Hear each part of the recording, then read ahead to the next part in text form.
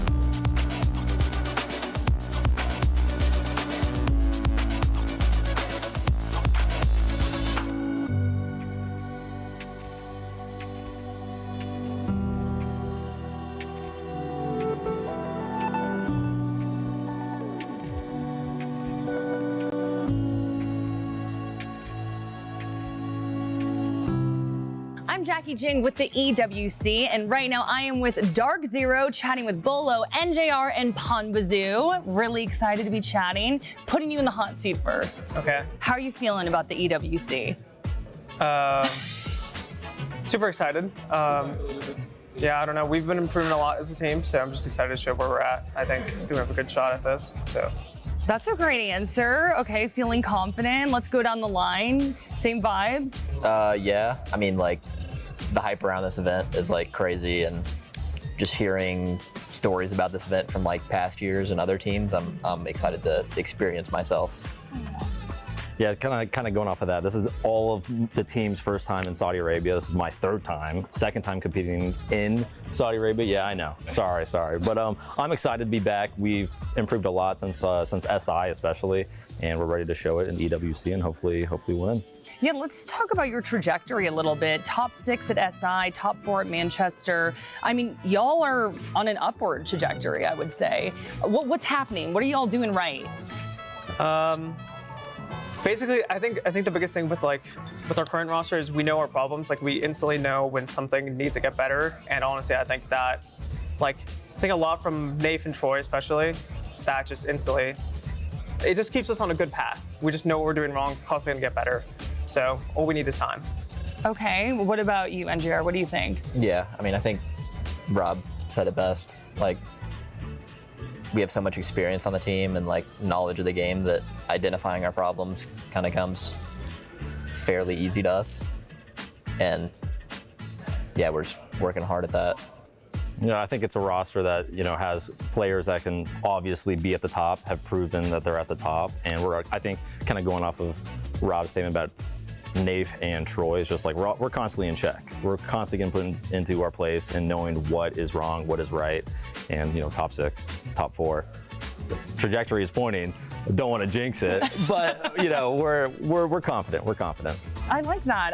Also, you said that this at the top of the interview. Bolo's back. We'd love to see it. How do you think you're gelling? How is everything feeling?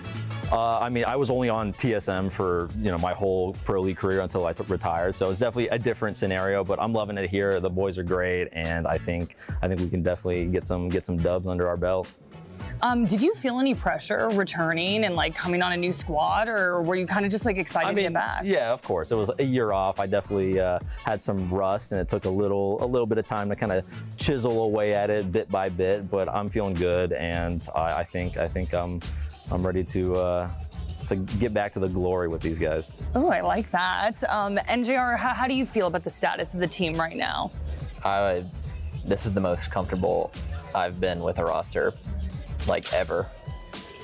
It's very comforting. Yeah, I was gonna say that was a huge statement. I mean, it's very comforting knowing like the experience your team has with like big game environments, and knowing that we can handle like whatever comes at us pretty much. Yeah, I think basically every player on the team has been, in a grand final major winning point, right? So it's like there's no pressure to be had at that point.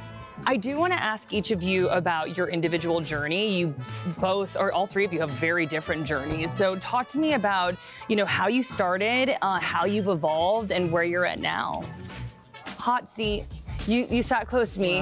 They told me you were the quiet one, so we're just gonna keep on asking you first. Rephrase it. Okay, how have you evolved as a player? Like, tell me kind of like where you started and where you're at now. Story. My story. Yes. So I'd say when I first joined, I think I was in a very lucky spot. Definitely pretty confident in myself as a player, but I did not have as much experience as anyone on the team, any other pros that were currently making at the time. I think I just happened to like do good in one season and then get picked up. So I think when I first joined, it was very rough for me. Like individually, like I felt like I was getting smoked in scrims. I didn't quite feel that confident, but as time went on, and especially with Troy, I think I've grown a lot as a player. Like I was pretty one-dimensional, I'd say, but now I could play a lot more roles. I'd say I'm a very vocal player, so I think I've grown a lot. Yeah. Vocal player. I'm a pretty vocal player. Well, I can tell from this interview, so no, I'm kidding. No, you're doing great. He told me he was a little nervous at first, but yeah, contrary to how Rob sounds right now, he definitely, the most I've ever heard him talk is in a game lobby. Really? Yeah. NJR, you've had a really interesting journey too. Talk to me a little bit about that. I mean, I'll start with Disrupt. I had Nick's like asked me to try out in a ranked game I played with him. The goat Knicks. And Shout out Knicks. And so I was on DG for a stage, I believe. 2 stages, I think, actually. And then I always knew in the back of my head that DarkZero was interested in me, just because we would always scrim them and they would always like type to me and like we chatted up. So I'm like, if someone gets dropped, I'm getting picked up. But I actually had really big confidence issues in the beginning of my career. Like, I don't know why, but I think I kind of just developed that through my hard work, because I know I work harder than anyone else. And so I think that got me to the point where I am now. I feel very secure with myself and as a player, and I fully believe that I'm the best player in the world. But at the start of DarkZero, I was still pretty bad with that. I think I got out of my own head after Mexico, because I had a pretty good event there. But after, I actually thought I was going to get dropped from DZ after the Invitational in Paris, because I played bad, the whole team played bad, and I'm like, well, damn, I might be gone. But I mean, in reality, it's just the whole team was in a bad spot. Things weren't working out before I was even there. And so I think just everything after that, me working hard and performing good consistently in events as a player and as a team, kind of led me to where I am now. I like loved the honesty there. Seriously, like just the vulnerability and then just like talking about where you're at now and the confidence you feel. Like, thank you for sharing that. Bolo, I mean, you've had a roller coaster ride of a career, I would say. Yeah. So, I mean, take us through that a little bit. I mean, yeah, I guess starting from the beginning, you know, wannabe comp player turned YouTuber streamer turned pro player turned YouTuber streamer turned pro player again, right? With a lot of stuff in between that we won't go into, right? There's a lot of stuff if you want to really get into the nooks and crannies of it. But yeah, I mean, it's just, Siege has been a wild ride. I've been playing for 9-ish years at this point, and I'm not planning on stopping anytime soon. And I mean, had some ups, had some downs, as Nick was saying. Every pro player goes through the bads and the goods that a lot of people in the whole community, basically, you don't understand it if you're not a pro player. It's just like any other, I guess, athletic career that anybody goes through, that it's very heavily performance-based and it takes a toll on your mental. And it's all about trying to get to the green at the end of the day. I'm loving the confidence I'm getting from all three of you. I want to ask, what makes a solid squad? Like, what makes a team truly be the best of the best, in your opinion? I think the main thing is just like openness, right? It's like every single player out of the 5 is there to win. They're not here to have friendships, you know, have a good time. It's all about performance and winning. Everything else is secondary. And I think the backbone of that is just good support. You could have 5 great players, but if you don't have a good support system surrounding them, it's, you know, they're destined to fail. Destined to fail. It's the environment that makes the player.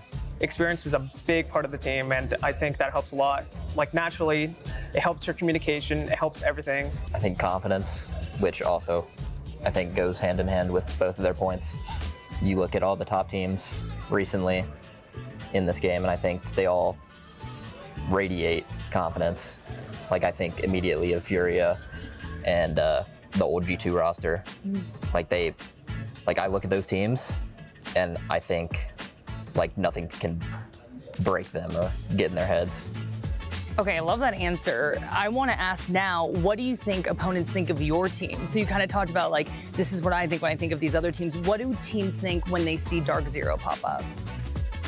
I think, I don't know.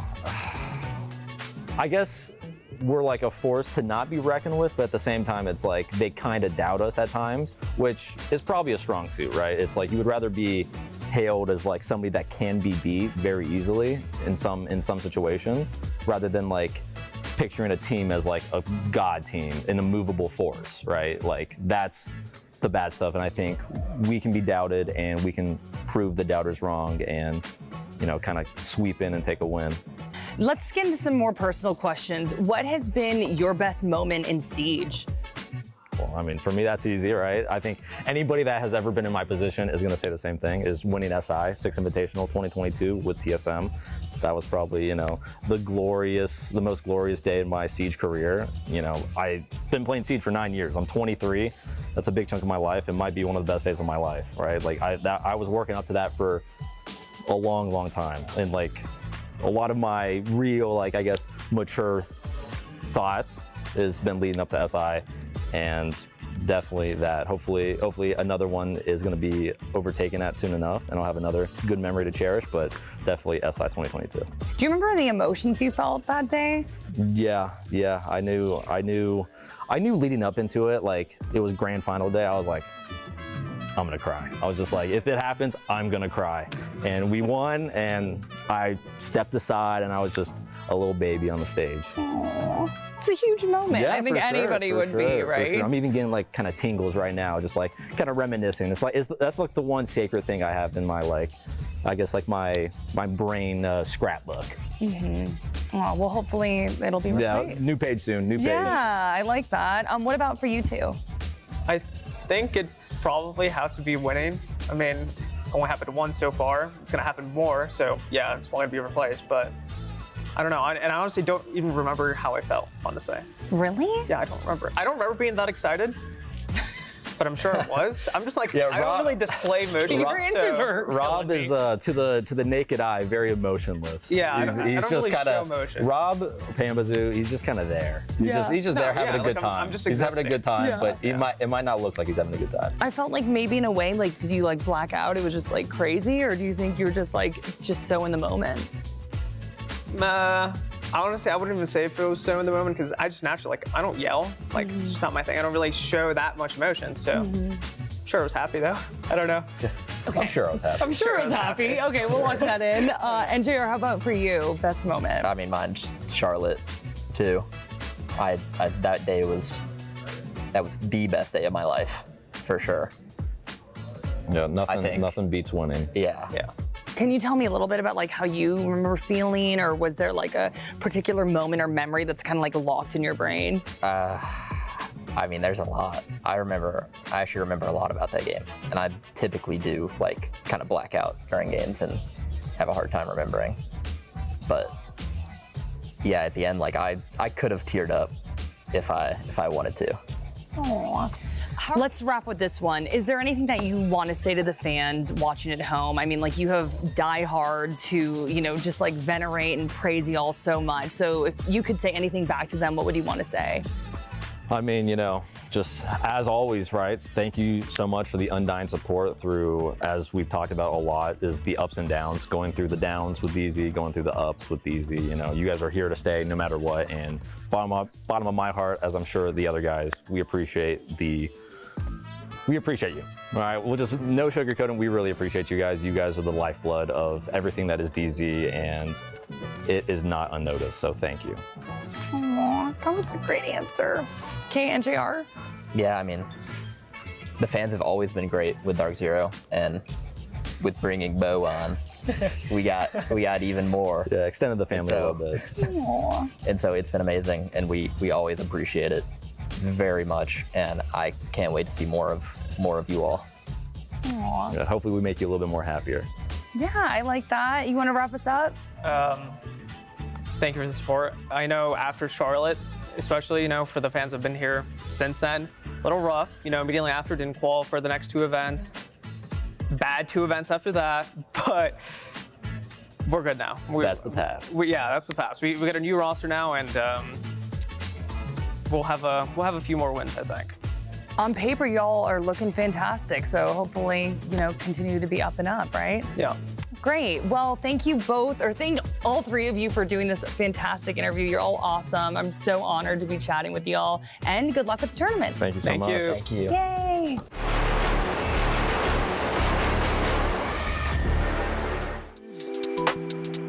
The way I live, the way you do it.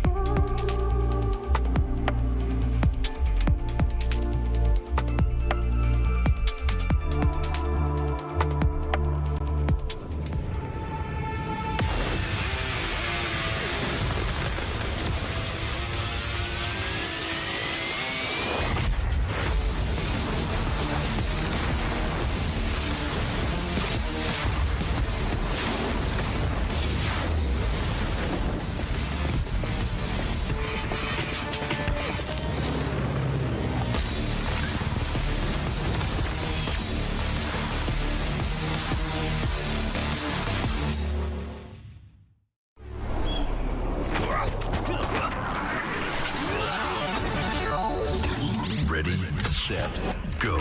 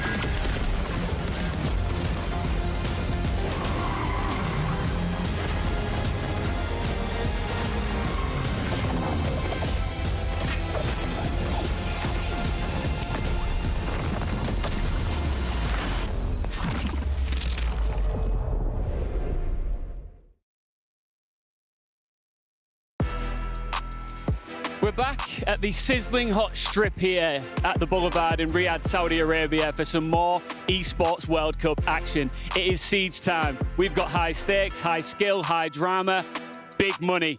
$2 million prize pool. Who's going to take the lion's share of it? The playoffs start right now.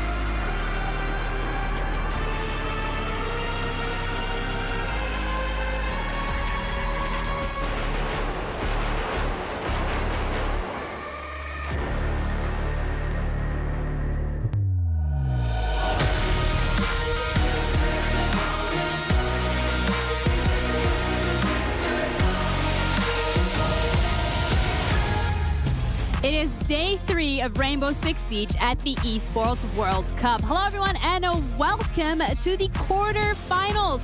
I'm your host Jeannie and I didn't think I would be saying this so soon, but Jack, we are 3 days in and the quarterfinals are upon us. True, Ginny, and it's been excellent siege so far. I think that's the one thing. These teams have been going at it non-stop, high pressure environments, the keys getting crushed, and I absolutely love it. It's been great. I mean, of course, going to the top 8 is what most teams really care about in regards to the club championship as well. We're down to that now, the top 8. The games are going to be very tense. I'm very much looking forward to it. Yeah, I think the high-pressure environment is definitely something to touch up on here because, again, even though it's the quarterfinals, there is no lower bracket. So these games, again, today count so heavily to make sure you keep getting those championship points, but also just qualify and go and play tomorrow. Yeah, absolutely. It's like you win, you are through, you lose, you are out. So there's everything on the line. There's no lower bracket, there's no points, there's no nothing. So, like you say, for the club championship, obviously everyone wants to do well for their orgs. There are organizations that can get into the top 8 of the club championship today. We'll go on to that. But there are also, for the individual teams, there's a lot of money and that trophy on the line as well. It is considered one of the biggest tournaments. I mean, every Siege player that you ask, this is a tournament they really want to show up on and perform on as well. And these teams have faced some difficult challenges as well so far in the last few days that we had at the Esports World Cup. So it is indeed the top 8, the best teams that we've had so far. Yeah, and when we're looking at the teams that are competing here today, we've seen them on the international stage in different majors at SI throughout the entirety of the year. But this is a little bit of a different one because we have the prize pool that you can get by winning Rainbow Six Siege. You also have the trophy, but you also have the club championship point for every single organization that is competing here at EWC in different titles. And if you're wondering what that entails, well, let's head over and check out. Introducing the Club Championship. Here's how it works. Each club will have the opportunity to field its rosters across multiple titles. The clubs finishing in the top 8 across each of the 21 titles will receive points based on their placement. For a chance to qualify for the Club Championship, a club needs to place in the top 8 in at least 2 competitions. For a chance to win, a club must finish first in at least 1 competition. Once the tournament has concluded, the top 16 clubs will take a share of the $20 million prize pool, with the first place team claiming the title of the first ever Esports World Cup Club Champion, as well as receiving a staggering $7 million in prize money. $20 million on the line, $7 million particularly for that first team place. And I think what's really important to highlight as well is, and I think that's already kind of something we touched upon, is how quick these tournaments are going. We're day 3, it's quarterfinals, you snooze, you lose, you're out, and your share of that prize spot just reduces so heavily. But it's not just for Siege that's the case, it's for games that are happening this week here as well. HOK, Apex, they count as well, and every single week, 3 more games they can compete in. That's another issue, I guess, that you add to it. I mean, if you're competing right here, right now in this game, there's still other games going on at the same time that might have other organizations that you're competing with running in that game. There might be games going on later in the Esports World Cup that are also competing in other games, but same organization. So it's a very tough fight. As much as we think that we are the big dog, yeah, we are just a very, very small slice of the overall cake here at EWC. And it's actually crazy, you know, there's going to be orgs that are currently sat in that top 10. Let's say G2, for example, currently in 10th place. They're going to be hoping that Liquid lose, that Furia lose, that some of the teams that they're, or organizations that they're competing with across every game actually end up exiting this Rainbow Six tournament quite early. Or they could have just made it, you know, that could have also been a possibility, but they didn't. I'm dying to know exactly which teams right now are top of the standings. So if you want to check in with us to see with the headquarters who is standing where, let's head over because they have a great explanation and also just a little bit of an insight.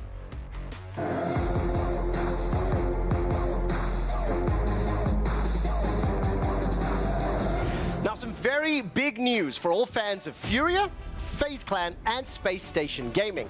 By reaching the top 8 in Rainbow Six, now all 3 clubs have achieved at least 2 top 8 finishes and are now eligible for the Esports World Cup Club Championship, thus becoming eligible for a portion of that $20 million prize money. The bracket is right behind me, and obviously teams that advance further will accrue more points towards that club championship. Looking at the overall standings, it is Team Liquid who's leaving their mark in the Rainbow Six tournament. They've reached the quarterfinals and they're looking to create a larger gap between themselves and their opponents behind them. We, of course, will keep you up to date on the impacts of the club championship based on the results from Rainbow Six Siege right here at EWC Central. Our broadcast runs Thursday to Sunday, 4 p.m. till 8 p.m. over at twitch.tv/EWC, youtube.com/EWC. My name's been Quickshot. This has been your next edition of the EWC Club Championship Update, brought to you by STC. Thank you so much, Quickshot, for a very quick update in terms of where the teams are currently standing. And we have the Athletic and R6 manager for Team Liquid joining us here today to touch upon a little bit of what that means for your organization. Because looking at the standings, you guys are just behind Falcons.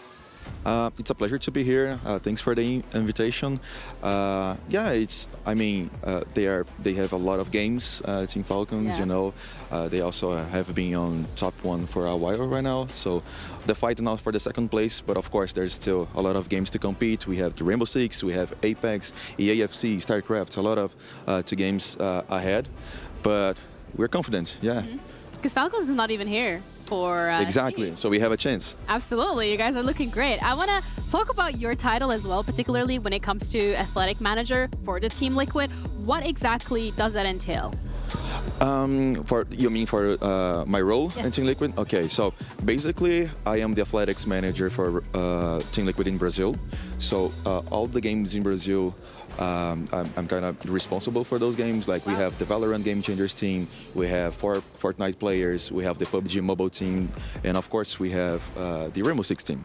So all of those teams, I'm kind of in charge of managing the managers as well. So I love this job. I love to be also the Rainbow Six manager. I get to be here. I get to be with the team. I love, we've seen each other for many tournaments for these past years.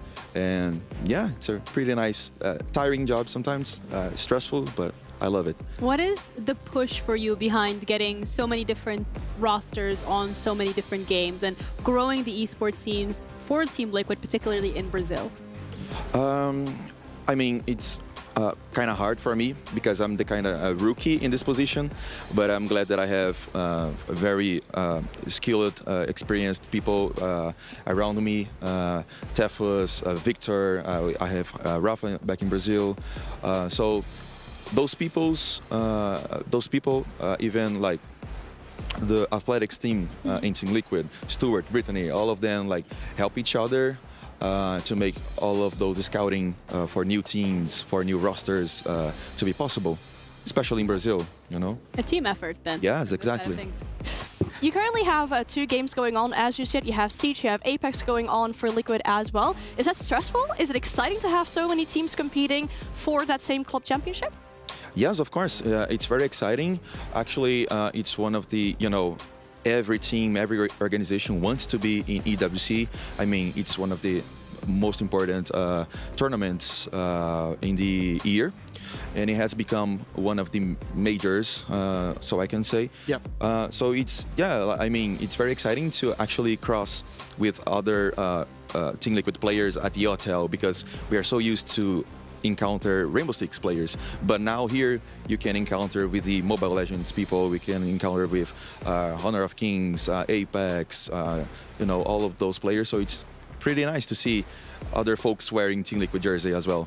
How much do you interact with the players in terms of letting them know that this is a big thing for the organization? You know, do you tell them that they need to, I guess, get results when they're here? I suppose across the board as a Team Liquid, I suppose, strategy, because maybe that might create a little bit more pressure for them to not just perform in their own tournament, but perform for the overall organization. Well, I mean, champions are built on pressure. They understand the situation. They understand that EWC is a big thing. We don't need to actually keep telling them. They already know by themselves because it's been in social media like, hey, you have to win the club championship because it awards $7 million for the champion organization. Yep. So they want to be, especially that Team Liquid doesn't have a win right now. So all Team Liquid teams, they want to be the heroes to actually have the victory for their organization. But yeah, it's amazing. They also love to be here. Pro players love the pressure. Yeah. You know, like it's one of their jobs. So yeah, pretty nice. No, I mean, talk about pressure. We have DZ going up against Liquid as the first game for us here today. Do you want to give a prediction?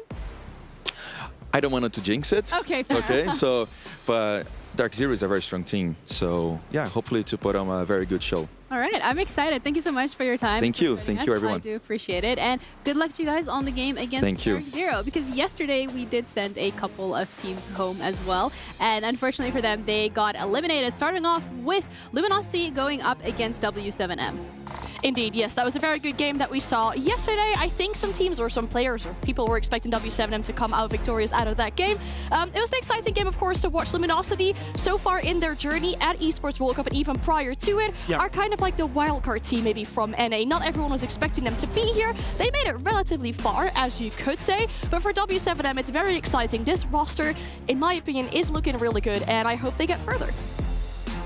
Yeah, absolutely. I think I did a little bit of media with the W7M guys yesterday. Because you're close like that. Because we're close like that. They are so confident going into this. They know they're underdogs from Brazil, but yeah, moving through onto your screen, we saw DarkZero against Scars. Now, we saw a lot of Troy, particularly Canadian, if you know him like that, playing a lot of Blitz. DarkZero in a very aggressive manner, and they got that job done to get through to today.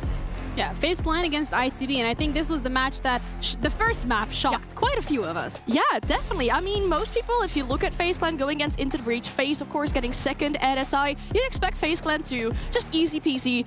Lemon squeezy. Yeah, exactly. Well, it wasn't really like that on the very first map. Luckily for them, they were able to bounce back. But simultaneously, of course, we also had Bliss going up against SSG. Now, unfortunately, or fortunately for Bliss, they were finally able to play on a main stage. However, their dream at getting a higher place in this Esports World Cup was cut short yesterday with a loss against SSG. I actually think Bliss will go away from this tournament thinking they left some cards on the table. I think they will be happy of where they got to, but a bit disappointed in their overall performance because they knew they had more.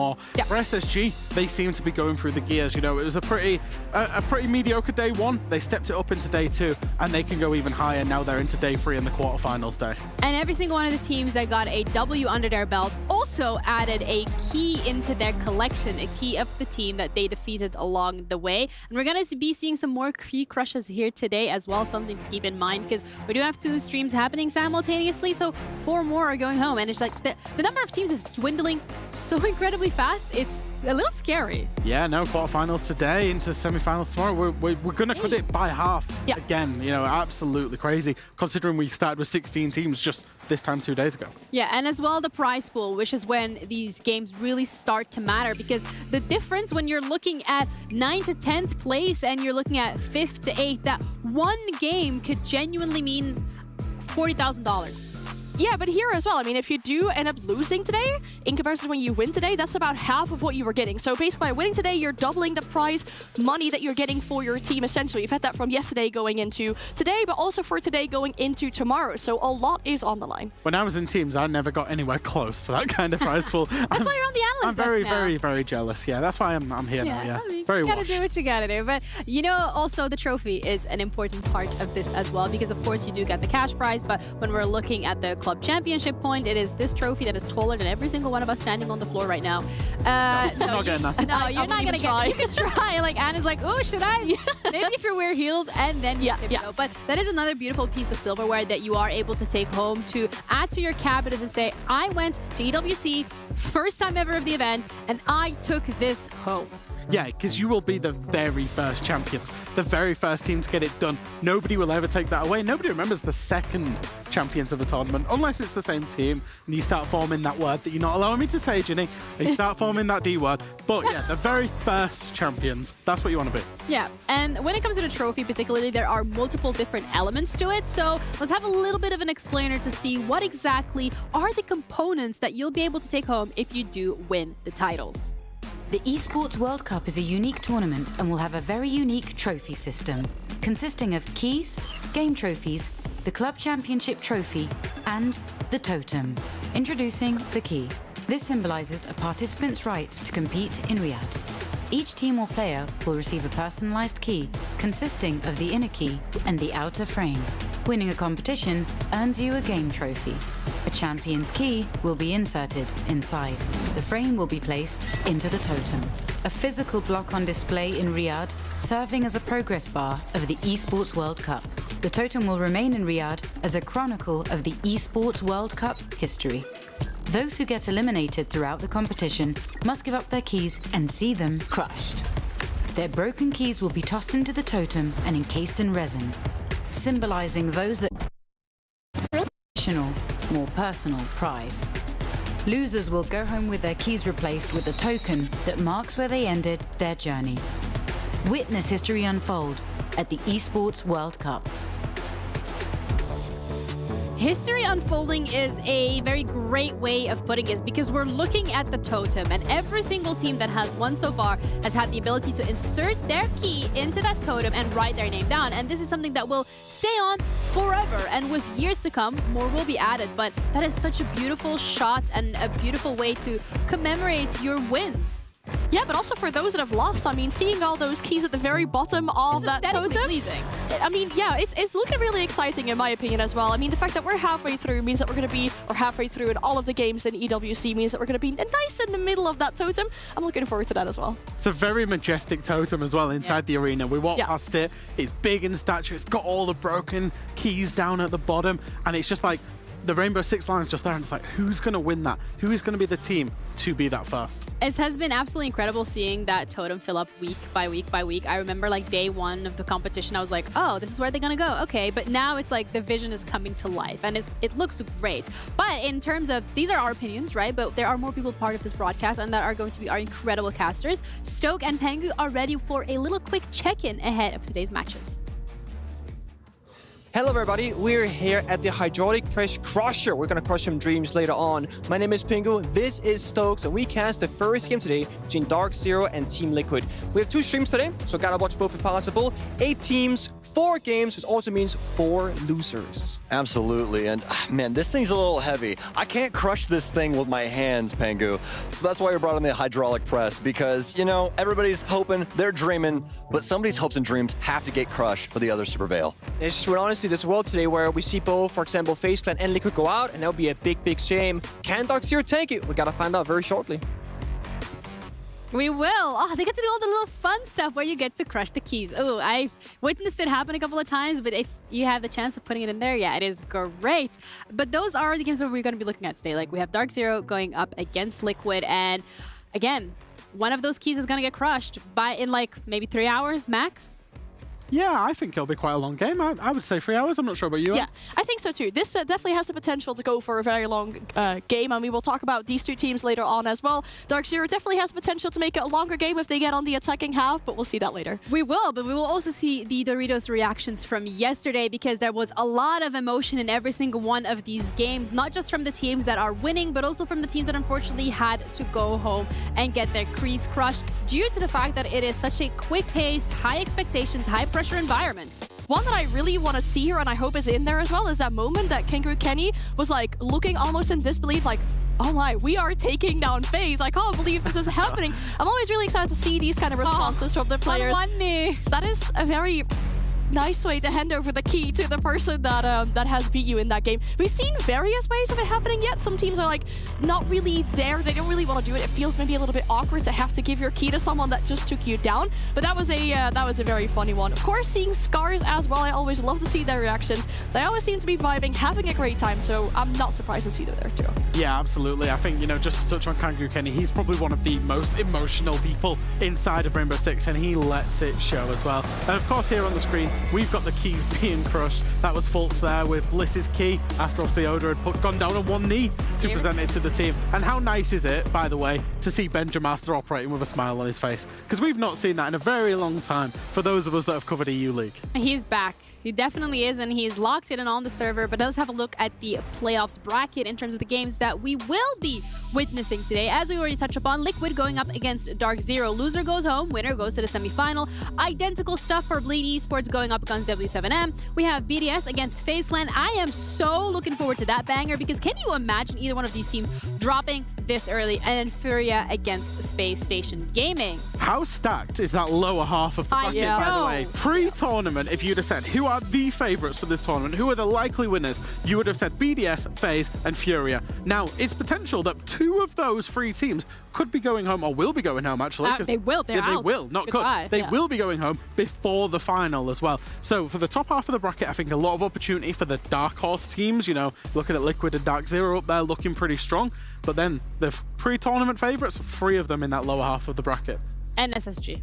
Yeah, and of course, I hope you have like 2 screens to be able to watch both of the games at the same time, because even SSG considered an underdog in that game, but we have seen a team like Furia also show some kind of weaknesses. They've had some really tough battles against opponents where you're maybe not really expecting it from Furia, so literally anything could happen in that game. But that is the second game today, because we're going to be starting off with the Jamil Motorsports game of the day, and that is going to be Liquid against DarkZero. We have a quick check-in as well, so let's head over to that, because I think BDS against FaZe, that is the match of the day. Yeah.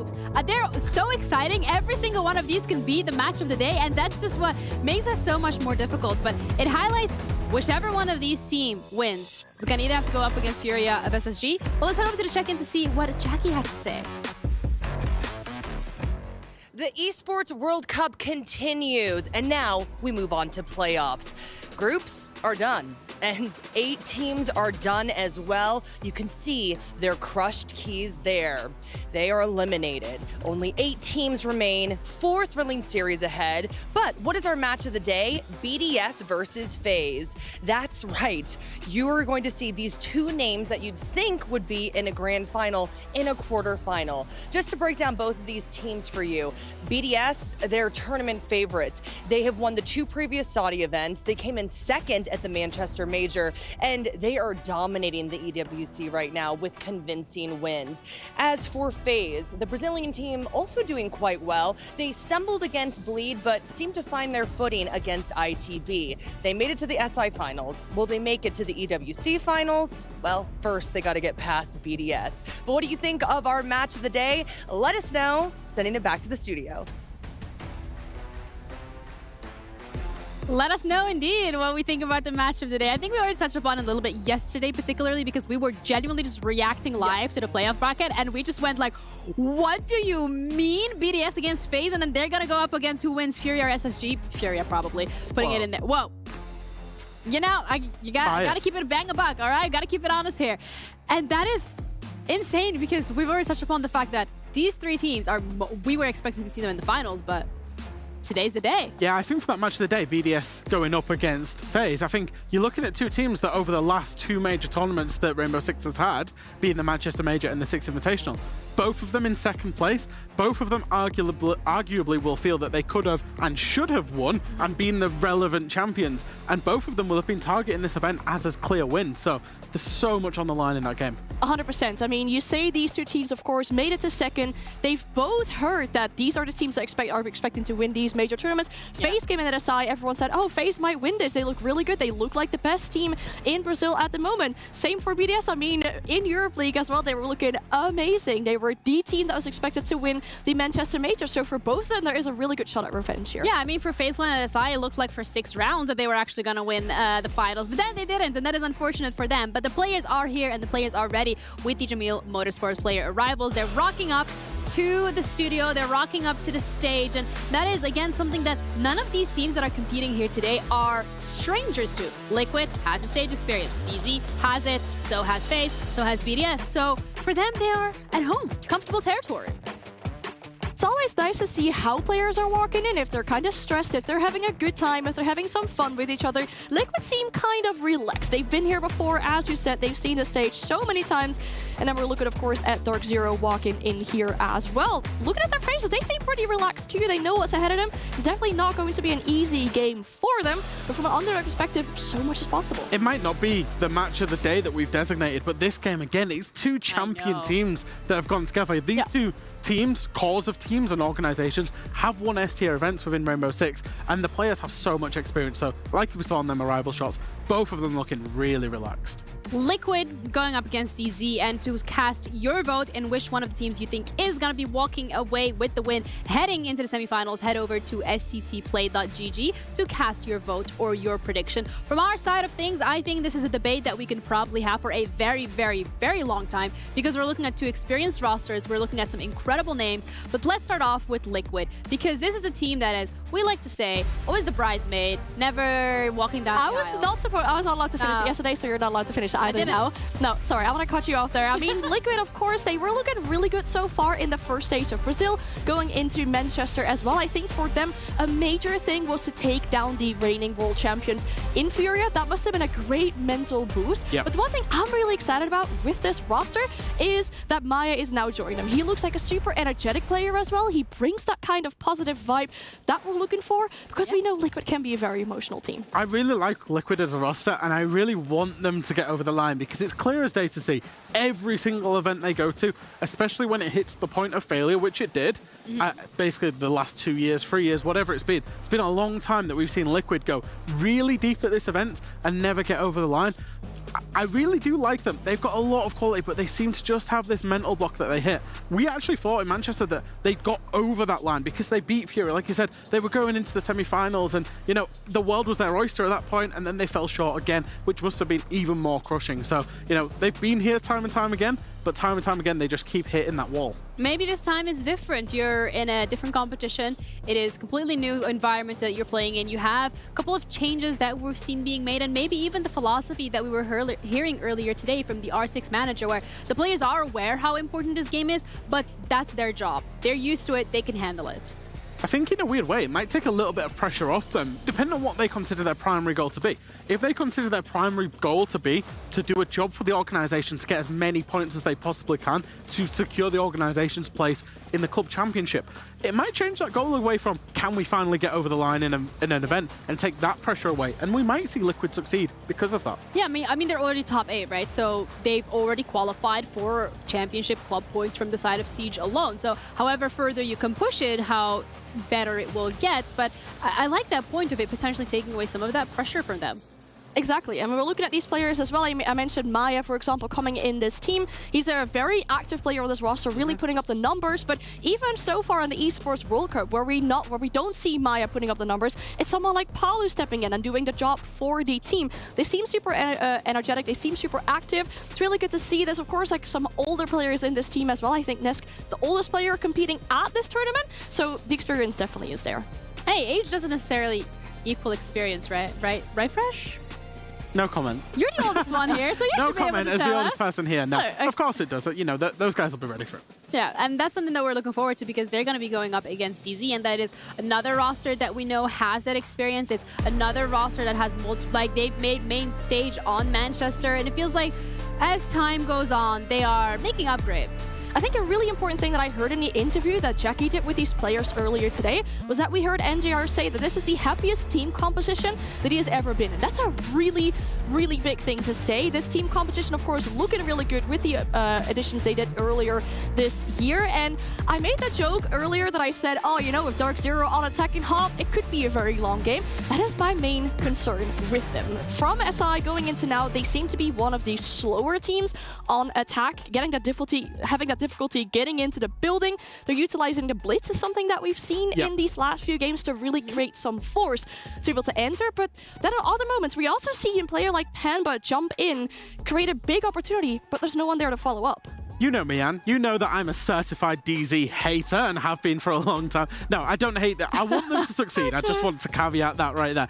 But I've hated on their playstyle and the way that they've played it. As you said, attacks very, very slow, very, very staged, very easy to set up against. Defenses, we've often seen like a 4+1 scenario where the main 4 players are in and around site or roaming, and then Canadian is off on his own doing his own thing.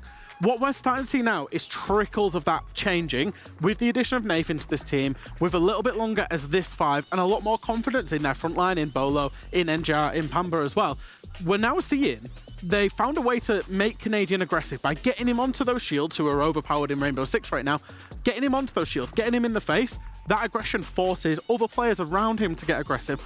And as such, we're seeing kind of I would call it a new look DarkZero, and it's been very effective so far. You know, they've had a great time of things. It sounds like here, when it comes to DZ, after all the changes that they've made, it's really time that has been on their side. They've had a while to get used to each other, and we've already seen them compete before. So if anything, this is really their chance of proving like, yeah, we actually do have what it takes, and we are the best roster in NA and maybe even in the world right now. I mean, for sure, they definitely have the players on this roster that have shown it before in previous tournaments that they can be the best in the world. We're looking for them, of course, to keep it up. Talking more about their attacks, they really take their time to get settled up, so that could be a concern going into the games. If they're playing against an aggressive team, like, for example, Furia, which we saw earlier, and that team plays really into the faces of DarkZero, they're not letting them set up, and that's really difficult for them to have to handle that. You've got to remember with DZ as well, we talk not just about experience, but talk about what they've won. You know, Bolo is a world champion, Canadian is a world champion and a major champion. You know, Pamba, NJ aren't major champions, and then there's kind of Nafe there as well. But he's a really emerging prospect, a really, not even emerging prospect, probably the best support, one of the best support players in the world in that role that he sits in as well. This is a team that is used to winning things, and when they find that correct formula and get confident, they really are a dark horse. Yeah, but are they the EWC champion? That is something that we're going to have to find out, because yes, you might have all these international titles, but this would be the first of its kind. And we're going DarkZero. They're going up against Liquid. Feels like when we're looking at the map pool here, and is there any overlap that you're expecting to be taken out of the equation? There is a bit of an overlap, but there's some different maps that really would do well for these teams. I mean, when we're looking at Liquid, they have a 7-game win streak on Chalet. When we're looking at DarkZero, they have a 4-game win streak on a map like Nighthaven Labs. Skyscraper is one of the maps that isn't great for both these teams. Same for Oregon. So I respect that they're taking it out as a mutual kind of thing. Like, okay, we don't want to play these maps against each other. I think Liquid is a better I just missed completely the point there. But yeah, I'm excited to see maybe a Chalet being banned out by DarkZero. Not surprised, as I mentioned, that 7-game win streak for Liquid there. Curious to see if they will let Nighthaven Labs in. It's looking like it might be there. Yeah, Liquid are going to pick into Consulate as well. Obviously, that was a map that they went, and in a way, they actually took a gamble when they played Team Bliss over there on Consulate, but it came through for them, and I think will have given them a lot of confidence. DarkZero pick into Kafe. Now, one of the things that I think about Kafe, and I think about how they're playing, with the Blitz, with you know, if Blitz is banned, it'll probably be Monty on Canadian. It's quite a compact map, Kafe. It is just 3 floors of a compact space on top of each other, and therefore that's stylistically, I think, a very good map for them. 100%. I think Clubhouse as well, being a smaller map in the end as well, can really help to make sure that you do set yourselves up in time. It's that really, well, checklist map, I guess, that we've been also always saying about Clubhouse. You know what you need to do. You need to get your walls up. You need to do this, that, yada, yada. And you know what to do. That could really help for DarkZero to set themselves up with that checklist. It sounds like either one of these teams can take it away. I think they can. I think it lies in how aggressive DarkZero are together and on the back of that shield play. Now, Liquid, I love their operator bans because it's very targeted operator bans usually. So for me, it's about, will they choose to get rid of that Blitz? If they do, the Monty's probably coming. But that's the one thing that Liquid do for themselves very often, is they try to put themselves in the most advantageous situation in the first half of the games. So don't be surprised to see some operator bans that don't necessarily make sense, but allow them to kind of abuse the more powerful operators on their starting side. And don't be surprised to see that the audience predictions went 67%, almost a nice, to Team Liquid.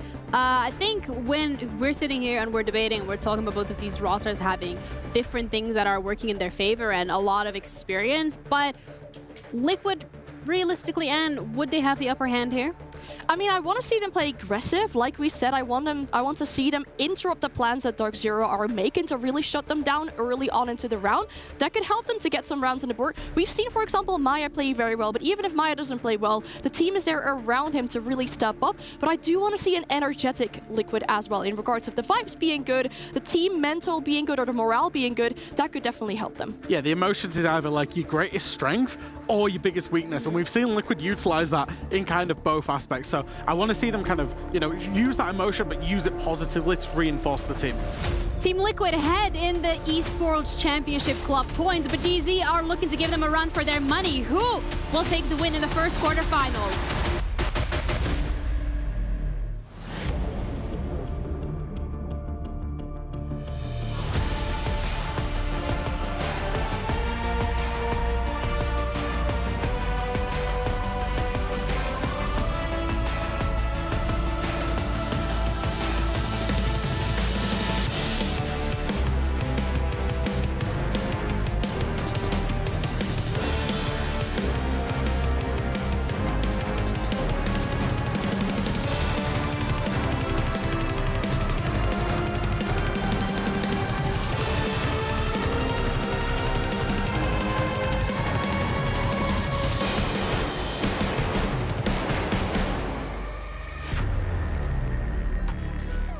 Hello, everybody, and welcome to Rainbow Six Siege at the Esports World Cup. We've done away with our group stages and said goodbye to 4 more teams. We've crushed some keys, and today we continue on into our playoffs. Imagine booting up your favorite video game, jumping into the lobby, and getting ready for your next matchup. But you know that if you win, that win is worth tens of thousands of dollars. That is the reality for the players on stage here today. And I know there's an extra bit of wins because at the end of it, they get to talk to at least one of our 2 hosts here. Ian from the radio, myself, of course, playing for this big trophy at the end. You see some of the keys that have been crushed, and over the next couple days, we'll be showing them even closer up how they've been destroyed. I witnessed it for the very first time yesterday, the key crushing experience. It is devastating, but so satisfying at the same time, isn't it, Milos? You know, I feel like there's some players and some teams, they're just going to squeeze a bit harder than others.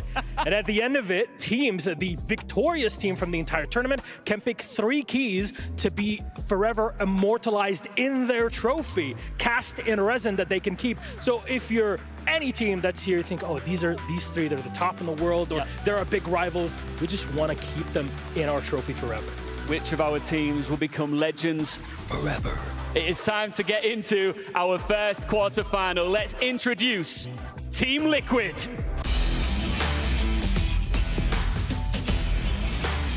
Often referred to as the nearly men in Siege, but make no doubt about it, this is a star-studded roster full of immense talent with the ability to get the job done. Can they progress into our semis? And their opponents, DarkZero. The North American squad is star-studded in its own right. Pro League champions, major champions, multi-time world champions at the Invitational, and they're missing something extra to top it all off. This is a match of giants, and I think there's many of them on the DarkZero side. Please, Liquid, DarkZero, deposit your keys in their places and take your seats. There's an atmosphere in here right now. The tension is palpable. So many megastars here on the stage. We got Neskin Canadian in this. We're getting Bolo. When does he play? Well, right now. It's crazy. Bolo plays right now. Milos, who's winning? We are. We are. We all get to enjoy this. Let's get right into it right now.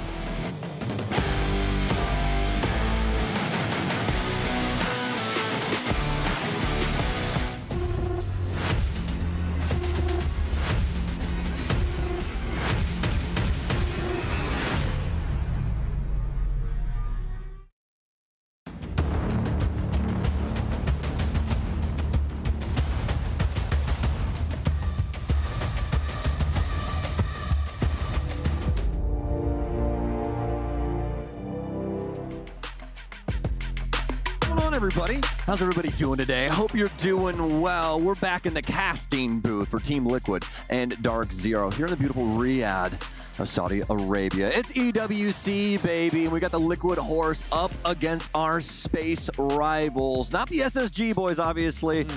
DarkZero, and quite a few talents, quite a few big prospects, as well as huge names on both of these rosters, Pangy. How are you feeling about this one? I'm feeling excited, feeling good, and I think Ian and Milos, they killed that intro segment as well. I mean, the Facebook at the end saying, who's gonna win? We are. The fans, the spectators, the casters, all of production, because I think this will be a great game here, because DC, they've been a team that's been progressing over many years, you know, sometimes falling a bit short, usually making it to top 4, top 8 at events, but now with Nave and with Canadian playing a more aggressive role, leading the team from the front, not backstepping anymore, this could be peak performance DC at this event. Yeah, it's a much more aggressive front for him, and I really like that, especially because he's always been that very flexible guy, right? Yeah. I've always looked at this Canadian as not only does he have the brains, but he has the bronze. He puts himself in a position to try and make those big outplays, you know what I mean? And I've always really appreciated that about his gameplay. Now, in recent history, you and I kind of touched on this before I was gonna say. he's starting to adapt more back into what we saw previously. Back in the day, shield plays and this kind of stuff. But in the current meta, it's perfect for this kind of a scenario, especially when, I mean, just look at the names that DarkZero had available to them. When you have NJR, Pampa, Nafe, and Bolo next to you, I think you can do whatever you damn please. Yeah, this was a big thing that, you know, DC and Kenny got criticism for, is that he would play, you know, Dokkaebi and Jackal, and he would like flank around the map.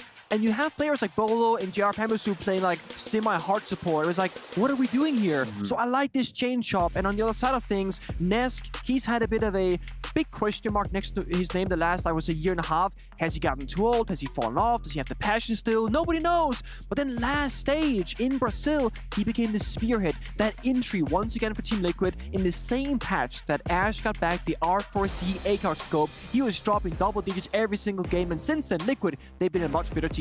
Yeah, 100%. We're going to be jumping directly into this. And funny enough, you and I were talking in the car earlier. Yes, we were. And guess what? It's Consulate. I really didn't think for a split second that we were going to see it, just because it already been played so much between these two. Liquid's played it twice, DarkZero's played it once. I thought it'd just get swept under the rug as soon as they got to playoffs because, you know, there's so many other maps available. But no, instead, we've got, I almost said Clubhouse. We do have Clubhouse. I'm sorry, I was thinking Oregon. But Consulate, Kafe, and Clubhouse. Very, very exciting stuff. And honestly, I think this could go either way. Oh, interesting. So yeah, the big surprise here is that it was Liquid who picked the map, and as you said, they played it twice already. Once against PSG Talent, a second against Team Blizz. So both APAC teams, maybe Liquid thought, we didn't put in 100%, we still got other strategies, other options available to us. But if you're DarkZero, you gotta feel pretty confident with so many VODs, you know, just a day or two ago, to go into this and say, we think we know what Liquid will do. But with that being said, Liquid, they wouldn't go here unless they had a plan that would catch DarkZero off guard. Yeah, most definitely. And Liquid rocking those new backgrounds, as well as a couple people on DZ rocking the new player backgrounds as well for the operator cards. And I love that new DarkZero one, man. It's so funny. You know, I will admit, when it first came out, I was a little bit of a hater. It's a little bit goofy. You know, it was a little goofy. I was like, ah, come on. And then I saw it actually in game, and I was like, okay, you win. They got me with that one. You got me, yeah. And then all my friends bought it, and I was like, I gotta buy it too. And, you know, but I don't use the gun skin because somebody may or may not have sold their gold dust skins and bought Glacier recently. It wasn't me. All right, it was me. You know, some skins are just the best. Glacier is up there. Now, for Team Liquid, what they did against PSG Talent and Blizz, they like to do a bit of a cheese attack here. And the Amaru is the big, you know, working pillar of that foundation. Basically, they can attack either CEO or Meeting as their primary attacking side, but then Amaru will go on the opposite side, sneak into the window, and just go for a plant, and Liquid will rotate around in a post-plant position. Right now, they're hovering Lion, Grim, Ying, Capital, and the Amaru. This is an execute-oriented Team Liquid that want to get that 5v5 on the bomb side, create chaos, generate space, and just get down the diffuser and play that safe post-plant from the window repels. Well, that's the biggest thing for me in this lineup, right, is that ability to generate that space. That's exactly what they need for a scenario like this. You have to try and do a full court press in protecting your Amaru in this position. And you know, it's you know, vice versa for DarkZero. You have to bring those utilities that you can toss over into that area, because if you try and approach, you're more than likely dead. Big thing here for Team Liquid, they're going to open up all the windows around the building to apply phantom pressure, as well as droning downstairs. If you only go for CEO window, the DarkZero will know what's up. So you go on all these different areas of the map, open the wall up as well towards the bomb side, and now DC are like, okay, we don't know what they're going to do, we don't know where they're rushing, but when Liquid want to, because they're up in the lineup, they can go in an instant moment here. Oh, and Amaru's coming in. Nitro Cell out, but they don't know which window she's in. She's going to fly into the other portion instead and start putting this bomb down. Nesk will end up dying, and we're not going to have Laguna stick this just yet. Smoke's out. He knows that one's around the corner, but we actually have this player stuck in behind the desk because we do have that CEO repel. So this is overcomplicating things for DarkZero, and they don't really have an answer, at least in the moment. They'll continue to try and figure this out. And actually, I do believe, yes, indeed, it was a miscalculation on my end. It's actually resets in behind the CEO desk. He'd already swung in. He's got some beautiful angles to work with, although there is one player still downstairs. Nafe will take him out, free up this portion of the map, but Team Liquid's post plant looks nasty. It's excellent. I mean, they caught DarkZero off guard entirely. Down to the 2v2. A run out here for DZ. Really not much to do. A nade in, and this strategy from Team Liquid. It's all spades across the board. A full house and a round for them. This might not have been a flawless round in terms of like the literal definition of 5 versus 0, but I think this is a flawless round rush execute, because they did the exact thing that we expected, where they're gonna attack one side, push the other. And you saw DarkZero, they were C4ing CO default plant, going down on piano, shotgun the floor, and guess what? They plan to connect their window on the other bomb side. And I also worry for DC now because Liquid did a very similar thing against PSG, against Blizz, where they would go for the meeting execute but plant CEO. So DarkZero failed this first round, not being super warmed up intel-wise, but also Team Liquid, they had no gaps in that attack. It was beautiful to watch. Yeah, most definitely. And I think the biggest thing is that this is just one of those adaptations that you're starting to see on this top floor. We've been playing with that CEO window for so long since this match this map came back out. And you know, people are going to start to adapt around it. There's two very exploitable windows on this top floor bomb site for Amaru, and we see another one right there. Very well done from Team Liquid. Now DarkZero not really having too much trust on that top floor anymore. In fact, they're going to shift it down to the split bomb site. This is one of the only ones we have available in the game where the bombs aren't on the same floor. This one is going to have one inside of Tellers, as well as one downstairs inside of Server. Did you say it was one of the only ones or the only one? One of the only ones. It is the only one. It's the only one now. Now it is, yeah, Okay. exactly. So Park and I had to talk about this like a while ago, and it's like, it's the only one now that's left.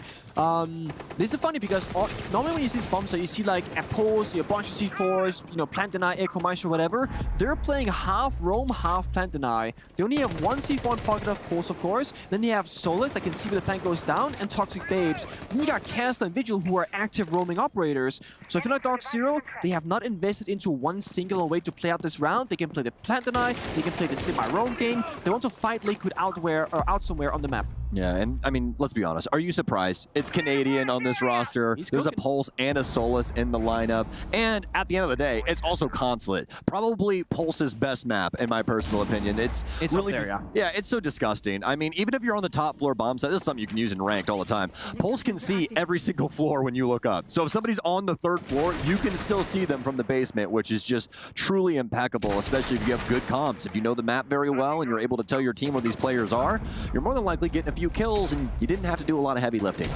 Deku's on the build now, but there's a gap. Look at this. Nave, he finds... Oh, come on. There we go. Oh my god. Almost with Sit, but gets the 1-for-1 trade with Nisk finding Pambusu at the same time. Makes you breathe heavy, doesn't it? Get a little worried, especially when it's something like the Ump. That thing does not fire very quickly. And almost ran into a train right there. And speaking of which, Canadian might be next. Nitro Cell underneath. Somebody popped this. Oh my goodness. Okay. That was just so unfortunate for Canadian. Nesk will take him down. Team Liquid doing a very good job of identifying where the Solus is on the top floor and knowing that he's in an isolated position, exploiting it to its fullest. That's the big weakness right now for DarkZero. They played that kind of half roam, half plant line we spoke about earlier, and that means that there are two isolated roamers upstairs with 3 players beneath that cannot really help each other. Sure, C4 was attempted, didn't really do a whole lot, but now there's no plant deny. You got Toxic Babes on the smoke and the pulse scanner, sure, but no C4. You have to like walk up a staircase to fight Visa, for example, or hold your ground. Liquid still got 40+ seconds to work with, but there we go. Bola finds Nesk, back to a 3-on-3. DarkZero is still fighting back. And that's the key thing. They have to step up to the plate now, and they have to hit a home run. They're going to stay at least adequate here, stay in contention of Team Liquid inside of this 2v2. They're going to drop down the hatch, though, and I think that they've completely caught off DarkZero. As long as Lagonis is in a solid position, they have this plant, and they can try and convert this. They know one's running for the hatch, and Lion's going to be able to gun him down. That DMR, so very dangerous. Lagonis popping off there. What a shot out of him. What a play from Liquid. That decision-making, snappy. Yeah, that is such good problem-solving skills from Liquid because DC, I actually think they played that really well given the circumstances. They played an aggressive 3v3, and then they held the bombs together. One Visa staircase, one Teller's staircase, one inside of Teller's itself. They had a crossfire going. Liquid, they dropped the corner hedge. Like, we got the basic bomb side. We don't care about Teller's at all. So it's beautifully done from both teams. So again, Liquid a little bit snappier on the comms and of course predicting what DC might be doing. Yeah, and that's the thing about Consulate. There's so many different ways that you can go about it, but there's also so many different ways that you can exploit it, right? And we just saw one of them right there from Team Liquid. They identify what the play is from DarkZero and the fact that they wanted to try and have a few bodies on that top floor, and that's where things really start to fall off the wagon, you know what I mean? They stay in contention up there, they take that entire top floor, rip up the flooring, and then past that, identify that both of the players are playing the Teller's space. Shift things over to the waiting room, drop down the hatch, get a plant, and then everybody saw the deed get done at the end. The DMR there from Lagonis as You know, Maya, pretty happy about that one. I was gonna say, I want to talk about the emotions from Liquid there. It's only 2-0. They won that round. It was somewhat of a clutch, I guess, but it was a 3 versus 3 essentially. Nesk looked like he just won the major finals, you know? He looked so happy about that, and that's the thing. The desk spoke about too. Liquid, they've always been known as an emotional team, but I always think that their negative emotions would be the bigger story point. But ever since Maya joined the roster, it's been a much more positive experience when we see them clutch rounds, or even when they lose with quote-unquote a smile on their face. Yeah, Maya's got that endless energy. He's the power plant for Team Liquid, and honestly, for any team that he's ever been on, you know, you've seen it across the board. And honestly, that makes me feel fantastic for Team Liquid, because you and I have talked about this before. This is a team that has a lot of pressure on their shoulders, not only from their region, but globally. Everybody expects Liquid to win something, and they have for years. And they've came so close, but always just burned up in the sun. Maya's going to take down one, traded out by Bo. Oh, no. And what a nice find here from Bo ×2. Going to be able to take down the shield. This is going to be the first rough patch for Liquid. That's tough. I mean, especially because like the blitz of Lagones had smoke grenades and Pocket could smoke off the left when it was playing from, then push the guy on the right-hand side. But with that being said, whoever that player was, in the NGR or Nave, they prepped the C4 above the doorway, which Lagones heard, so he couldn't push the player that was isolated. So DC, being a shield team themselves, also know how to counter shield when they face it on defense. Yeah, most definitely. With that in mind, you're going to be seeing a lot of Legion this game, folks. I'm telling you. Legion is going to be ran in a lot of these defensive lineups. He's one of the best in the business when it comes to dealing with shields. You can think of things like Capcan as well, but Capcan, you got to put it on a door. Don't troll and put it on a window, I swear. Please don't do that. People try and do that all the time. I'm like, oh, man. Lessons need to be learned. But no, Legion, that's your answer. And, well, unfortunately enough for DarkZero, actually, fortunately enough, they already dealt with the blitz, but they're Legion down for the count. Liquid trying to pick up the pieces now. It's going to start off with resets. This decision right here, right now. This pistol, so nasty, but when you got the super shorty up close, that's a quad for Bo in that round. Very well done from him, but we can't hype it up too much just yet because it's to be expected. Not only is he really darn good at this game, also a hammer lifter. That's true. He did lift that hammer. Same with the Canadian back there, of course. Great fork for Bolo to the MP2 with the secondary shotty as well. But the thing is, when you look at the attacking side of Consulate, Liquid already getting 2 rounds out of 3. They can pretty happily go into this on a 2-4 half, 3-3 half and say, you know what, that's okay. Because the attacking side is typically the one that is much more difficult than defense on this particular map. Bonk. I love that. That shotgun, especially on land, it just destroys people in close quarter combat. Oh, yeah. And the biggest thing is, too, is it's completely unsuspecting. You know what I mean? Everybody's so used to the primaries that you have to coexist with, right? And sometimes you just don't think of the fact of, oh, yeah, Castle does have that secondary back in my shotgun, day, he didn't have that. It's the weak UMP. Absolutely. They got 2 of them now because Legion's also got it. Recent change as well has brought, I think it's the ITA, isn't it, over to Malusi. So yeah. We have 2 of them. I can't even remember if their ammo count's different. If they are, hopefully she got the better 5 Malusi, 3 on the I call it the Muzzy shotgun, the Castle shotgun. Gotcha. Because Muzzy came with that originally before they murdered him. They did. They're like, they really yoink, did. No shotgun, yoink, less bullets, yoink, no scope. Guys, I'll stop him when he's wrong. Oh, man. What did you do to my poor Aussie boy? He used to be one of the funnest roamers in the game. And then they were like, also past that, while we're on this, can we please get something done about the Roni? Why does it have less bullets in the SMG-11? That's bullet count in the game. That's all I'm going to say. That's it. And that's our soapbox. We're going to throw that off into the ether. We're back into round 4 here. Liquid is up by 1 and hopping into things now. They've abandoned the Blitz. Lagones bringing in the Monty. And we are going to be on the second floor bomb site here. Probably my favorite bomb site on this entire map, Pengy, because of how you play the top floor with all of these angles. Well, you're right, but again, DarkZero playing all 4 floors right now. Force in the basement, can scan for the bomb site, roaming up top, holding that primary floor as well. So Liquid now, tough decision to make. Do you go for the roam clear above, below, or just straight for the bomb site?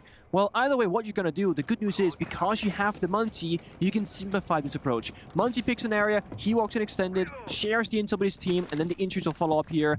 Right now, it's actually Lagones droning as a Munty player, not entering himself. This could also mean that Liquid, they're trying to hide that operator pick so that they can go for a cheesy plant later in the round. The C4s from DarkZero, rather, 2 in pocket of MGR and Canadian. They gotta land one of those 2 ideally in this round to get that opening kill. I think I saw a ping there. I think they know that Bo's in this space, but that's the biggest thing. You got a player of this caliber, just because you know where they are doesn't mean that you win the gunfight. And yeah, that was a little close. That was a very too close for comfort. Oh and my again, God. Oh, Bo's fired up. If Jason Doty just aims down a little bit, it's basically over for whoever's off past that wall. Clean it, shot. Good old resets on the Ash upstairs. There's a Monty. They hear it. C4 gets tossed. Doesn't do anything at all. They can try and hold this area though. Talk a bit as well. So DarkZero can make a lot of, utility towards that piano hallway. Off that might audio. land. It's really hard on land, man. Come on, NGR. No! Oh, unlucky. That's what we're saying. You have those noise canceling headphones over the top with those in-ears and everything else going on in the game. It's any simple fodder at all, and you really can't hear in the first place. That's going to be able to take down Bo, but we're down to 30 seconds. It's crunch time already. They need an answer for this, and it's going to be a trade here between Palu and Pambazoo. Probably pretty happy about that one. I'm assuming that one was at range, and Pamba hits the shots with the SMG-11. Mayo take down Canadian. 4 versus 2. Nape with a nice shot, but he gets immediately discovered. It's all up to NJR, and he still has to worry about the Monty. Oh, some nice shots out here. And that's about all she wrote. That's what you would assume, especially given the circumstances. Monty able to discover that position past his teammate, already giving him the info off that jiggle peek there. And that's why you saw that. They just didn't want to give it up. Might as well not even give him shots. You have a shield player that makes it practically impossible to fight him in a one-on-one. We'll just have him handle it instead. I actually wouldn't mind seeing DC go into like a Melusi or Finway right now, because I think the issue for them is that Liquid, they are absolutely everywhere. They breached basement immediately, went top floor, got a couple of kills, then they're in basement again, they're in reset, they're in tailors, they're hitting the bomb site, they're attacking DarkZero from every single location possible. Great trade there from Panda, but that's not enough. And Canadian, I also got isolated downstairs as a pulse. So you play an operate like the pulse for the sole reason of gathering information, getting a C4 kill, and he doesn't get either of those things happening. He dies alone, no intel, no C4, the team suffers, Canadian suffers, and DC have no intel. Well, and that's the biggest thing about Consulate. You mentioned it earlier about the windows that we saw Liquid breaking open and creating phantom pressure. This is an exact same scenario. Yep. They just took it to the limit. They break open the basement. They start applying pressure on the top floor with windows and all this kind of stuff. And the beauty of a team that is so solid like Liquid, a little confusing though. Are they Liquid or solid? I'm not even going to mention the gas, okay? But listen, the key thing is when you do this, it makes it to where DarkZero has to cover all of their bases. Exactly. And if your team, recuperates and they come back together and go, okay, this is how we're now going to handle this, in the way that they did, it gets very complicated, especially when the kills start rolling in on their favor. That's why I think they lose to the Fenrir. Now that was brought here, but they did play that Valkyrie on Canadian, which is great because now they get information. The only issue here, someone has to either actively sit on cameras to enable that information, or someone has to die for DarkZero. Yep. The good thing is, if Canadian gets aggressive here and dies early on, he can call all those shots from the cameras and guide his teammates around, which might actually be a benefit to DC. So technically, when they lose a defending player, they gain something else by having those cameras they can watch from Valkyrie.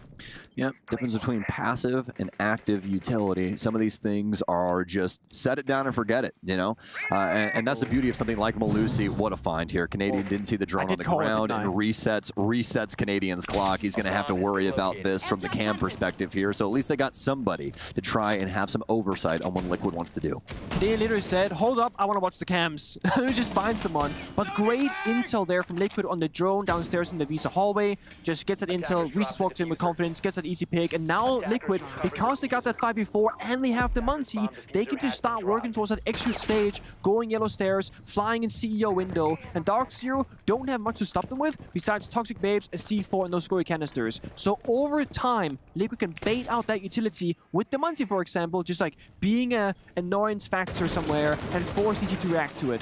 And Liquid peeled Palu back from his position that he was downstairs in the closet. Smokes out here for yellow stairs to deal a little bit of damage to Lagonis. They know at least where that is, but Lagonis isn't even the main piece to this puzzle. He's just here to be annoying. It's actually the full repel play here on CEO. Liquid trying to flip the script from what we saw previously. We see the whole thing there. It's blocked downstairs with verticality, 2 guys on the window, Muncie yellow staircase. All Liquid need right now is time. Burn out those 3 Toxic Babes. When there's none left, Muncie can guaranteed push in and apply pressure. So when the time is right, they go for it. That right there burned out the final Goy canister as well. So the next repel in, that can be a plant. Yep. Really big deal here. Some smokes need to be asserted from Nave, but he's not going to be able to do too much about it. It's going to be a Nitro Cell instead, and the immediate answer here from Liquid. This is what you want to see. You don't want to see them be lackadaisical. They can't just all of a sudden get surprised. An instantaneous swing from Maya, air jab out, but he can't. Oh, he does! Surely not. He wins the second one, but the Bailiff was his only answer. Past that, and Bolo will take down Nesk. They're going to be able to get their second round. That's way too close to comfort, but DC are very happy to get a second round. But going back to the earlier point, Liquid, I think they're super happy on the 3-3 worst case scenario because that is beating the average score, and I would argue, here on Consulate. And Liquid, they've done their prep work for this. They got so many different kinds of executes. They got the Blitz, they got the Monty, they got the no-shield situation. And I think it's going to be very interesting to see when DarkZero comes in the side swap, how they can match that same kind of pressure on their attacking side. So Consulate, back at the Blast Major that we had here in Manchester.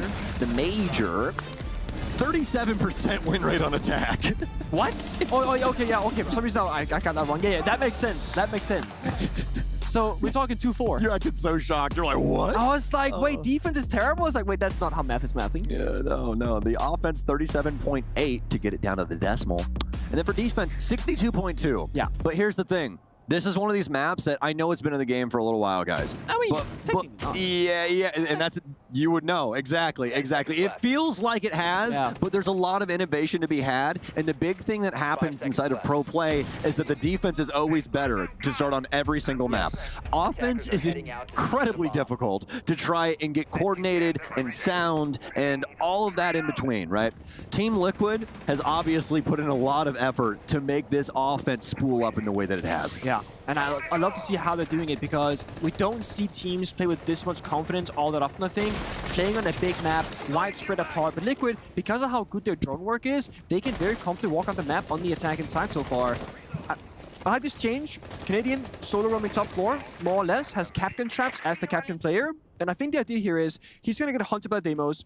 He's going to get droned out. They're going to come running for him. And if he just falls back door by door, he's going to have Capcan traps in those strategic positions, like here, for example, that he can play around. If he gets left alone, however, he can go for late round flank, see for the floor for verticality, and be annoying towards Team Liquid later on the round. And he's so solid in this position, mostly because he's played a role like this for so very long. So this is exactly what you expect out of him. You want him to try and delay. A lot of people get frustrated when they see the initial pick go the way of the offense, especially when it's on the roam. They're like, oh, he didn't get any kills. But that's not really what it's about. What it's about is wasting time, and you want Canadian to do that. It looks like he might even prep the windows and hop out on the far side for the double, but you already see the rotation from Team Liquid. Oh my gosh. They want to lock him inside of a cage. Oh, they're coming. Canadian might have to turn into a feral animal here to try and get out of this.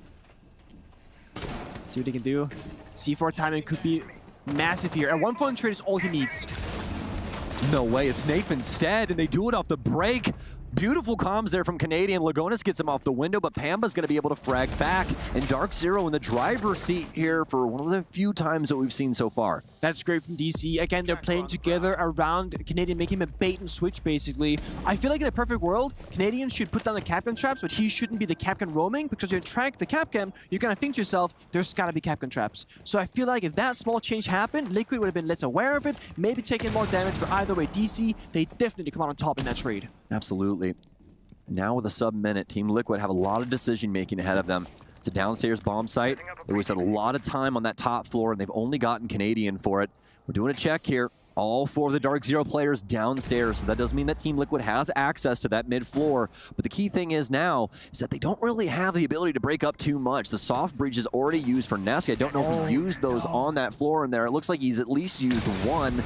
And now Team Liquid have got to try and find a place for this plant. That's going to be Lagonis' job here. You can see Nesk up top trying to utilize those angles that they broke open with the breaching charges. He's going to drop down the hatch. NJR for one, but no, that's all she wrote. NJR for two.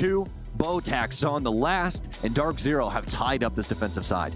Very impressive, and I feel like DC finally kind of found their footing and saying, okay, this is how we expect Team Liquid to attack, we're gonna counter it. Whereas in the first couple of rounds, it was like, what's going on? Okay, are they attacking left or right? We don't really know as DarkZero, but finally, they got it done and dusted. The issue is, that 6th round was played out, 3-3 half, now you swap sides. So all that stuff you just figured out, you gotta re-figure it out on the other side now instead.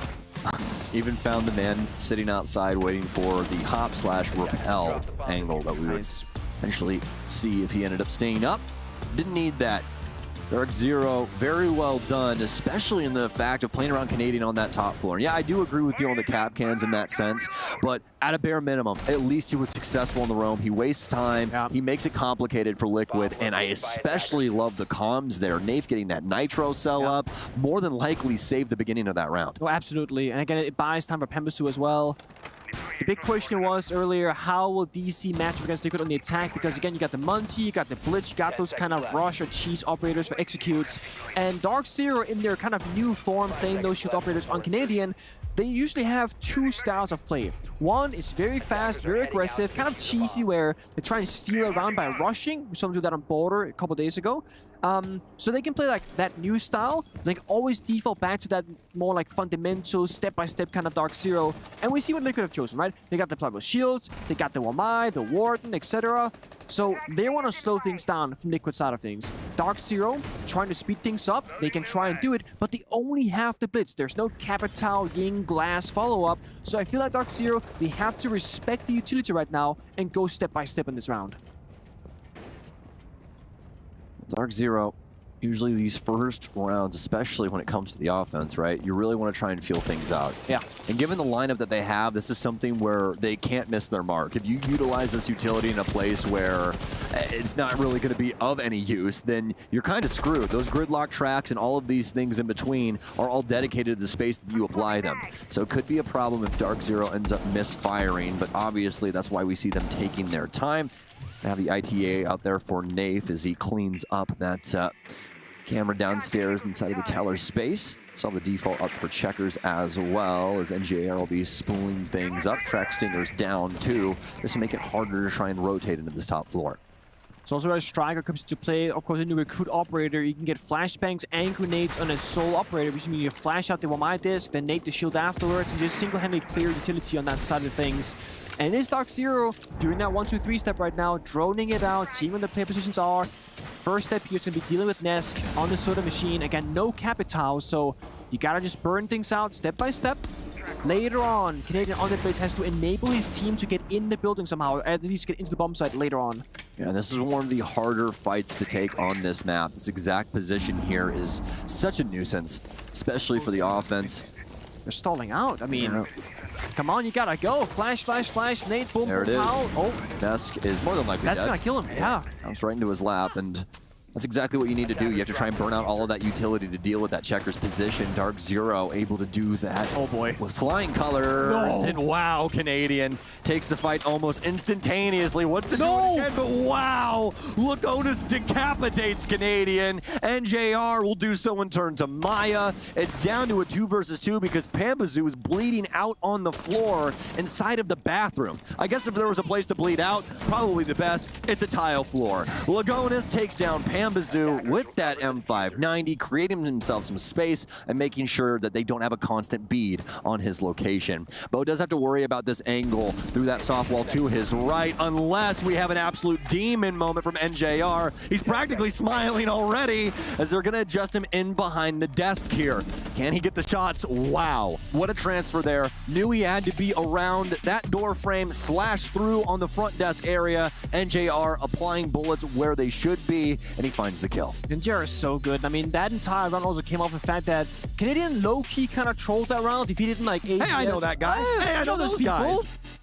My people. Our people. Yes, yes. Look at those Hi, beauties. guys. Aw.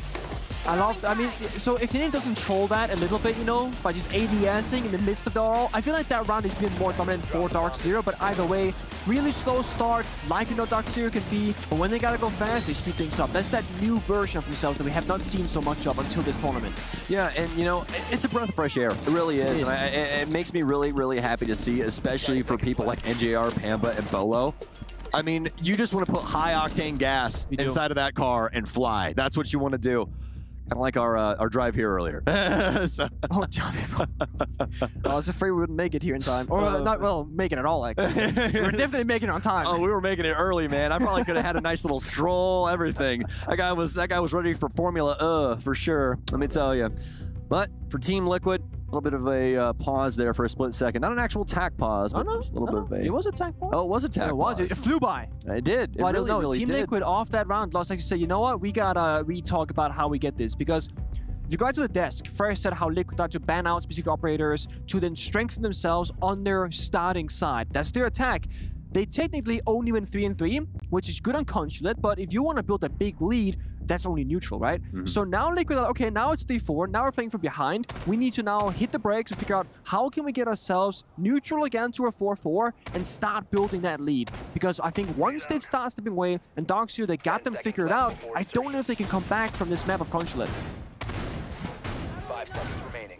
Yeah, Sentry, that's his name, right? The defender. You got Sentry, you got Striker. There it is. There it is. Yeah. See, yeah. I have a hard time with that as well. Yeah, I because look it's the over same real quick. thing, but different. Yeah, you know? exactly. But Same, it is same. logical. Like, Striker is going to be an attacker because, you know, and a Sentry is like a Sentry turret. Like, that's a defense thing. Yeah. Of course. Yeah, absolutely. That's how I think about it. 100%. I think you're right on par, my friend.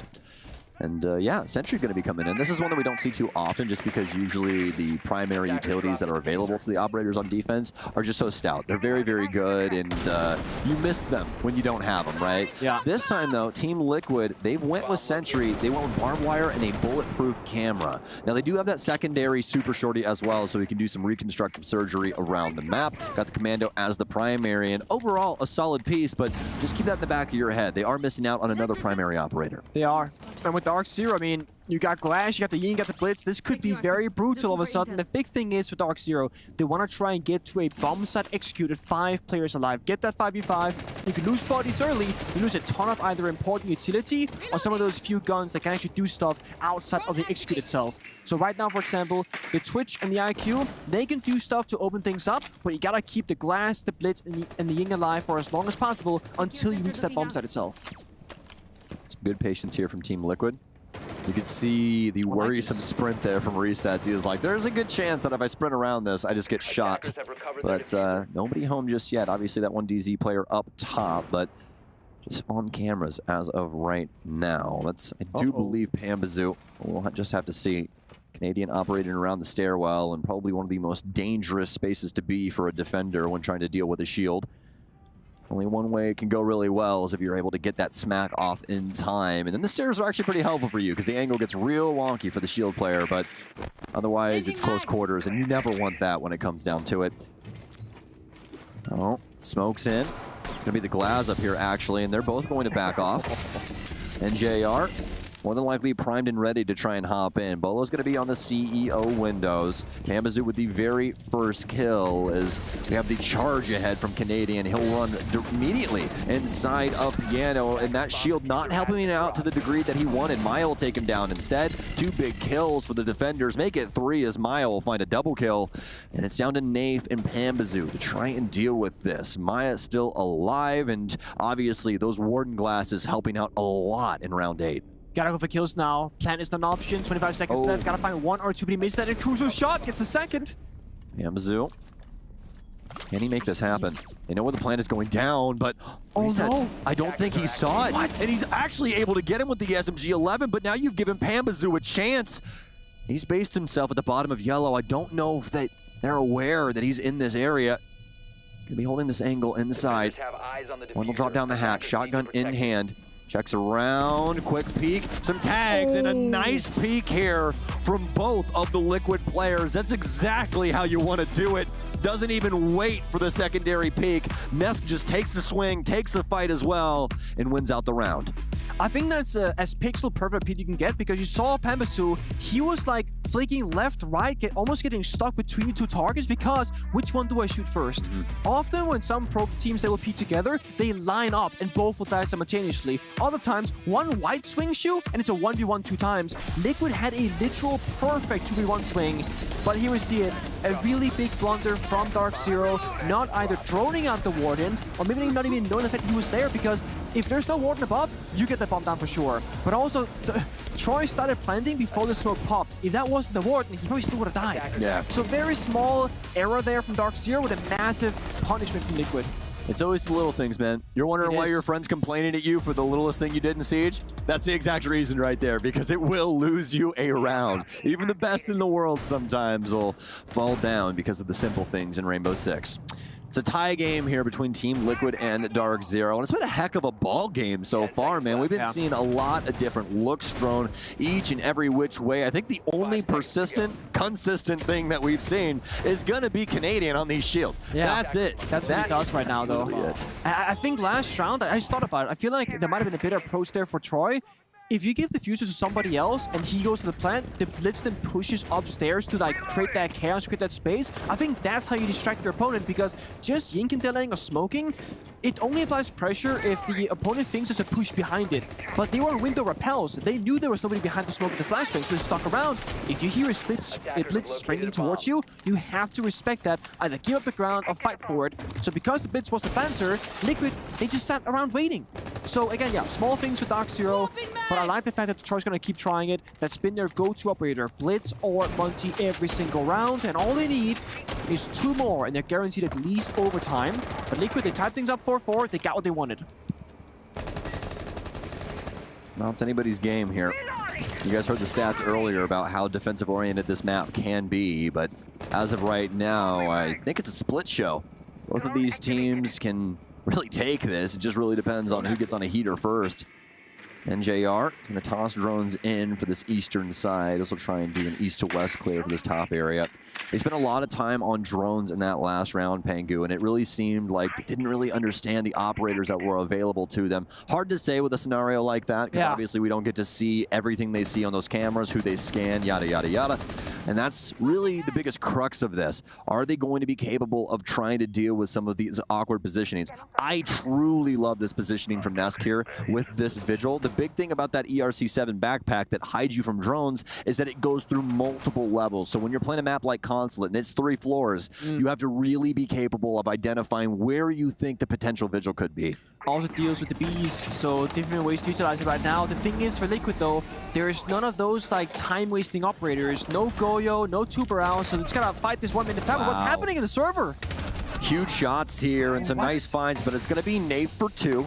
He's going to be the equalizer here, and hopefully continues to be for DarkZero's sake. They'll definitely need it. And you can see even with this pick that we have from Nace here, yeah, he still has the bomb, but this is a little bit more off the leash, right? We used to see him on very heavy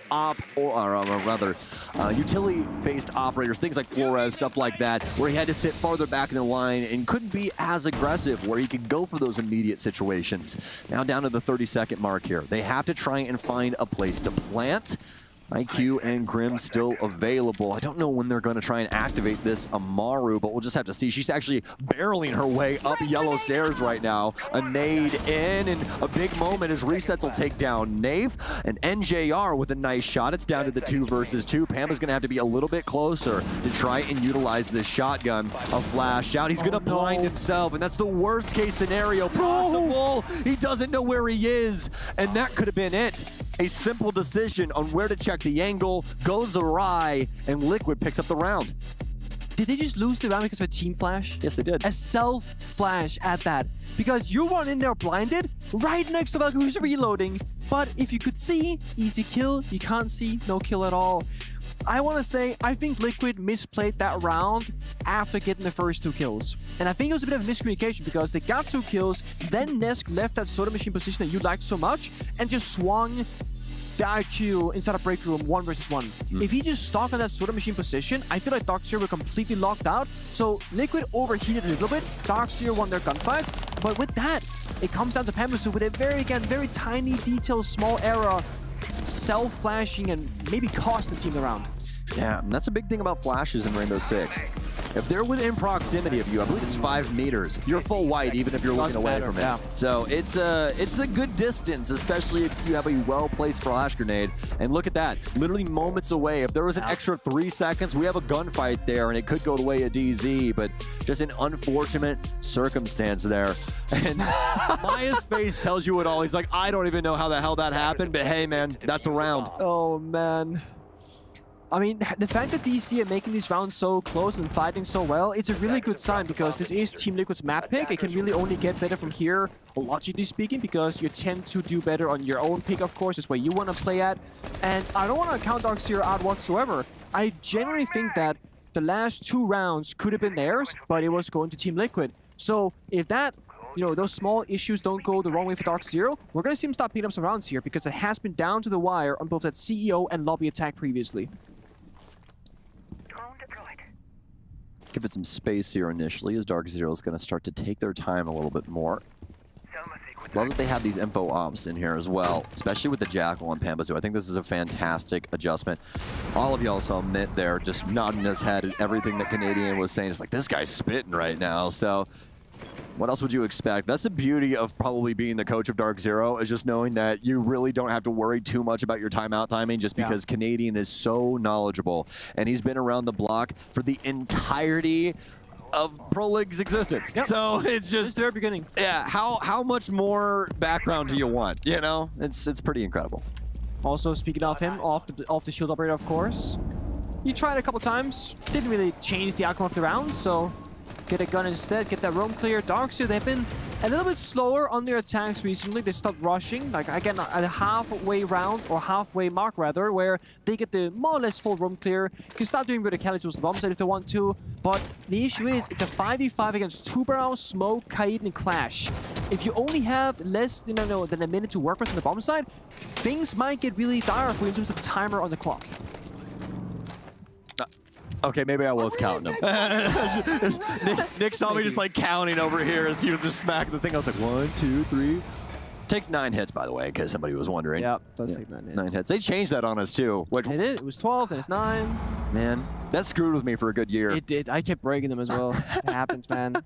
I just apologized to my cast and be like, I'm so sorry. Maya's not going to apologize to Canadian, though. Nitro sell out, but no, it's a Smoke. I misread the situation, but Pambazoo doesn't. He's going to gun down Nesk, and somehow, some way, they've made this equal. Definitely not on the map, though. They still have to try and find somehow, some way into this round on the basement level. A Smoke out, no Warden available, but also no Glass here for the offense to try and see through that. So this is a true break of LOS. Maya will be dedicated to this angle right next to the door frame, trying to hold on to things for an extended period of time. NJR will take down Palu, and all of a sudden DarkZero's in the driver's seat, but it could change very, very quickly, especially with Maya with a big kill. Almost gets 2 there, as he's going to half Nafe's HP. Pambazoo down to 40. A nice angle here for 1 and 2. Resets with the DMR. He just had to hit him once, and that's all it took. That man almost ran off with the headset. This is what we were trying to tell you. If you thought that Liquid was a little down in the dumps every once in a while when something went wrong before, Maya, he's the alternative. He is the factor that will change everything for this team and keep their emotional basis intact. I do think, though, that Liquid, they recognize that they're stealing these rounds. Like, sure, they're doing well, they're making good decisions, but they're winning off these small, almost want to call it cheese situations, right? For example, the 2 clutches in that round, they have a clash with low timer left. You're just guaranteed to win the round, but it's not just that simple, because they also had Maya playing that forward position very aggressively, finding almost 2 kills. Then they have resets on the backline, holding a very strong angle with Clash giving intel. So, of course, Liquid, they play really well together, but it comes down to DC running out of time, with a Clash on the board, but whose fault is that?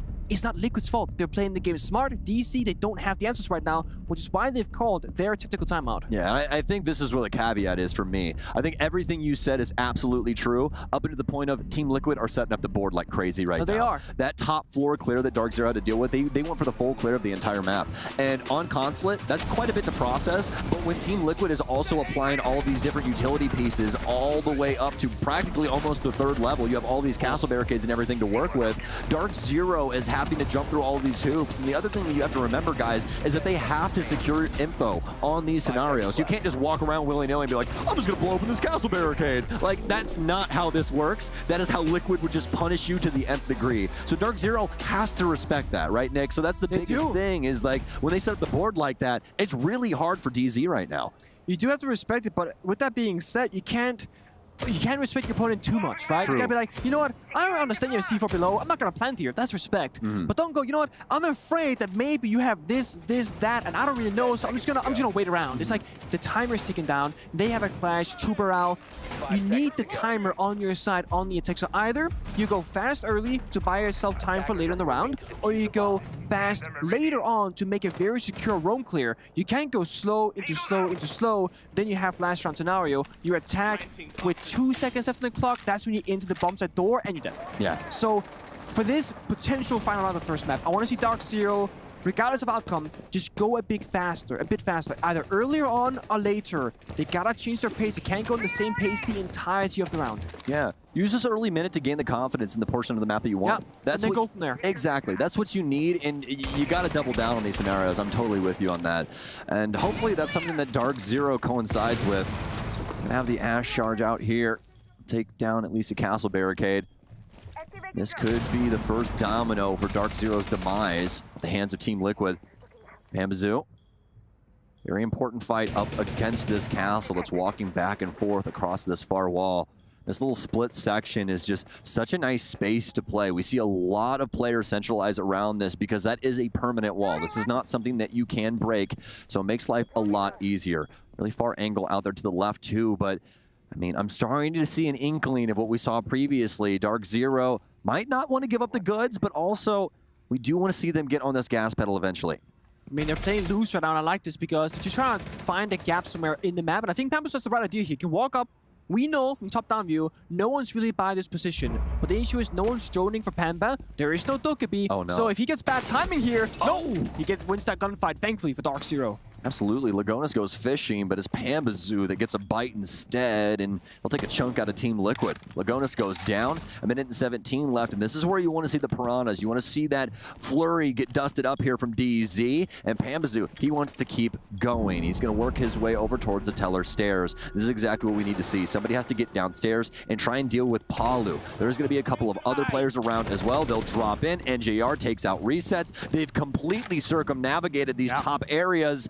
And all of DarkZero practically downstairs getting a successful plant off. Attackers are activating the bomb diffuser. Nice little moment there. Maybe he'll take down Palu. It's going to be Maya with the find.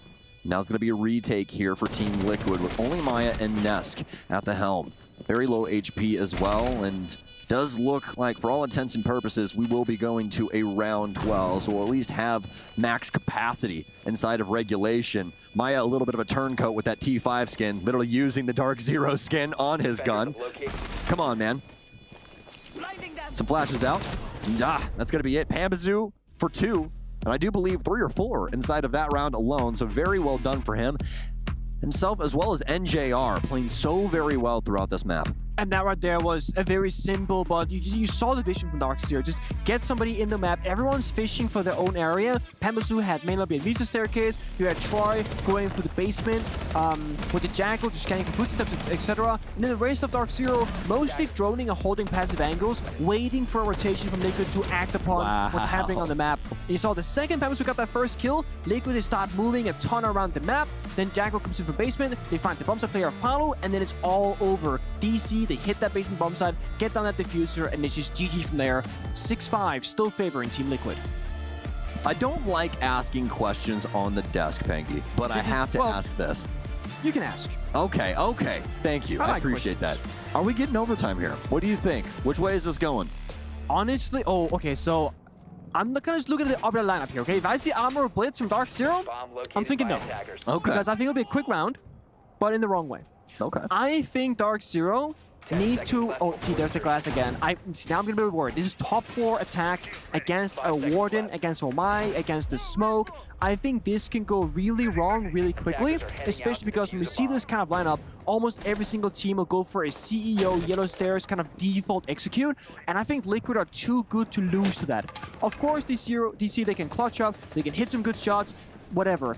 But I think fundamentally, without any bias, I think Liquid, they are too prepared for this. Warden's starting position is even yellow side. They're expecting something to happen there. He can see those smokes, he can see full flashbangs.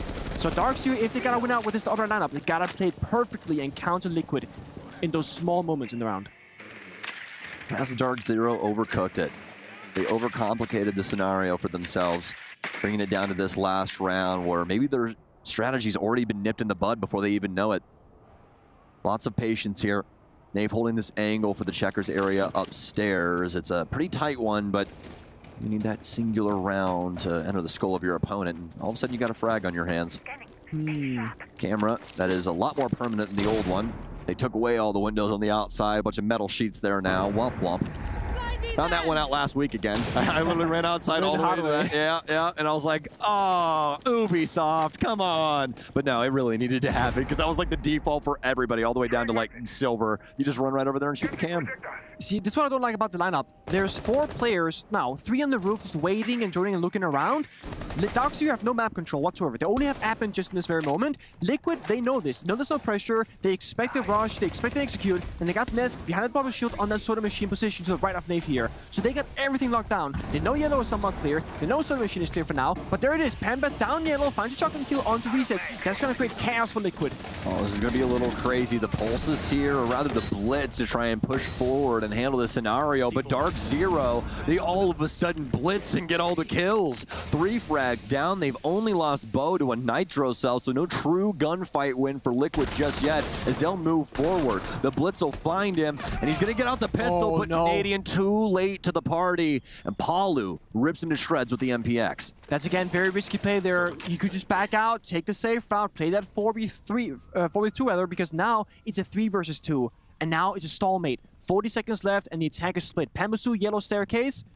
Actually, DarkZero rotating. They're going on the roof, go back to Yellow Stairs. What a find. That's exactly what we need out of Pambazu. Quick identification and a quick dispatch of Maya. Now it's down to Lagonis. He's stuck between a rock and a hard place. Which way do you swing? Which way do you go? He knows this player's over on Yellow. A little bit of patience, but what a move there from Pambazu. Shotgun out, but too many cooks in the kitchen from DarkZero. And they'll take down Liquid. Overtime here, and Pangy, I just don't think you got it anymore, man. I ain't got it anymore, and I gotta say, the one reason why I was so wrong especially was thanks to Pambasu, because he made the biggest possible play that anyone from DC could do there. He went Yellow Staircase alone, 0 drones, armor, shotgun. He has a 1v1 gunfight with resets on the Warden. If he wins that gunfight, everybody from Liquid is gonna turn their guns from admin side back towards Yellow, because chaos. Guess what? Pambasu, he won it outright, didn't even take any point of damage, and that created enough space for the rest of DarkZero to push admin and get those couple of kills. Well, and also to your credit, the thing that you were truly worried about was them completely defaulting out and going for the CEO and plan. And just trying to, you know, add blitz for that little bit of chaotic energy, right? Yeah. But they didn't. You have 2 coming in from the east. You have Pambazu over on the west on the Yellow Staircase, completely chilling out and just waiting for his moment to arise. And then the activation, right, past obviously kind of the nuances that we saw from DZ over on that eastern border, then just firing some shots off, trying to get, you know, Liquid to give them some looks, was the spiral play. When we see those 2 come in spiral, and you see the eye contact from the respective player on Liquid and Canadian on Blitz, that's when things really start to get chaotic. As you would know, in the server, in those comms, everybody's like, there's somebody right in front of me, and you're like, well, I can't help you because there's a guy right in front of me. Yeah, it's so hard to have intel in these moments, and I think it's why both teams have been playing mostly just guns up. We've seen, you know, maybe 1 or 2 rounds on pulls from DarkZero. We saw them play a 1-time Valkyrie. Liquid, almost on all of their defenses, have not played a whole lot of active intel. It comes down to guns up, you know, in-game sound on the server, and communicating where you need your pieces to go to establish those crossfires. So a very big change-up now with that being said, because Liquid are bringing Melusi, Valkyrie, and the Pulse. They got all the intel now to figure out where is DarkZero attacking from, and that's going to bode very well for them, because again, DarkZero, they're bringing that Glass, the Blitz, the Ying. So now, if Liquid can get the correct amount of intel, slow down DarkZero on the execute with those Banshees, they might have a better chance of finding picks when it comes down to that chaotic scenario again. You have to be really worried. Oh, that's the 3rd right there. Watch this, guys. This one's going to be pretty fun. Yoink. Aren't you excited?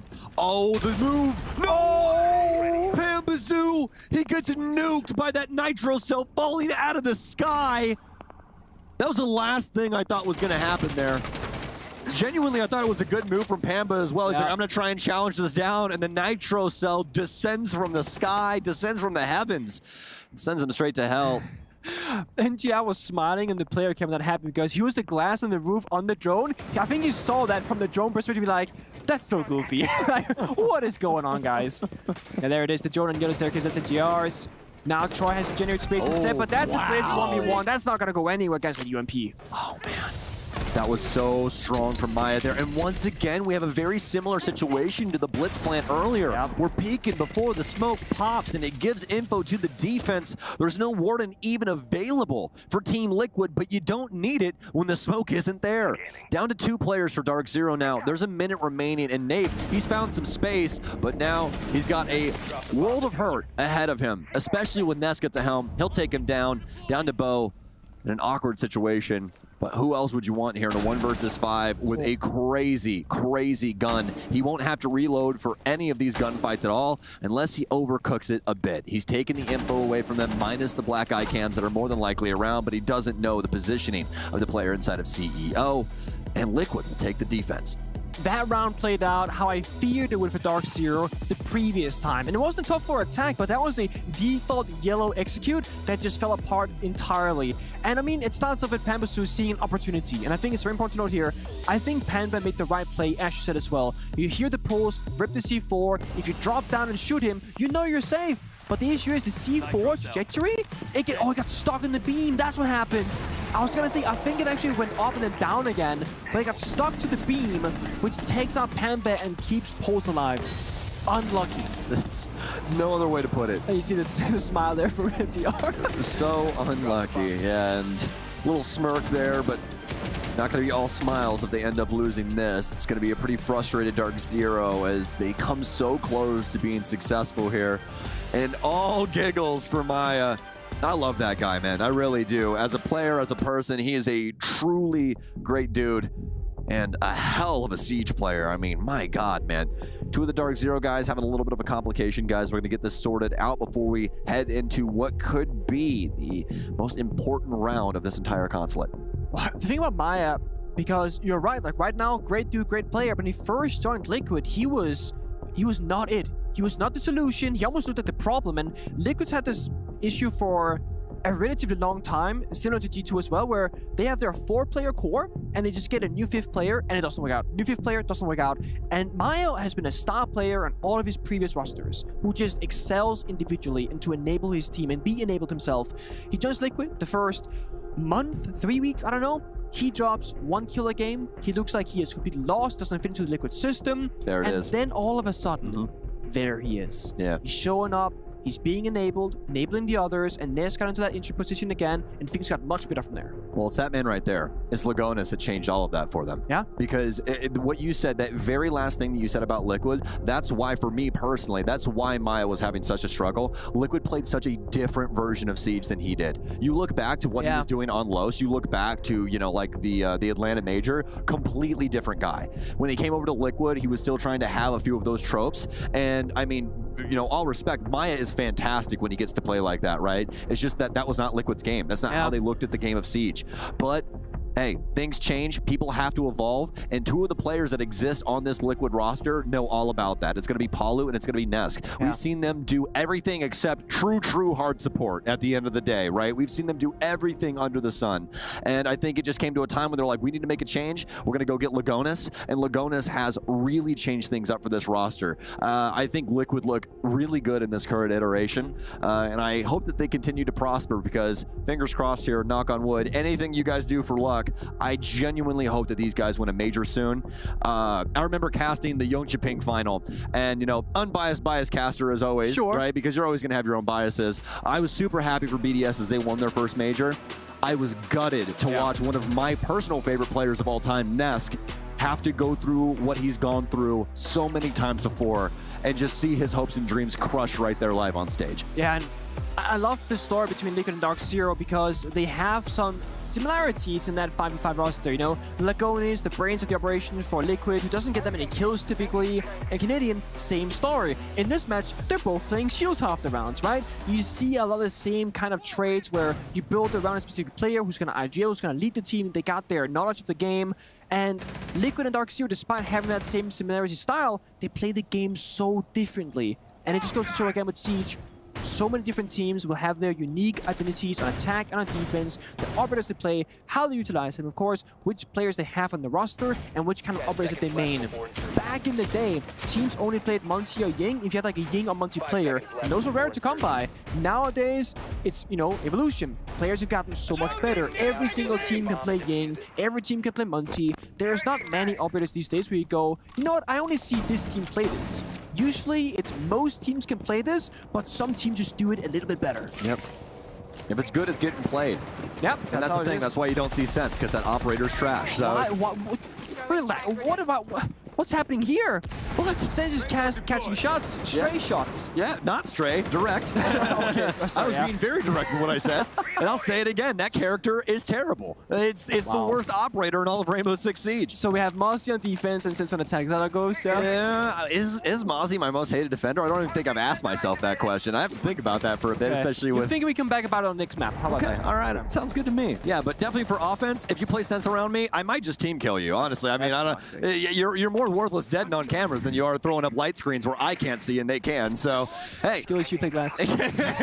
You're crazy. I'm not playing glass, dude. I don't have Glacier on that gun. No, I'm kidding. I'm joking. Neither is Team Liquid this time. We've seen a lot of glass play, a lot of smoke play from both sides here, or most of it DC actually. But Liquid, 1 minute on the clock, they go admin, they're going for this like semi-rogue clear right now. We have top floor hold from DarkZero, Bolo playing Soda Machine, Nave playing bottom of Yellow Staircase, Canadian would post downstairs looking for a C4 kill. That can be a way up. You said it. Play basement, see all the way up, get those angles going. But what is this? God. And it's all off that info. We're getting fed info from downstairs. Pambazoo with 2 big kills. The B's out. They know he's there. But this is what we're saying about Bo. There's a famous quote from Canadian. Have you ever had to fight this man around a shield? It's the most terrifying thing you've ever seen. And that's practically the same scenario. You have to deal with Bo. With him swinging off of an angle, he's just absolutely disgusting. Pambazoo with a flawless round. DarkZero looking damn good to force us to max capacity here on Consulate. That was an incredibly fast, the fastest round I think we've seen so far. Yes. And both teams just said, you know what, let's brawl. Liquid, they swing. DarkZero, they swing right back on a moment's notice. And it brings us in classic DarkZero fashion to 15 rounds, 7-7. And this is really comfortable territory for DC because they always go here every single time for years on end. The more things change, the more they stay the same, Pangy. And not only that, but just to get back to that last round again. Man. Dude, what's up? Poor Mint, he must be so stressed. I mean, maybe he's like, it's a normal day. Yeah. But he's gotta be stressed about this. You gotta remember, he's been on the roster as long as Canadian, actually longer than Canadian has for this team. He knows all about DarkZero's antics and the fact that it's probably gonna take all of OT up against these good teams to figure this out. It's just the way that things go sometimes. That's super unfortunate there, but to what I was saying previously, was that not the most default Consulate round you've ever seen in your life? We have an admin clear across, we have a pulse all the way downstairs, like just all of the usual tropes that you see, that's what everybody goes for. And it's just DarkZero winning it out in spectacular fashion. For the first time, I think nothing out of the norm really happened. There was none of those like fancy operators, nothing like split pushing, no surprises. Like it played out into like 50-50 gunfights. But I will say a little bit sloppy from Team Liquid, not playing close enough together to guarantee a trade of some sort. Not getting to use the utility, not having the drone work. But again, for DarkZero, they swung out at the right moment and won their gunfights respectively. And now we go on to this final round. Canadian has said, you know what? The Blitz didn't work ever, basically. Maybe Monty's gonna work out instead because Canadian scoreboard-wise is 3-12, not great, but I have to say he has gotten pretty good value on defense with intel and on attack playing his shields to enable his teammates some of those rounds. So the scoreline doesn't tell the full story there for Canadian. When you speak of enabling, and that's exactly what Bo's here for. Not only is it Bo on Finka, it's Bo on Finka with an LMG, and those adrenal surges, for those that don't know, are huge for shield players. You get to ADS faster, you get a little extra health. It's all good in the world of a shield player when an adrenal surge goes off. It's really great. So a minute off the board here, and the biggest thing for me, for DarkZero for this round, is that we cannot stall out. We saw what happened on this basement the last time. They tried to deal with the whole kit and caboodle. They were trying to deal with the basement finally at like 45 seconds remaining, and it all fell off the wagon. I think that's what the Monty can change though, because Monty either you go main breach, get down a plant with verticality buff like we see right now, or you can rotate that backside portion a little bit quicker because Monty can just walk on in, check the corners, and keep advancing forward. Those drones, you join a door, it dies. You take the room, join the next door, drone dies, take that room. It's a very slow progression. Whereas the Canadian right now, he's actually doing flank watch while applying some of that phantom pressure because the smoke player down here for Nesk, he doesn't know if Monty is alone or not. And you have to respect the fact that Monty is in that portion of the map. Liquid rotating their kite claws to the backhand side of things. They think DC want to go for a backside execute. And right now, they wouldn't be entirely wrong, but DC have not chosen their mark just yet. We saw NGR Silhouette a bit ago rotating all the way from Visa towards Yellow Staircase. This looks like to me that, DC, they want to go for a frontside take, and those kite claws and 2 bro canisters, they're gonna start, you know, falling off. Only 2 left in pocket for Maya, 1 left now, but this will be a sub 20-second execute for DC. It's gonna come down to the wire in good old fashion for this team. Ladies and gentlemen, welcome to the Hell in the Cell. We're locking him in right now, and this play has to start stat. There's no other way about it. As soon as that last canister is dispelled, Exothermic will go off, and Monty will walk in. And as you said, it's going to be sub 25 seconds, but I will give you a 5-second buffer. That is very close. Lagonis is going to take down Bo, and it's already going so wrong for DarkZero. They'll lose too early, and remember, Canadians on that Monty. He has to stay extended, and that's all she wrote. It's down to 1, and we'll practically call it a back-to-back flawless there as Liquid deal the death blow to DarkZero here on Consulate. It just takes all 15.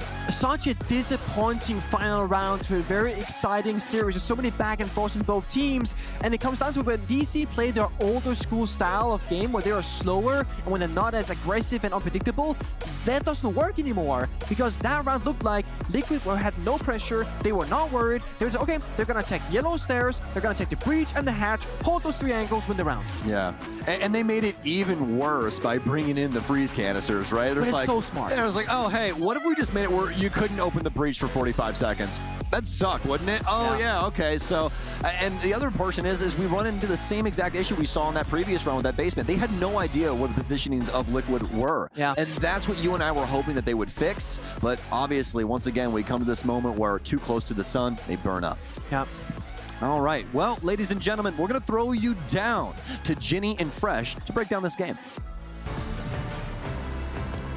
All right, this one went all the way to OT in typical DZ fashion, but they're unable to close it out.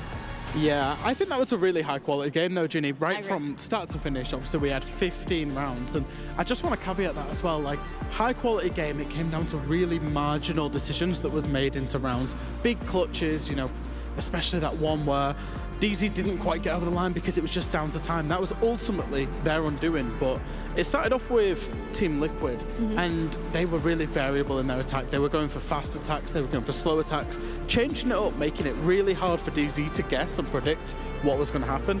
When DZ got onto their attacks, I think surprisingly, they did the same as well. The only difference was when DZ was slow, they weren't quite as effective as were Liquid when they were slow.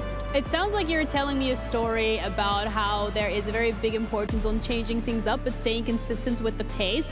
And it felt like when we were looking at Team Liquid, they were able to capitalize a lot of those really small marginal mistakes, and that was not necessarily something that we've seen DZ do. Yeah, exactly. And I think, you know, ultimately, I don't want to be too harsh here, but Liquid have probably 4 or 5 players on that team that can capitalize on those mistakes. Yeah. Whereas I think for DZ, you're looking more at their front three to be able to do that. You know, Nath and Canadian aren't necessarily known for their fragging ability as such.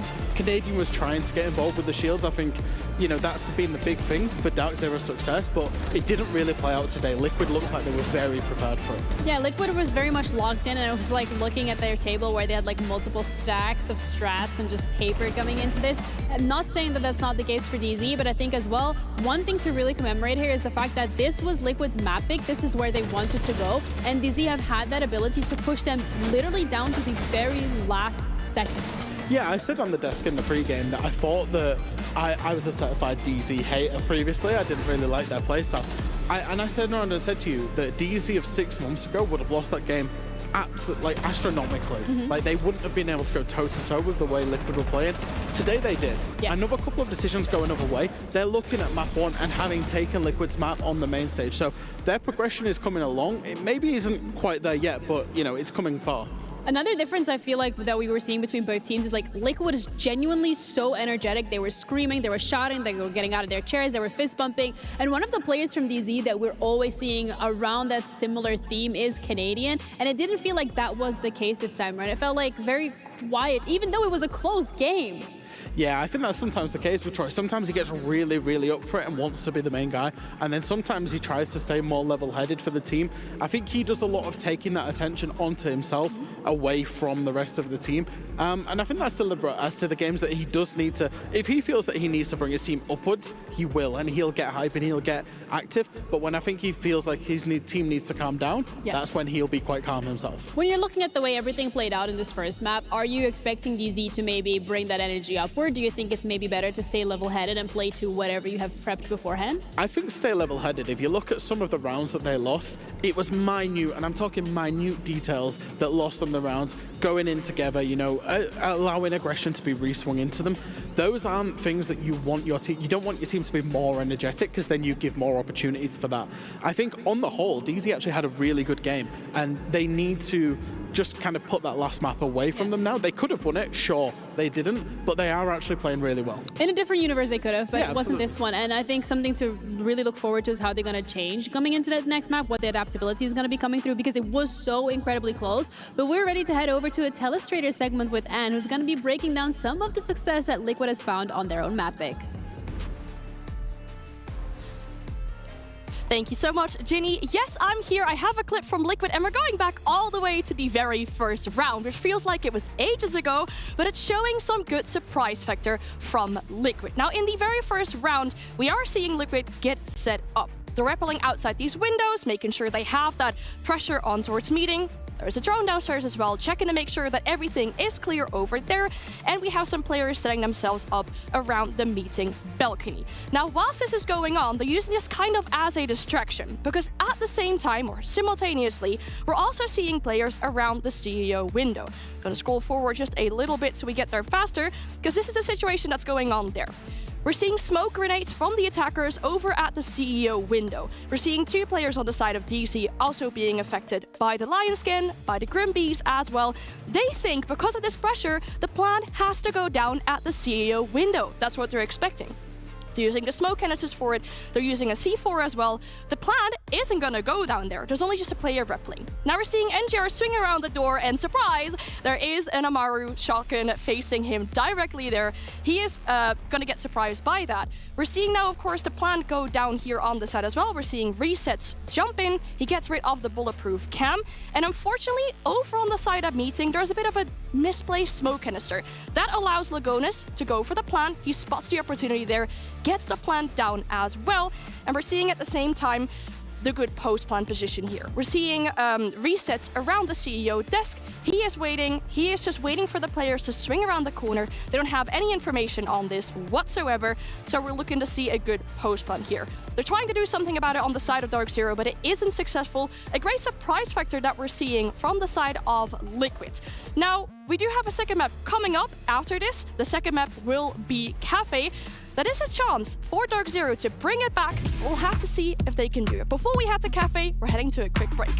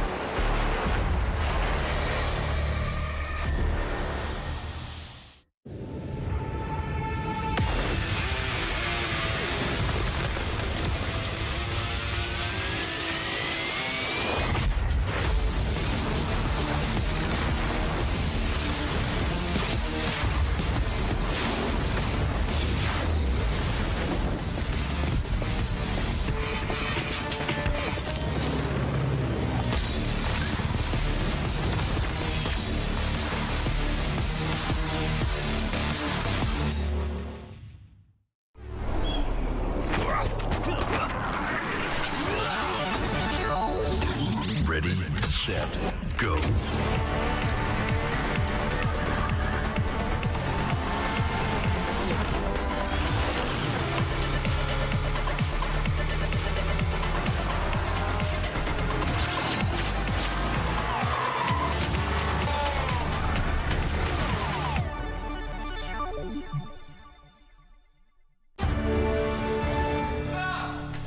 You ever wondered how a Hollywood movie is shot? On a Sony. You review it on a Sony. And how do you make that sound epic? You record it on a Sony. Lunch break on a Sony. So why wouldn't you watch it on a Bravia by Sony?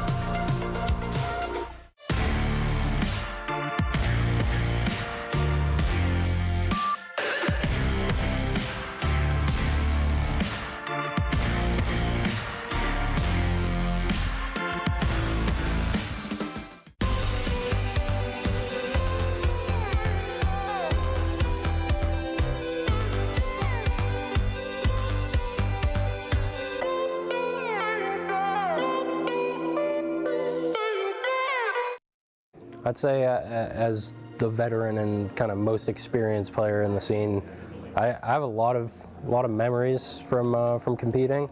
I'd say probably the best ones, obviously winning both invitationals. I'd say the second one, SI 2020, is probably my most memorable. That one definitely sticks out the most because I think I kind of went through a bit of adversity to get there.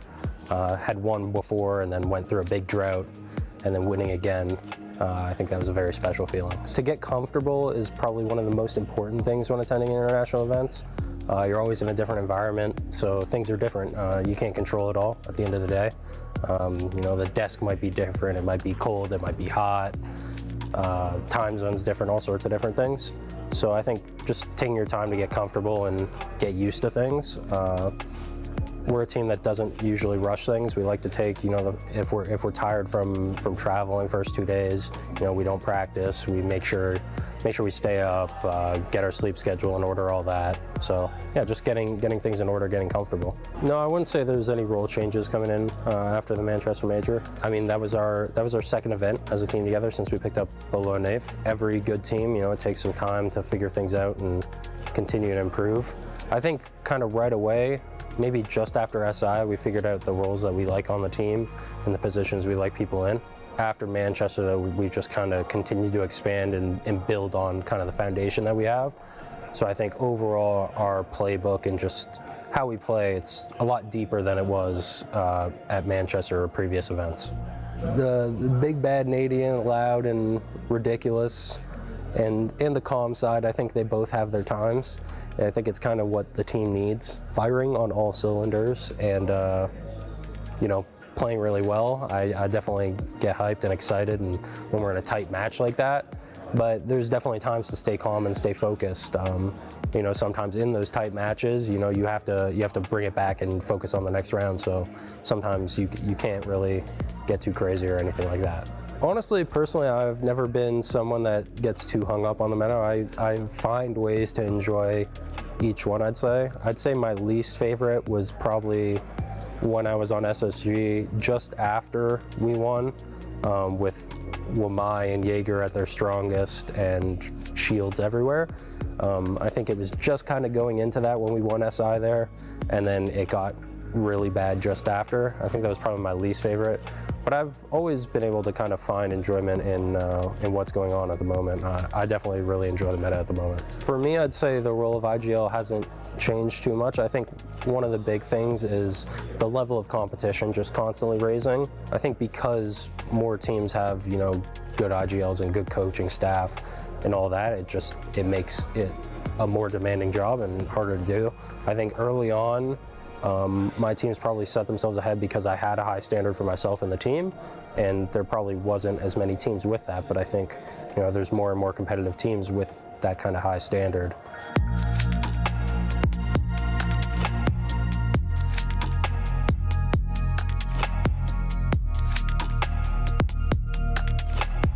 It makes it more difficult to be at the top, but I think that's something I enjoy.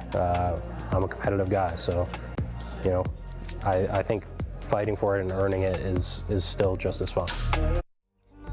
If you wanna see some action, enter my zone, shut down the competition.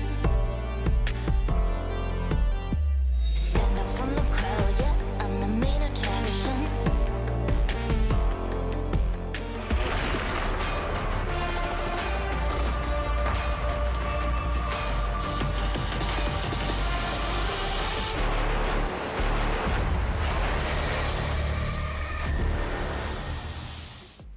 Welcome back to the EWC studios. My name is Stokes and I'm joined with Pangu. We just got off of Consulate between Team Liquid and DarkZero. And if you don't want the result, well, here a little bit of spoiler. It's already on the screen in the top left if you have good eyes.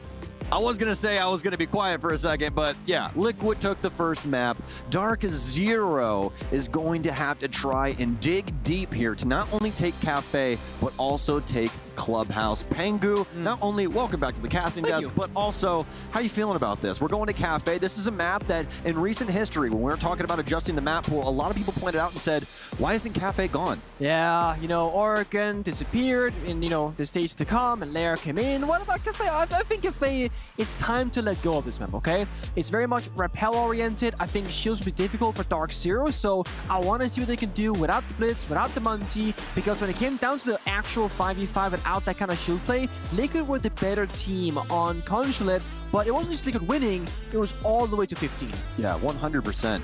And it's a very difficult thing to try and pull off on Kafe. Shield play here does not really coexist too well, especially when it comes to the top floor bomb site and those two mid floor bomb sites. Downstairs is a little bit easier because you can just like walk in things like bakery and have a little influence. But when you're dropping down Red Hatch, or jumping over, you know, Skylight, these things are not gonna go well for you in the slightest. Liquid's gonna ban out mute again here. Yeah. This is really interesting. How are you feeling about these mute bans? I like the mute ban on Kafe rather, but also actually it makes sense of both maps because there are so many like doors with a slight gap next to it. You put a jammer there, the drone can't get in there, etc. You also enable Grim a lot more because the Grim beast won't spot you if you're in a mute jammer. So I like this kind of innovative ban here from Liquid. I also think that a team like DarkZero, they like to do counter intel. Liquid, they are such an information reliant team on the attack. That mute, you know, all those 4 mute jammers can really stall out Liquid's attack inside, and this is again Liquid starting attack. They want to actually ensure to get as many rounds as possible, looking at 3-3 or 4-2-half in their favor. Yeah, 100%. And Kafe, this is a map that trends towards the defensive end when it comes to quite a few bomb sites, but it can be easily exploited by the offense. But you do have to pay for the ticket to ride on Kafe. That's what I always say. This map is extremely difficult to clear on a utility front.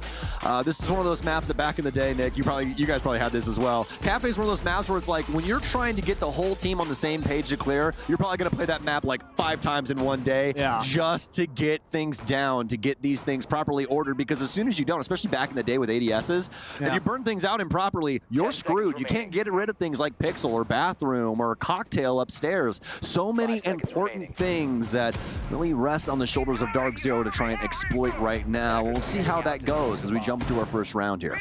So we spoke about how shields, they're not like typically super great on Kafe. I do think there are some exceptions, but if you look at like 100 rounds, maybe 10 of those, 15 of those will play with the shield operator. I like the starting gun here for Liquid with Lagonis on the Munty because it gives you that big overview of, okay, these are the play positions, this is where the enemies like mirror windows are, for example. And what you can do at Munty on this particular round is if you can go through Piano Room right now and not get C4 from below and train, you can just walk up, melee punch that mirror window, and destroy that position for DarkZero. So probably gonna be a slow start here. Again, because it's a new map, not Consulate any longer, teams gotta feel out each other. Who's gonna go fast, who's gonna go where? Is Liquid gonna go for a downstairs attack or upstairs? So right now they're trying to do both, breaking the hatches upstairs and also walking in from bakery. Oh. What a discovery here from NJR. Ow. Wait, that was the wall bang. That was incredible. Huh? Yeah. Hey, you know what? We're just not going to talk about it. It's still going. Someone check this man. Nesk is literally sitting there like, how the hell did he know that I was there? I'm so confused. Little angle here. We can see from Canadian. I don't know if they had like a slight breach there before, but it didn't seem like it. Smokes in Monty, and the bomb is on Monty. EE1D out. Monty walking forward, and he's found his player. This should be pretty simplistic, and yeah, that's going to be all she wrote. Wait. Where did the other player go? They didn't swing with the Monty, and now Maya, he's locked inside of Train. This has gotten all of a sudden extremely awkward. Gonna try and work his way around, but the super does the damage. Nesk, he'll be able to find him finally, but Liquid, they're falling to pieces, all because they didn't handle Canadian correctly. They trolled. I gotta say, Lagonis trolled that. Went for the melee, didn't extend again, and died from Nathan instead of dining right next to him. And they fall off from Liquid again. There's no utility for clear. There's a Lion, there's a Nomad. They could not deal with Canadian inside of that Train position. Now all DC gotta do is hold this on the lock and key. Don't take those around. Don't expose yourself. Just hold this verticality, but don't active swing at Pamasu. Hold the passive angle. Let them all towards the side, then strike from above. That was a little rough right there. This first round might be the early rumblings of problematic instances for both of these respective teams. Resets and Palu, the only two that remain for Liquid, but doesn't mean that it can't be done. We've seen it time and time again, and especially with that DMR in hand. Not only that, but the ARX for resets as well. That AR is disgusting. We'll have to see how it goes. NJR decapitated.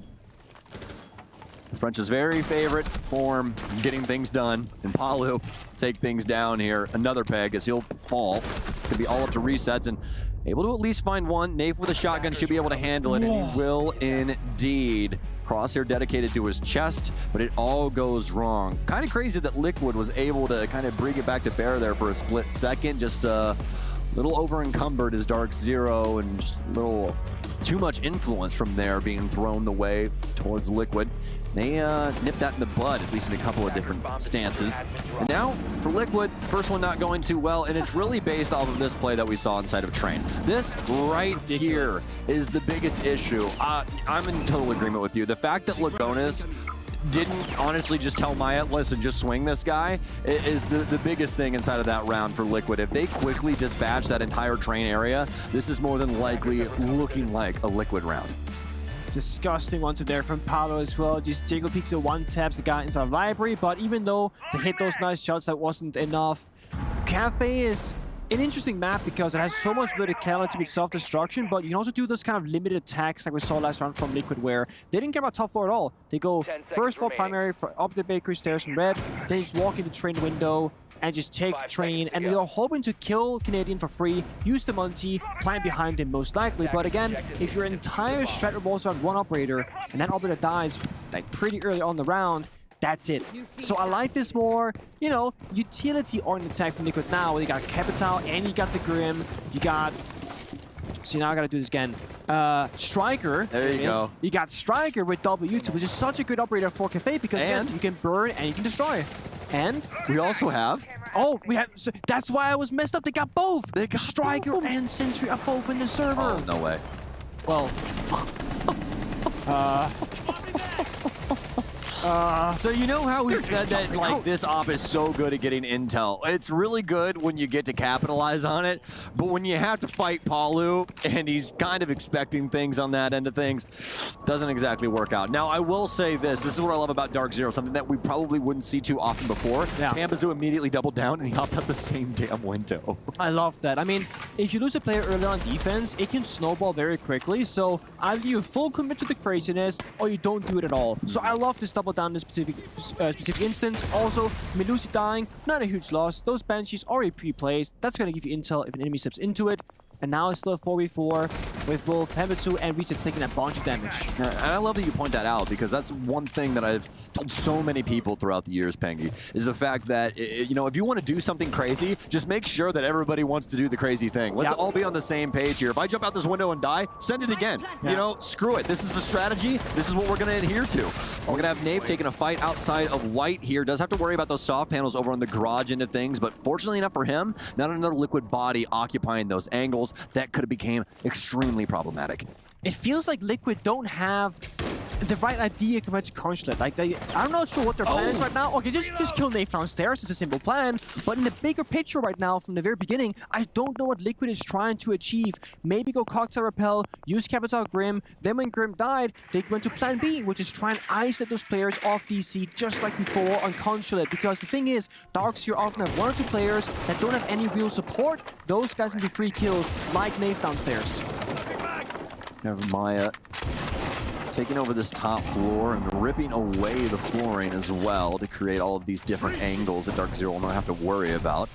And obviously, this is looking more and more like a mining plant than anything as of right now for Liquid, especially after that pick onto Pambazoo. They'll smoke off these angles, and they won't have to worry about this drop angle that we're seeing held by NJR. But fortunately enough for them, he doesn't have those glasses. Canadian's going to take down Nesk with a Nitro Cell, but the angle that they've created works both ways, and Reset's able to take down Canadian from Red Hall. Make it 2 for him as he'll take down NJR, and it's 1-1. I have a feeling that we are already headed towards a teeter-totter here, meaning overtime. We very well may be. And it's weird to watch the rounds both on Consulate and also on Kafe because it feels like it's anyone's game all the time. Liquid, they don't look as comfortable yet, I would say, as to Consulate, which, to be fair, they've played... This is their 4th map so far this tournament. 3 of the 4 maps, they've been Consulate. That's like they are kings on this map right now as of this moment, but that early beginning, Rover jumps out, he dies, Pamper jumps out, he trades in, with a Knave downstairs right here. He gets caught off guard, stuck in a poor position, and then this as well.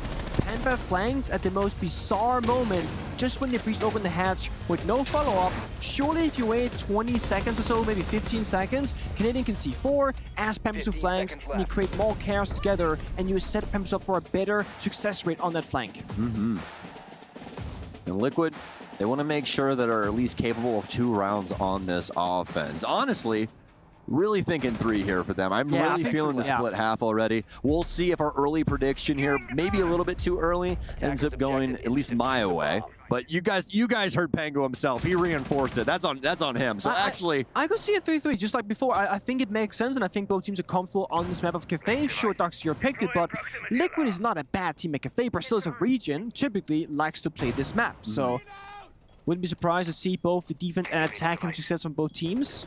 Just gotta start stretching things more and more until you stop me. I gotta be like, you know, I'm really feeling a 5-1 here for Liquid, you know? Maybe if they're gone 2-0 up, start things off, but no. That's not the case at all.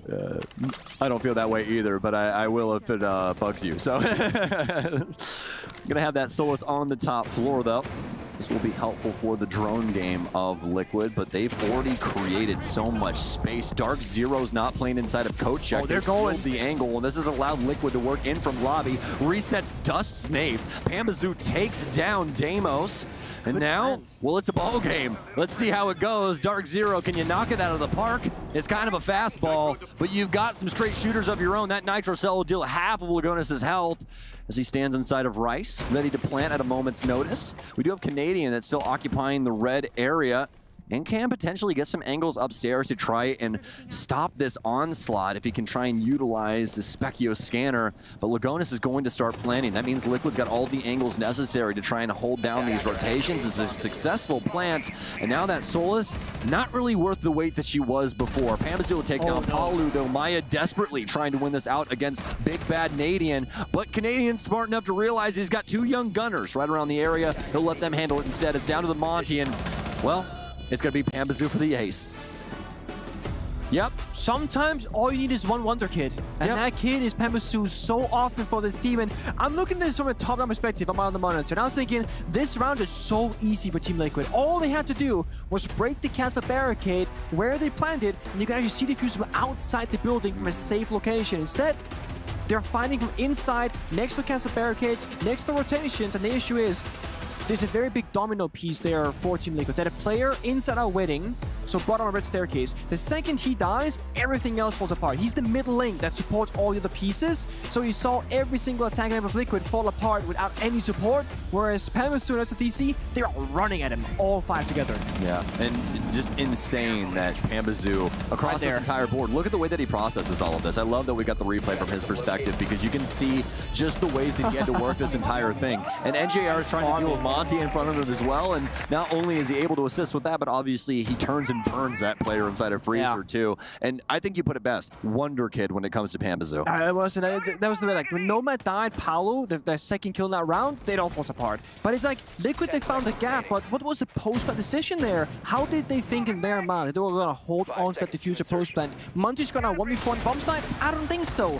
So they just relied on winning individual gunfight, which is not enough in this game, especially in Kafe with the verticality. When outside the building, you can do so much more. But DC, they're fighting back, and I think this is when they're at their very best. When they're actually choosing to play the new style of Siege, where you're playing coordinated aggression, because it wasn't just Pambazu popping off, it was him hitting the shots, but everybody around him was trying to help him as well, finding out those player locations. Yeah, that perfect example just to showcase that is Canadian on Brown Stairs. He finds the angle for Whiskey, and he's like, I don't have to take this fight. Exactly. I was waiting for Pambazu to shoot him. Yep, exactly. Hey, he's right there. Go get him. That's my IGL right there. Oh, man, exactly, dude. That's what you want out of your players, man. You should not be trying to handle these situations by yourself. That is a thing that will make any of your friends the most mad. You do not want something like that. So that's what we see here from DarkZero. And what else would you expect out of Canadian and DZ at the end of the day? It's going to be team play oriented. They've just found that new special sauce. Now, I don't know what that is. Hopefully it's got garlic in it. That's my go-to. That is my forte as well. If it says aioli in the name, I could probably drink it. Like, oh my God. Recess isn't going to drink it. He's going to eat the Nitro Cell, and Maya's going to trade back. This is what I'm talking about with these two teams, man. One person dies, and another one is activated to immediately trade things back and complicate these rounds for both respective squads, getting down farther inside of the gunplay. But the good news for DarkZero is that these mirror windows more than likely already applied. We see one here inside a bathroom, but Nomad, she's down for the count. Question is, though, this gunfight right here between Pambazu and Nesk, who's going to win it out? Well, Nesk sees the mirror window. He's going for it. He's always swinging. Oh! What? All right, see, no, you give Pambazu that previous round fire up, he's just going to keep going. That is absolutely insane. Disgusting stuff, and not only did he kill 2 Liquid players, he killed probably one of the best duos in the entire world, and he did it with a smile on his face. Didn't even give it a second thought. He was like, come here, old man. I'll show you what's new about this game. Guns them both down. Maya has to try and do something, but the castle barricade, it's too tough. We're going to see the run around, but Pambazu for a triple kill. He's on an absolute tear right now on Kafe. And be damned what I said earlier. It's not going to be a 3-3, man. I don't think that Liquid is going to be able to slow this up. We might see another round here. I could feel a 4-2 split at a bare minimum. They gotta shut down Pambazu. Right now, that's like your main focus, because he can take this game and just run away with it. When he gets like a 1v5 ace, more or less, like on that kitchen and kitchen defense, that's when he's gonna have so much confidence and just ego when he's saying, I am a better player. And that's what these swings do. Because technically Pambazu made a silly play twice, but got killed because of it. And that's just overconfidence. If he doesn't get shut down, they're gonna take all the rounds they can. Yeah, the second one was just him trying to recuperate off that angle, because it probably wasn't communicated. He could play behind the mirror window. Right? He's chilling. Exactly. But so no. he didn't have to rotate. But I'll definitely tell you this: the cigar swing, that's pure ego right there. He's exactly. like, I know I can, and I will. And hey, sometimes, and you've said this before, sometimes when somebody's on, like feeling themselves like that, you don't get in their way. You just let them go for it, and sometimes some magic happens. So also, I'm not surprised to see him play Dark again, because right now, if I'm a player on DarkZero, I'm expecting someone to say, Pambazu, what gun do you want to play? What operator? Because you will have it. I'll play Castle, I'll play whatever, because right now, our entire win condition, which is working, by the way, is you just having a great old time. Yeah, I'll fight with a stick. I really don't care. I'll watch cams for you. I'll play Echo, just be your drone person. Like, I don't care. And this is something that we, like, players have been applying for a very long time. Back in my days with Fabian, Fabian has a great game on Bank. He says, yo, can somebody play Thermite? I want to play Jackal and just, you know, take out some people here on the roam. You give it to him. Yeah. So right now, DC, full trust in Pambazu, enabling him, allowing him to do his thing, and Liquid is up to them to shut him down. The downside here is, because it's Kafe, the Blitz and the Munty are not as strong as on other maps, so you can't just default back to shield operators and get in Pambazu's face. You gotta actually win a gunfight against him, and that might be problematic. Yeah, it's starting to look like KD at the Olympics. Just shooting 3 for 3 for 3, going 8 for 8. One of the craziest stat lines in the Olympics ever, by the way, for those of you that care about ball. But yeah, he's looking just like him, just in Siege terms right now. I believe he's got 9 kills in 4 rounds, because we've just started this one and not a single body's fallen. Pambazu right around the corner right here, and be playing over towards the pixel space, and you can see Liquid's getting a little antsy about some potential from DarkZero on some of these more high-flying antics that we could see. And speaking of, you never know. Nafe is a little bit more reserved when it comes to this team. The alternative shot caller past Canadian, helping her out with a lot of these moments, especially later on into the round. And as Canadian has said it himself, made his life a heck of a lot easier. Makes it to where Canadian can focus a little bit more on his play as well. And that's the hardest thing about IGLing in this game. You're technically playing the game as a whole for the whole team. When somebody else can try and help you out with things, that's a really big deal. Nest will start us off. Nafe and NJR down. Bo, too, is resets and Nest getting a lot done here. It's going to be down to the Pamba show, though. Pamba party time. That's what we've got as he's spinning around on a dime. Oh, no. Has another one. Somebody step up to the plate, baby. Another made in, and he almost gets it. It goes through the hat of that player, and Canadian brings it down to a 1-versus-1, man.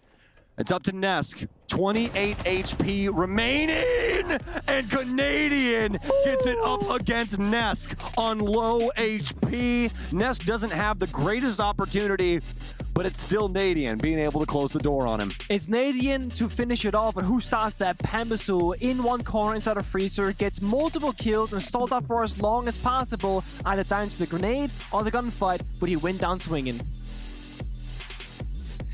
I had to take some photos with you real quick, man. You're just so good looking, you know, especially with that bald and beautiful head of yours. I mean, come on, man. Hey, throw up the hearts real quick. Throw up the little hearts. Let's do that. Ah. Absolutely. Hey, guys, sorry, guys, we had a photo op real quick. You know, it tends to happen. We never talk about them, but this time I was like, nah, dude, we're going to throw up some stuff. But beautiful round so far. Team Liquid's going to take a timeout, so honestly, thank you for that. They did that for us, actually. That's what just happened there. But no, on a serious note, everything is falling off the wagon right now for them. It is not going very well. They tried to get more aggressive on this top floor, Nick, and what do we see? We see disaster. I mean, it started off really well. Liquid, they can execute, no doubt about it. It was beautiful flashbang, repelling through windows, and lock down those crossfires. But then it came down to just outright a brawl.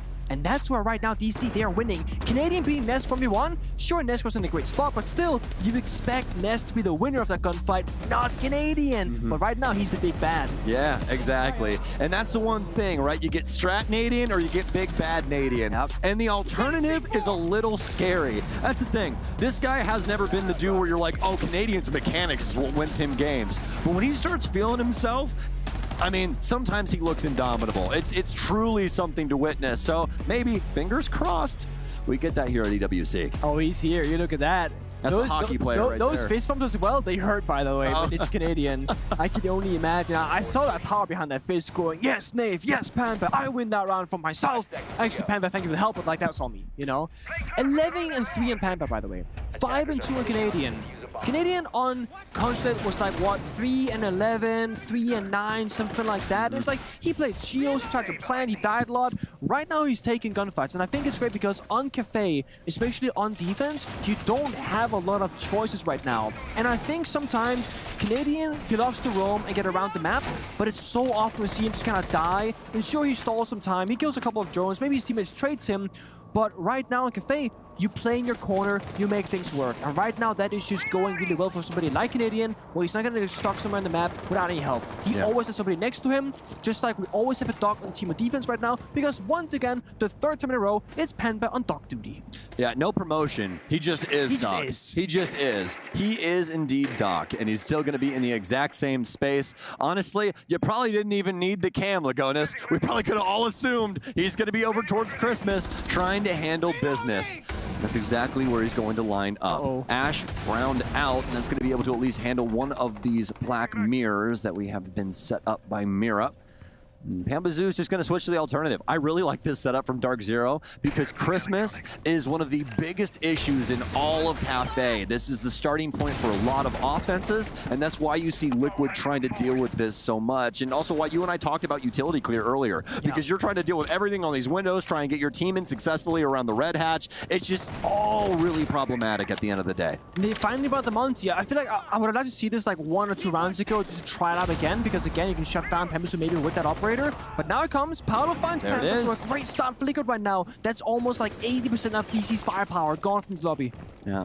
That's a scary thing to say when you have players like Bolo as well as NJR in the lobby. I mean, we've not seen them yet. They weren't needed until this moment, but now they got to stand up to this final challenge on this final round of defense. 100%, and it comes down to this last minute right here. The shield out for Lagonis, Liquid going to some of their older antics too, and this is the one thing that Liquid has always been very solid about. When they get this initial pick and it goes fully into their favor, they're going to pump the brakes a little bit, they're going to slow things down, and they're going to try and make it to where they can fully utilize that, not trying to have any oversights, just making sure that they can punish their opponent to the fullest effect, the fullest extent of the law.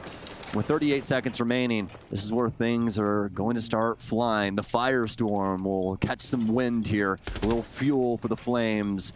Now the Monty's dropped into train. They can't plant inside of this room. It's going to be mining or it's going to be dining.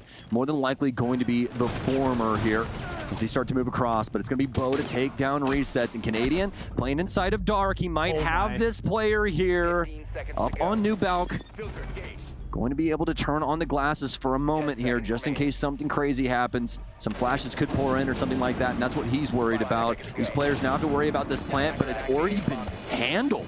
Very well done from Liquid. They're quick to the trigger pull as the space has been given up from DarkZero, and it is indeed going to be a 4-2 half as the Lagonis bodies Bolo with the shield, and Liquid are able to keep themselves alive at least a little bit. That's a penguin.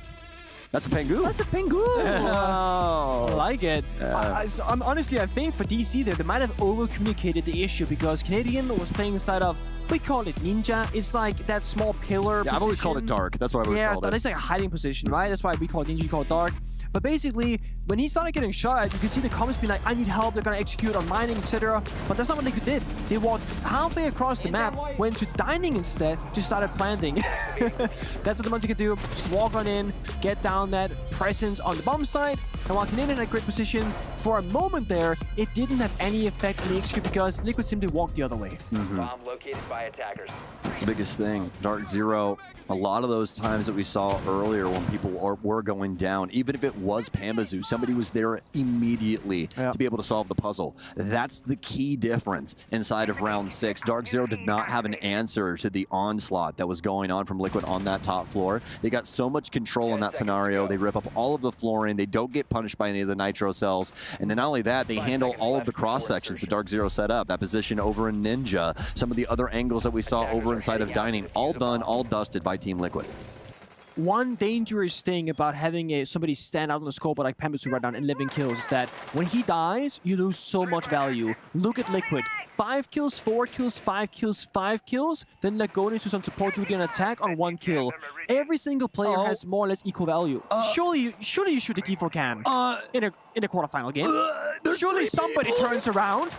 So, when you watch this game back, who do you blame here? Because you're right, 3 people spawned. He even spawned around, he didn't see it. If I'm Mint, I'm blaming everyone. That's what's happening. You guys are, listen, I'm going to load up the biggest map. You guys are running circles for 2 hours. And then I'm going to berate you about why you suck. That's going to be our fun for the afternoon. Pemba might see it actually with the IQ scanner. He might be like, guys, there's a camera on spawn. Did we? Oh, it's about to come. Okay, I was going to say, he missed the second one.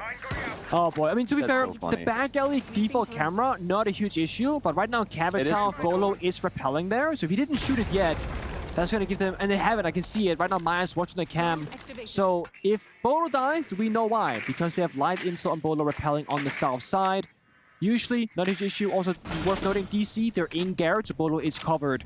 So, 1 minute and 20 seconds off the clock right now. DarkZero, very slow and steady approach, but you kind of have to do that here on this map. You can't go too fast. Oh, NJR is going to get the pick. That was out on White Top. You have the more snow-covered one over on the eastern side of Kafe, and then Black Top on the west side. And that frag, or that moment, happened there because NJR was influenced from the camera. They saw him rappel up the side. You thought it was Garage. It was actually the rappel up to that White Top area instead. And he stepped out of Helldoor to try and take that fight. Ends up losing it. But again, that's a moment there that could have completely been thwarted just simply by having that default cam destroyed. Fortunately enough, it goes the way of DarkZero there as they're able to take that fight successfully. But now Liquid have to try and deal with what's been presented to them. A minute remaining, 3 versus 4, and DarkZero's got a lot of control on this top floor.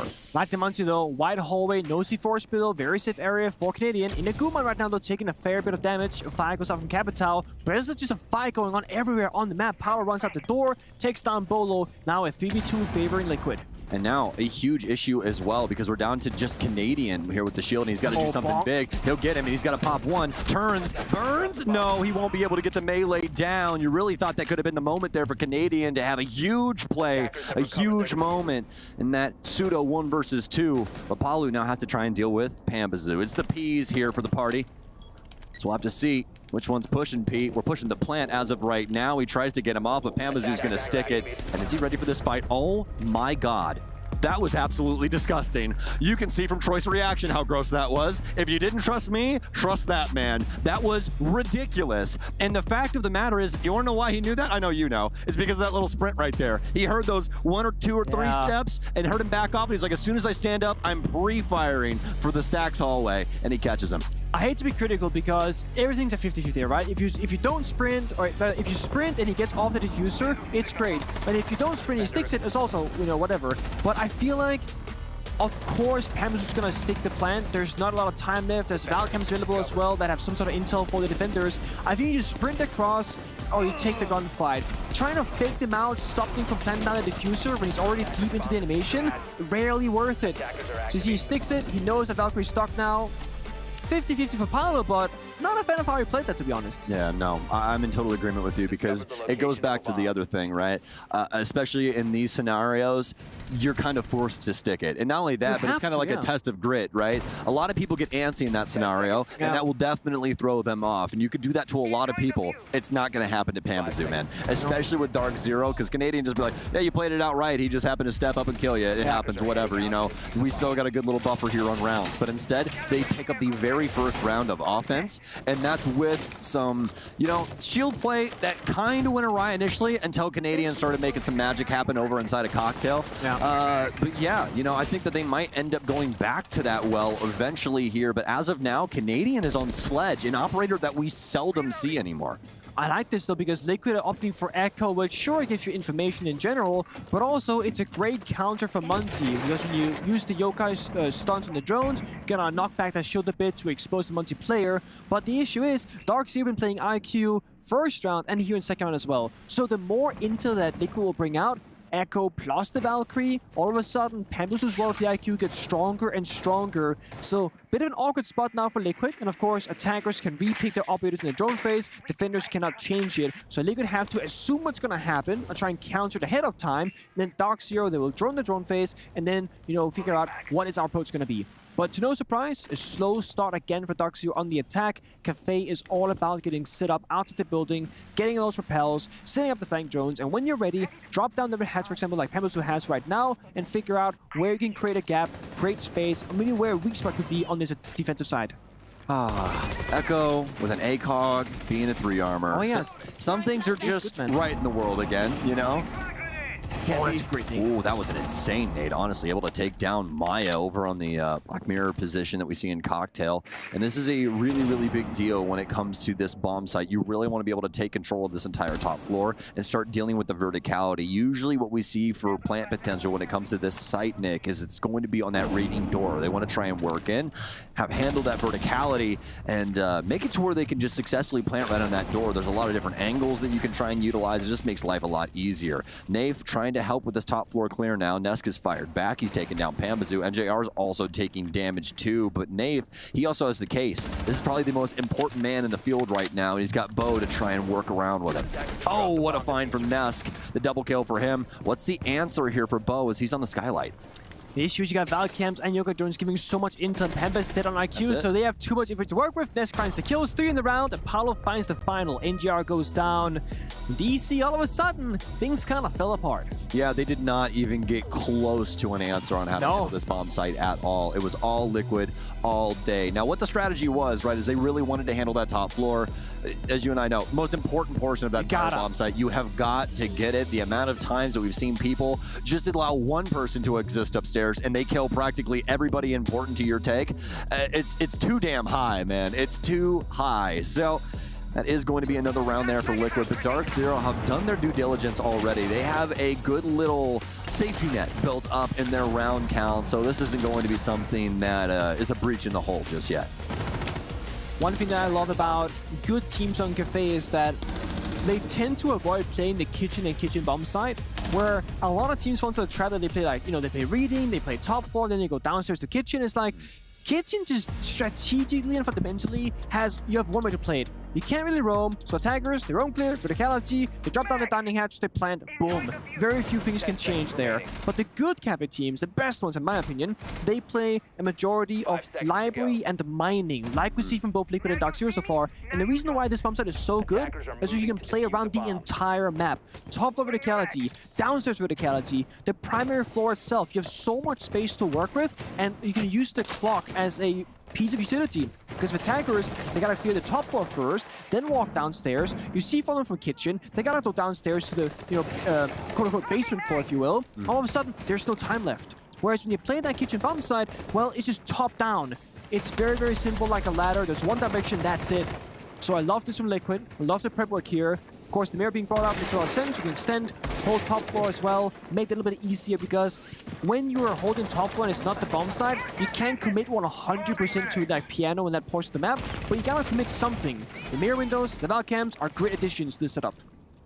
Love that bulletproof there from Nesca as well, putting it on the floor, and that was something that we didn't really see initially when the bulletproofs came out. A lot of people put them on walls and stuff like that, but I think over time people learned that the camera has a lot more angle to it, and you can see a lot of stuff still, even with that placement. I do believe you can only deal with it on the sides, so you have to still approach it in order to really get anything out of it, and we'll have to see how DZ tries and do exactly that. So, gonna have some angles here from DZ, but you can see Nesk very prepared for anybody to stick their face in a place that it does not belong.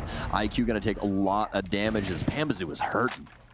And again, IQ is so vital here because of those Valkyrie cameras. They're a big problem last round. You gotta find them, shut them down, and then IQ can die in this round if you need.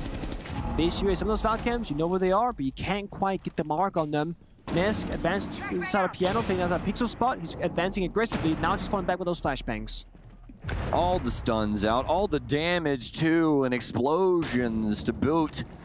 Some fireworks out of Palu, and it's not even 4th of July. Resets and Nesk are going to try and take this round right away from DarkZero, and I think that that's the answer right there. We found the solution. It's a flawless round for Team Liquid. And honestly, kind of expect a timeout here from DZ. This could be the one. I mean, things are kind of falling apart because DZ Pambazu, he saw the Val cam that was inside the copy below Skylight, and then who dies to C4 right after Canadian, who did not know the Valkyrie cam were still there. So counter intel not happening for DC, but also they're not able to get a foothold in the map. I could see a Monty come out at this point, something else, because right now their issue is not to execute, the issue is getting inside the building. It's a really poor situation to get stuck on the first step. Yeah, 100%. I wouldn't worry too much about the lineup right now, guys, for DarkZero. Canadian did not even select his operator. Oh, okay. Yeah, so auto-pick. Don't even look at it. So they're more than likely going to use attacker repick to try and synchronize exactly how they want to deal with this, get some info on the map first and see what way they want to handle this. And again, we touched on this in the first map, but this is the beauty of having somebody like Canadian. You know, I touched on the timeout potentially being used there, but Mid more than likely liking how the conversation was going. I was like, I don't need to do anything about this. They're already making adjustments or seeing what I'm seeing. It would just be a waste to expend it now. 10 seconds left before insertion. No Monty. Oh, sorry, I am right. I told you, man, it was going to be a full line shift, and it is. It's a full line They're shift. just every single operator. So I like this approach, and it's also like, this is like the one time I think Liquid will play the kitchen bomb site, and it's exactly where Monty shines so well, because you can go with direct attack, go for the roam clear, it doesn't matter. Monty is great for both scenarios, but given the fact there's a Bok, a Nomad, and a Ram, this is most likely top floor, down to first floor, destroy the soft floor, and hit the bombs later on. All DC they need to succeed, technically speaking, is to have 4 or 5 attackers alive. When there's about 45 seconds left in the round, they should be able to cover all the angles on the bomb site and try and get down that diffuser. But if Liquid aggress at the right moments here, they might find a pick a little bit early on to shut down DC's beginnings. Yeah, and Canadian's life is going to be really boring for the initial portion of this. He should just be droning for the majority of this to try and help them with this clear, but looks like his job might already be done. As you can see, he currently has his shield back in his hand, so I think he might be operating around that bakery area. We're going to have Pambazu get some control on red stairs here, open up an angle there for the rotation that's been made to play things from Kochak. This is one of the nastier angles that we've seen developed over the years on on this basement bomb site, and also some other things. I guarantee you a couple of people are like, why is there a reinforcement all the way upstairs? There's a very important angle that you can gather on this little wooden floor inside of the red hallway if you have that panel soft. That's why we're going to see DZ break that up. Get those long lines aside again for DC right now. Their entire goes to deny all the playable positions on the bomb side with verticality. Aircraft's Nomad locks down the flank, so you can have all 5 players actively working towards the same objective. And the thing is, 1 minute 25 seconds left, and DC have done all they need to do. They are ahead of the curve.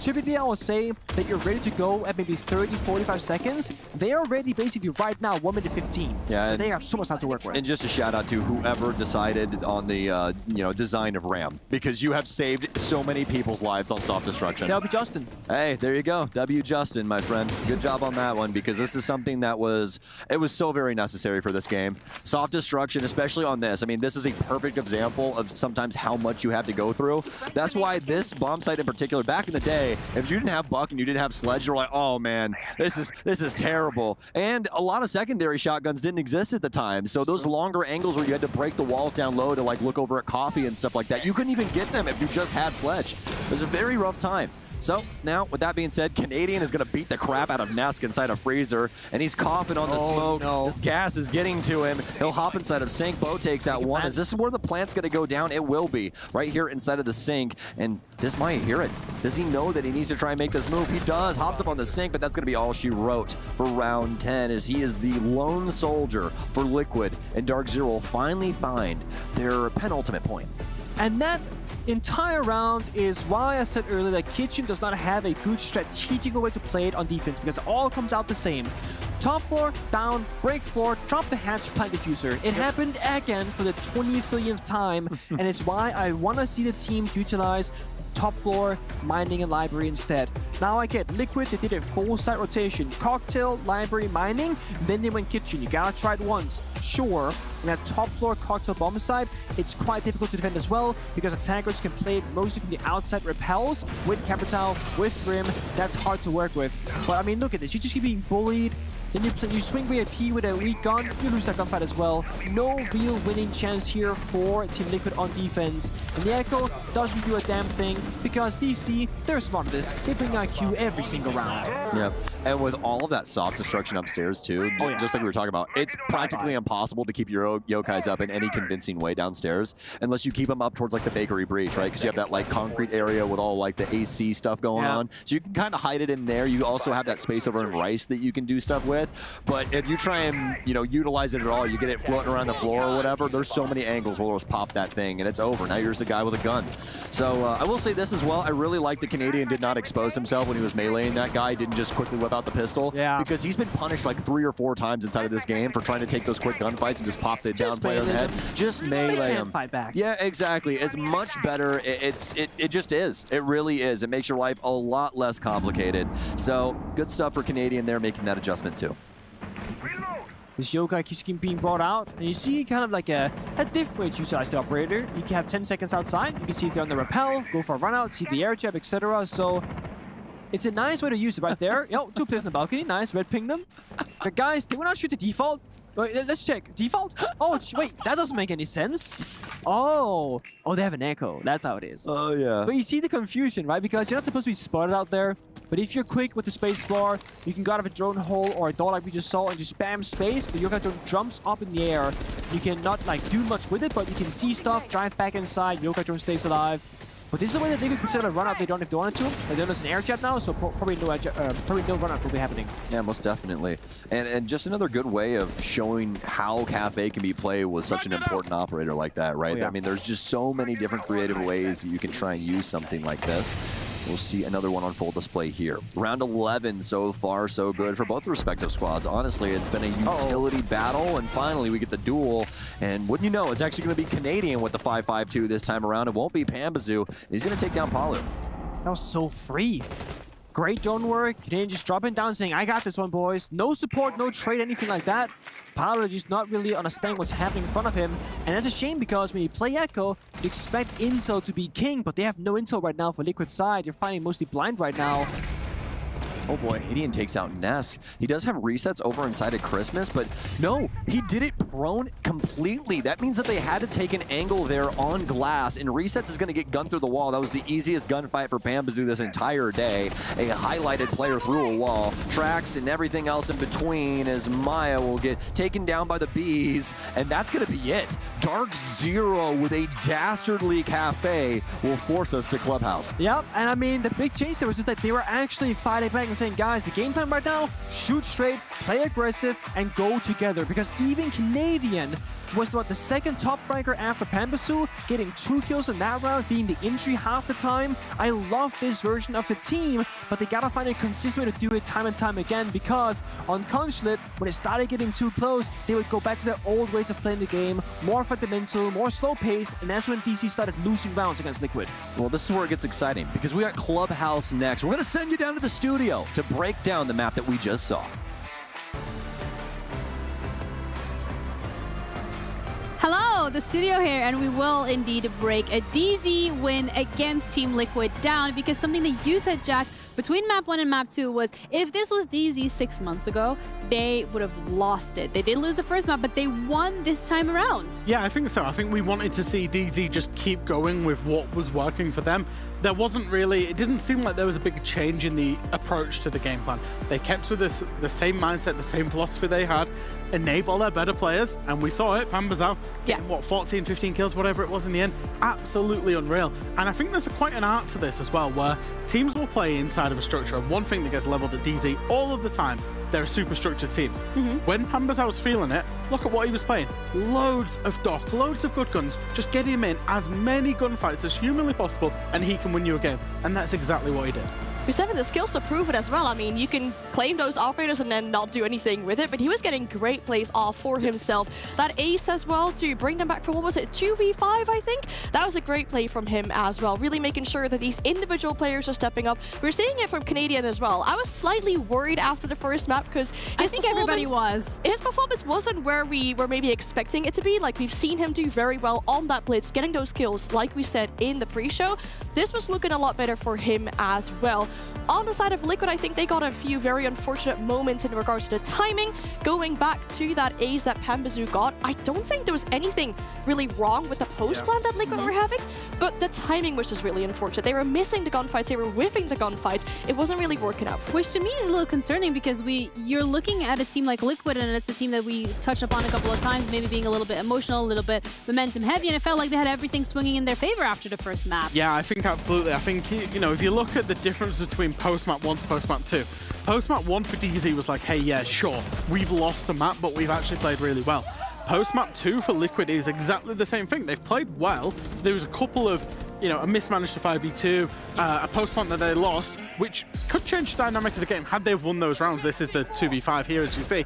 But Liquid are much more likely to react emotionally off the back of this loss and take that loss, still thinking about that loss going into a map 3, then DZ were likely to take that emotional loss going into the map 2. So I do have a slight worry for Liquid going into a map 3 off the back of that. It might also be the nature with how they lost the map, because this one was just in regulation, the other one was in overtime. DarkZero was so close to finishing that one out. It was a very, very late round in that preview, so the first map that we saw.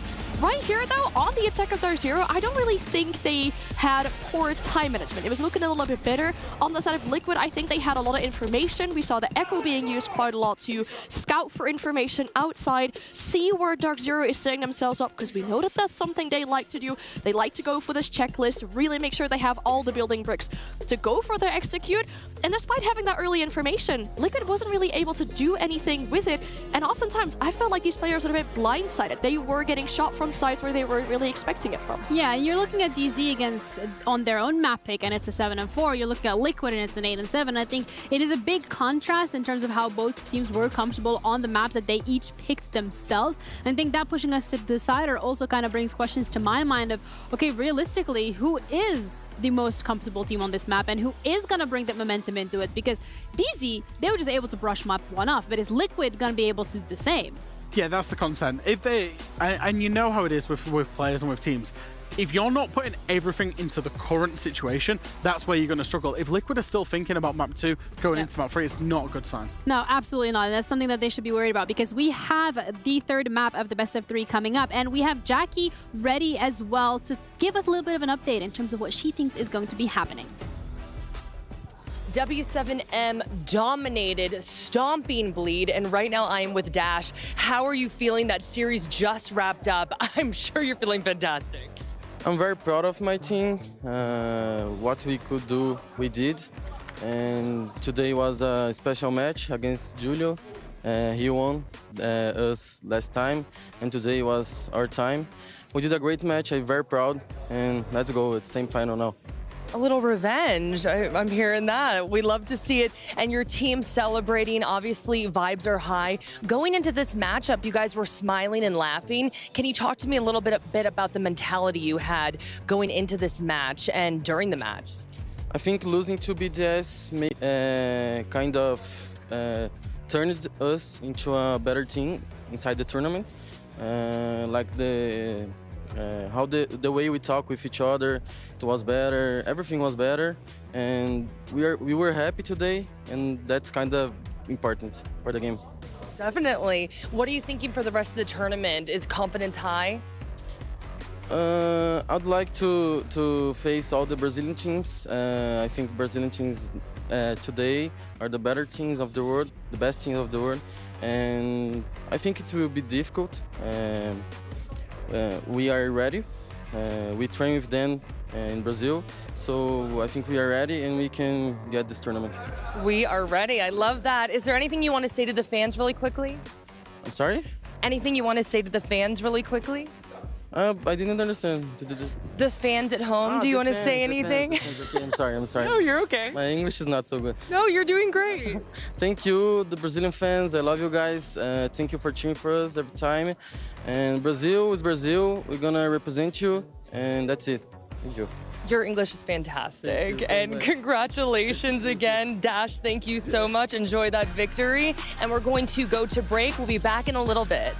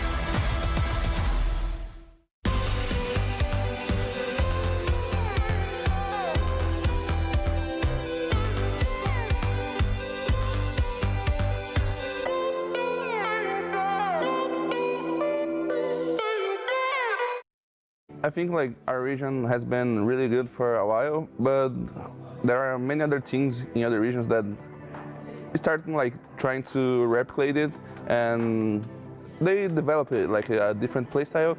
Every region has like a few teams that is like really competitive.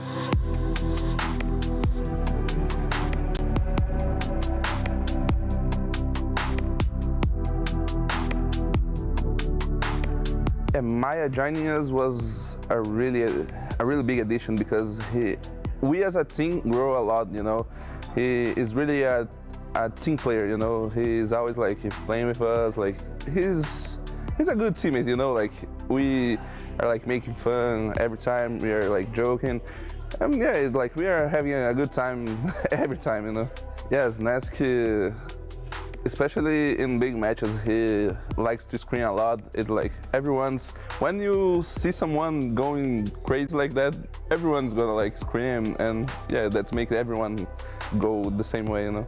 When it comes to the pressure, I think it doesn't matter a lot. Like, especially since Maya joined us, we had so many times that we were like a match to go eliminate of the tournament. It doesn't matter like if we are down 0-6, like we can turn anything. At the major, we were playing really well, but we were tired. There wasn't like much we can do because as I said, like we had so much more games than the other teams. Like the bill arrived, you know, like we were tired. You can see like sometimes when we were preparing for the matches, we couldn't like do a lot of things because we lost our focus like really easy, you know. The qualifier happened some weeks ago, and we had a lot of time. Like we could rest for a week, I think, before like starting preparation for the preparation for the cup, for the tournament. And right now, I think we have done what we needed to the tournament, and we are on a great shape, you know. We are rested and we are ready.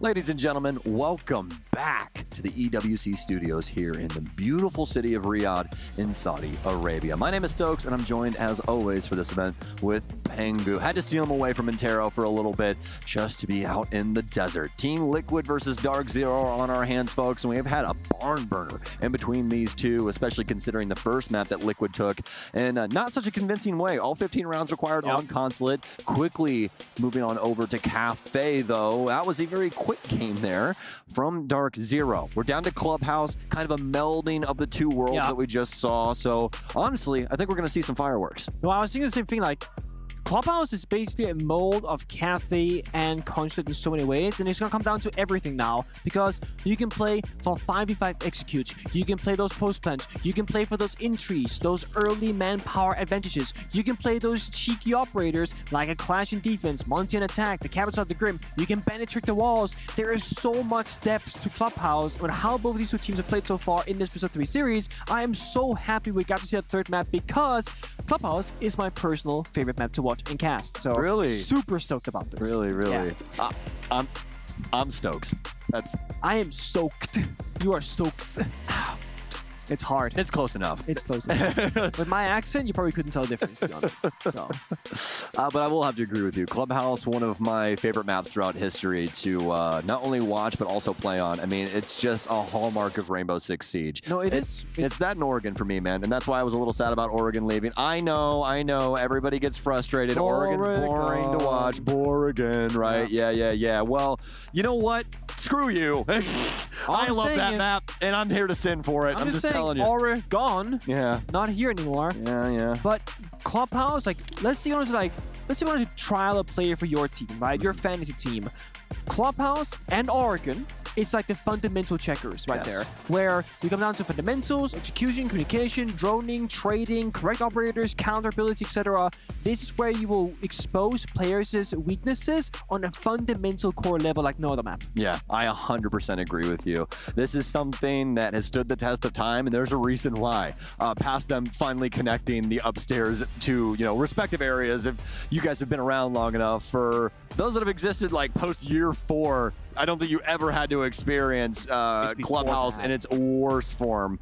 Was it like year 3? It was like year 2 years. It was a long time ago. Yeah. I'd be interested to actually look that up. But, just knee-jerk, very, very early on into Siege's lifespan, they ended up connecting things on that top area. And it immediately turned Rainbow Six into, or rather, Clubhouse into an amazing map. And funny enough, they ended up naming that room Construction. I always thought that was very comical at the fact that they're like, oh, we need to construct something here. Boom, construction. And hilariously enough, at least with your math, that's been going for almost 8 years now, and they've never finished the room. How long does it take to construct a room? Clubhouse rework incoming? Emoji? Any leaks? Man, did I just leak on the TL? Oh no. Crazy. I'll be getting a call here in a moment. Can't answer though. Nothing too surprising here. I mean, so we started off Consulate with some interesting bans. The Flores, the Mute, a little bit out of the norm, I would say. Then Mute continued on towards Consulate as well. The rest was the same as Asami Dokubi. Now we've gone really default here for Clubhouse, rather. Dokubi, Ying, Kite, and Asami. I don't think you saw it. I did not see Just because, obviously you were doing your job properly, and I really appreciate you for that.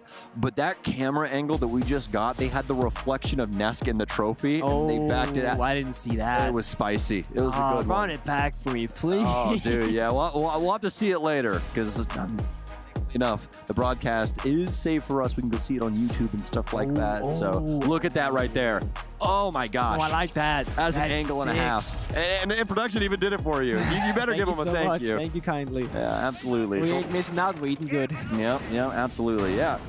Awesome experience so far here at EWC. I've been really enjoying my time. So 5 versus 5 here. Ying as well as Dokubi going to be the respective offensive bans. Kaid and Azami for defense. And specifically, a big fan of getting rid of Azami on this map. She can be such a huge deal to deal with, especially on that basement site. Also, the first map that Liquid don't ban Mute, the very first round, Canadian, Mute inside a kitchen, is going to mute all of it off, open up the hatch and roam inside of the room itself. This is ridiculous. Now, there is one quote-unquote simple way to deal with this. You just take, a vertical player upstairs in the office, break the floor, Canadian is stuck in that case. But this is a great start for DC. I like this approach. It's not very common to do this, but it might just work. He's already gone. Yeah, but they don't know this. They can't drone it, right? Because the Mute jammer is so... Well, they did drone him, actually. Oh, was it actually drone inside? He droned him through the kitchen door. Okay, then they know. Maybe he missed the jammer. I don't know. But I guess the idea is to stall for more than that, because if you open the hatch for the attackers and you drop in the first 15 seconds, I'm going to say not worth at that point, right? Yes. We got to stall for more time or kill more drones. C4 goes out. Malcam gets shut down. Second... Is that a second C4 that went out? Yeah, it was. 2 C4 sprint already. This right now, strategically for DarkZero, is not great. One of their big win conditions, fishing for a kill with those C4s, that's gone. Liquid, full map control in the first minute. They are way ahead of schedule. And as an attacker, what you want is a 5v5 execute. If you get a pick, 5v4, great. But there's one thing here. Bono's upstairs. Liquid have no idea. If Bono has the right timing, with the communication for his teammates, he can do some serious damage later on. I was going to say, I mean, for lack of a better term, this has gone pretty crappy for DarkZero so far. Yeah. But that might be the saving grace right there. I thought initially it was all resting on the precipice of what Canadian was able to produce inside of Kitchen, right? But no, this might have been a huge distracting factor, all leading up to the fact that Bolo has a potential flank in the works. He just has to be patient about this. Yeah. And the key thing is, if he gets warmed up, especially on Clubhouse, this could be a massive problem for Team Liquid. They're going to start to propel themselves forward. Goyo canister will go off and delay. EMP's out as well as these Selmas continue to prosper. Bo has been activated. He's coming down main stairs. Nave gets a big kill, a drop in here with the D goal of all things for Bo. He finally whips out the gun. I do believe he was more than likely doing that that strictly for the movement speed, but that's just a crazy way to try and handle things. Resets gets 2, but there's no way in hell he gets out of this, right? Has some space to be able to reload this AK-12. He knows where at least one is around. He's going to drop that Selma down, not to make a new angle, folks. It's strictly to make some noise so that these players don't exactly know where he's walking. Walks in, finds this little breach angle here. So a little mistaken by that, but that's perfectly okay. It tends to happen. Gonna run around and find the back end angle, and yeah, that's all she wrote. That's really all you need. A great decision there from DarkZero, forcing the hand of Liquid, and the bow play working out. Yeah. That distracting factor, they had even us confused. We're like, there's no way that you're going to dedicate every mute jammer you have, practically a just plethora of utility. You got the Valk cams and nitro cells, everything in between, and not get anything out of it. That's just not Canadian coded at all.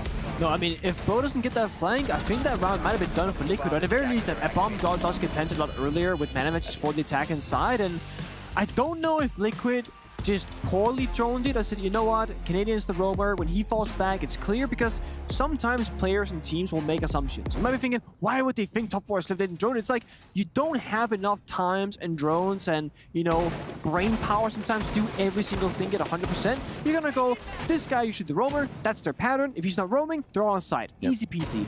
And that's why we have those mini moments in games where, okay, Bolo is for some reason hiding in bathroom upstairs. That's not supposed to happen. And sometimes it works out and can single-handedly win you a round. When it's 1st to 7, 1 round is a pretty big deal. Yeah, this is why prep phase drones are such a big deal, because if you can get things placed properly early on and not be found, and you see even somebody just running up a staircase, you're like, oh, I know Legion's on the top floor. We know that we have to deal with that. That time around, the biggest thing that affected Liquid was the fact that Bo was completely unchecked, and they did a very bang-up job of making it seem like DarkZero's entire plan was to play around Kitchen. So hats off to DarkZero. Let's see if they can continue their escapades here as they're going to move over to, I got a little antsy right there. We'll see if it still follows through with this player in Garage, but as they were gonna look towards Master, you do this player over inside of Garage, Nick, and all 5 people have been discovered on the defense. Yeah, that means that another bandit is tricking on the walls. Pamu's right inside the CCTV. First step, beats the walls. It can be tricky sometimes because Bandit versus Thermite, typically Bandit will win out in that engagement. You just like Bandit trick the wall, Thermite can't do much, he needs help, Sophia below, grenade, verticality, capital fire, anything right now.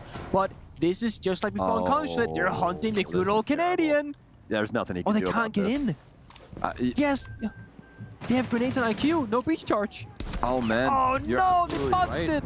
Wow, I really thought that they'd have that pressure from upstairs, and somehow, some way, Canadian is persisting in literally the worst room to be in this entire map. If you get found out in Oil Pit, you might as well call yourself dead. And that's why Palu is going to approach not with the true gun, but instead with the skeleton key, up close and personal, to take down Canadian. But honestly, for all intents and purposes, Canadian got away with murder on Maya. Yeah, Pamu's died though, so it is a 2-for-1 trade favoring Team Liquid. Not the best case scenario here for DC, but it's okay. Gym bedroom bomb site, I would say, as long as 3 defenders are alive, you can do a 3v5 easily. This is just a 3 versus 4, and Grim is out for the count. The only real issue now is the Deimos tracker right now. 1 defender's position will always be exposed during this bomb site execute, and that means the LT players gotta work overtime and make up the difference. Yes, indeed. Trying to get some footing over towards construction. They've done a good job of this so far as they work in from CCTV and cache. They can open the windows here from Master Balcony so they can try and get access to those windows. A lot of these angles pretty heavy-handed at the end of the day, and make life a lot easier. Something that you have to really worry about on defense. That's why 9 times out of 10 you see a castle here. Obviously won't have it this time around, but DZ, they're up to snuff. They know about this, and they know that they have to try and make sure they have some creative ways to play around these windows, and that's one of them right there, at least for the construction door, as they have a nice little angle over the top of that deployable shield. I do believe that he was actually stood on top of the toilet or something like that over in the corner. Yeah, he's like standing on top of that bench. What a find there from Bo. He's playing the breach in the door on an awkward little angle, and now DarkZero is picking Team Liquid apart. 15 seconds to go. Nice little find there as well from NJR. was wondering if it was going to slow down just a tad bit, given the circumstances, maybe just talk about things, but nope. It's going to be DarkZero all day as Liquid give up the goods in 2 rounds. One really big issue right now for Team Liquid is that they didn't take office control. DarkZero had a mirror window inside of gold that oversees the entire bomb set of gym and master bedroom. Whenever you see that, your default go-to plan should be, let's take office, clear the mirror window, then go for a bomb and execute.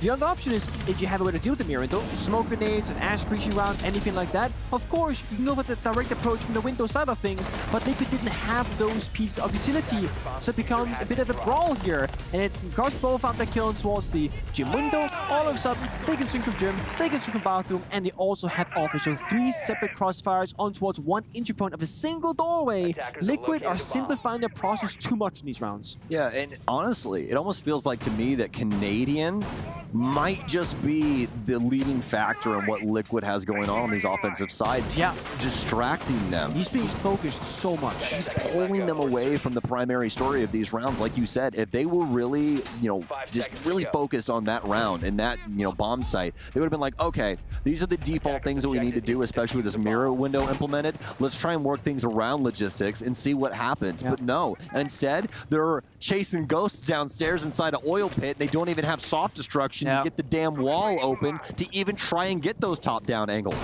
As soon as that Deimos went through and he called oil pit, I was like, there's no way that he just doesn't get shot through a grate above him. And no, he doesn't. In fact, he kills IQ. Yeah. Craziest thing ever. That's going to be one of the rounds that when Liquid goes back to it, there's going to be like, what the hell were we doing? Yeah. I mean, I think you just gotta go back to defaults right now for Team Liquid. This bomb site right here is the most default of default attacks in the entire game. It is CCTV defense. Pop the wall exterior. That's your first thing. Second thing, you gotta make a choice. Either go for a catwalk garage attack right now like we see, with like a Capital, a Grim, and a Monty, exactly that Team Liquid have brought in this round, or you rotate over to Master Bedroom, Jacuzzi, and take the roam clear. And then you just gotta go with that.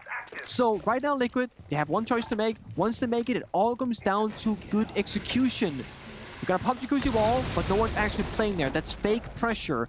They want DC to think, hey, it's gonna be a roam clear, but in fact, it's gonna be a direct garage attack. Pamba? With the bus G. I'm so happy right now. I really am. This gun is so crazy. And I will say, I was a Boss G hater for a very long time. I just did not really respect it in the sense of like, dude, you have the K1A, you have more bullets, this, that, and the third. But I know we have some snipers in the game. That's the best sniper in the game. Canadian is an absolute just menace to society, and he's super short. He's Palu out of Billiard's window. We still have some fire to be implemented from Maya, just one. But I mean, if Bo just wants to give up the goods, then we can go down that way too. Pambazoo will lose his life to resets. He'd already been down, so the bailiff, not really the true part of that tale, just the finishing end of things. They're going to try and move themselves forward. Selma out. He'll have to unslot in order to get through this, but the bomb is actually on Nesk. I think Lagonis is actually just going to try and occupy the door to make the cross a little bit easier for him. And life is good. They got that player downstairs as well. And what a play from Lagonis. He's blocking all of these smokes. They know they have to retake downstairs. Canadian has 2 rotation options. How is this going to go? Oh, no. Oh, yes. Resets finds him. And instead of securing that plant, because I think they're a little worried about these smokes, or maybe potentially a smoke getting through that we just did not see. It's been handled. It's been done. It's been dusted. The plant's down. It's a 1 versus 3. They know Nafe is downstairs, and he has to try and reclaim with one of the lowest ammo count guns in the game, up against not only 2 very solid weapons, but also his shield. Maya will take him out, and that's going to be Liquid's very first round. I feel like actually a very scrappy round from both teams. I didn't really like what I saw. First, Liquid used their first Capital Fire. They only have 2, mind you, on the garage stairs leading to lounge. So Pambazoo runs out of garage. They do nothing with that. Then they go into garage. They don't get to use the second fire because Bolo for some reason swings out aggressively and just gives them catwalk control basically. And then Pambazoo dies right after alone. The only good thing that happened was Canadian with that shotgun kill on Putable Window. The rest was a bit of a blunder and odd couple of decisions on both sides. But ultimately with Liquid attacking CC, they got the right operators and they had the right approach to the round even if it wasn't pixel perfect. Yeah, I'm really happy that Liquid didn't pigeonhole themselves in this because they could have just tried to hardcore stick that plant, and I think it would would have been ill-advised. They continued to try and roll around down low, knowing that there was going to be some influence from DarkZero, and they did it in a proper creative way. You know what I mean? They were able to get control over that space. They even add more bodies down there when things start going wrong with that push in from, I believe, resets that was taking out Pambazoo. It's just all very well done, and that's the beauty of things like that stock room where you have quick access to the outside. You can just make that decision in 2 seconds, Pengy, drop off a plat, run right in the stock door, and you're like, I'm already here. I transferred floors, and I'm taking a fight in 10 seconds. You can. Clubhouse does have a lot of avenues to rotate through, like hatches, the exterior as well. Oh, my favorite, the stock to kitchen hallway. Oh, yeah. You're always thinking, it's a long way to kitchen from garage, right? None of you go through stock. Yeah. It takes 4 seconds and you're there. Oh, man, you remember Old Timer 2? Oh, my gosh, 5 seconds outside or whatever it was, the original? Oh, wow. So crazy. They went from 5 to 3 to 1. Which, completely understandable. Even 3 seconds outside, you're like, these runouts are ridiculous. Yeah. And they also implemented Oryx. So that would have just been, oh man, I can't even, don't make me start salivating, all right? That would have been crazy. So DarkZero, they have to try and figure out for round 4 what they can do. Clubhouse still a defensive-sided map, at least in my memory. I'm going to look right now just to make sure I was right, and I was. 42% on attack, 57.7. I don't think it tells the full story. I'm very much to believe that if you are a good attacking team, it's like you can get 5 out of 6 attacks every single time because it all comes down to executions and fundamentals. But the issue is, if you're not good at attacking or you're just insane at defending, that will flip. So I think Clubhouse is a very dynamic map where it can be attacker favorite, it can be defender favorite. I also think operator bans greatly impact this map as well. So I really think it's hard to say, oh, DarkZero should get 4 rounds easy peasy. They might get 4, they might get 2, nobody knows. Yeah, absolutely. Team Liquid knowing their angles so damn well. Don't know if you guys caught it there. I think we caught it on the third-person camera. Maya knowing that they're sprinting down main, just spamming the floor. Because again, beauty of Rainbow Six Siege, you just need 1. Now, I don't really like that when it comes to through walls. I really wish that they kind of nerfed the damage a little bit when it came to ballistics going through those so you can get an automatic headshot for free. Because, you know, primary gunfights when you're actually both out in the open totally makes sense. But, hey, that's besides the point. Right now, DarkZero has escaped death and made it back downstairs. You said it yourself. This is a site where you're going to want all 5 ops, not only on the offense, but also on the defense. Yeah. For the defenders, if you have 5 players alive, all 4 can lock down all the entry points. Blue, dirt, main stairs, and the hatches. For the attacking side, it's all about as many guns in one direction as possible. This is going to be Liquid gonna go. Now, big moment here for Maya. He'll take out 2, make it 3. Resets will add to this fire as well. A triple kill for him. Some missed shots for Bo. He tries to turn on a dime, and Maya with the FBI pistol. Absolutely disgusting. Liquid will tie this up after DarkZero get the initial pick with Nath.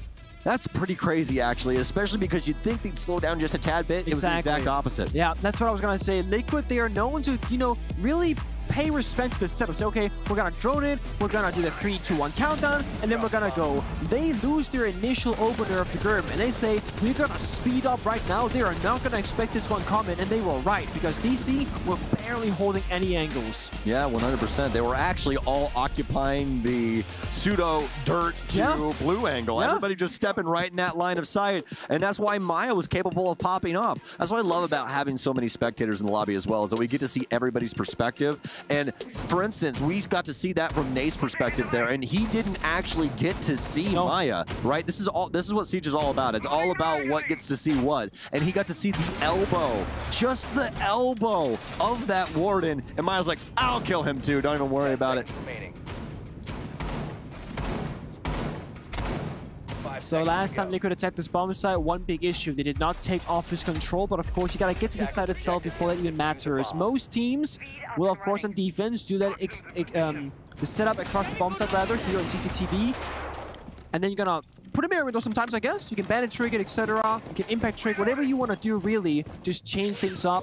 Liquid, they could go for a side rush, but their lineup, no blitz, no Munty, no Ying, because that's banned out. Doesn't really scream a rush for me. I think they're gonna go for a room clear take here. I like how this is so snappy right now. Immediate identification that construction is available. They're gonna take that panel to pop open logistics. This is all things that we didn't see them implement before that I really, really, at least in my eyes, is a necessity to this top floor. You really want to try and battle for these things. We've even seen some teams in the past want that construction panel so bad that they'll just take a Maverick instead and torch a line. We're going to lose Bo here. I think that was kind of a little creative angle that we saw from the roof with him trying to step up, but very unfortunate circumstances befall him, and now DarkZero will be down for the count. Double impact EMP, Selma for a side, and an exothermic for the other. That'll be Thermite down for his job at least, and now he's just another man with another gun. So you know Wadonis is very happy that he can take gunfights. I get to have a gunfight now, guys. Let's go. Whee! But he might be first down a hatch and just die to enable Nest. I don't know. That usually happens, right? But it's a lot of util,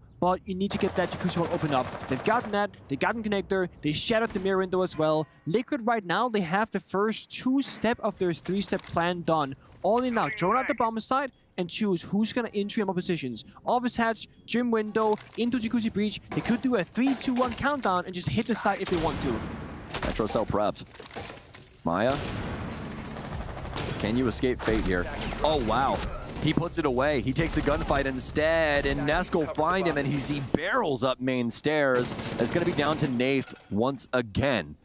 We've seen in prior rounds. Not the last one, though. It was the one to start things off, but he'll be the last domino to fall this time around. It's going to be Liquid all day on offense, and when you know it, as soon as Pengu talks about how solid your offenses can be, if you start getting a roll here, if you start feeling yourself and you can start processing things properly, Team Liquid put together some dastardly rounds. Yeah, I mean, that entire attack from a top-down perspective made so much sense. Yeah. They got the opening kill. That's like the cherry on top to make it so much easier. But they had the right player locations. They did the right hard breach utility. They cleared the mirror windows. And all they had to do, which is very difficult, is win their gunfights, right? Hit a couple of shots here, and they get it done. So connect the window, office hatch, jacuzzi breach, and they had a guy on the master stage gym window.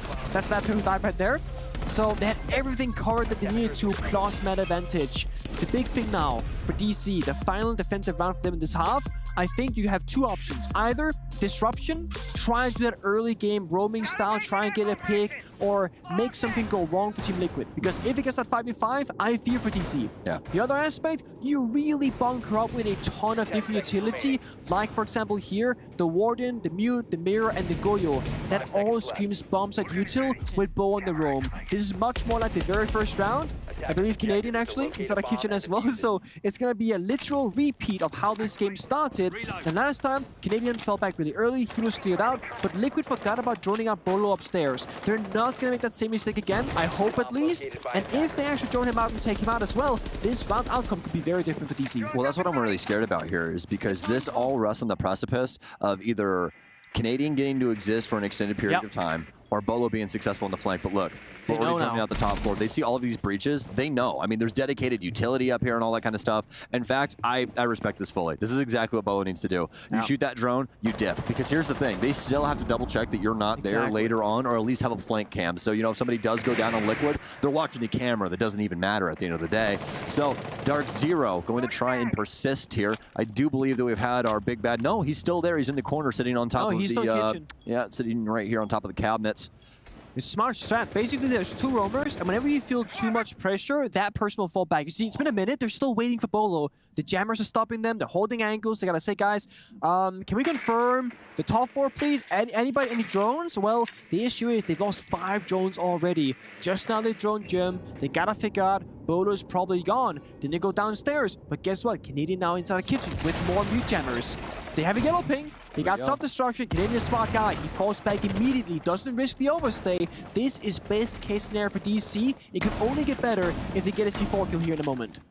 And damn, brother, is this not clean siege? It's pretty clean. This is what you want to see. This is the beauty of Rainbow Six right here, folks. We just had so much happen, and nobody even shot at anybody, really. At the end of the day, nobody took any damage. Yeah, it's just so impeccable from them. What and is I love this from Bo. He's AFK. Yeah, he's just been sitting here for a straight minute. I think he wanted to be here in case Liquid wanted to try and press the hallway. We're gonna have a swing here now. No! I'm at a loss for words that Bo is using the Deagle over the MPX, but he's so accurate at the end of the day. This thing does so much damage. It doesn't really matter. He knows that IQ's here. Oh my god. Oh my days. Oh my God. There's absolutely no way. I thought we were about to see one of the craziest take-looks in my life. It wasn't the frag grenade. It was a nitro cell from Bambazoo. And has DarkZero done it? Have they once again drawn Liquid's eyes too wide? I think they have. Liquid at a loss for words right now, but they have to start finding some answers.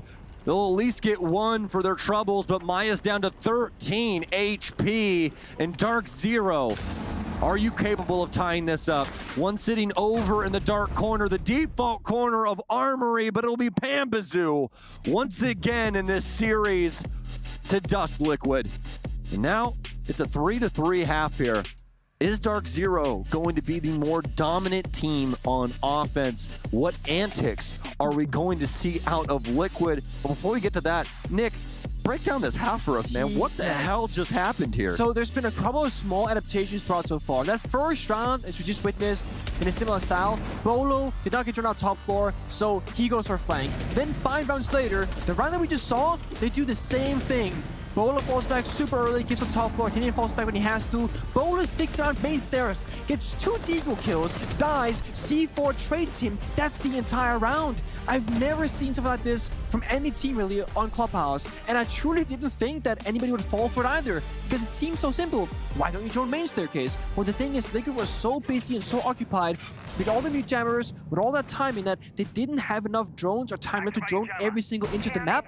They didn't drone strip up either. They just said, you know what, this is probably clear. Let's just go for it, and it wasn't. Yeah.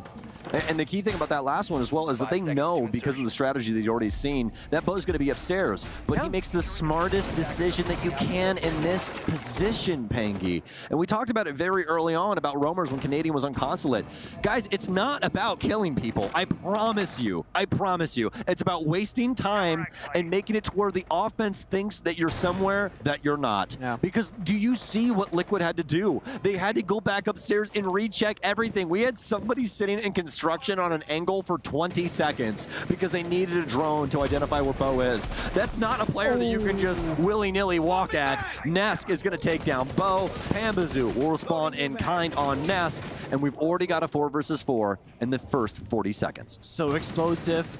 The good thing is, with Vigil being taken out, that's gonna give your drones more true information, but there's a second problem, just like with DarkZero. Reset's playing inside the kitchen with mute jammer assistance as well.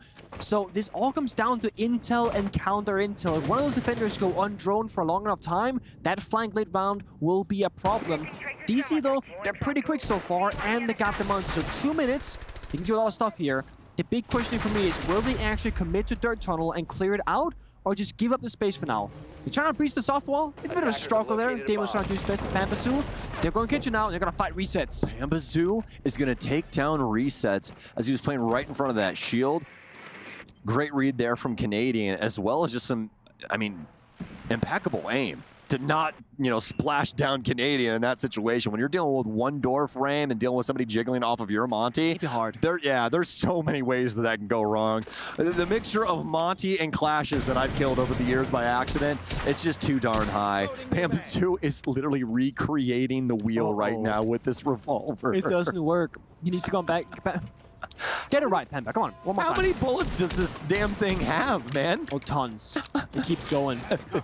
And it don't stop coming, and it don't stop coming. Yokai out, a little damage dealt to Canadian, but nothing that they can't deal with. They know that there's multiple players, or rather, yeah, multiple players, at least from the offensive perspective, pushing down this way. Yokai out, and he's going to try and get rid of it. Successful for Canadian, as that nuisance will finally be dealt with. And they've locked him in. That's the angle you don't want to see, and that's why he called for Palu there to handle Nafe, as he was occupying that dastardly resource there to try and handle that dirt rotation. Now Monty will at least be able to back them out. Smokes are going to go out. No Warden on defense here, but more than likely some Yokais still to be had. Have to see. 20 seconds remaining. Some nice shots here from Palu.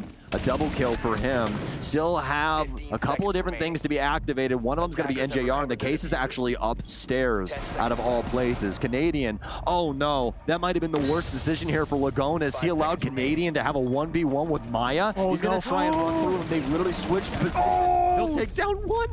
And that is the craziest thing I've seen in this entire tournament so far. That is absolutely disgusting. It's not every day that you see a smoke criminal play in Rainbow Six Siege, but it literally goes both ways. At the exact same time, like ships in the night, they pass right next to each other, and they have no idea. Team Liquid win their very first defensive round with some fireworks to boot.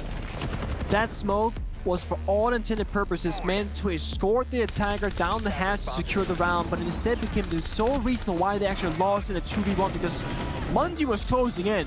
And once Mundy gets close enough, that's going to be game over for Liquid in that round. But you see right here, they cross. He actually meleeed in the smoke looking for him as well, but he missed just his shoulder. Huge clutch moment there. And sometimes you don't gotta do all the killing, but just good positioning, good coordination, and that right there is a heartbreaking round because DC, they had it in the bag until they didn't. Yeah, most definitely. Looks like we might be having a little bit... Oh, I get you now. I think we're in a tech pause, actually. Yeah. We do have things sealed up, so it wasn't so much of a Bo frustration moment. That is Bo just trying to stay locked in, That's folks. meditating. That's it right there. Taking a breather. Yeah, I don't know if you guys saw the gymnast for the U.S. at the Olympics, but that guy did the, like, I'm gonna mess this up, but it's the horse thing for gymnasts or whatever. And so it took him like 2.5 hours for his event to come up, and he the exact same way. He's just leaned back, sitting there on the bench, just locking in, just eyes closed, just focused on his breathing, and then he went up and won a gold for America. So go us, love that for us, and good on that guy as well. Nice. But yeah, there for Bo, trying to stay locked in. And the same thing can be said about Liquid, just talking things over, hand warmers out to try and make sure they're not too chilly. Yeah, it's a warm country, but I promise you, they might have the best aircon in the world. Oh yeah, we're getting blasted with the cold air, and I love it, honestly, because otherwise, whew. But that's the thing about technical pauses. No one likes them. Fans, production, the players themselves, everyone wants to keep going, but you gotta make the best that you can that moment. There are some teams that they'll start tilting or arguing or just sit there and go like, oh man, this is so silly, this is so dumb, like, let's just go. Then your teams that they start meditating, they're laughing, they're cracking jokes, and of course, if you're an agile, if you're a brain player, you sit there and you take this moment to think, okay, our next upcoming round, what can we do? What has our opponent been doing so far? Is there anything that I might remember now from like theory or prep work that we have not yet utilized in this series so far? This is the moment we can dig deep and come out the other side with an advantage because of a nobody's fault tech issue. You want to come out of the blocks flying after a tech pause. You do. That's the thing. And it's a very complicated scenario for everybody involved. And it has been for forever because you don't really know when this is going to end either. Wait, I don't know. Wait, is it a toilet break? Did he pull the I gotta go right now and no one can stop me? Listen, you either let me go to the bathroom or it's the chair. What do you want? Okay, like, and also I don't know if you guys saw the photo online for Bambazoo's chair. This guy is using like 7 of the secret lab pillows for his butt. Yes, no. And he's sitting on them. He is literally sitting on a throne right now of he's pillows. Got the booster seat? Yeah, dude, he brought the booster seat. Oh Exactly. my God. Exactly that. I did not. But hey, I tweeted at him. I was like, yeah, but I bet you're so comfy. Like. Oh, that's ridiculous. Awesome. We're just checking things up real quick, folks. We are back in the server, but just give us 1 second here, and we'll make sure that everybody's computer's working, everything in between. We just don't want to bait y'all, okay? No baits. No baits. No buts. We're just gonna go when we go. But so far, I mean, I think the big story has been the sides have been very close. First map was a 3-3-half, so tied up. Second one, Kafe, DC came ahead 4-2. Clubhouse also ending on that very close 3-3 scoreline as well. So there's been no one really stealing the show all too much. It's been a back and forth. And I think the big thing is both teams have been trying to set the pace and set the tone. DC goes fast on round. Okay, they win the round. Then they could go, you know what? Now it's our turn. Then DC goes a slow approach. They could say, okay, we can do that. Let's play Tubarao, Goyo, and Kaid and play that slow style game. Both teams are willing to take it to the other person's primary area of playing the game. And they're both finding success in different ways. I do always have this fear that CCTV bomb side is quote-unquote undefendable against like a Capital or a Munty or something like that because you just cannot hold catwalk. Yep. But the thing is, DC, they've not brought the Capital, they've not brought the Munty, they've brought a Gridlock. And I'm just gonna think here to myself, what are they trying to accomplish that could be different? This could just be a good old, let's go master bedroom, breach the Kusi, or breach the Kusi wall, go master bedroom, and breach the connector wall to the bomb site, and go for a, you know, on a take. This one might be the case. One of my favorite cams on all of Clubhouse, Pengy, right up on the aircon inside of the garage there. Pretty creative ways that you can get up there. I usually just do it by the shelf that's in the 90 of the catwalk, hop on that, hop on the window, hop up on the pipes. Always a good spot to be. Bo checking things inside of Logi, and they want to make sure that they cross their T's and dot their I's before they ever step foot inside of this map. And this is definitely a bomb site that you are most definitely going to want to do that. Pambazoo's over inside of Waits. They're going to track Stinger up every orifice of this entire map. I mean, practically everything locked down now. The only thing standing between DarkZero and the site is themselves whenever they want to try and activate this. Going to try and peek in. Doesn't have the timing there, so he's just going to let it go as the Semo break down the construction single. Okay, so now it gets tough for Team Liquid, rather, because win conditional-wise, they can shut down the plant with a C4, of course. They got 2 of those in pocket, or of course hitting some crazy shots. But DarkZero, whenever they want to, they can start getting down this plant. I'm thinking there's a mirror window, true, but you can't walk in towards the bomb site through that rotate. That's covered from the construction door. So you hit some faraway shots, you hit some V4s. Oh, you just swing the breeze like that, Recess. I mean, that right there's a hero play that's gonna turn the tide of this round. Just like Skillet, man, they need a hero right now, and it's gonna be Resets as he takes down one. And DarkZero, this is where you don't want to see them slow down too much. Obviously, recognition is a very big deal. They want to make sure that they know what they're doing before they go for it, but it's starting to hit crunch time here, and this is why you're seeing these Bs start to come out and things start to activate, but wow, they're just too good, man. Liquid, they've hit the timing, and sometimes it just doesn't go your way, does it? Right now, it's all Liquid all the time. It's down to NJR in a 1 versus 3, but he shouldn't get too far, even though he is probably one of the best players in the world, at least in recent history. NJR trying to step up to the plate. He's going to get gunned down by Palu. And a rough round there for DarkZero. I think it was just such a good recognition by Liquid to say, we have lost this round strategically. If we don't do anything, we will lose the round. So it's time to be a hero. And yeah, Resets, he makes an individual play. That's never a good thing to see, but it works out sometimes. He finds 2 kills in the round, and all of a sudden, Liquid looked like they're in a stable position. DarkZero are relatively locked out. No Capital, no Monty. They can't just cheese the ban attempt. They gotta win somewhere, but they just simply don't. Yeah, 100%. And that's really it, is sometimes it truly just comes down to who shoots better and who gets the timing on these frags. And that was all Liquid right there. Catching DarkZero completely off guard. DarkZero was like, all right, Liquid is one of these teams that's really going to respect what's happening to them right now. Well, all except for Resets. He had a chip on his shoulder, he was prepared, and he was willing to take it to DarkZero, and they found success in that. It's going to activate the timeout for DarkZero. We've seen Mint seldom use these today. A lot of trust in the squad, but I mean, things are starting to get dire. Team Liquid has looked very successful so far on these defenses, and wearing different hats too. I also think, like, looking at Team Liquid's prep work for the last, 6 months or so, I think they're one of the teams that bring a lot of prep. So whenever you call a tactical timeout against them, they will always have something to talk about of good relevance. Whereas I think with some support staff, at least, maybe in the past, it's like, these guys don't do a whole lot in that tactical timeout. We can, get a better, outcome of this.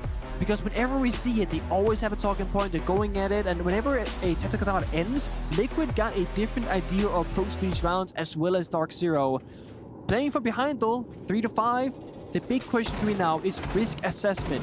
If Pamba sees an opportunity, a small gap, where there is a 40% chance of success, but you win the entire round, or a 60% chance of failure and your team can almost guaranteed only lose, I'm afraid he might not go for that play anymore. Because right now, you are 1 round away from match point, and then at best, you go into overtime. But it's so important for players like Pambazoo that when he sees a small opening, there is no hesitation. He goes in, he believes in his aim, he has the confidence, and get the best result with that. Because if you hesitate at this level of play, it will change the entire outcome of a gunfight. Split-second decision-making and confidence is what Siege is really based off, man. Minus all of the knowledge that is necessary to play this game, and it's quite a handful. I mean, we've been doing this for 9 years now, almost 10 as we are in the latter half of 2024. Pretty crazy, actually. It feels like it just turned 2024, but hey, that's how things go when you get older, folks. I'm telling you. I thought it wasn't that way either. And then I hit 25, and I was like, this is flying by. It is like that. It's a weird phenomenon. Yeah, most definitely. Drone's down now. Trying to discover if there's anybody around this mirror. He's going to quickly dispatch that, just making their lives a little bit easier. But I believe they're going to break it open, too. And I don't know if they've designed this lineup to handle when the breach pops or when that mirror window opens. I think that's the mirror window. We're going to see, because it's going to have to be pixel perfect to get through there and not get soaked up by the electrification. So Going to be interesting. I don't think they exactly trust it. And, well, it won't get eaten up by the electrification, but it won't get any damage dealt either. So, very well done. And actually, now that I'm remembering, they took that away a little while ago for utility. No. Yeah, you can't break anything. You got it. Wow, you kids are so lucky. Back in my day. Oh, yeah, all the things I went through. God dang it. All right, well, AK-12 in hand here for Nave as he will be occupying the ace. And they'll finally get the breach open here for Jacuzzi. It just took him quite some time. I was gonna say, this is my concern for DC is that this happened also on Consulate. When it got to those like more dire moments, overtime, etc., or when your back's against the wall, they tend to go back to the old way of playing the game. They're very slow, they're very methodical, but with that, they also become incredibly predictable. You see Team Liquid right now, they're not worried about a flank or main staircase or armor up the hatch or the bomb site windows. They know there's nothing going on. They have Nesk and CCTV roaming, he's got that secured. You have Maya, Lagonis, Resets, and Palu all holding bomb side and office itself. So they're waiting for DC to make the first move because they'll take this 5v5 and they'll make it a 5v4. How in the hell is it Glass that dies first? Pamba's going to try and pick this up, and you said it yourself. Even if it's a 40% thing, they got to kind of try and send it, and he does. He'll down Lagonis, and this might be the best opportunity off the back of NJR's antics inside of Waits to try and pick this up. It's all up to him, and he can't get it done! DarkZero lose to Liquid in the desert. Is it? No, I think. We got one more round to go. We got one more to go. The Liquid players look so excited. I fully get what you're coming from, but it ain't over just yet. No. We got one more to go. Yeah, you know what? It ain't over till it's over. My bad. I gotta say though, it looked like the final moment. You look so shocked. I'm so sorry. I was like, is that it? I thought there was more to go. No, I thought I saw two headsets fly off their faces. I was like, oh, it is over. But no. We got one more in us, okay? We got one more. All calm down here. Potential. I felt the hesitation of DarkZero though, like looking from that, what was the train of thought? Glass, smoke the window, jump on in and make the best thing happen? I don't think so. NGR, such a big hero in this round, but didn't really find the, enough kills. He found 3 in the entry, but he had to find all 5 individually. We need people to help each other on the attack inside to make these things come to fruition. Bowler dies in Glass early, Pamba jumps in, no one follows up, he flicks left, right, doesn't really know what's going on. It's not good enough for DC. And that's that slight hesitation I feel, and now it's worse. Now it's no longer 3-5, it's 3-6. DC, you can go out swinging, you can go in with a rush, with a strategy where you say, you know what, we believe in ourselves, or you can do the slowest roam clear known to man and lose on time. And it better not be the latter. Well, hopefully DarkZero know that it's match point now, because clearly I didn't. So they're locked in. Yeah, they're locked in. I was the one that was not. I needed to pay attention a little bit more to the top end of things. But I mean, Liquids just look so solid. I mean, we'll have to see. We'll have to see. There's a lot of potential here. I like that DarkZero is trying to work their way around things, especially on this downstairs level. I'm going to assume that this has been castle barricaded down here. Let's see. It has been. There was no reinforcements on that. Buck just got to walk immediately into dirt off the skeleton key. So imagine what would they played Blitz and they rushed third turn with like 4 players and just like took the bomb side. That's like, DC are so back. Instead, I said the world's slowest roam clear. Right now, DC aren't even roam clearing. Canadian is in strip hallway. Bolo is thrown in kitchen. NGR is just leaving spawn. And Nave is on the roof. I am worried right now because this pacing is not fast enough to actually have a legitimate chance in this round unless Liquid just fall apart in gunfights and making bad decisions. But looking at the spread of players from Liquid side, they have so much information. They know the only danger zone right now is kitchen and bar. They know they have the rest of the map at their disposal because there's no attackers there. And you see the Valkyrie cameras. Liquid are watching those as well. Here we go. Nice little angle here from main stairs that honestly, in my opinion, does not get used enough. We saw another creative one. I think it was actually from Liquid with a nice repel to handle a player rotating down main earlier in the tournament. But could have been another team. Either way. PSG talent, actually. Yeah, I think it might have been. I think it might have been you guys. Huh, I wonder who gave him that one. Good old Fabian. Yeah, the guy that knows way too much for his own good about this game. I think it's first sounded. That happens. Yeah, you know, hey, if Fabian didn't want that to happen, he probably would have just done it himself.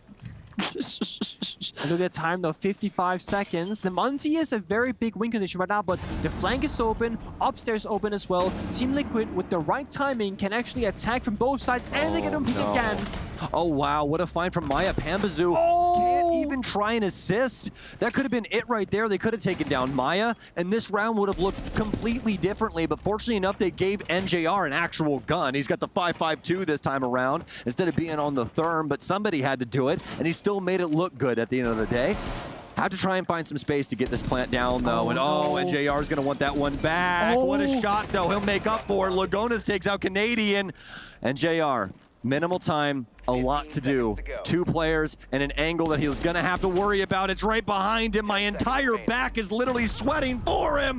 But Nesk is still going to get it done. And this time, Liquid still turns solid. DarkZero collapse in the desert. When the pressure gets to them, DC, they slow down and default back to their old ways, and those old ways is not why they've been praised so much this tournament so far, because when they are fast, they are playing their best. The maps as well, Consulate, Kafe, and Clubhouse, not the best for new Canadian playstyle of Blitz, Monty, and Clash, but they tried their best. Liquid only played 2 maps to this point, both Consulate. They've shown almost no strats this event so far, which sets them up great for the semifinals, and if they win tomorrow, the grand finals after that. Yeah, so incredible. Liquid has looked so unbelievably good so far this tournament, and this is one of the better versions of Liquid that we have seen. I really like what we have going on, especially with Maya in the lineup. Yeah, I mean, Maya in that final round gets the flank, gets the 2K, shuts things down, and so many times it feels like Maya is the guy who goes those opening picks, opening engagements, says, you know what, I am emotional, I'm excited, but I'm not afraid. And I think that's the big thing right now. Liquid did not look afraid in the server to make mistakes and go for crazy plays. Yeah, and honestly, it might just be a little bit of this as well. It almost feels like that tech pause where Pamba really had to use the bathroom. Yeah, what happened there? I still don't know. Yeah, like whatever it was. I mean, oh, that's so sweet. Oh my God, I'm gonna cry. Stop it.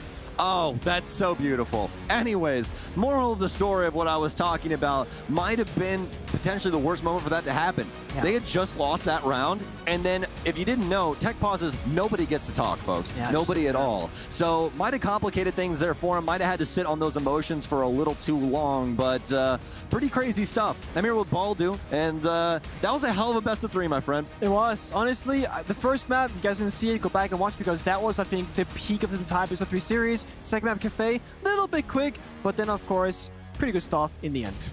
Yeah, absolutely. And with that being said, folks, we're going to throw it down to Ian and Big Bad Nadian on the stage. Thank you very much, gentlemen. Yes, Ian has changed shape, and so has Big Bad Canadian. Lagonas, victorious in Team Liquid in our matchup. I have to say, Lagonas, this really put us on edge. So let's talk about map 1 for a moment here. What do you feel it got so close? Because, I mean, Consulate, the way that DarkZero played it against you, it was a tough one. Yeah, it was a difficult match, difficult first map. Like, they were repeating a lot of the plays, but even, like, we knew that they were repeating, but it was difficult the same level. But I'm happy, like, we're very comfortable. Like, we won 3 Consulates on this tournament. So, yeah, that's it. And I felt like this game between you and DarkZero is like very technical. There's a lot of small things that are happening. I don't want to pick your brains about something because, you know, Lagotness, there's a big brain behind it. Striker, Sentry, meta, yes, no, and why? Yes, I think Striker is really good, especially when they don't have a Valkyrie on a comp, because you don't need to ping the cameras. So you have frag grenades and flashbangs, so Striker is very good, especially on attack. And about Deimos, you asked, right? Sentry, sorry. And about Sentry, like, you can have C4, bulletproof, so it's very good, you know? So, yeah, that's my opinion. Oh, we're going to get more of it. But with this victory, you do make a bit more than just money. You get the key from DarkZero. Canadian, please, will be getting the DarkZero key over to Team Liquid. Thank you very much, Canadian. There it is. I don't know if you've seen others doing it so far. It's gonna get crushed in a bit. You ready for that? Yeah, I'm very happy, very ready. I have seen like probably a lot of other games, not only Rainbow Six, so I'm happy to this moment. Oh, don't worry, we've been crushing a lot of those. But you played W7M after they beat Bleed. How do you feel about that? You played them 1,000,001 times, even in their current form. Yeah, they improved a lot. I think even Copa do Brasil, they were doing really well. And now they are in the semifinals on the EWC. So it's a big rival, like everyone knows each other. Like there's 3 players that I played together, so we'll be a good rival. And I'm looking forward to this match.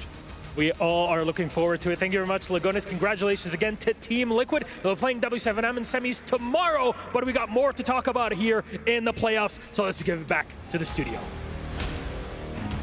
Thank you so much, Milosh and Lagonis. What an incredible way for Team Liquid to close off the day today. They actually managed to get into the semifinals because, again, there is no other bracket, but also that is great for the championship points and in total for the prize pool as well for Siege, because they're now sitting at that, 6th, 7th minimum slot. It's at least doubling from what they would have earned if they got eliminated today, so that's great for them. And of course, as well, having had the interview tomorrow with the R6 manager on the side of Liquid. So this is a great motivation for them. And something that you question, I think, as well, or you two talked about, is like, how is Liquid going to do this with their mental resilience going into this map? We hope this isn't going to be a very bad thing for them, that they have to come back from that map loss. But they took it very well. It was really good to see Maya being so active as he was once again on the stage. I think they really needed that energy here as well.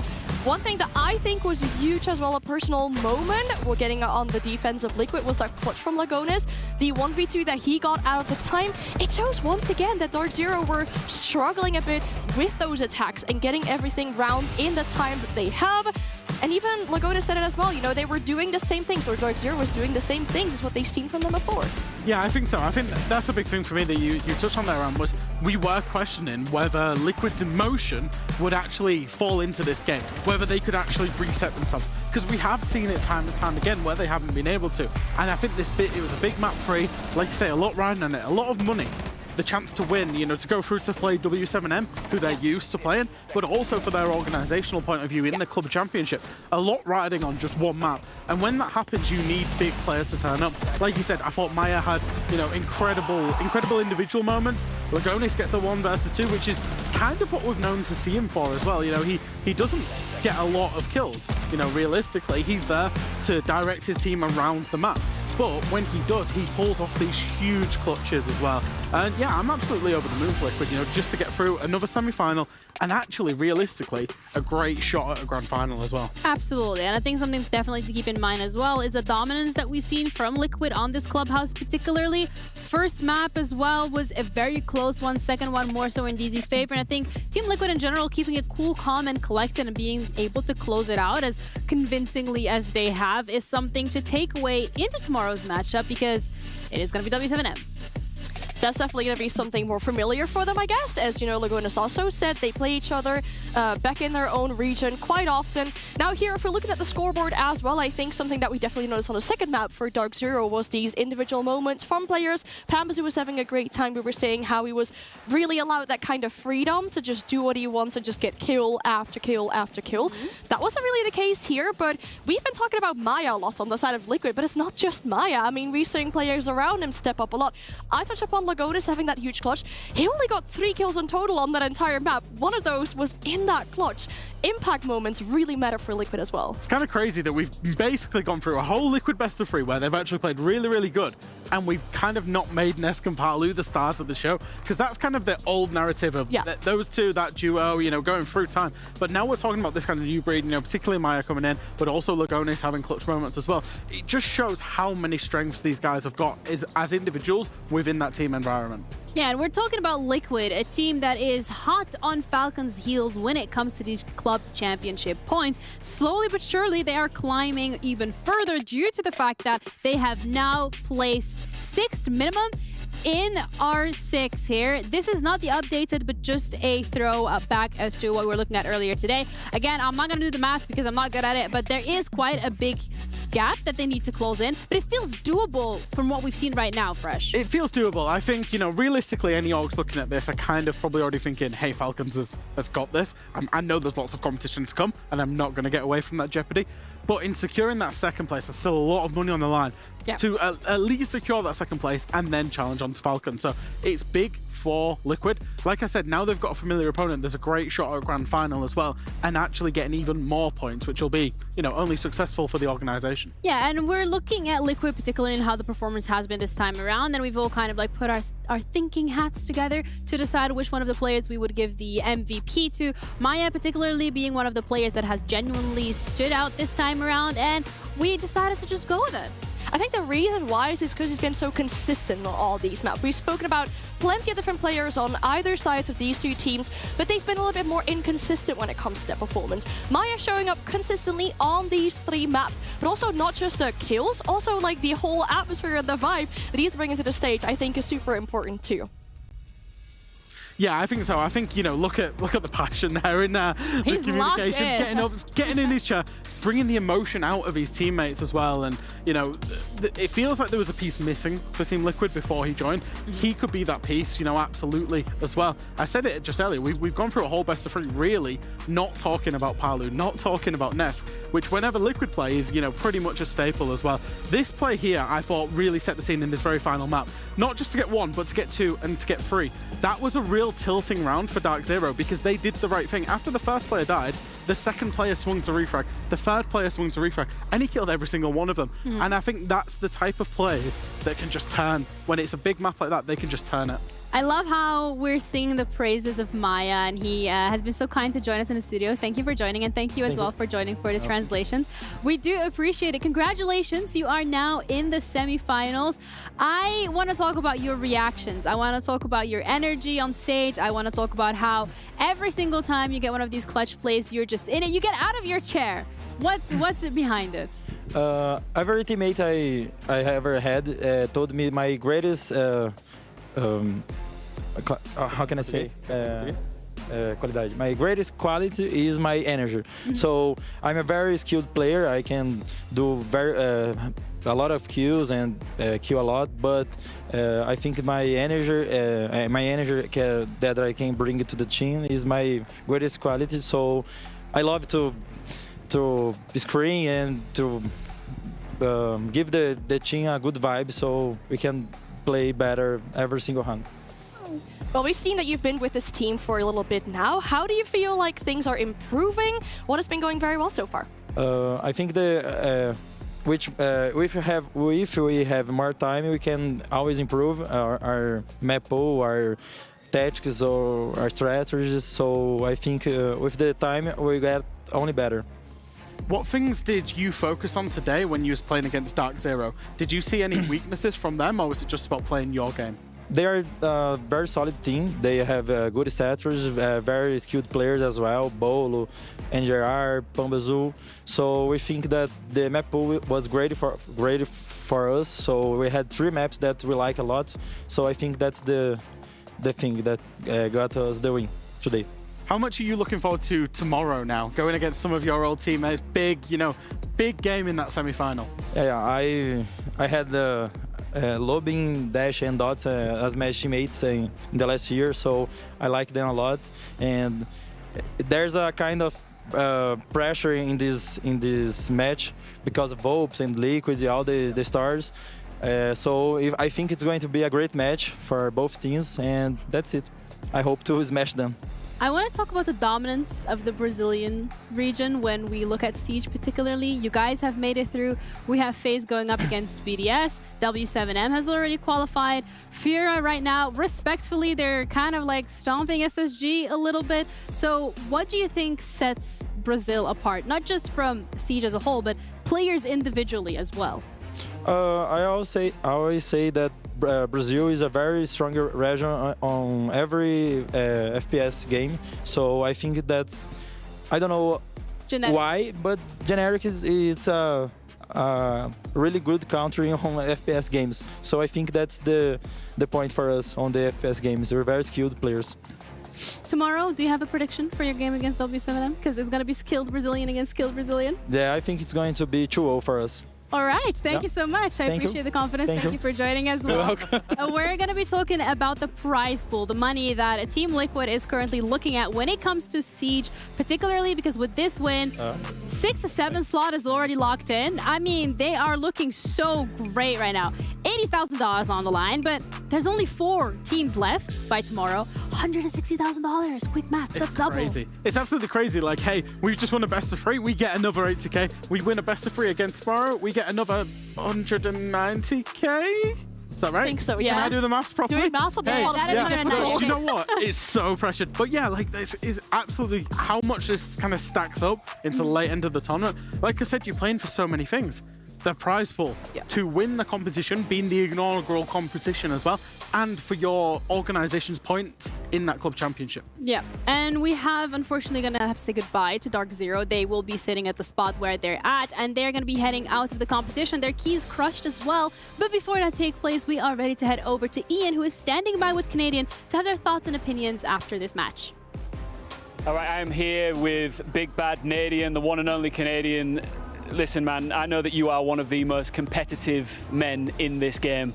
That was a very competitive series, back and forth throughout most of it. What do you think it was about Liquid in the end there that gave them the edge? I mean, they just kept fighting. I think they were playing a good game the whole time. Obviously, Kafe was our map pick, Consulate was theirs, so it's kind of expected to trade that way. I think things died down for us a little bit after some close rounds slipping on club. And they, things never really ended up kind of going back our way. But that's just how it goes sometimes. Sometimes you just can't really pull the momentum back. You can't will that always. Yeah, stuff needs to go your way for that to happen. But yeah, I mean, they're a great team. I've always had the utmost respect for them. They got nothing but competitors there, great guys. So yeah. I think ever since a couple of changes were made with Bolo and Nif coming in at DarkZero, we have seen you guys very much on an upward trajectory. Do you have still tons of belief in this roster? Definitely. I think when we're playing at our best, we can beat anyone in the world, no questions asked. So yeah, I think bringing them in definitely, took us to the next level, and I definitely think we're a top-tier team that, like I said, can compete for titles and beat anyone in the world. So yeah. You've always had so much incredible self-belief in you and whoever's beside you when it comes to your roster. Now it's all systems go ahead to the next NAL season and looking forward to the Montreal Major. What's the next few weeks look like for you guys? I mean, we'll take the next few days, watch the event, enjoy some good Siege, try to learn from it, whatever. And then I'm sure we'll probably take, I don't know, a week or so off, kind of reset, recharge all that, and then just back to work. Yeah. It's been amazing having you here, man, and commiserations once again. We'll see you at the next one. Back to you guys in the studios. And with that, DZ is going to have to say goodbye to their key, giving it to Team Liquid, who is collecting these like Infinity Stones. I'm just really excited to see this once again. This whole it's crushing the key, but it's also a symbol of crushing the dreams of these teams that are falling short at the tournament. Very unfortunate for them, but it's always nice that the player gets to do it themselves. I'd like to see what it's like. Actually, it's Milosh who's doing it, but yeah. I think we spoke right on the very first day on the desk. We said, whose keys would you, if you win the tournament, whose keys would you put into your trophy? I think if Team Liquid win the tournament, the DarkZero key is going in that trophy 100%, because that best of 3 out there was a real war of attrition. Yeah. It was a very close game. It came down to such minute details. It could have gone either way. They know they've been in a game today, and I think out of respect, they would have to put DarkZeros in there. That is the key to add to the collection. Maybe W7 NIMS as well. I guess we're going to have to wait and see. But I think with that, it is a chapter for DarkZero in terms of coming out to another international. And it's a chapter as well for Team Liquid, because they can go home and relax and wait for the game tomorrow. But we have one more game coming your way, and that is going to be BDS up against FaZe, the match of today that you do not want to miss. So we'll be back after the break. Make sure you stick around.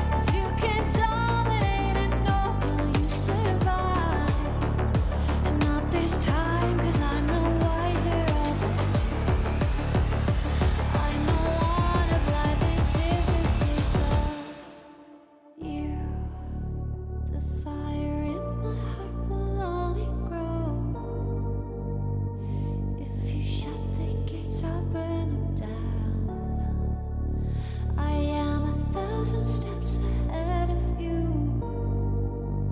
You'll see soon.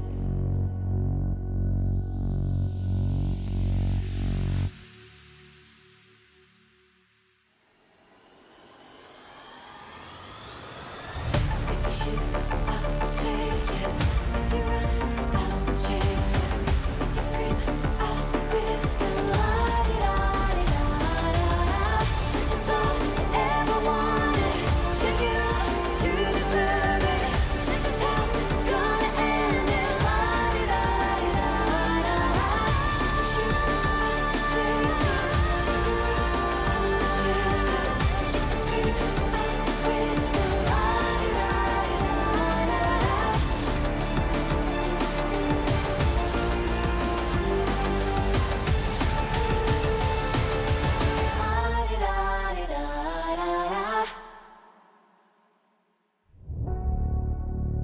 I am 1,000 steps ahead of you. You'll see soon.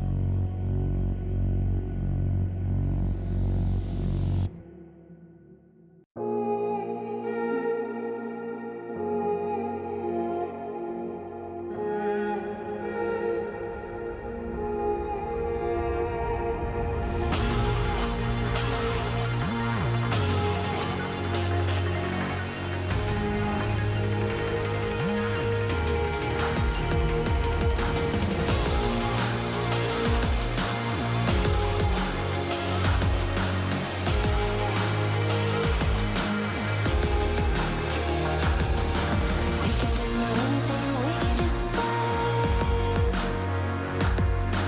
We can do anything, it's our time. We can do anything we decide. We can do anything, it's our time. It's our time.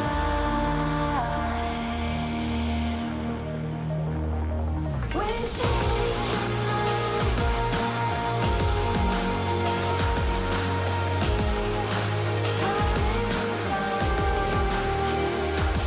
We're taking over.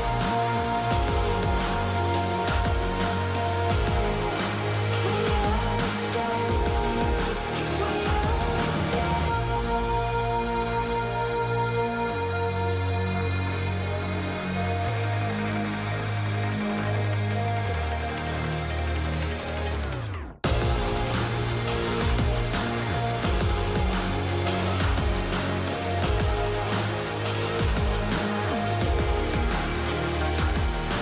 We can do anything we decide.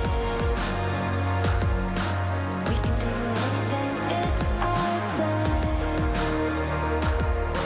We can do anything we decide. We can do anything, it's our time. It's our time.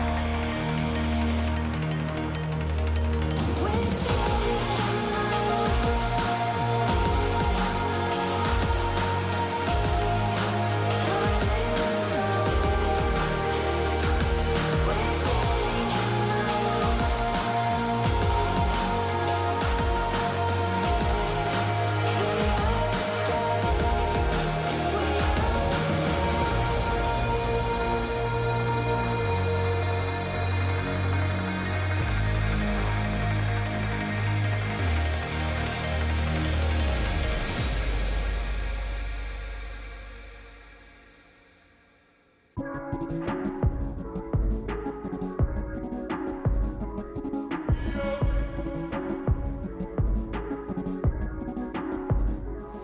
We There's a million shining stars, and I don't wanna be alone tonight in this darkness.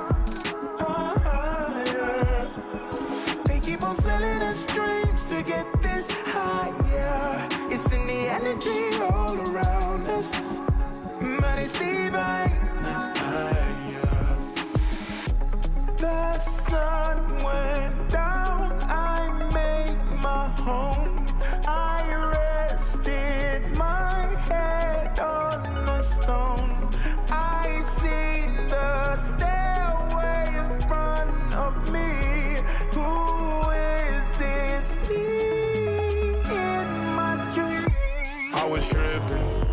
intoxicated, buzzing, riding the wave, spaced out.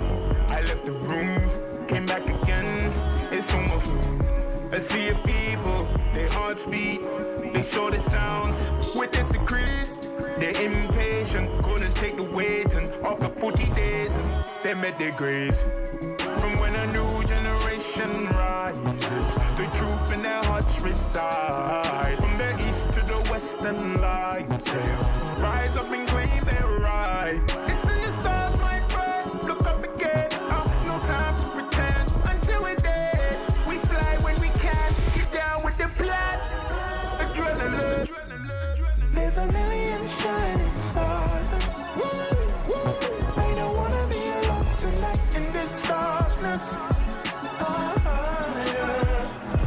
They keep on selling us dreams to get this higher. It's in the energy all around us. But it's divine. There's a million shining stars. I don't wanna be alone tonight in this darkness. There's a million shining stars, but it's divine.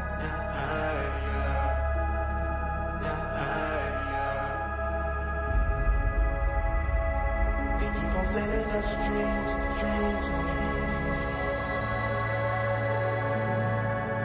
It's in the energy all around us. All around us.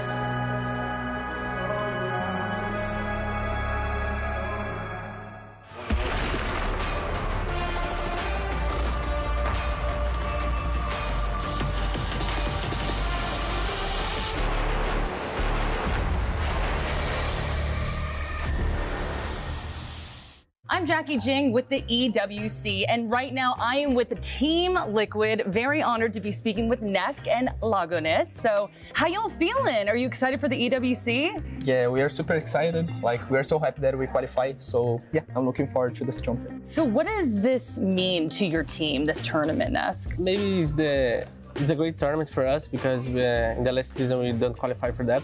So it's a new chance, we have a new lineup. So for us, it's gonna be amazing to play here. How excited are you all to show off the new lineup? I'm sure you all have been grinding. Our lineup probably is like six months together right now. So we did well in the last major. So yeah, we're very happy. And I think like we can do great in this tournament. So let's see. How do you think you all have been gelling? Like you said, it's been 6 months now. Yeah. So how have things come together since we last saw you? We're getting better, like because like we have a lot of chemistry, like inside the server and outside. Like we're very friends. Like everyone likes each other. I think that's the most important things because like when you are so close to your teammates, like it's easier to work inside the server. So I'm really looking forward because I think we can do great. Oh, I love the positivity. I don't want to be negative here, but we definitely need to address the elephant in the room. Y'all need a major win, for sure. Will this be the year? Yeah, we hope so, but if we don't win, we don't have too much to think. We have a new lineup when we're saying in just 6 months, so we need to work hard, and after that, I don't know what to say. I know I have a lot of people want me and Paulo win the major, but for us, I don't know how to speak, but we know that we can win the major, but we are just working hard. I like to enjoy the moment. I like to have fun with my teammates, so for me, that is good. Lagonis, do you feel any pressure? I mean, like, that's a big burden. You know, I feel like people look at your team and they have high expectations and they're like, where is this win? Yeah, like playing for Liquid, like you has a lot of pressure, like especially in Brazil because we have the biggest crowd, like, so yeah, we have a lot of pressure, but as Nesk was saying, like everything's gonna be like on time, you know, like if it's gonna to win like this tournament, it's okay, but if it's the next one, like we are happy to. So yeah, we are just enjoying the moment and working a lot to. I do want to look back at Manchester a little bit. So major improvements were definitely made, but didn't quite pull it off, right? Looking back, what changes have you made? E que não aconteceu lá, quais mudanças não rolaram lá? Me ajuda aí, que eu não sei falar desse bagulho não. like I think on that tournament, like we were like probably just 4 months of lineup, so we need a little bit more chemistry. The thing that like needed on that tournament, like we needed to have a short journey. Like on that tournament, like we start playing on play-ins, like we won both matches, and then we go 0-2 on the Swiss stage. So we lost a lot of energy during the championship, and to like you reach the grand finals, you need to have a lot of energy. So we show a lot of intel about the maps. Like we played a lot of maps here in Brazil and on the tournament. So if we wanna be champion one day, like we need to save a lot of energy. Like got a short journey like during the championship, and EWC is nice for that because it's only 5 days of championship. So yeah, I think that was the thing that like we miss on that tournament. I don't think a lot of people get to hear a lot about your individual journey. So I wanted to ask you, as a player specifically, how have you evolved, and what did it start off like, and how do you feel about where you're at now? Como você evoluiu, como se sente jogando agora? I'm feel very good when I'm playing now because I talked with them when I see me in 2018. 2018. And against me right now, I feel so much better. Maybe it's the time I'm playing. I don't know how to speak and how to say, but maybe my dedication of the game bring me here. And the experience too, right? Yeah. Do you look back on any experiences and you're like, that was like a changing moment for me, pivotal moment? Maybe in the 6th Invitational Paris 2021. Maybe after that, I changed something inside of me. What changed? I like more to compete, you know? I don't lost that energy, you know? You felt some resiliency. Yeah. Like you were like, I want to play even more. Yeah, I don't care about my age too, so I just want to compete and enjoy this moment because I know if maybe tomorrow can end it, so I need to enjoy all my life there. And age is just a number. Yeah. Loganus, let's talk about your journey. Where did you start? How have you evolved? How do you feel about where you're at right now? One nice thing to say is like my first international championship was on Paris 2021. So Nesk was playing like for long years, and that was my first international experience. So since there, like I played on Team 1, I won a major there, and then after I came to Team Liquid, and yeah, so like now we are working to win that championship like here on Liquid. So yeah, it's a long journey. Like probably if that there's a fun thing to say, like probably if I don't get injured, like I got injured, my dream was to become a tennis player, but I got injured, so I started playing video games. So now I'm here because of that, because it was a different journey. So yeah, that's it. That's some better things on our lives that like at the end of the journey, like turns to be a good thing, and that was on my life what happened. Everything happens for a reason, right? Yeah. I want to ask both of you, what are the ingredients for a solid squad? Like what makes a team the best of the best in your opinion? You need to have a good like environment. You need to have a good like day by day. Your teammates needs to be your friend. Like if they are not your real friends, like things don't go well. So yeah, we have that chemistry, and I think that's the most important thing that we have right now. I agree with that. We spend a lot of time together, more than our family. So that become our family too, you know. So you have to have that great relationship with them.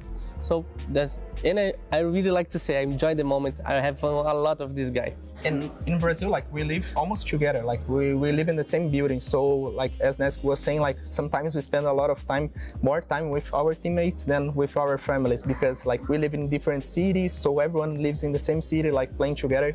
So yeah, that's really important, and probably is our best strength. What do you think opponents think of your team specifically? Like, what do they fear? What do they target? So I think, in my opinion, what like teams think about us is probably about Nesk and Paulo, because they has been on the scene like forever. So I think they respect a lot them. In other side, like they see, oh, they never won a like super major champion. So yeah, I think there's these two opposite like points of view. So yeah, I don't know, like each point of view, like our enemy on that day is gonna like see. But yeah, we're a very strong team. So you think people focus on you and Paulo? Yeah.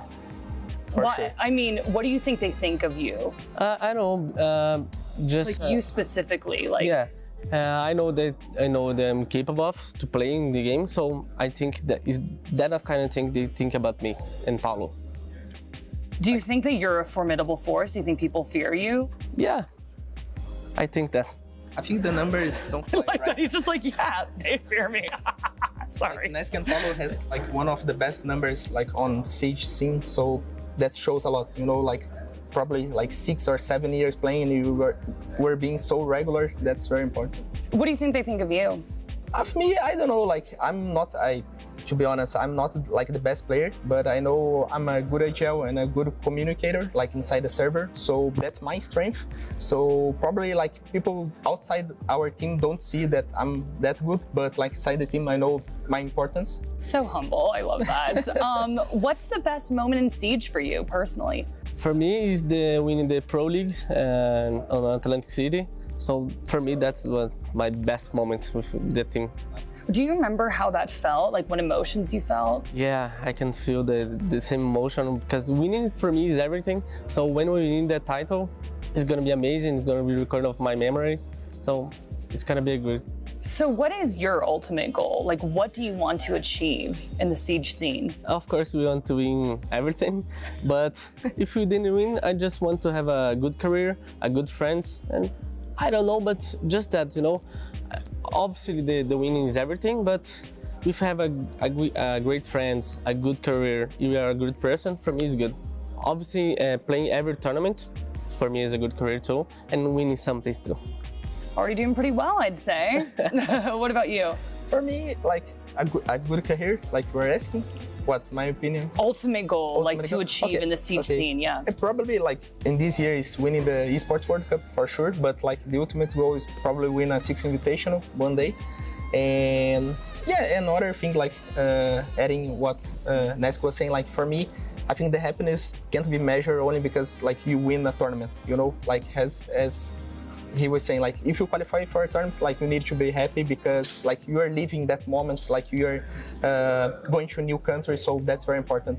So I think everybody thinks y'all are so cool, right? And they think you have a very glamorous job. What are the hardships that people don't see that you deal with? For me, is to spend a lot of time with them and not with my daughter and my wife. So some people can see, it's easy to play, it's just playing, but we know it's not just playing, we have some difficulties in the way. So for me, it's spend a lot of time with them and not with my daughter and my wife. But now I speak with them, so it's good. Yeah, for me, it's like staying away from my family. Like they are in another city because we are living in São Paulo and I'm from Curitiba. So yeah, that's a little bit sad, but we know like in our job, like we need to like stay with the team and that's super important. And so yeah, staying away from the family probably is the worst thing on this career, but it's part of the journey. How do you both deal with that? Like what keeps you loving Siege? Like how do you stay motivated? For me, is have a good relationship with the teammates. That for me is really great because day by day, we enjoy it, we are fun, we are laughing. So for me, that's the reason I'm still competing. Playing here like makes my happy family too. Like they are so happy that like, oh, you qualify to another championship. Like they see all the matches. So even I'm a little bit sad because I'm far away from them, but like they are seeing me on the live streams and playing. So yeah, that's like my happiness, my happy make them happy, so that's very nice. Aww, okay, we're out of time, unfortunately. I've been having so much fun, but the last question, anything that you want to say to the fans? Quer falar alguma coisa? Fala aí, porta-voz. Por quê? Não, você fala pessoal. Sure, for us, we are going to work hard for that. Thank you for all the support, guys. Yeah, for everyone that is cheering for Liquid, I thanks a lot for that. And yeah, as Nesk told you, like we are working a lot, and I hope to win this Esports World Cup. But let's see. Yeah, it will be a long journey. And don't forget, buy the skin for Mute Liquid. What a conclusion. Thank you so much for joining me. It's been a real honor and pleasure, and good luck in the tournament. Thank you. Thank you so much.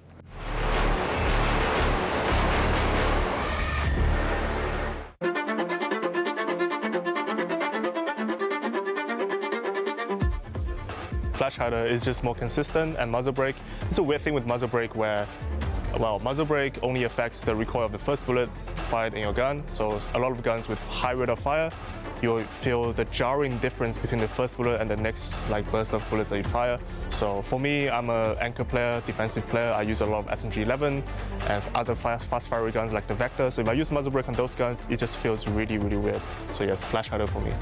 Flash hider, of course. It's way better. I've been using it like since I started playing. Flash hider, no question. It's like on every gun, so. Vertical grip by a long shot, horizontal grip. I don't know. Whoever uses the horizontal grip either doesn't care about the recoil or just doesn't feel it at all. Horizontal. I don't think like the vertical is that good, especially because like when you put in a balance, you know, like it has more like disadvantages than advantages, I think. Vertical. Just because the horizontal, you gain a little bit of speed, but it's a one-shot headshot game, so you know having those pixel-perfect recoil is very, very important. I think the OG Tachanka, as a long-time player for me, has a special place in my heart. Just because his gadget was really, really bad back then, that is part of his unique identity. That, you know, even though it's bad, the community still worshipped him and still trying to make ways to make it work. It was fun to play the old one, but right now like it's way more useful the new one.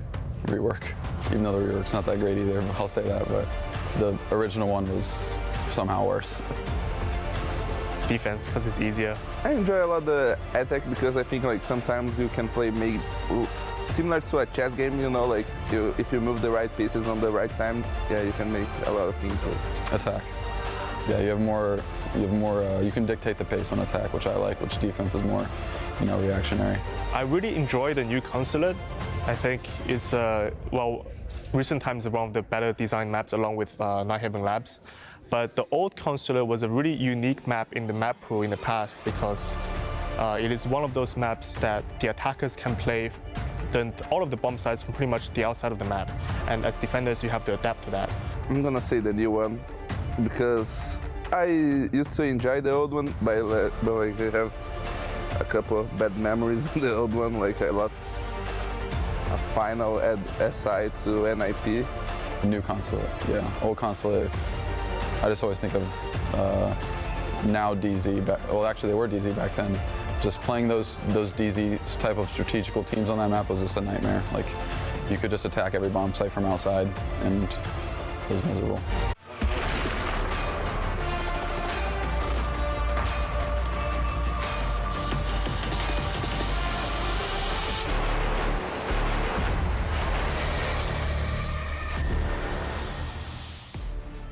Welcome back to the Rainbow Six Siege quarterfinals here at EWC. We have the final game of today ready to kick off. FaZe Clan going up against BDS. I'm Ginny. We still have Anne on the desk, but we had a little switcheroo. Welcome, Tristan. I was specifically told to welcome you to the stage, so please do pretend to be happy.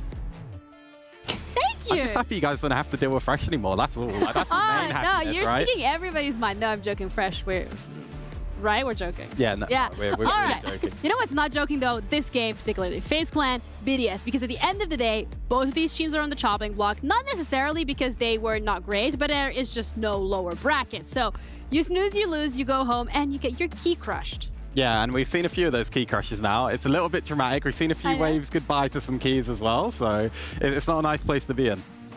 No, one of these keys I think definitely has to go in that trophy, regardless of who ends up winning. These two teams are teams that you want to beat going all the way to the final. Yeah, when we're looking at BDS as well as FaZe Clan, these are two teams who have had a phenomenal history. BDS, particularly when we're looking at this region, I don't know what it is about the heat or the weather or whatever, just makes them pop. But FaZe Clan as well, when we're looking at SI, when we're looking at Manchester, I feel like it's a team that is always so close yet so far, and to be going out now would be a huge loss for them. But at the same time, BDS, you know, I don't know about you, Tristan, but I thought one of these two, I thought this was going to be the final. Yeah, that's what we were saying in a lot of our prep. I think nearly all of the talent team put BDS, FaZe, Furia as our top three for the event, right? Yes. And it just so happens to turn out, not just as this BDS versus FaZe, but the next match is very likely to be against Furia as well, right? I'm pretty sure SSG Furia was done and dusted, and Furia did come out on top. At least the first map was very one-sided. So yeah, you're probably correct. And that is crazy to think about because it's just so...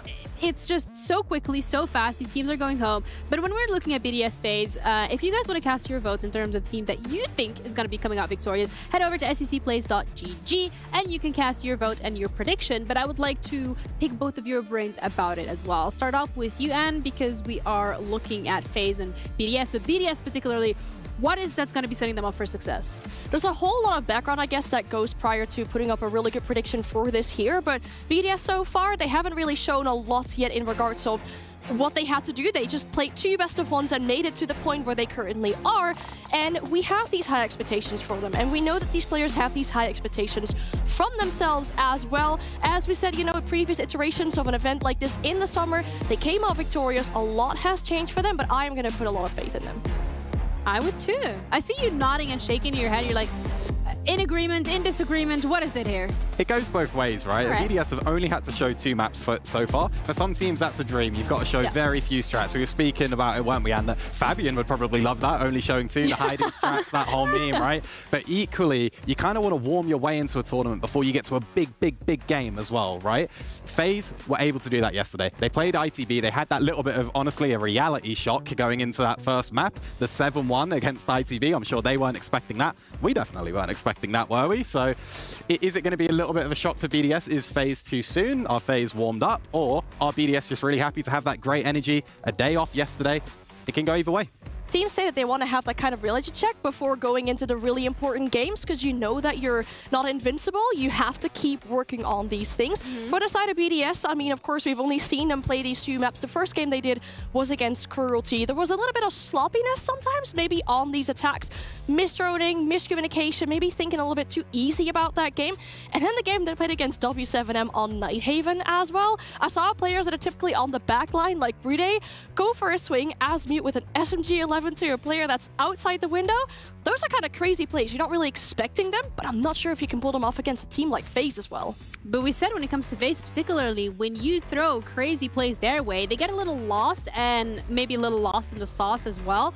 But when we're looking at BDS, one thing to highlight here, Tristan, is the fact that they have not played a best of 3 yet. Yes, they can come in with that sloppiness. Yes, that first game could potentially be a blowout from the side of FaZe Clan, but they will still have 2 more maps to fall back on. And maybe for FaZe Clan, they're in the driver's seat considering they've already played it. I think you could genuinely argue it both ways. Yeah, it's like you say, you can argue it both ways. And not just that, our map with FaZe went all the distance last night, right? It was quite a late finish. So that FaZe coach, I know for sure he will have been sitting there doing his work, going late into the night. BDS, nice and chilled. They had a nice day probably practicing, few maps here and there, and then went into things nice and chilled, watched the match. They got, 3 maps that they got to watch as well, so some good sort of feedback for them. For me, I don't think BDS will be too worried. But my sort of perspective coming into this match is we can speak as much as we want about the maps, or the small details. These are 2 of the very, very, very best teams in the world. If this was the final of this tournament, like that's what you would expect, right? And that's something that we would be looking forward to, if anything. But FaZe Clan is also going to have to prove themselves. After yesterday, they had that wake-up call where they dropped into that lower bracket and they had to fight for a chance to be here. They're now here. How further can they extend this legacy? It's a good question. I was really happy to see at least FaZe be able to shut down some of the executes that Into the Breach were going for yesterday. Yes, that first map was really tough of them. I mean, KDS also said, you are playing against really good players. It's good that they're never, ever underestimating a team in that regards. But it was also nice to see players like Cyber come alive during that game. He ended up being our MVP of that match. We know that he's a great player when it comes to those entries. Definitely going to be seeing that here today against BDS as well, knowing that that is a side with players that all have such individual skill. But expectations from FaZe, I think they've been having a more difficult tournament than we and themselves probably expected so far. But realistically, how much can we say that it has been a more difficult tournament due to the fact of it is very quick? It is very quick fire. You got best of 1, you're out best of 3. You could be out again, right? I think, yes, maybe a slower start potentially, but I think the amount of games that we've seen so far from FaZe and the amount of teams that we've seen from BDS as well makes it a little bit difficult to pinpoint on what form they are exactly on. It's difficult as well because also their loss against Bleed, yeah, it's a massive upset. Like none of us predicted it. but it was an 8-7, and like that's a really close defeat, right? I mean, and then you saw it as well already. They didn't need a whole day to bounce back from that ITB defeat. They needed what, 20 minutes, and then they were back firing again. You know, so this is what great teams do. Like, this is what the best teams do, and that's all you can say on it. And great teams they are. I mean, looking at the two major events that we just had in Siege, these two teams were both the runners-up from those two tournaments. So they have a lot to prove here. They probably feel for themselves, but they know that they can be up there with the top dogs as well. It sounds like a story I've heard before. What team was that? Oh yeah, Liquid. We heard that about Liquid as well. When it comes to, these are the teams that are continuously making it to the top end of these tournaments, but there is just a hurdle in their way that stops them from doing so. And you're looking at this, it is FaZe, BDS. They're each other's hurdles at this point, and it's going to make that a lot more difficult to move forward because there is no lower bracket where you can just thrive in and maybe not necessarily relax, but at least try and keep yourself in the competition. Yeah, for sure. I mean, we heard ITB's coach Kenny say it yesterday, right? They feel as though they could handle themselves against the big boys, and they put FaZe in that bracket. They put BDS in that bracket, and while, you know, the big boys, the big dogs, they have a big bite. You know, that's what we're going to see. We're going to see a scrap today, I think. We're going to see two teams really going at it. As I say, this could easily be a major final, an SI final, an Esports World Championship final. It could be whatever you want it to be. For me, I think it's the quarterfinal. Today, it's a quarterfinal, and it's a shame for them. But equally, it's exciting in the same way because usually these teams will be going back and forth. They know exactly what each other's map preferences are. They've seen it the whole tournament. Now you're thrown straight into it. Okay, you're playing against BDS today. You're playing against FaZe today, and you're only in the quarterfinal. Yeah, surprise! I think it's a delight for us viewers as well to watch because, as you said, usually we have to wait later on in tournaments to be able to see games like this take place. But now, day 3, we're already looking at FaZe Clan going up against BDS, and as much as this may be worrying from the side of one of these teams is going to be going out, it's also like, oh, we get to say some really good Siege. It should be really good Siege. I mean, it is our match of the day. I'm expecting from both these sides, we know that they all have this individual skill to really be able to step up. For example, if it isn't Cyber, there's going to be someone else on the team to step up and really carry the logs. Same for BDS. If it isn't Shaiko, there's so many players around him that can really, really step up again. Yeah, and when we're looking at the maps particularly here, and that is something that I would like to dissect, we're starting off with an Oregon and Chalet map. I'm a little surprised here because I thought of any teams, it would maybe be BDS that would let Oregon float. Oregon is a good map for both these teams, so it would have been one of the very first times that we would have seen Oregon maybe here. Is Oregon's what we were funeral. Come on. The border ban from FaZe, I'm not surprised by. It's the only map they don't play and haven't played since March. BDS play it, so not surprised to see that go here. For BDS, Nighthaven is one of the 2 maps they have shown so far in this tournament. They've got 2 wins in it so far ever since March as well. And I'm really excited to see Bank because both these teams since March have been unbeaten on this map. However, FaZe have definitely faced more difficult opponents on this map than BDS has. So FaZe have maybe the upper hand going into Bank here. Other side of Skyscraper is a great map for both these teams. So it's going to be good Siege, especially with the maps that we're going to. Yeah, we spoke about this a lot, didn't we, beforehand? And we have so many talking points on these maps, but just to give you guys a couple of them, right? BDS so far, they've only played 2 maps. We just spoke about that. Yeah. Those 2 maps, Nighthaven Labs, and what else, Anne?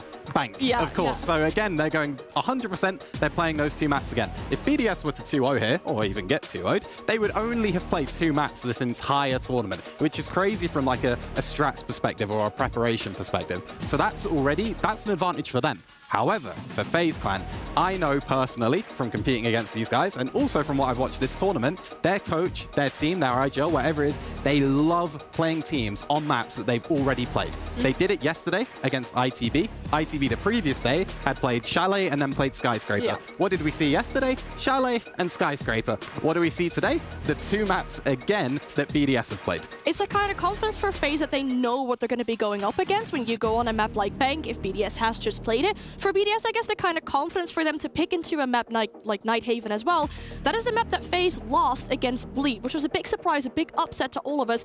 But it was a very, very close map as well. We saw Cyber have a really slow start to that game. That could just be completely different today. It might be a risk for BDS. I get that they're confident wanting to play the map because it's such a comfortable map for themselves. But I hope both of these teams aren't falling for a sort of trap. Yeah, you'll also be ruining one's winning streak. So one of them is no longer going to be undefeated since March. So that is something to keep in mind as well. A couple of bragging rights that you can add to the tally too. But in regards of who the public thinks is going to be the most influential or most likely team to actually take this win, it is BDS, I feel like we're not too surprised, especially considering FaZe Clan and how they have looked recently. And BDS, as you said, we've only seen 2 maps from them. They look like they're thriving. But when we're looking at FaZe Clan's coach staff, as you said, they usually come very prepared. They love playing teams that they already know, maps that they've played before. They knew that they were going to be going up against BDS. That was already set the day before they went into that game that we saw against ITB. So prep could have been done beforehand when they're like, okay, well, these are the maps that BDS plays. We already know. So maybe couple hours of extra sleep. Yeah, I mean, we're seeing the man on screen right now, Sunny Shaiko. That's the difference, right? Shaiko in Saudi, this is a different level of player. Yeah. Like, Shaiko's already one of the best players in the game, but Sunny Shaiko, now that's a different story. And FaZe Clan, how do you prep against that? But the big difference is the roster isn't similar to what they competed last year with in Saudi. Like you wanted to talk about as well, like this team has gone through a massive change at the start of this year. They didn't participate in SI. They made the massive change from speaking a different language with each other, getting these English-speaking players on the roster.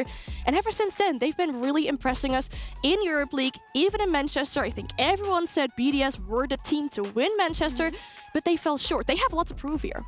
Yeah, but I feel like as well from BDS, with the roster changes that they've had enough time to get accustomed to each other. They have proven what they can do in the UL. They've proven what they can do in Manchester. FaZe Clan, similar tale. They've proven what they can do in Brazil. They've proven what they can do in Manchester as well. And it's just a matter of, this is it. This is the moment for both of these teams to sit down and prove exactly which one is the top dog. Yeah, it's exactly that. It's the top dog, the big dog, whatever you want to call it, whatever other teams are calling it. This is an exciting match. This is one of the best matches that you could possibly hope to see in R6. And that is us ready to head into the final match of today. We have BDS going up against FaZe Clan in their quarterfinals of R6 at EWC. Let's get it started. We are back on the Gdynia Arena, getting ready for some more Rainbow Six Siege. The crowd's here for it, and that is because we have seen hearts broken, keys crushed. We've seen teams book their spots in the semi-finals, and we've still got another banger best of 3 coming your way. My name's Ian, and this is the one and only Milos. Ian, I think we're spoiled for choice here. We are. WC. We get 2 games back-to-back that might as well be grand finals quality. I mean, BDS FaZe. Are you joking? In any other situation, this would be the grand final of your event. The desk talked about it, right? These 2 teams have been in innumerable finals, especially this year. So this is a level of quality that we expect. It's almost bittersweet that we're getting it now. You know, it's sweet that we get to see these 2 amazing teams on the stage here in front of our crowd in the arena, but it's bitter that one of them will exit the tournament here and now. It's tough. Beauty of it is that neither one of these 2 teams will back down at any moment in time. There's too much on the line, Ian, for anyone to even give an inch. Should we do this? We should. Let's introduce our competitors. Let's bring in BDS.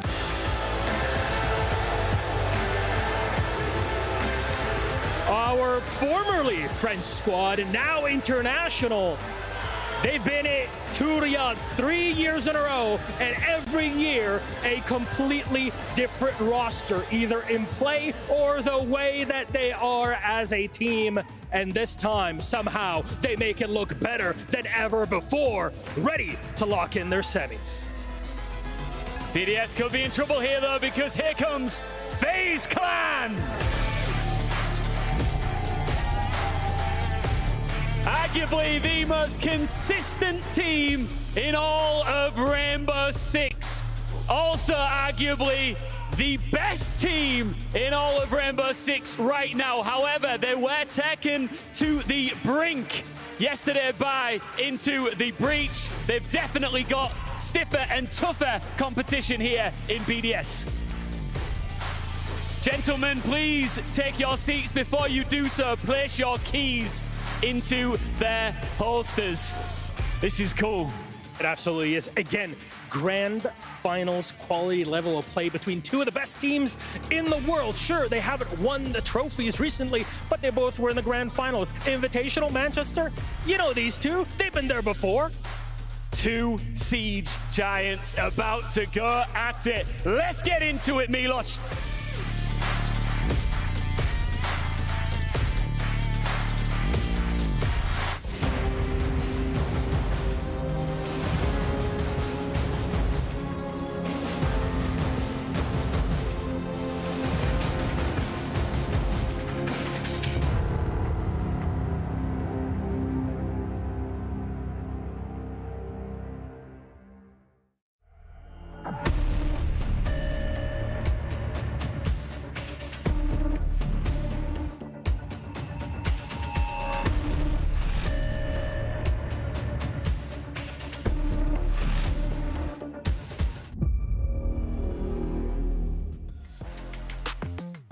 Grand finalists at Six Invitational. Grand finalists at the Manchester Major. Two teams that know what it takes to get to the very end. But only one will progress forward here in the playoffs to make the semi-finals. The other, we will have to bid farewell.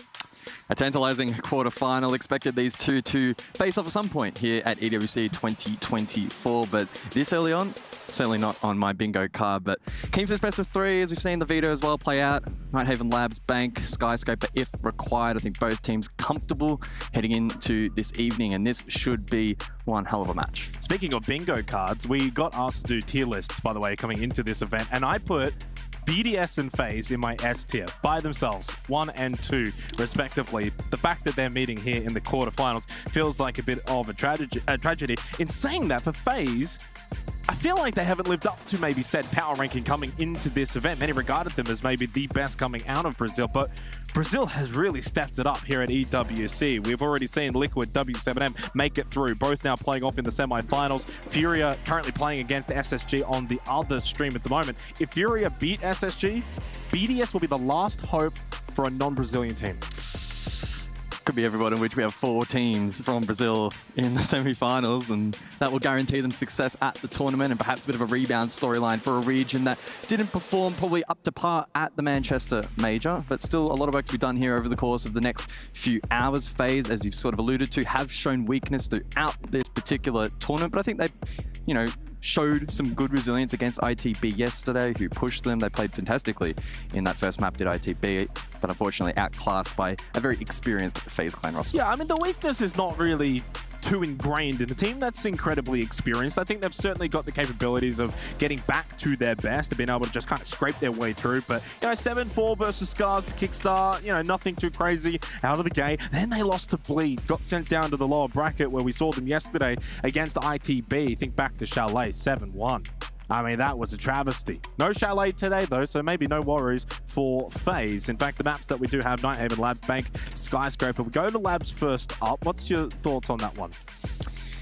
Well, I'm a big fan of Labs personally in terms of the map specific. I mean, BDS starting out on attack. Onus will be on them to get the ball rolling.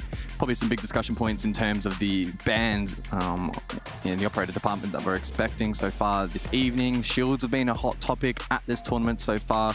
On the most recent patch, they continue to be very powerful.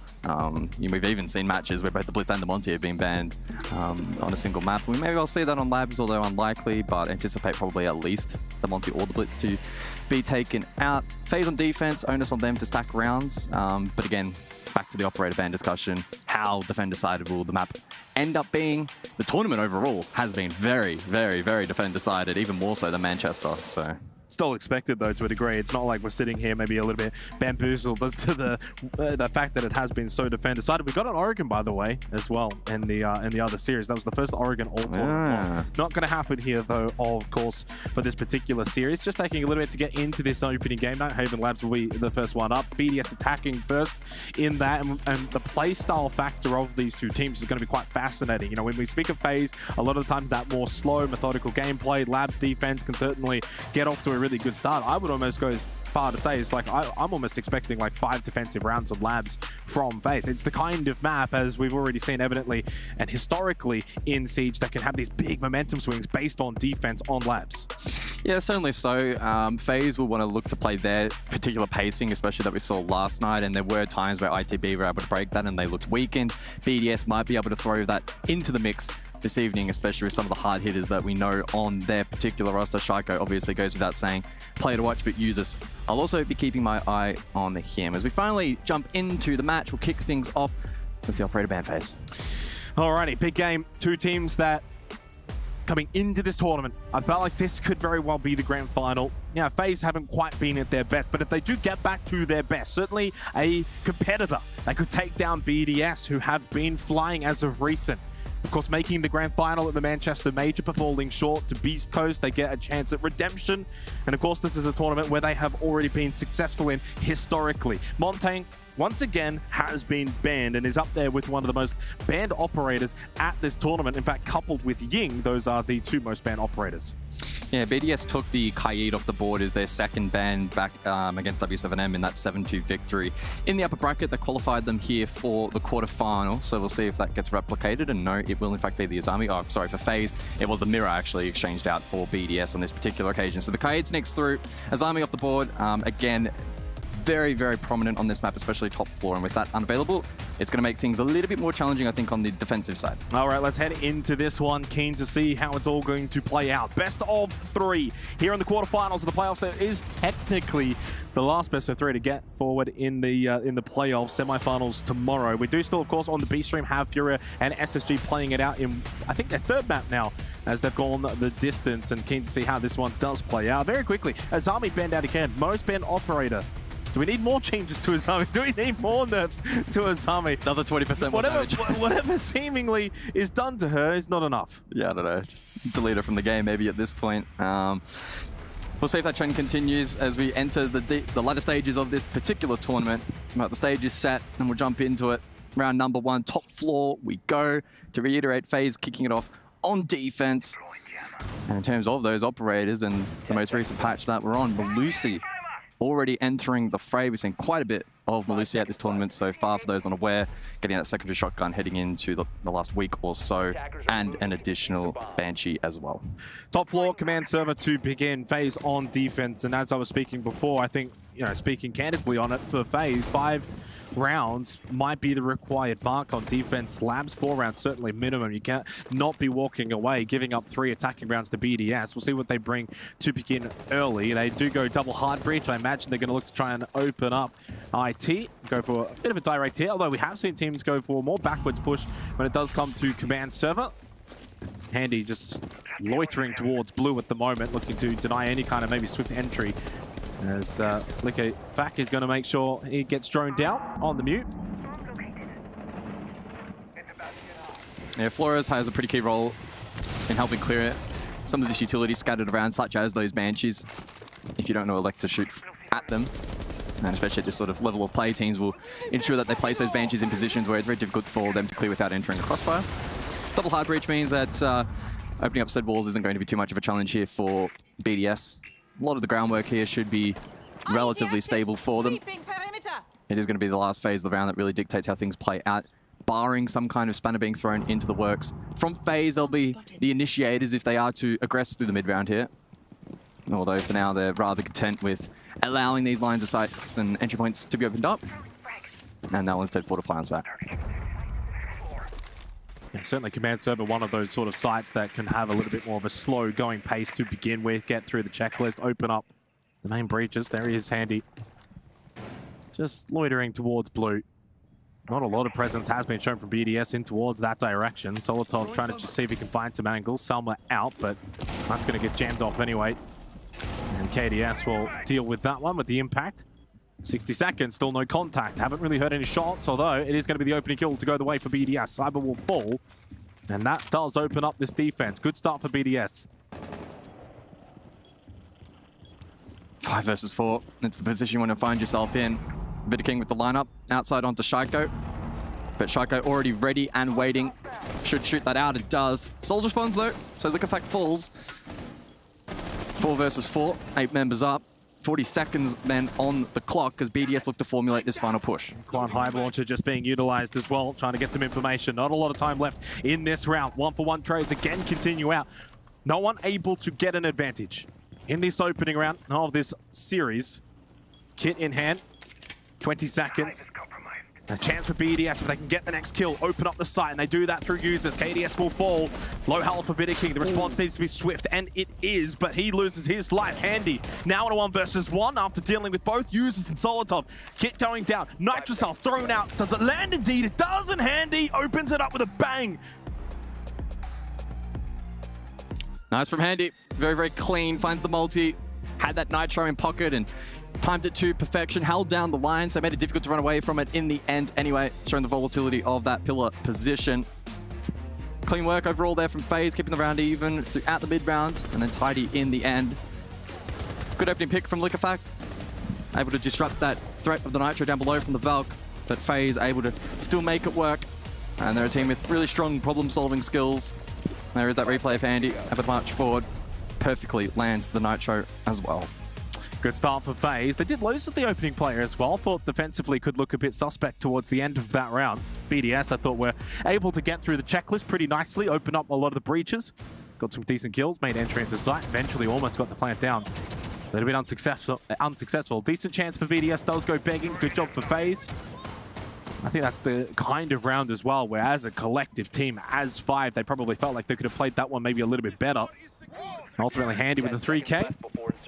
A handy 3K indeed. They did drop a floor now. We do actually see maybe a bit of a roam game being employed. Vigil being brought out. Got the Legion too with KDS. Amos in response from Shaiko.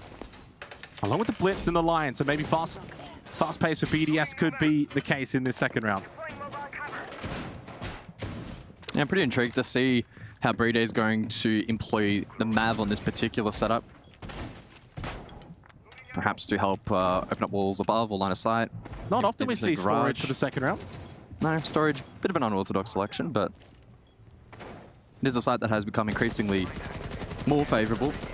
Probably, most certainly at this point, edging out Kitchen, for instance.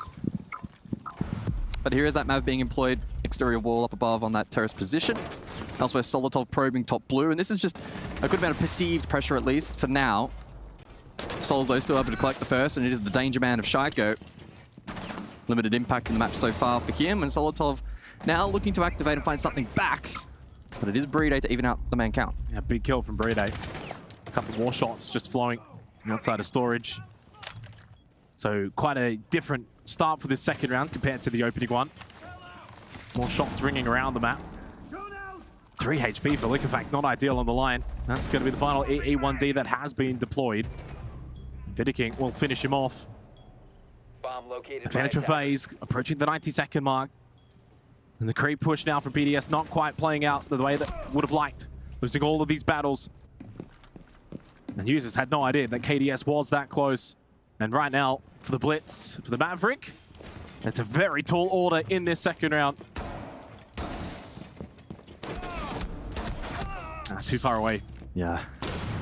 I mean, Solotov never really been put in a playmaking position that round. Unable to find an advantageous play. BDS lose the first pick. Attackers then isolated. Not much pressure really on the top floor to enable any sort of vert if they wanted to try and play that, even though that probably wasn't really on the agenda. So overall, this round kind of petering out a little bit, whereas top floor far more competitive, comes down to the trade game and a nice little clutch from Handy. This time around, it's going to be a lockdown from FaZe, barring a miracle from Brede. But that won't happen, and FaZe 2 on the trot. Yeah, very clinical round from FaZe. Thought they had really good map spacing and control. They were able to take fights on their terms. BDS never really at any point kind of looked likely in that round. Ultimately, the Blitz play over towards blue really got them nothing. They certainly weren't able to really get any kind of spacing. Well, that opening kill from Solis is a really wonderful headshot. Not a lot there to look at, but he finds the angle. Yeah, there was a response from Brede, which did bring it back to 4v4, but yeah, as soon as that kill, yeah, and highlighting their users just having absolutely no idea that KDS was even that remotely close to him. FaZe were on the move. They were moving around. They weren't stagnant. They weren't just holding positions. Yeah, and it just keeps BDS guessing. 2-0 start for FaZe. Decent. Now we go to Tank and Assembly. Thought we'd maybe get this in the second round, but we'll get it in the third. But again, the reminder really is for this map, defense, defense, defense. Yeah, I mean, FaZe know better than anybody. It's not over till it's over on Nighthaven Labs. They certainly do know. They'll be very eager to stack as many rounds defensively as they possibly can. On BDS's map pick, apply a bit of pressure, see if they'll crack. Some concerning signs in the previous round for the Europeans, but nothing that can be brushed off here on a basement attack. Just a singular hard breach, at least primary, with the ace in tow. And it would appear that FaZe are going to employ quite a roam. It is just Vidiking on the basement floor in Assembly. Everybody else currently off-site. Hence the Fenrir being brought, who escaped the ban FaZe, can be used on the peripheral.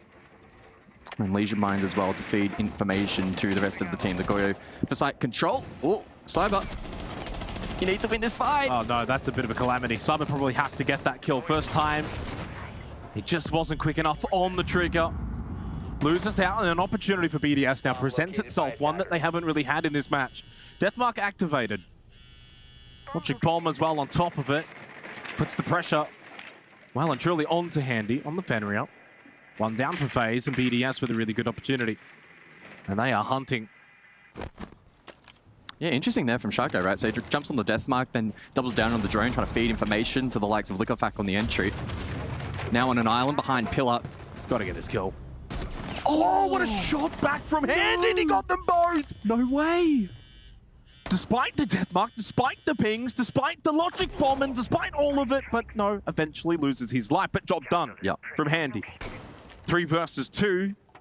And we're kind of back where we started in this round with 1 player advantage for BDS. 90 seconds left, and they can start to turn their attention a little bit more towards sight, of which KDS is there. Vidiking close by.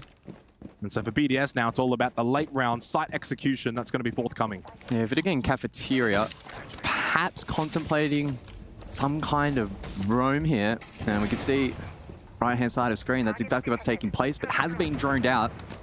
Position compromised. BDS may look to cut him off, could opt to try and go more direct towards site. Either way, Vidiking has been able to escape. Goyo canisters likely peppered around the objective, so they can look to stall out time from those particular positions. But BDS, with the man advantage, in a good position to flood and trade out these picks. I certainly can't say for BDS, they've really got a lot of utility to help them with this push onto site. What's going to help them the most is the fact that they got the player advantage. A frag grenade available through Solotov. Outside of that, though, very little. Trying to play with some vert here at the moment from users. On the Dokkaebi, no logic bombs remaining. Not a lot of time remaining either, and the longer this game starts to dwindle down, the less this advantage is going to be beneficial. Head peek through the doorway, unsuccessful shot though from Solotov, and the swing back really nicely done from Vidiking. 15 seconds left. Kid in the hands of Bride. They actually double stack together, super risky. But it does mean in any kind of fight here in this position, FaZe should be favorable. 5 seconds left, sticking the plant inside of assembly.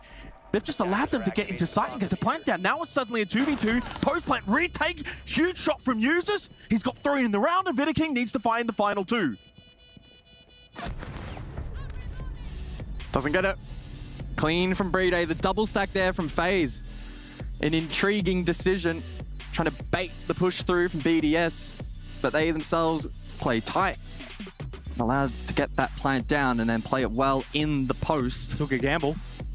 Didn't pay off. Didn't pay off. I think actually once you probably get that kill and it becomes a 2 versus 2, maybe you have to split back, play site, deny that plant attempt. An intriguing round though, and we kind of, as we go back through the replays, Handy really salvaged it. 5 versus 3 from this position, getting tracked down, getting hunted. He finds 2 kills and keeps the round alive then for FaZe. Once that kill onto Solotov comes through though, it's time to reposition. Yeah, they had the Goyo canister as well in this particular position to deny the entry for default. And because they were double stacked on the other side, they obviously couldn't activate it. So that risk doesn't pay off.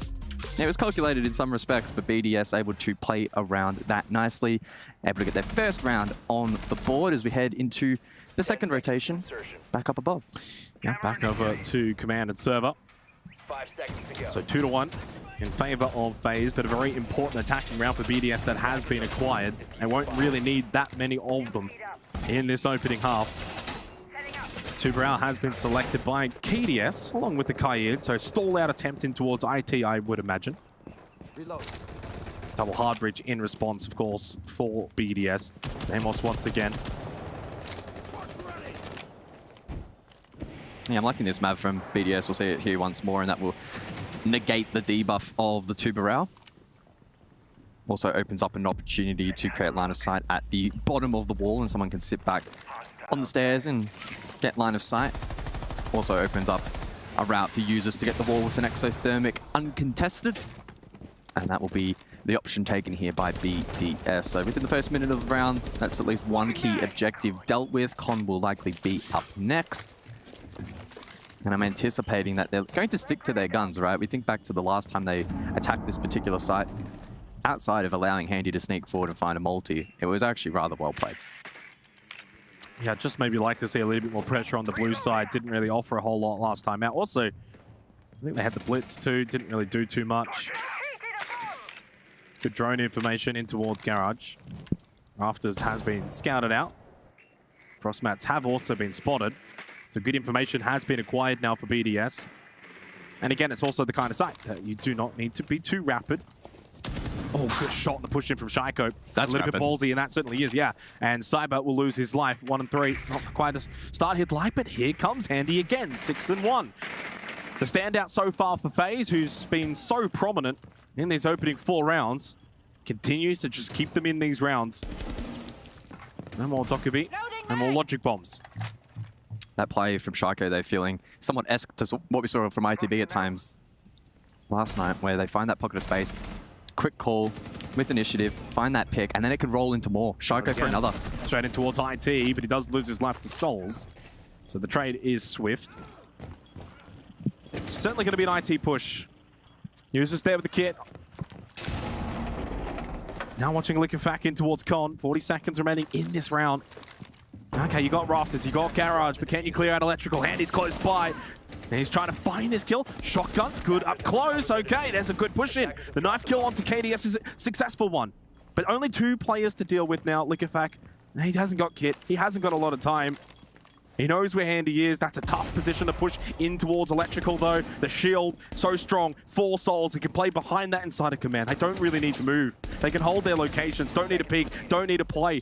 Play the time, guys. Force Liquefac to push into you. And as soon as he does, and he tries to walk through the doorway, it's an easy shot. 3 to 1 for FaZe. A little scrappy, especially compared to some of the opening rounds. But yeah, FaZe do come through on the defense. Yeah, you got to feel a bit bad for Shaiko there in that round. Gets the opening kill, opening pick. Then able to produce yet another kill from an unexpected position. As we see on the highlight reel, there was the first. Oh, that was the one down below. Okay, so Solotov there caught on drone.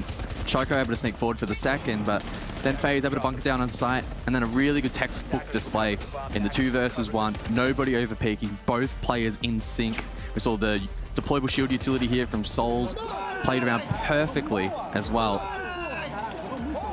And BDS being shown that if they want to get attacking rounds here on Skyscraper, only 2 opportunities left in the half, they need to step it up. And it goes without saying, but really well played there at the end from those 2, Handy and Souls. One's in Electrical, which if you're the attacker at that point and you've got 15 seconds and you don't have kit, you don't really want to be clearing that and pushing that and wasting time.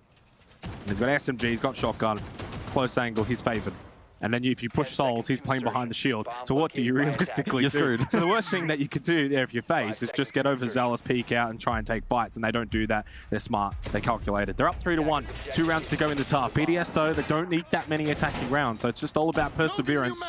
What we saw there from Shaiko, really good. 2 kills. Can they bring that same firepower here into this 5th round?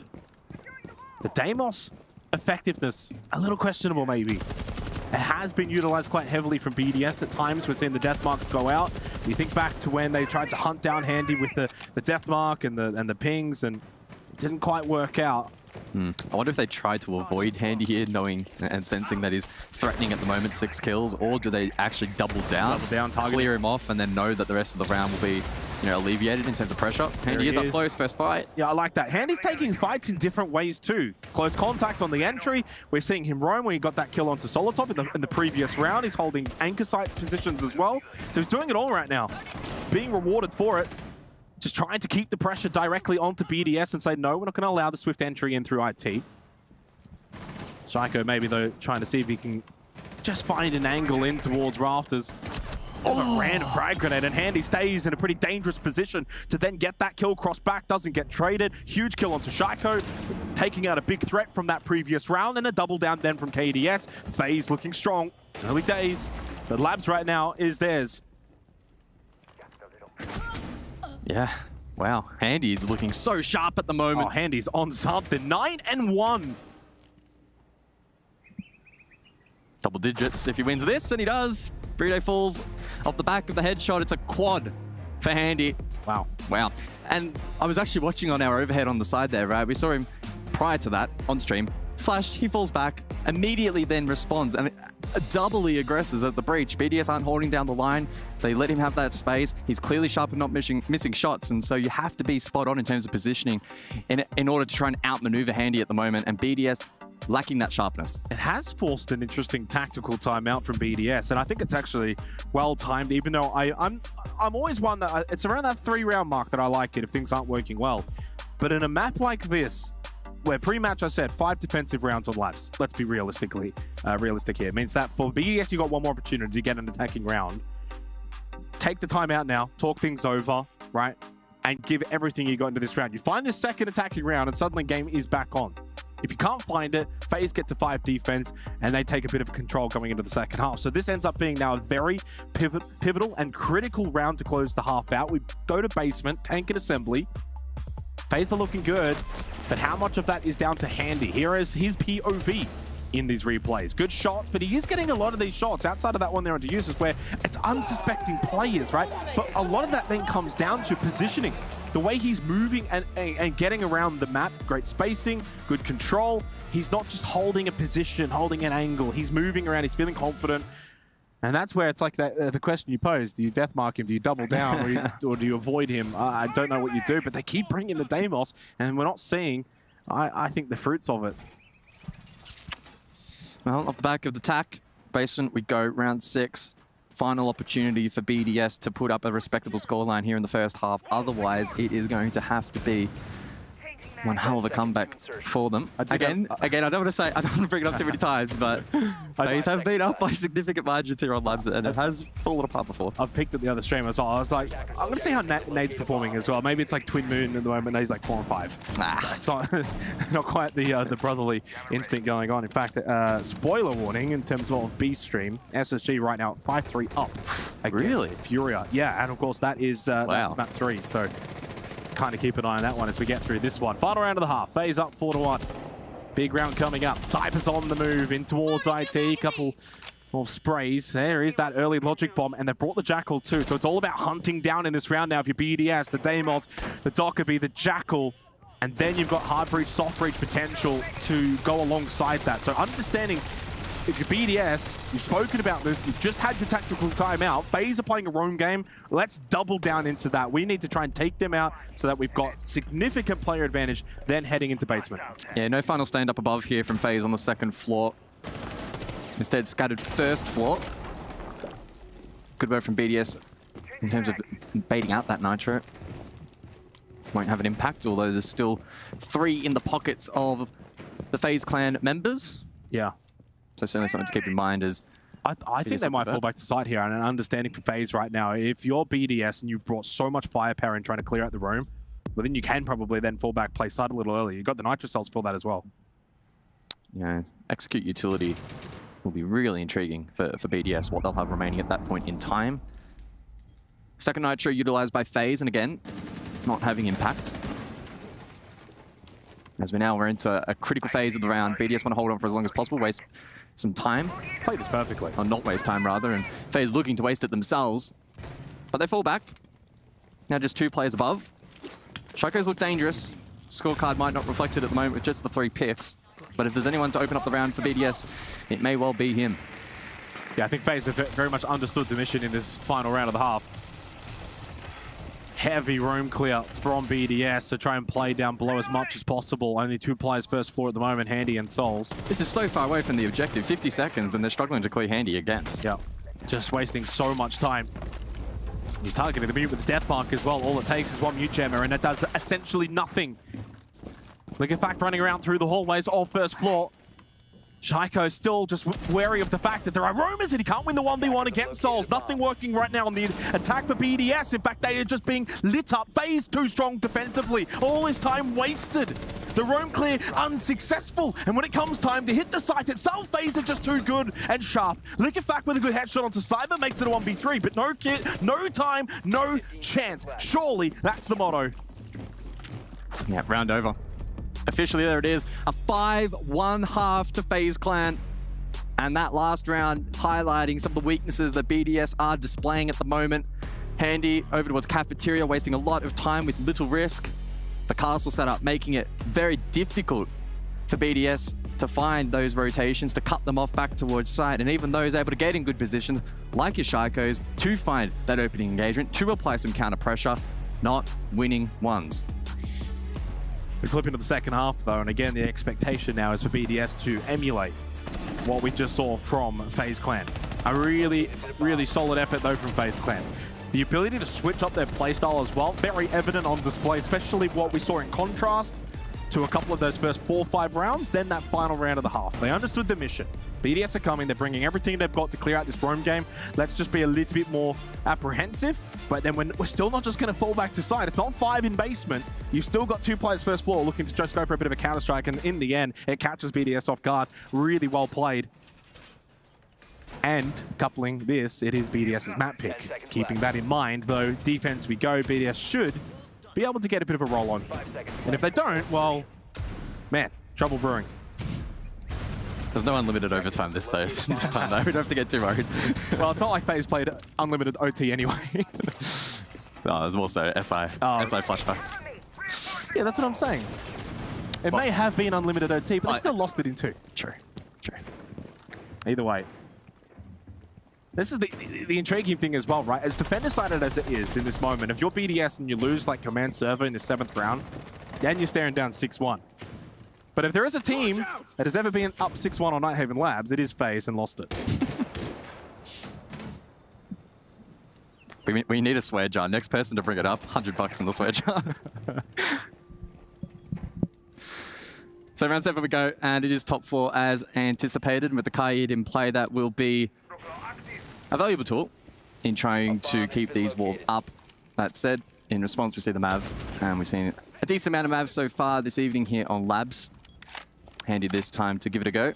Pulse is interesting. Oh, good opening shot. Souls, though, onto Solitop, and that's the Tuberel. That's very clean.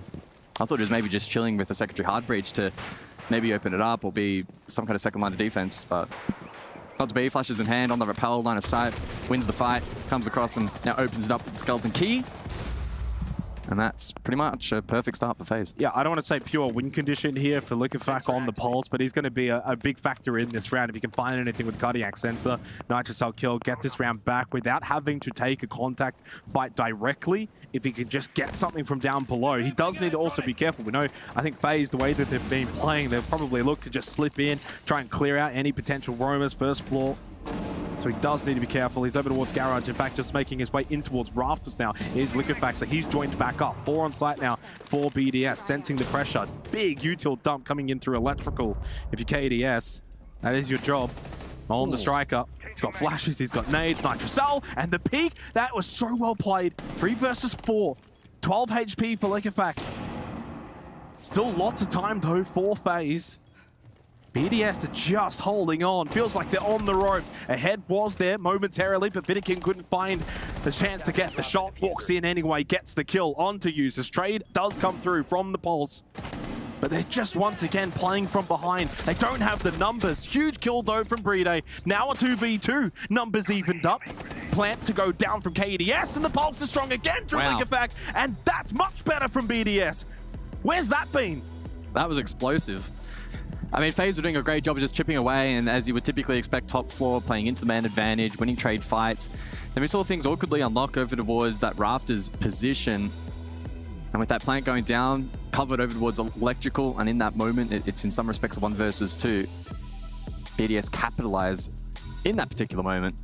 Showed some good sharpness. I like the way that for Liquefac, where when you're playing that Pulse, you almost think organically, it's like looking up, find player, throw Nitrocell. But he's almost used it as a way to kind of push through first floor, then back up to second floor, clears out warehouse, right? So Garage is clear. You can call that out. You can calm that out. Then you can go play site. We know where they're kind of pushing in from. He was so critical in bringing that round back for BDS. His ability to stay alive as well, get into the fights. And I thought he was definitely the star man of that round for what he was able to do. Start to finish, really helps out. Brede strong on site defensively. Still, throughout all of that, and while that was certainly much better from BDS, they were pretty close to losing that round. 10 seconds to insertion. Yeah, but a round win is a round win, especially on primary sites, so BDS will take that. Not taking any chances here. Round 8 basement, we go the expected rotation here defensively. Well, I said I would shout it out if Okay, Sky hit a Sky. good free cam. All right, Sky. That was pretty good. He's cooking. I was hoping we'd stay on it a little while longer and he'd stuff it up, but I don't know if you could have stuffed that one up. no, he'd find a way. Well, what can BDS do off of this now? Momentum needs to be certainly built. You're down 2-5, so you've got to get the rounds ticking over. You need to force FaZe back into the thinking game. FaZe certainly can kind of throw bodies at these sites, at these problems. Yeah, they've got a couple of rounds that they can really use. Certainly banked up in the back pocket. Down to basement we go for this 8th round. 2-round combination with the Kaid once again employed. Not too surprising. Of course, lost the 2-round very early in that previous round. Oh, hello. Hello, Souls, double kill. On the exterior as well, I think in towards vending. He must have vaulted in, then back out. I'm not too sure. We didn't see it. I imagine we'll get the replay of it. Either way, 2-kill start for FaZe. Puts the pressure rightfully onto BDS. Behind the tank now, pinged out. Users taken down to half health. Straight in for Handy. 11-2. How aggressive FaZe continue to play. And certainly now smelling blood in the water. An opportunity to strike has presented itself here on basement. And a timely logic bomb from KDS to just try and hint out where these last 2 players are. A little bit of a fight back from said last 2 players. And the pistol shot lands on the head of Vidiking. Users and Shaiku, last standing on this site. The head to pop. No, what a shot from below. Users on the low ground gets the kill onto Handy in a 1v1 now. Lots of time remaining. KDS spots him up close. The flash. Does he push immediately off of it? He does, but he misses the shot. Users, that was so strong on site. BDS are fighting strong in these 2 rounds. Wow. How have BDS gone on to win that round? They lose 2 picks out of seemingly nowhere on the rotation up above from outside to kick things off. Oh my. And Users just puts the foot down. He doesn't just place it down, he slams it down. What do you even do if you're FaZe? You don't take a timeout. There's nothing really to talk about, guys. We're getting entry kills. We're opening up the site. We're doing everything so well. There's the lineup. There's the replay. But like, it's a 5v2 and you've lost the round. Incredibly well played. Look at the positioning. Look at the shot. Crisp, clean lock. Handy has got to get that kill there as well. And had he done so, KDS would have got his, and that would have been round over. And BDS are very fortunate, but very stalwart on their defense. 3-5. I mean, Users certainly had a couple things go his way there, but you always need he played it as well as he could in terms of Absolutely. positioning. He landed the shots he needed to, like absolutely phenomenal. And that's the kind of moment in a match that can inspire the rest of the team as well. The big thing as well for me is I think BDS can actually play a lot better in these early rounds. Yeah. So if they actually start to play a lot better in these early rounds, FaZe aren't going to be having 5v2 advantages all that often. So for BDS, certainly the pathway forward now, well and truly there. 2 rounds that realistically FaZe should have won. They have not won.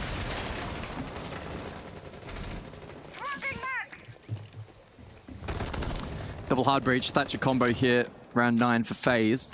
The issue though is the early contact fights, entry denial has been poor. That's really what they've struggled with so far. On-site defense has been great. But you can't just stack 5 on site.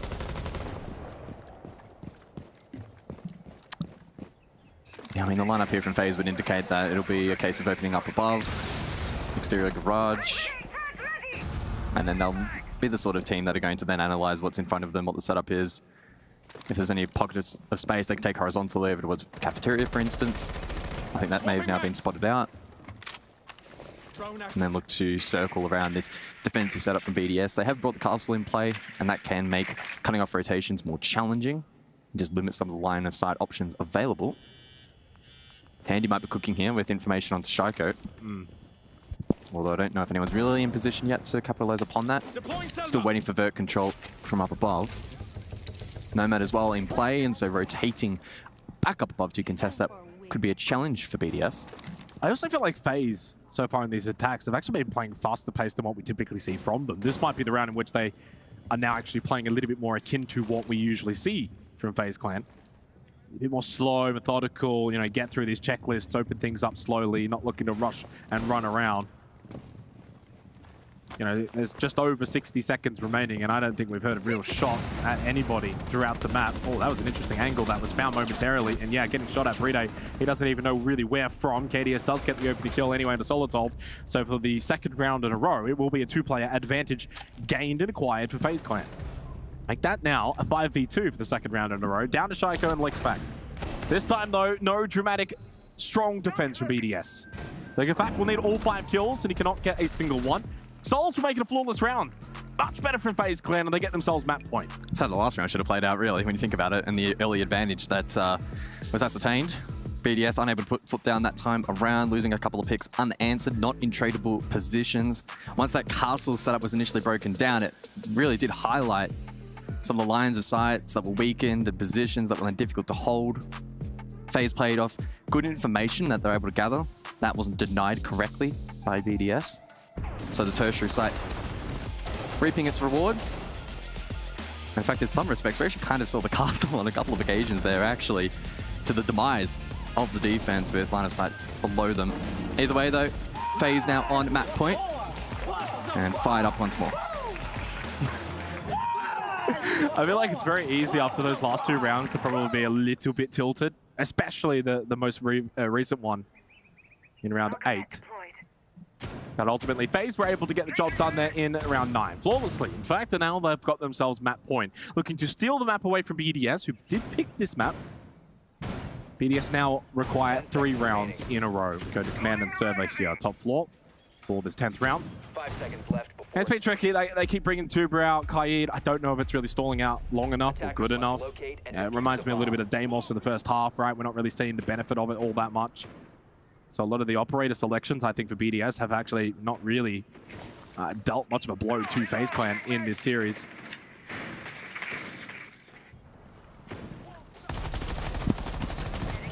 So the striker in play then for round 10, and KDS bringing flashes and frag grenades, the most common combination on striker for the ability to util dump particular positions.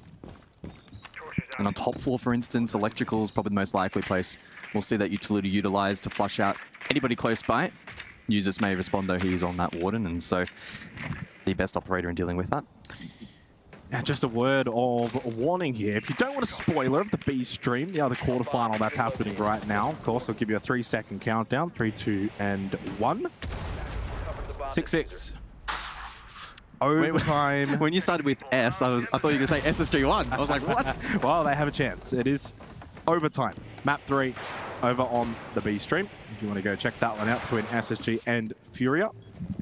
Of course, quite a bit to go still in this particular series. FaZe looking to close out the opening map and take a lead against BDS. Does mean if SSG can't come through in that series and BDS can't come through here, there will be an all-Brazilian semi-final top 4. They might be back. They might be back. Minute 30 on the clock here, though, for what may be the final round of labs between these two Titans.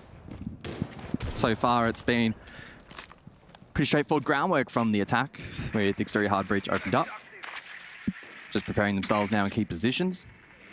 Vidaking still has 3 samples in hand, and he'll combine with Cyber to help open up Con Wall. That then having a route in towards this pillar position, currently being held by Liquefac. And we can see those Zoto canisters from the Tuberal stalling out the breach. But there's still a minute to go, so time not the biggest of concerns here for FaZe. They'll be rather content so far. Frost also in play. We'll quickly note that. There is one right next to the breach, and that could come into play as time becomes more of a pressing issue. Sometimes things can be overlooked. I mean, typically a site, I keep saying that you don't really need a lot of time. That does get tricked as well, but 35 seconds is not a lot of time. This is a really good round so far from BDS, yet despite that, they lose the opening player of Shaiko to Handy. Now up to 13 kills. Not a lot of time, so you have to basically just send it in. Going through doorways, you don't have the angles. Surely this is a round in which BDS can slowly bring things back. Indeed, they do with 2 quick kills there, though. A 3v3 with 15 seconds left. Huge kill. Liquefac love the little swing, though. Aggression from users, not just holding an angle, not just falling back. They want to take the fight to FaZe. Much better from BDS. Certainly a very strong defense, kept them locked out for a good time. The wall denial was much, much better there from BDS. In fact, probably one of their best round, if not the best round when it came to the operator selection and usage. Locked FaZe out, forced them into just a deep rush into sight. Didn't quite work out, even as good as FaZe are in their shooting capabilities, couldn't quite bring it back. 6-4, and a tactical pause as well from FaZe. Yeah, and I think that round more than anything highlighting that even when Shaiko is having a little bit of an off day, not finding as many opening engagements, go his way as BDS would typically rely on. I mean, at the moment going 4 and 10, we cast our minds back. One that comes to mind is the one where we got the double opener and they still actually didn't ironically convert that particular round, but we're seeing the likes of Users really step up. I mean, he's playing phenomenally at the moment in double digits, doing well, and even more so than that previous round. A good team effort. As you mentioned, their composition and the way they played around U2 was probably the best that we've seen so far, hitting clean shots. FaZe forced into unfavorable fights. Time then did become an issue as well. That said, FaZe do have their tactical pause still in pocket. They'll bring that out now, and as it comes to its conclusion, an opportunity to just relax a little bit here, settle themselves up for the next primary site of basement, and formulate a plan to lock this out. Yeah, 2 more rounds required now for BDS to send this one to overtime to complete the comeback. Yeah, unfortunate there, but you can really see it here in the replay at the very least for BDS, showing they're pushing forward, right? They're the ones that are being like, okay, there's not a lot of time left, but let's not allow them in the site. Let's go right at them when they're not expecting it. They're trying to run, right? They're trying to sprint, trying to get in, they're trying to move. That's when we'll catch them off guard. So really good play from BDS.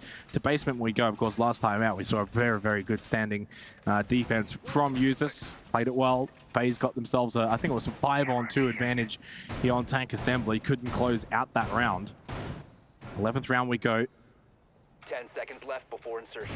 And the Capcan, intriguingly enough, has been brought from Solotov. Struggling to get involved in this game, 2-9. Maybe a couple of those EDDs could go off for him.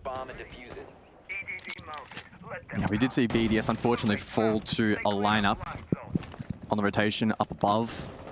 Put them in the 5 versus 3, which compounded. Certainly not expecting that to happen again. Was a little bit of a fluke, but important to note that the rotation back towards site, if there is a roam employed, and there are a couple of players off site currently for BDS, that could be a telling portion of the round if FaZe are able to capture them on their way back to site again. There is some insiders to those players away from the objective. Blue outlines scattered across vending, kitchen, and storage. Of course, that is one of the improvements with the HUD. We know where everyone is all the time. Yeah, I love that feature. Liquor fact in kitchen, but elsewhere, our eyes on the hard breach. 2 Brown response from Shiko this time around. Stalling out double wall as the single gets opened up. But for now, this will largely be groundwork for the latter portion of the round. Still a lot to be done off-site in clearing up those key positions on the first floor to facilitate any attempt for a plant. Eyes back now to kitchen. No map control for FaZe though. It's all on the exterior. They're all just so focused on main bridge down below. They're not clearing out potential roamers. Yeah, there's only 90 seconds left, which means if they are going to do so, you know, they're doing so quite late in the round as well. Logic Bomb does get used by KDS, and Sol's actually losing his life to Shiko, who's actually in basement. So I imagine that was maybe just a main breach peak. It's not a good round for FaZe. I don't think they've played this really all that well. They've put the pressure on and opening up. Well, they haven't even got actual main breach. They've only got single wall. They haven't really cleared much above. They're still all on the exterior. 60 seconds left. Yeah, I don't know if they're going to be able to win. Everyone's in basement, and they're looking to play for cutoffs on the rotation back towards site. I don't know if that's because of a lack of information. Even Handy's being wary of a potential flank. Well, they were drone. They were heavy site droning. Yeah, they haven't really droned off site. You see one there actually pretty nicely placed. 45 seconds. It's literally going to be a repeat of that last round where you, on command server. Rush into site, walk through doorways, walk down stairwells, and see if you can just get kills. BDS are going to be very well placed for that. They've got the numerical advantage as well. 5 versus 4. There's no time left. This can sometimes be really the thorn in the side of FaZe. These slow-paced rounds can cost them. Well, 20 seconds then. Breaking this down will be a challenge for FaZe. Initiation shown. Liquorfac wins the fight, no trade. At this point, the round surely over, but Handy able to cover the plant. Push comes through. Cyber will be key, but Handy falls. So too will the diffuser, and now a 1 versus 3. That was shocking. Round confirmed. BDS, honestly, didn't have to work for a lot of site control. That was shocking. It was... You could have posted me up in tank there, and I think we still would have won the round as BDS. It didn't have to do much. Yeah. So the issue that round for FaZe, one, you don't even get main breach, so you don't get double wall, you only get single wall. That's not really enough because we saw Souls lose his life through that anyway. Shiko gets the kill. So immediately as that happens, then they're like, okay, well, we can't really push through this, can we? So then the last second, with like 60 seconds left, we see them go back over towards storage. By that point, you haven't really cleared anything out. You don't even have the hatch opened up. And it's literally just slow push down towards site. That was a shocking round from FaZe. They've been good here in this map. And well and truly, I still feel like maybe even deserve to win this map, but that was the poorest round we've seen from them thus far. And it's really just giving this potential chance now to BDS. It's 5-6. OT could be beckoning. Yeah, a lack of pace needs to be made up for in terms of being very in sync and confident and having a very direct game plan and having really good information and not wasting time elsewhere. And it screamed uncertainty through the mid to late round there from FaZe, where they're checking positions where players most certainly are not. Worried about flank game, etc., which was never in play. 5 seconds to go. So maybe highlighting some issues in gathering information, relaying that, playing off it. All it takes is this one round. That's all it takes. Yeah. 6-5. It's still a map point for FaZe. They'll certainly be ruining their chances here in this particular half. You think back to the start of it as well, those rounds where, you know, they had the 5-on-2 advantages, the 5-on-3 advantages, and they were unable to execute a round win.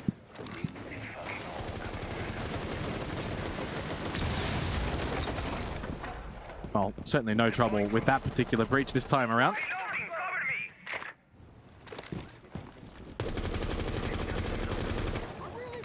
Important round for FaZe.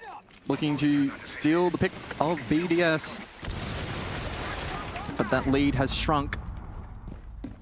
Can BDS push at least one more round here for an overtime? The Docker be in play, and the logic bomb rings out. Cyber looking to lurk through lobby. Just the 4 kills for him so far. Gaining space on this side of the map. Shock drones in play from the Twitch. Counterplay on offer. Flammable my discs. Mute jammers even. Valkyrie cameras too. This is better though. They're getting a little bit more first floor presence, moving around the map, clearing out positions like lobby and cafe, and you've also still got a little bit of more direct pressure as well through the breach. So the hallway, can they take this contact towards blue? If anyone swings that hallway, you're probably in a better position. Well, here we go. Maybe a chance if Cyber does indeed swing, and he does. Reward for moving around the map, getting into key positions, not just hanging outside on the exterior. Liquorfact maybe looking to double down. He does make it through the doorway, but not unscathed. Down to half health. Plant as well. So now post-plant retake for BDS, when they have not got themselves into an advantaged position at all. FaZe just through sheer aggression. And I think for Liquorfact, the long arm of the law, stick this one, hold it. Although he doesn't really get the opportunity to do so from above on the roof, where you will see the end of Nighthaven Labs. FaZe just able to scrape by in the end. 7-5 this time around. They did not allow the comeback. Big result from FaZe in this best of 3 in what is sure to be a tightly contested 3 maps. And at the very same time, I don't want to give away the spoiler again. So countdown 3, 2, 1. The other result, it actually went to all 15 rounds, guys, on the B-Stream matchup between Furia and SSG. Furia taking it home over the North American team, which does mean if BDS get eliminated in this next map, there will be no non-Brazilian teams remaining at the tournament. Wouldn't that be one hell of a storyline? I mean, the ball now in the court of BDS to respond on Bank. I think they still have plenty in the tank. BDS have been in these positions, backs against the wall plenty of times before. They'll rest, they'll rejuvenate, and they'll come back fighting. I actually think for BDS as well, specifically, there were some intriguing rounds. I don't think they played awful. I think they actually played pretty well, but they can certainly play a lot better. But regardless, FaZe take it. 7-5 here in the opening map of this series. We're going to go over to the stage with Ginny and Anne. Hello, Ginny here, joined with Anne, and we are sitting on the stage after the FaZe Clan BDS match that we've just witnessed. A lot of expectations that we had heading into this, and we genuinely believe that this is going to be one of the closer games that we've seen today. I want to start off with the fact that this was BDS's map pick, but it genuinely did not go in their favor. No, we saw BDS play this map before, of course, one of the 2 maps that they've shown so far in this tournament. We talked about the importance of BDS having technically only played 2 maps prior to this, and they were definitely facing a difficult team here. It started off with Handy's massive 1v3. I think Handy so far in general had some really big impact plays in this entire game. Ended up going, what, 14-5 or something? Absolute case for him. Yeah, and I think individual performances from the side of FaZe Clan definitely is something to commemorate. We're looking at BDS's side of things, and it felt like there were a couple of those plays coming through, but it wasn't a consistent factor to allow them to close out the map. No, actually, indeed. It was, of course, users having that great play with the Revolver in round 8 to really bring the round back in their own favor. But apart from that, I felt like quite a few of the BDS players were getting caught off guard. There were moments where they were on their drones, just getting shot from behind, as if FaZe knew what their every move was going to be, having obviously seen what BDS has already done on this map. And quite a few times that you see these BDS players like Shaiko, where we know he's a great entry, swing, have the advantage in the gunfight is what you're thinking, and still lose in the gunfight. Yeah, that is, again, the Brazilian gunplay that was coming out here for the side of FaZe Clan, and they are definitely in the lead to really also highlight the fact that this is BDS's map pick, and going into the next one, that is FaZe's pick. That's where they feel the most comfortable to take this enemy on. I want to look at BDS's perspective and think, okay, you've lost your map pick, you are genuinely 1 map away from being eliminated. What are the changes that you're expecting from their side of things when we're heading into the next one? It's really difficult if a player isn't having their day. That's the kind of mindset, I guess, that you have to go into. Because you did see these players go for aggressive peaks, aggressive swings. It wasn't as if they realized, oh, I'm not really hitting my shots today, let me just go sit in the corner. That was not what BDS were doing. That's actually what helped them win a few rounds on defense as well, to still be aggressive, still get into these gunfights actively. So that's something they have to keep in their mind. They know what FaZe does. I know they have the support staff to do the kind of investigation to see what FaZe has brought out on Bang before. And you also have to keep in mind, you, as well as FaZe, have been unbeaten on this map since March. I know, but someone's gonna have to lose that record, right? Because like they're going up against each other, FaZe unbeaten, BDS unbeaten, which one's gonna lose it? And I think with the form that FaZe is coming in today, yesterday's wake-up call seemed to have genuinely shook them.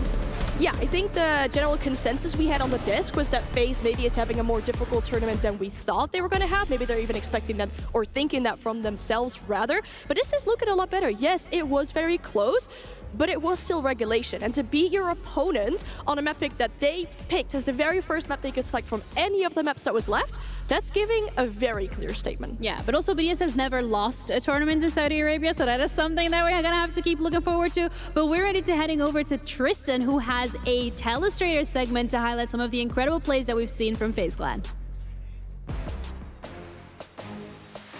Yes, thank you, Ginny, and thank you, Anne. You join me at the Telestration station. I want to take you back now to round 3 of this matchup. There were a lot of really, really close rounds in this match. And just to bring you back again to round 3 here, I'll paint the picture for you. It's a 3v2 for FaZe Clan. For BDS, sorry, against FaZe Clan. But just watch the player movement here, which is so essential. The first gunfight's coming up here. It gets won by FaZe Clan. It's a 2v2. But I want you to really focus on the movement here of Brede, one of the most clutch players in Rainbow Six. What's happening here is FaZe Clan is setting up a trap. If I remove that from Brede and we place it onto the Legion instead, what FaZe want here is for Brede to come in and fall into a 2v1 trap. But what does Brede do? Have a watch here of this outline. He thinks about it, but he backs off instead. He decides, no, you know what? I'm not going to do that. Let me wait a second. Let me regroup with my teammate. Suddenly, there's a little bit of panic in FaZe. They're swinging around of angles. They're not sure what's going on. They're not sure what the execute is. But at the same point in time, again, look what happens. It's this mini chess game of Siege towards the late rounds that great teams do. We have, again, Brede here. He's rotated away with the diffuser, and he's being covered directly by users. What happens here? FaZe now are in a situation where they know it's a 2v1 as the bomb is going down. But again, users, he swings himself out, and now what do we see? The complete same trap set up again by BDS that FaZe Clan initially set up, and it's a 2v1. You'll see it here. The swing comes in from Vita King. He loses the swing, but just again, this movement of users here, he's immediately ready on that door, even if that fight was lost. It's amazing from both teams there, and there's so many late round situations. This is just how it is in top level competitive Siege. So we're going to throw you over now to Jackie, and she's going to tell you what's been going on the B stream. Furia defeats SSG in a nail-biter, going to 3 maps. Right now, I'm with KZ. I cannot imagine how you're feeling. What an amazing victory. Yeah, it was an amazing victory. The match was more tougher than we thought it was. So we are like feeling very, very great right now to win this match. And relieved, I'm sure. Yeah. It seems super stressful. Yeah, it was really stressful. These guys are crazy playing. Inside the game is other things than watching, so it was like very stressful. Talk to me about map 3. You guys came back, and then also that last round. What were you telling yourself? How were you staying in a good mental game? Like on 7-7, I know they were trying to kill me on the brown we call it. So I like breathe a lot to be calm, to not to. I know my teammates will help me, so they did it. So I'm very, very happy for them to help me. You knew they had your back. Yeah, I trust them. Okay, so BDS or FaZe, who do you want to play? Can be anyone. I don't like to choose the opponent, so I just want to focus on the next match. Whoever comes, it's okay. Okay, you're ready for anybody then? Yeah, sure. Looking ahead, are you feeling confident or are you a little shaken up? No, very confident. So we're going to like rest and focus to the next match. Okay, great. Anything that you want to say to the fans at home? Can me Portuguese? Sure. Ok. Valeu, rapaziada, que tá torcendo aí pela gente. Cara, foi um jogo muito difícil. Talvez assistindo, talvez não tenha sido, mas, cara, ali dentro do jogo tava muito difícil. Os caras estavam jogando uma ranked às vezes, tipo assim, muito difícil mesmo. Eu só queria agradecer a torcida de geral, é importante vocês estarem torcendo pela gente. E, como sempre, a gente vai estar dando o nosso máximo, podem ter certeza disso. E a gente vai buscar aí esse título para o Brasil. É nóis. Obrigado pela torcida. KZ, enjoy that win. Thank you so much for the great interview. We're going to send it to a short break. We'll be back in a little bit.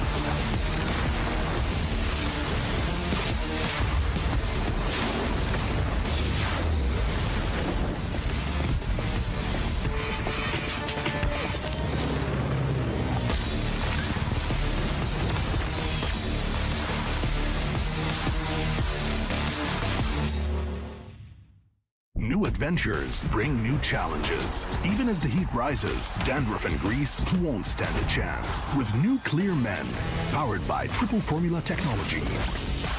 To eliminate dandruff, itch, and grease, gives you 8 hours of freshness and 100% dandruff-free hair.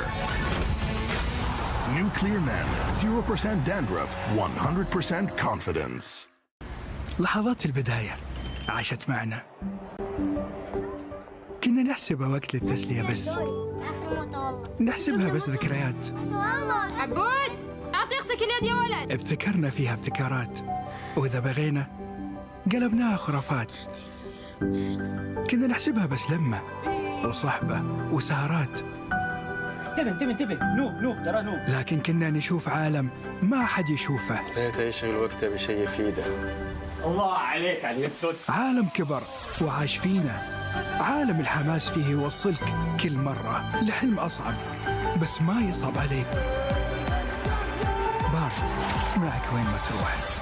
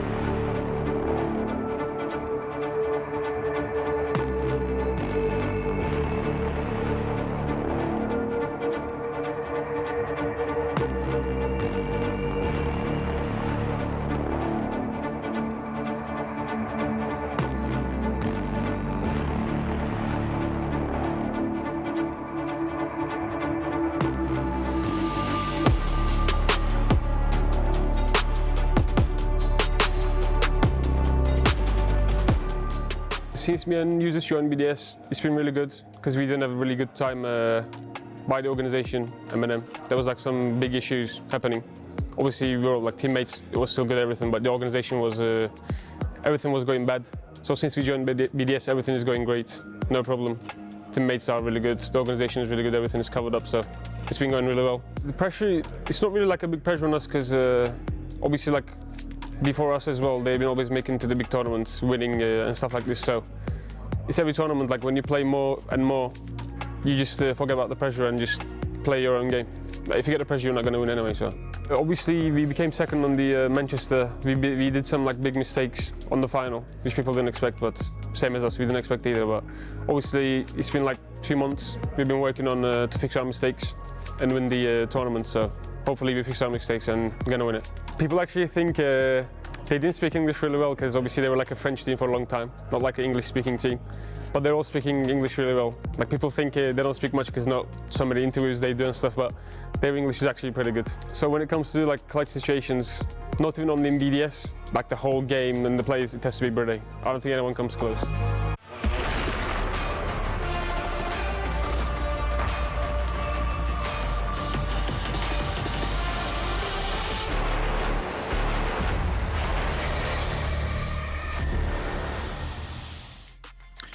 So FaZe Clan have taken the opening map for what is our final quarterfinal that we've got remaining on the schedule.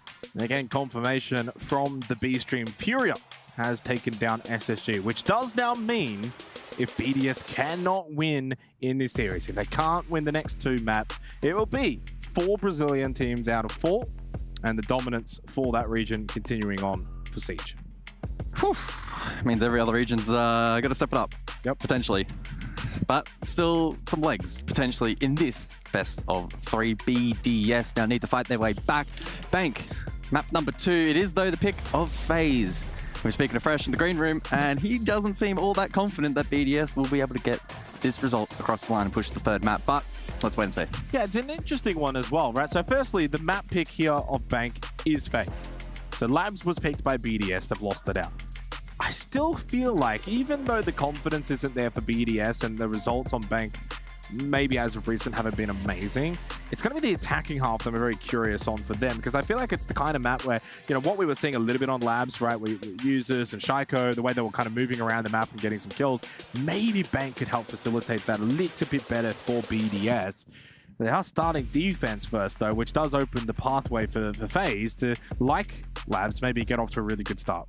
Yeah, potentially. Bank can certainly be that map where you steamroll momentum. Again, links back often, as is often the case on any map, really, in terms of the operator bans that we do see play out and the opportunities that that then creates, or others that it can take away. BDS as well, we'll see what kind of rotation they want to play defensively, how popular top floor is going to end up being, is open area going to be early on in the agenda on that rotation. Basement, do we see big roams from BDS? Are they going to look to lock down site? I mean, there's so many different options here on Bank, and I think that's why it is such a, you know, loved map. Yeah, and obviously, Guz, just for you as well, a bit of trivia, you do realize who the winner of this series now goes on to play, right? Hit me. Furia. Oof. You do know what FaZe Furia would be. That would be a rematch of SI. It would be. For the semi-final. Of course, Liquid and W7M, the other semi-final matchup that we'll be playing tomorrow. So it's just a question of whether or not it will be an all-Brazilian bonanza as we're getting towards the end of EWC. Not too long until we can get into this map of Bank. Certainly for FaZe, you know, when we kind of look at Handy here, it's so incredible on Labs. Can you back it up? Is it the Handy show? Is it just the FaZe show? But Handy played really well, but they don't really need him to pop off and get 13+. It's a combination of both. Potentially, right? There were multiple rounds back, even Labs, where he was put in very high pressure situations, isolated on rotations, etc., having to really step up, being fully droned under information, etc. And he was still stepping up, playing his part, winning his 1 or his 2 in a multitude of different rounds that were the difference makers ultimately in the end. Can he be that big clutch factor for FaZe here on Bank? Potentially. Will it even be needed? Who knows? FaZe may well be able to steamroll this particular series if BDS don't play their best form of Bank. Yeah, just sort of letting everyone know that at the moment, no ETAs to getting into this game, but we can get maybe an exclusive version of the Jake and Guys podcast here as we get into this one. There's a lot still to talk about because, you know, for FaZe Clan, when we kind of think about them as a team, it's always a case of close but no cigar. And you think about a lot of 2023, all of the semifinals throughout the majors, the grand final itself, in which they had a 6-1 lead in the final map. They would have felt like they should have walked away as the SI winners. They did not. And then you kind of look at the Manchester major as well, losing to eventual winners Beast Coast. So kind of, again, falling short. That just seems to be the motto of FaZe in Siege, is falling short. They got themselves a 1-map lead here against a very strong BDS team. In fact, I would argue if you would have done a power rankings with everyone having an opinion on it, BDS would have been number 1 coming into the event.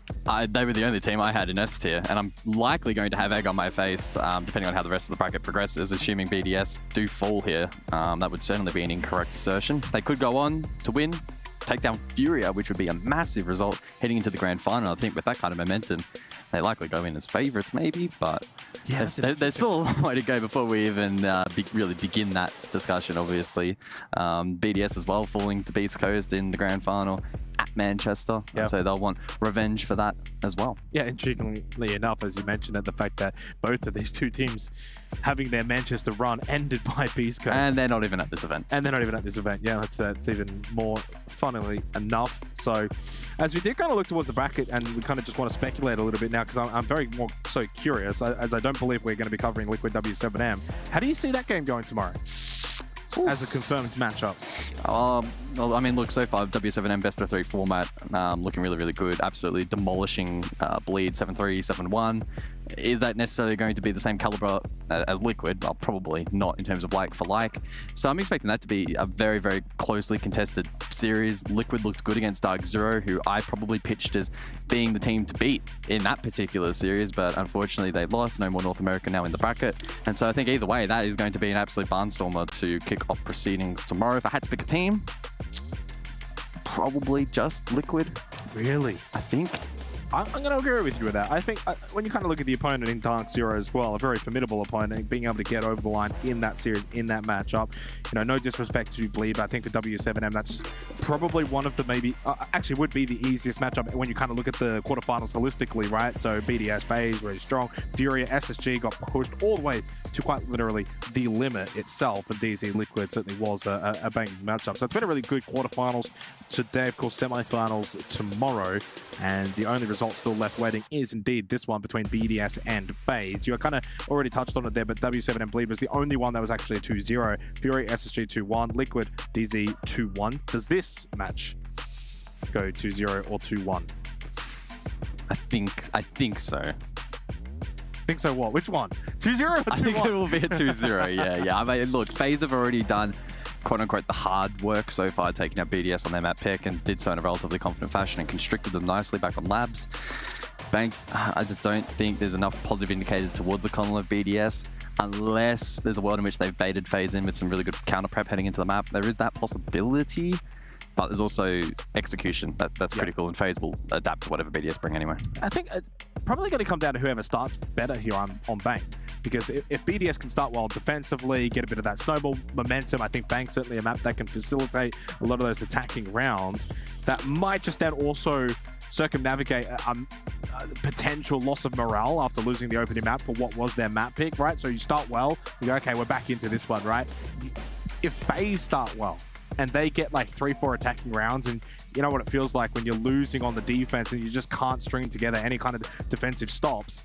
Yeah, the morale starts to continue to dip down even after losing that opening map. So yeah, I'll be very curious to see. I think really whoever starts well here on Bank is probably going to be the one that eventually finishes well as well. So BDS again defending first up. We'll see what that's going to work for them. But what about the last map if we do get to it, Skyscraper? When you think about that too, slow pace. Doesn't that just fit FaZe as well? So BDS are really in a bit of a hole here after losing their opening map pick. I mean, if we're sitting here in a couple of hours and praising a BDS comeback, I think it would be by far and away the best, most impressive performance that we have seen at the event thus far, and probably unexpected. Yep. So is it possible? 100%. BDS have the caliber, they have the skill, they have the experience, the determination. Can they actually connect those dots inside of the server over the course of those next few hours? Well, there's only one way to find out. I have been told that the game should be starting hopefully within the minute. Fingers crossed. I hope I haven't jinxed it, but shouldn't be too far away from being able to get into this one. FaZe looking to make this a 2-0, get this series done and dusted, and book their place into the semi-final. If they do that, they basically double their prize pool as well with this series win.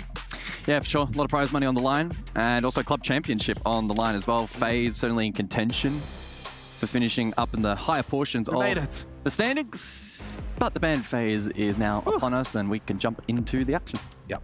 Yeah, BDS defending first up and banning first up, and it's the Ash first up.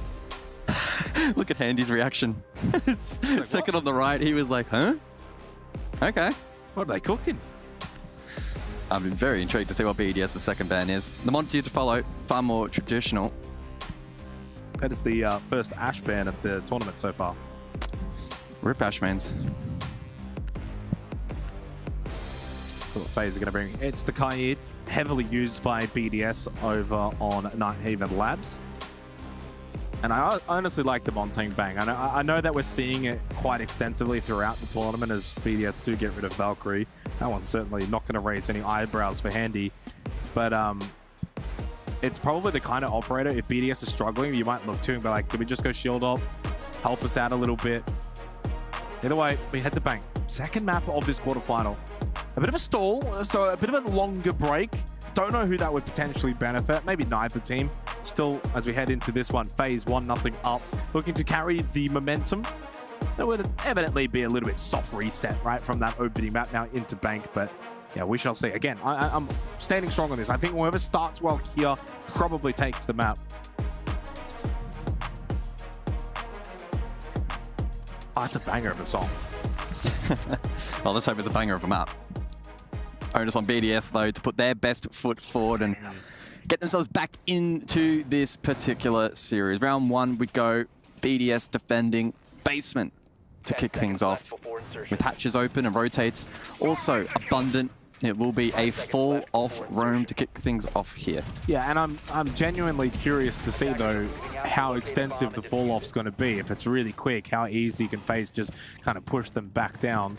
You know, we see teams at times get the slightest bit of contact and then they just drop immediately in the hatches and go straight back down to basement. I would like to see BDS be aggressive early though on defense. Don't just go down, you know, lock a CCTV. It's very easy to just try and get 5 players back down there, hold one over towards blue, maybe a little bit towards bot main.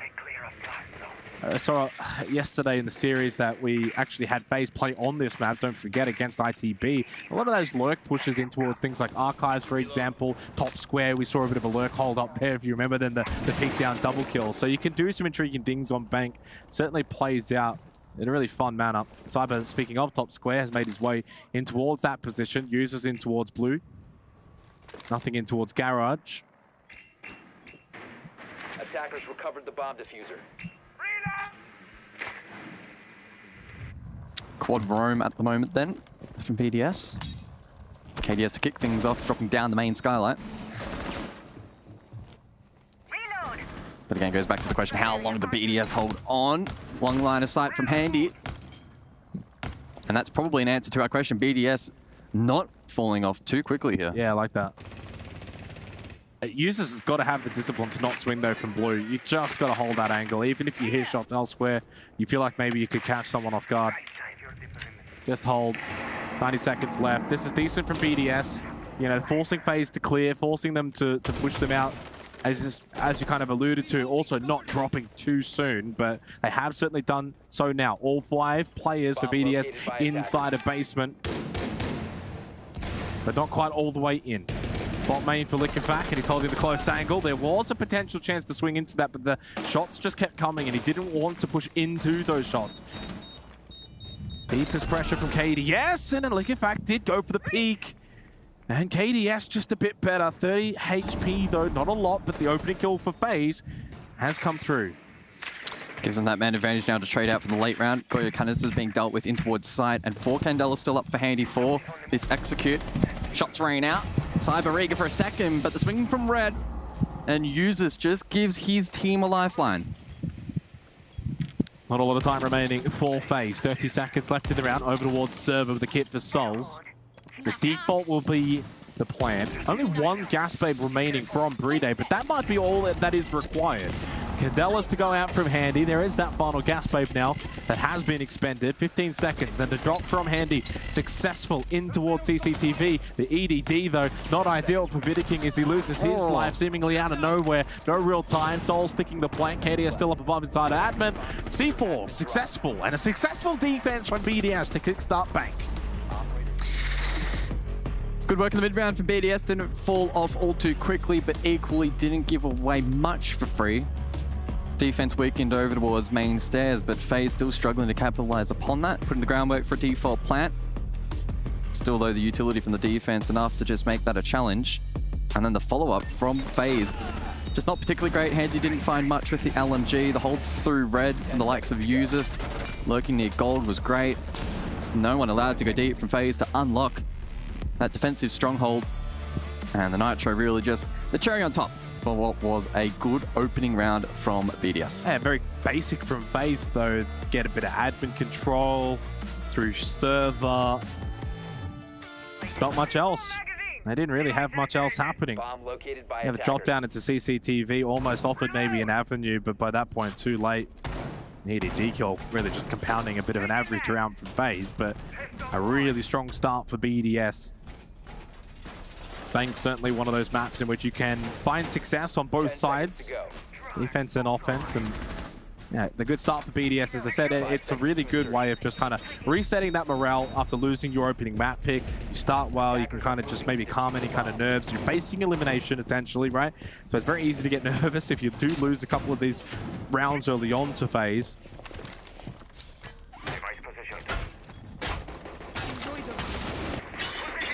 On the mirror in play then, can be largely influential here on Bank. Janitor probably the best example of that in locking down positions inside of CEO. Can they be vulnerable to Vert from down below? And that may be the counterplay on offer here from Cyber. On the Deimos can deathmark that position and clear it. Maybe also find a kill for his efforts as well. We'll wait and see if that's the play though. Won't be contested down below, and so he will likely find value. Leakfact finds value of his own though. That's KDS in the grave. It's interesting as well, that was the player in which got deathmarked and forced out of main. Goes over towards CEO and finds a kill onto KDS, so that doesn't really work out in FaZe's favor, in which the player you've pinged out, forced to move, then moves into a position to find a kill. Pinged out again, and targeted by Cyber. He's trying to abuse him from below. Shaiko able to double down the advantage now for BDS with the kill on to Handy.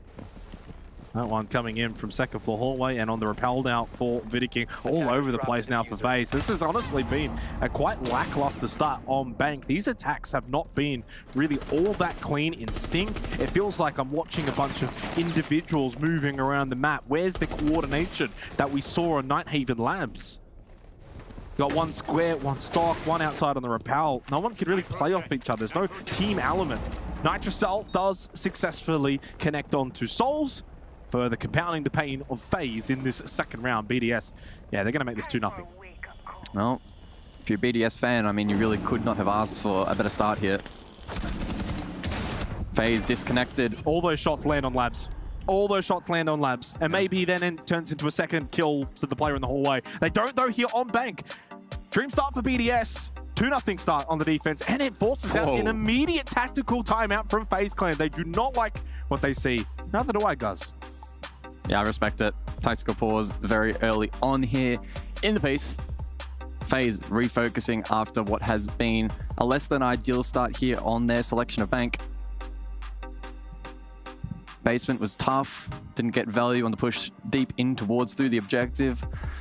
And round 2, top floor, yeah, and not really pressuring the objective at all. And that's tertiary as well. I actually think I value probably open and staff a little bit better than we do for top floor. So, I mean, it's all, I guess, team dependent, isn't it? So, The other way, a good time for the timeouts. I feel like I've seen enough, and FaZe certainly feel like they've seen enough as well to talk things over, because the opening 2 rounds has only actually net them 1 singular kill.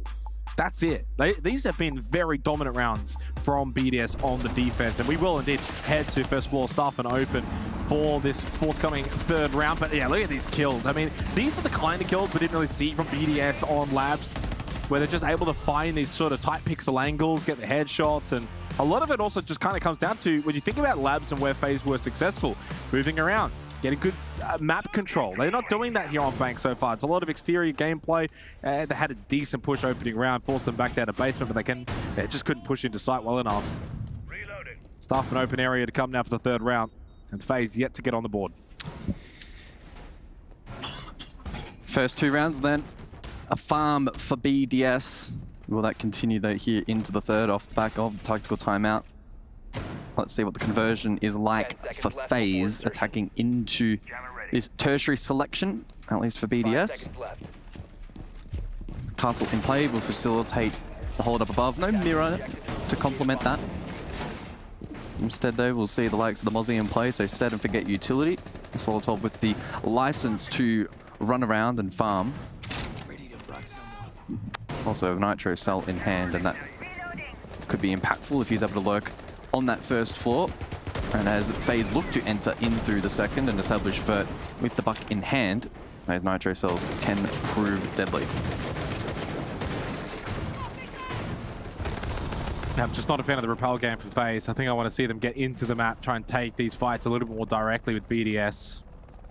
Launching drone. Obviously, you do the due diligence, do what you got to do to begin with, but you can't just sit here. Well, they've just lost both drones. Yeah, I mean, that's just poor. Electric Bomb called out early as well from Handy, but who can really play off of this? Soul's in towards Stock. This is a little bit better. Okay, that's going to be picking up the pace from FaZe. That's what I'm talking about. One in towards Janitor, if I saw correctly in terms of the blue outlines, although maybe drop down the hatch. We'll see. There's the final shock drone actually coming through now from Vidiking. Yeah, and Janitor has been cleared out. In fact, the whole top floor now vacated. You can see everybody from BDS now on that first floor. And so as we approach the halfway point of the round, we sort of take stock as to where things are at. FaZe haven't necessarily had to expend a ton of utility, and they still have a decent stock of drones still up as well. And so it's rather even. Yeah, 1 logic bomb, your shock drone's gone. That's good info. Drone game is okay. Yeah, Pest in the way though, can't get anything more than that though. Do spot the Mozzie. 2 Nitro cells available. Solotov not realizing the fact that he has been droned out, still takes the battle anyway, but he might have to fall out of towers sooner rather than later. Continues to take the fight. In fact, Shaiko's made his way over towards the same position. He's actually just kind of walked into the crossfire without even realizing it. 1 for 1. 60 seconds left. The battle towards main is won by Shaiko. Cyber trying to just push down, play off of the information discovered by FaZe, but unsuccessful in doing so. Souls clears out right side elevator. He's actually he's misplaying this. He doesn't know that this has already been crossed. He thinks he's on the right side tucked in, but he's actually on the left. Cadella either way, and it forces the swing, and he does see that he's now on said left side. But elsewhere, FaZe are just losing players. Souls, good turnaround. And he does know one is pinched inside of elevator. 30 seconds. You cannot stay here forever. You've got to push this eventually. The flash to come through. A bit of help from KDS, and they do indeed clear out users inside of elevator, but little time remains. No kit available. And Shaiko and Bride can just play sight now, both inside a staff but open area, and through Beepers just trying to barge their way through. Into red time we go. Low health for KDS. Surely a round in which FaZe can no longer win. Indeed, they will not. BDS with a 3-0 statement start on Bank. Everything going right for BDS on the first rotation, and that's the tactical timeout burnt for FaZe. And so if that momentum continues to compound, getting back into this match will become increasingly more challenging here on Bank. I like what we saw there from BDS. Holding some really nice, clean positions. Good crossfires being established. Good moment there from users. Shaiko, we saw him march across and render support. Him having impact as well. Users, well, he kind of just chilled there for about 30 seconds. I don't know what was going through the minds of FaZe there. That was a really, really strange clear. Took way too long.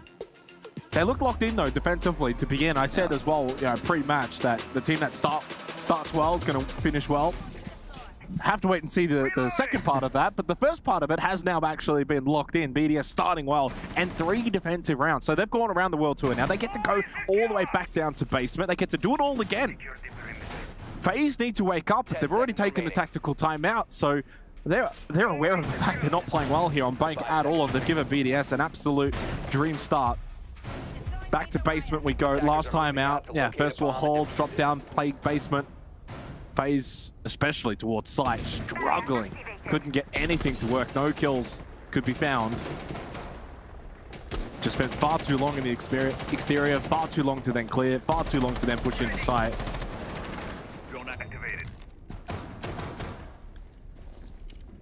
It's got to be an unnerving time for Rafael as well, coach of FaZe. If there's anything that you don't like, or you see something you don't like for the next 30 minutes or whatever, you literally can't say anything about it. You've already used that tactical. I think he still used it at the right time, because those first 2 rounds were quite poor. Earlier, no, totally, but still doesn't negate the fact that that's a possibility, right? It's all up to FaZe now. Yes, I thought he was going to maybe go for a bit of a vault over and go quick, but there was a player on main stairs. Flash in hand, Cyber thinks better of it. Important utility that you need to be mindful of.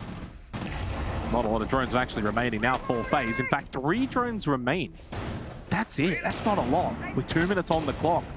It's going to make information very difficult to acquire. 1-for-1, that's fine if you're BDS. You're not too bothered by that. In fact, you lose your hard breach if you FaZe. And a swing again, although this time Cyber wins it out against Liquefact. Finally, something goes the way of FaZe. BDS can still hold site, though. Indeed, they will. 3 into basement. They've got also the smokes available still. Bride with all 3 in the back pocket. And secondary hard breach available, courtesy of Vidiking. 2 shock drones up and ready for Handy. He can use those to clear Goyo canisters on site, and that will help free up the default plant position. And then it will really be on Bride to juggle his utility and time it correctly and ensure that those smokes land in order to deny that space. Here is Handy, looking to deal with that utility. Got 1 canister, but 1 still stands. I also think that that BPC is also up as well. And there's confirmation. And so that's at least something going the way of BDS. Still 3 gas babes in the back pocket for Brito. That's a huge win condition. Absolutely massive, and makes it very difficult for FaZe to go for default push in towards server. 2 Candelas remaining for Vidiking. Really need to play off of this utility that remains for FaZe. They're waiting for the garage push from Handy. Don't mind this, he's got to win the battle and he loses it out. So successful on Labs, but struggling a little bit is Handy on Bank 1-4, but as the whole team are, the drop down through the hatch unsuccessful and FaZe capitulate. Despite the numerical advantage that they had in this round, late in this round, they fall short of the mark. BDS too strong on site. Brita didn't even need the gas babes. FaZe didn't even really get into a position to go for a default plant. Nothing default about that at all for FaZe, but for BDS, 4-0 start. They look switched on. He's gonna hate me for saying this, but maybe there's a reason that Alfama won Analyst of the Year and not Fresh. Because what did Fresh say in the green room? He said that they're done. It's over. It's over. Is it their map pick? And we're like, no, it's FaZe's. Oh, they're done.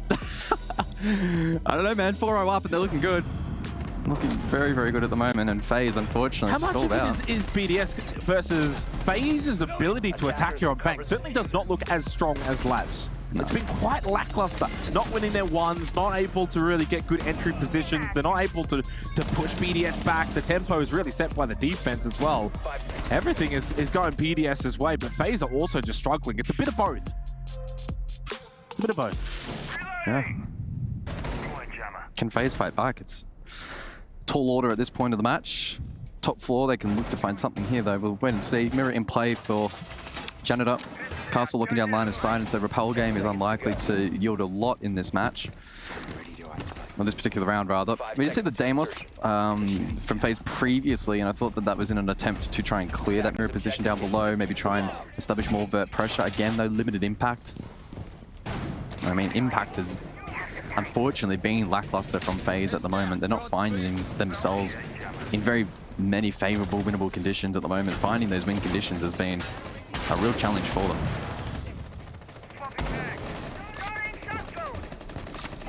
I was looking at some of the statistics as well for Bank, and I will say, FaZe fan, maybe it's not all hope lost. 64% defend decided.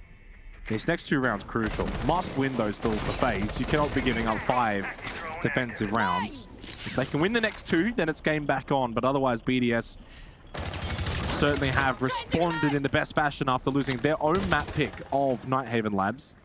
Again, confirmation. This is the map pick of FaZe. They have struggled immensely to attack into the defensive BDS. Cyber in towards Square. Oh, Chance couldn't quite land the shots for KDS. Nothing is going the way of FaZe. The attacker's bomb diffuser has been Cyber down below. Attackers recovered the bomb diffuser. At the 417, that DMR can suddenly pack a punch.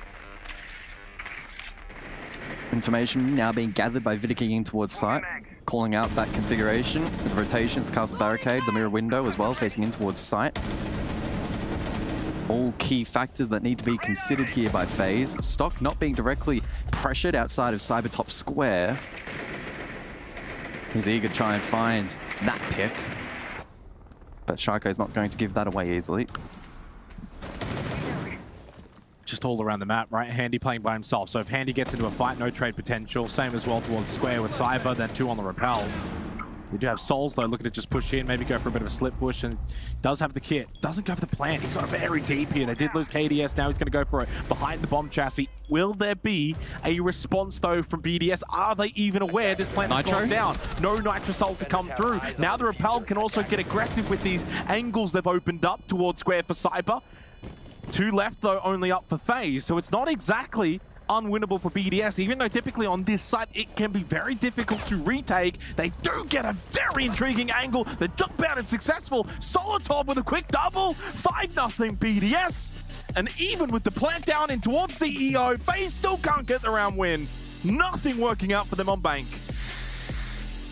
It's not every day of the week you see a successful retake Bank top floor. That is quite rare. I really did feel as if once that plant went down, Brede unable to find the Nitro denial, it was probably going to be over. There's some really nice shots being taken, great timing, Solotov there confirming it. Oh. And I think BDS are living a bit rent-free in the minds of FaZe at the moment, despite trailing in this series. They are making a statement. There. I mean, I'm not a lip reader, but definitely some fighting words. Well, I don't speak. Maybe it could have been in French as well, and I definitely don't speak French. I definitely don't speak French. Although they do speaking English now. In-game, yeah. 5-0 for BDS. Talk about a perfect response, though, because, I mean, to me, Labs, it's not as if I felt like they were bad. I thought it was a decent little map. I thought it got all the way to 7-5, right? So it's not as if BDS were embarrassed. Sure, FaZe got off to a good start, but a large portion of that was because they started on defense. And Labs defense, yeah, we know what that's like. So 5 seconds remaining. This is actually the most dominant, I feel like, of the 2 teams that we've seen in the series by far and away. Yep. FaZe just haven't been able to wrangle much in this matchup. A lot of the 50-50s going the way of BDS. Posted as well before, I said, is it a lot of it down to Handy? 1 and 5. He can't get anything going here after an incredible performance on Labs. It's not just him, even Souls. Souls was kind of his right-hand man as well on Labs. He's 1-5, Vidiking's 1-5, Cyber's 2-5, KDS 2-3, all going negative. No one on FaZe is having a good game. And Charco's back online, and that's always scary. Always has been. I saw a post on Reddit. Apparently he was washed after the first map. So is he unwashed? I don't know. Information found with the shock drone from Vidiking, but he does lose that again. More utility being lost early for FaZe. Only 1 shock drone remaining. Still 2 logic bombs though, and a slip in towards Garage for Handy. 5-0.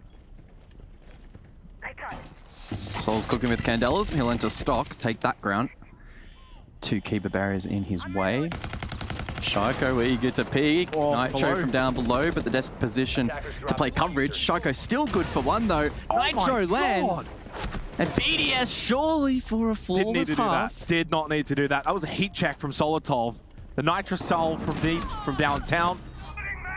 Don't need that vault out. Definitely did not do Definitely did not need to do that. 3 versus 2. Okay, so we have a very intriguing 30 seconds.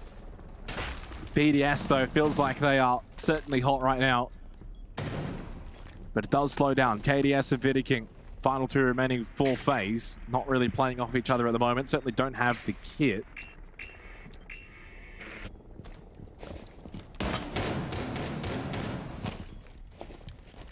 Time is certainly still a friend and ally for FaZe. Vidiking and KDS to work things out as to how they can maybe win it from here. Liquefac is also only on 40 HP. Kit in towards stock. May as well maybe go grab that one, but leave it there. Well, they didn't collect it, so something to note, if they do find a couple of picks here, planting is not a win condition, at least at the moment, unless KDS rotates for it in a moment. It's going to have to. KDS is going to have to be the one to go and get that kit. 30 seconds. Vidiking, can he find a way to get a pick? Make it a 2v2. Near the hatch, which is open, can drop down. So maybe that's going to be the play for KDS. Continue to play stock. Find that vert. Can you find an angle? Diffuser has been recovered. He's going to go for the drop down, but it's never an easy one. Unfortunately, Vidiking has not been able to find anyone. He's going to have to just push through. He's going to have to push through something. He needs to be the one. Unfortunately, the drop down for KDS. Well, he's spotted on the drop. Vidiking does find a kill. Not a lot of time remaining. Going to have to stick this plant. There's one up above. Love the rotate as well. That was from Liquefac, by the way. Round over because of it. There's nothing you could do at that point. Yeah, BDS have made very quick work of FaZe here on bank. 6-0. That's the half done, and that could be the map done as well. 1 to go, potentially, for BDS. Yeah, they look really reassured, and I think Users playing that position perfectly, not stressing. Despite the drop from the hatch coming through, BDS did not panic. Played time, rotation was available as well, even if Users was to fall. So that round never really looking like it was going to go the way of FaZe. Who on the flip side look quite deflated at the moment. Perhaps sensing, much like us, that this map is over in a third is very much brewing. It's just not the kind of map that you see 6-0 comebacks on, is it? No. It really isn't. It's not a Labs. It's not even a skyscraper of which we, I think, are heading to.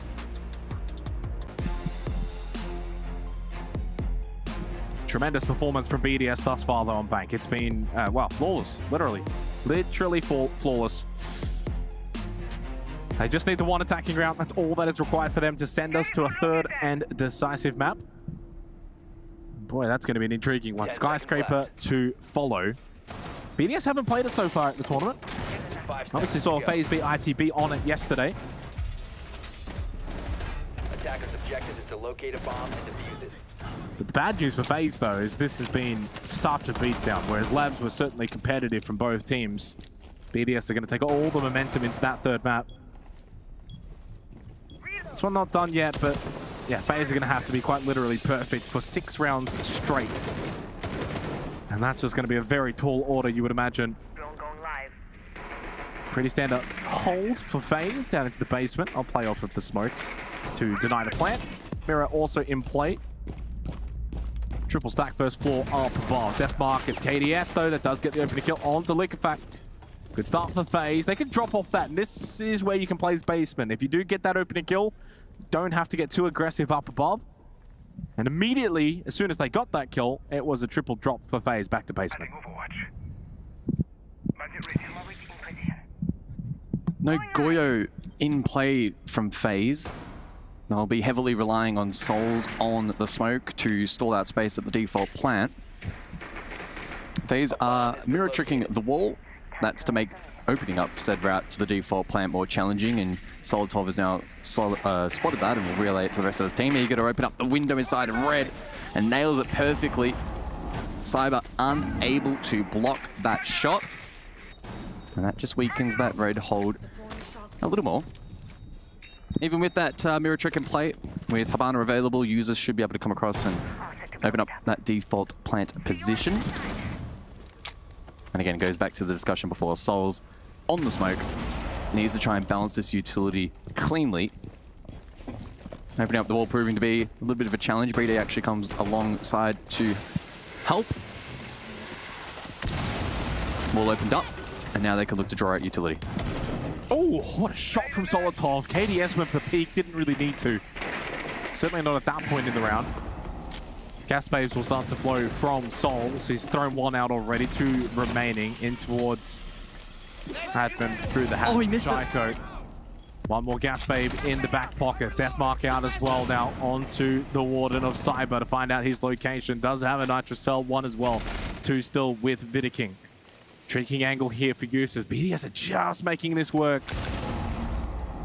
Love the angle for users. Still a couple of Nitrocells that need to be navigated. 1 remaining. No gas babes. Brede just trying to get himself in to a position where he can stick this plant as close as possible. Users can cover. Nitrocell shot out successfully. That would have blown him up. Brede would have been dead to rights. Instead, though, the shots land not just onto the Nitrocell, but onto the players as well. And potential perfection for BDS now. Certainly possible. Vidiking wanted to get brought back up, and he couldn't. It's all done. 7-0 BDS. Statement made on Bank. And a 3rd map is required in this quarterfinal matchup. All smiles for BDS, and why wouldn't they be happy after that map? 7 rounds back to back. They looked really clean. And FaZe left shell-shocked there on a map where they went in as the favorites. But now Skyscraper on the other side. You know what's one of my favorite stats here is not a single player on BDS has got double-digit kills. So very team-centric performance from BDS. And I think anytime you see a team go flawless 7-0, it typically is a team-centric performance across the board. Defense, attack, didn't really matter. They were just far and away better. I'm staggered that that was a map pick of FaZe. Staggered. I think that's putting it lightly, Jake. Alrighty, well, we got another map, of course, and it's we're going to go to the studio, though, before we do get to it.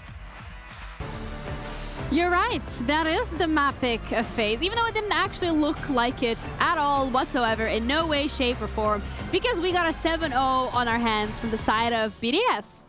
I think that's one of the very first, if not the very first 7-0 that we've had so far at the Esports World Cup. Very dominant from BDS. What a way to deliver your opponent's map pick as well. I think we voiced a few concerns we had going into Bank, considering both these teams were flawless. FaZe now no longer flawless on this map, but the teams that BDS had beaten on this map were a lot less good than the teams that, for example, FaZe had beaten on this map. Starting on their defense, I think it looked very good. My little concern I had was going into attack for BDS, considering that the game they played against Cruelty was also good on defense, but a bit more struggles on attack. However, this time around, there were some really good moments from these BDS players, stepping up individually better than they did on Nighthaven, in my opinion. That post-plan recovery, I think it was round 5 as well, also a very good play. Yeah, I mean, that's a crazy one, especially like a 7-0 on a map that you're 6 unbeaten on as well, and it's crazy. Yeah. The teams that they played against to be unbeaten as well. And not just that, they started on the defensive side of Bank BDS. Bank at the Manchester Major was, I think, possibly the most attacker-sided map across the whole event. So for that to happen and to start on defend is like, that's crazy. And that's now back-to-back days we've seen FaZe get 7-1 and then get 7-0'd. Not only get 7-0'd, but starting on the good side and it also being your choice. I don't know. But if history repeats itself, they can crawl back from this, rise from the ashes, like whatever, however you want to say it. FaZe has dealt with similar situations, they have dealt with disappointment, and they were able to crawl back from it. But it was really BDS this time around that after that first map that they lost, which was the first loss for them as well in the entirety of EWC, they cranked up the heat as well. Yeah, and for me, it's just crazy seeing just how much difference a map really can make, because not only was this a 7-0, but there wasn't really that many close rounds either. I feel like on Nighthaven, there's an argument to be made that that could have gone either way. There was a lot of late round clutches. I mean, we've seen Handy's amazing 1v3 round 1, right? That kind of could have gone either way. But with this, BDS looked in control of everything. I mean, you're watching the highlights right now. There's players dropping, you know, almost a 4 or 5 KD, and they're making it look easier. Yeah, but also something that I guess we don't really get to see all too often is Shaiko becoming a vocal player all of a sudden, getting half out of his chair, shouting towards the enemy team. That's not something that I'm used to seeing from him, and if that's the kind of energy they're bringing into this third map as well, that could mean something very good for BDS. Hey, it's all about mind games, and mind games, they're coming out on top, 7-0 from the side of BDS on Bank, which wasn't even their own map pick, but again, to highlight, they have had a phenomenal streak on it so far, and they get to be the team that clings on to the undefeated trophy for a little longer, just on Bank, though. Yeah, just on bank for now. For now. I mean, You never know. They'll still remember map 1 a little bit, but I think that will help sort of wash it away a bit. I mean, Skyscraper up next though, and we saw FaZe Clan yesterday on Skyscraper look very good. Historically, an amazing Skyscraper team. They've played this at, you know, in the finals of major events, right? And won it. So it's going to be tough for BDS regardless. Like, map 3, we won't see the same. If we do see a 7-0, again, I'm sorry, BDS. Like, you're just really good. Sunny Shaiko and everything. Yeah. But, yeah, I can't see it being like that again. Oh, we're going to have to wait and see. You know, I mean, I'm not going to be disappointed if we see 7-0, but would I like a little bit more of a back and forth between these teams? Absolutely. But we have Skyscraper coming up next, so make sure you stick around because we're going to be back after the break.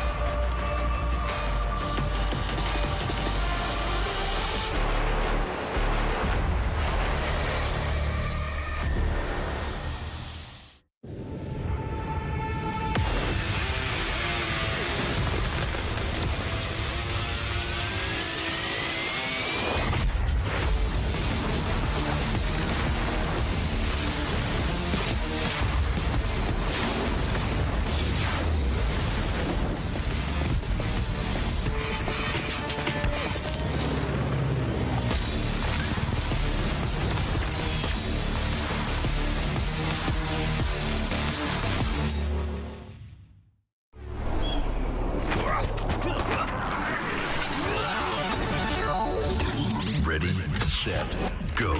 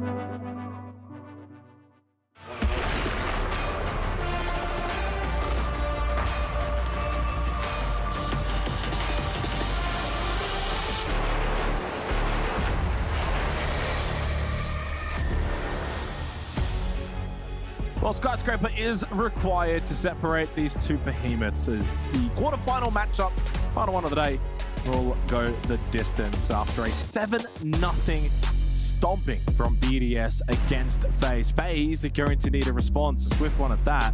I feel vindicated though, guys. I did say whoever would start well would finish well.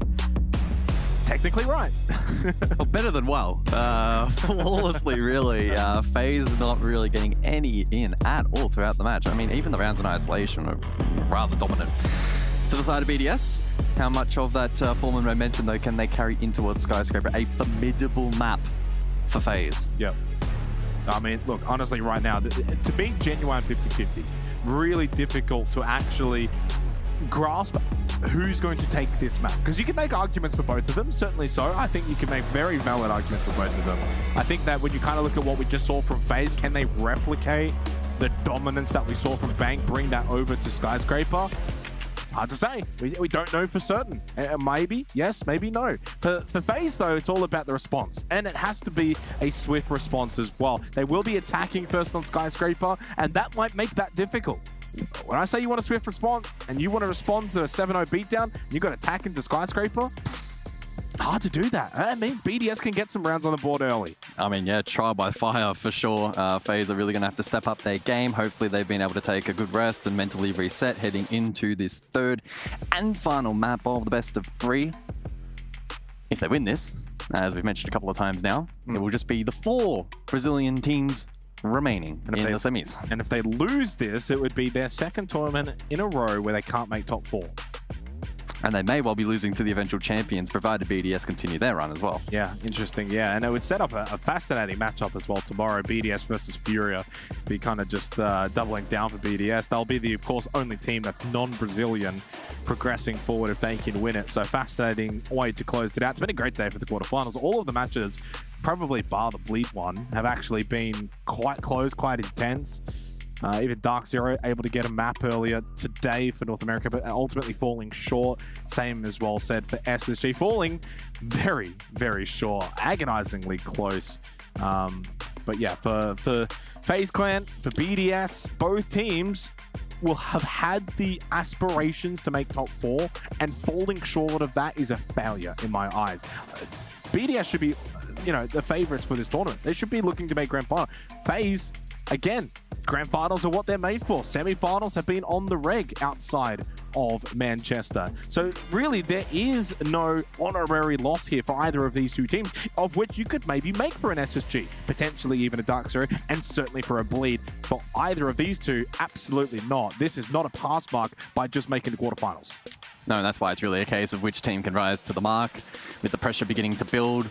Last map, clearly some cracks beginning to show for FaZe and unable to recoup any momentum on that particular map. And as we've already mentioned, now attacking into Skyscraper.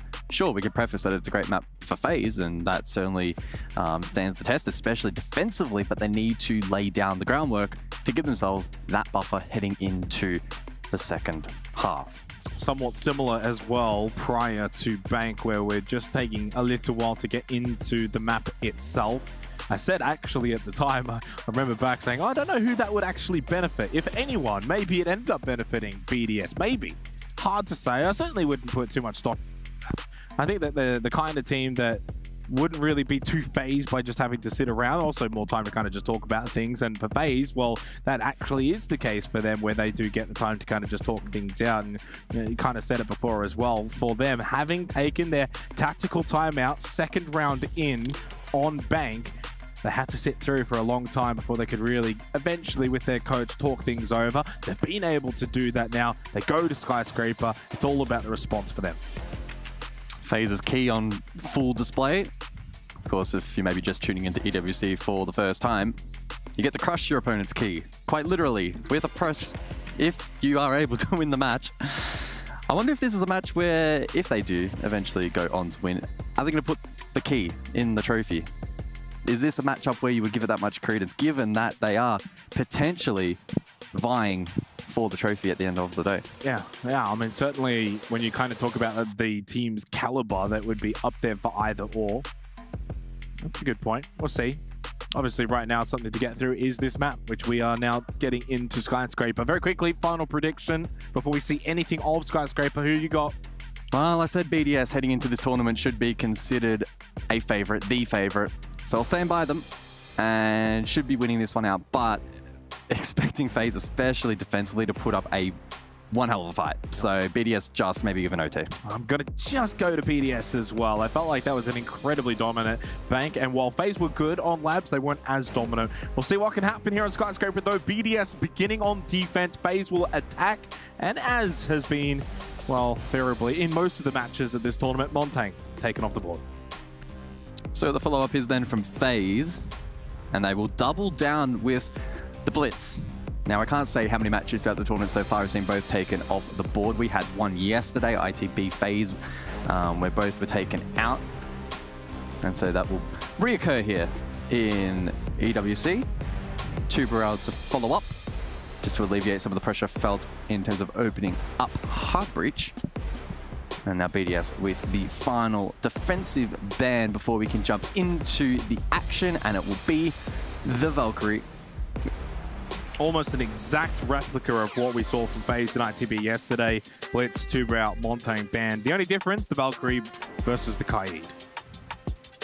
Okay then. Let's prepare ourselves to jump into the action then. BDS defending, of course. And it looks like Karaoke will be their first sight. Very eager to carry across their momentum from Bank. 7 rounds in a row. Do not see that every day of the week, especially in a matchup not as this even level. as this. Yeah, not at this level, not against that kind of level of opponent as well in FaZe, and on a map like Bank as well, where there's certainly plenty of avenues for the attacking team to find rounds, but FaZe just could not get anything to work. They're going to have the test as well here on Skyscraper to attack on a map, which at times can be very difficult to attack. So if they can find like an early attacking round, whether it's round 1, 2, or 3, that's certainly going to relieve a little bit of pressure, and certainly the mental pressure as well after losing at 7-0. But these guys are professionals. It's all about just forgetting that previous map. Both teams probably need to do that, right? Like for BDS, you can't ride that high too much coming into this final map. Forget about Bank as much as you would forget about Labs. Basically comes down to a best of one now for these two teams. BDS on the defense first, T-Room and Karaoke to begin. FaZe, as much as they need to forget about it, we certainly don't. We need to see a response from them swiftly. Yeah, looking like a map clear approach here from FaZe as expected. That will be facilitated by the double hard breach Thatcher combo to help open up lines of sight through single and double walls respectively for the top floor clear. How eager will BDS be to defend this side of the map? Sometimes we'll see defenders lock it down, play for their life. Others will elect to rotate. That can pose problems though with Terrace and throwing cross. Once FaZe position themselves there. And so for me, this is a really pivotal point in the round, and we're only a minute in.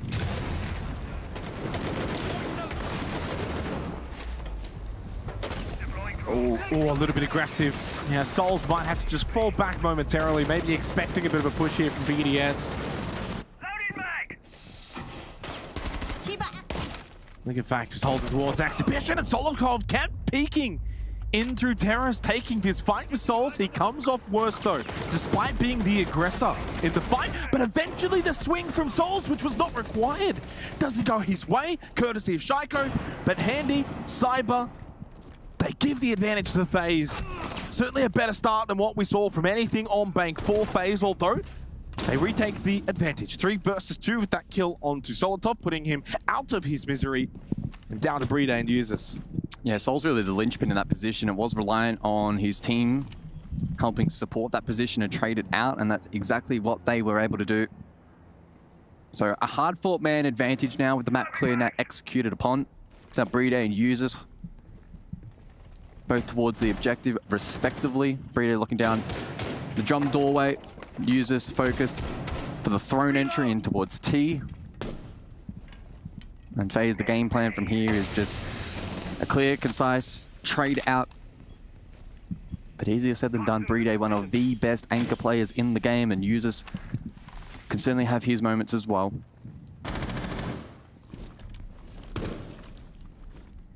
Handy through drum. Has the diffuser, 30 seconds. Gaspe pushes him away towards the mezzanine. Inside a tea room for users. Oh, did he spot the head close by? Oh, he could almost get to both. They lined up momentarily. And Vidiking is down, and suddenly the Cyber is solo. And he loses out. Users too good with a shotgun. Really well played defensively from BDS.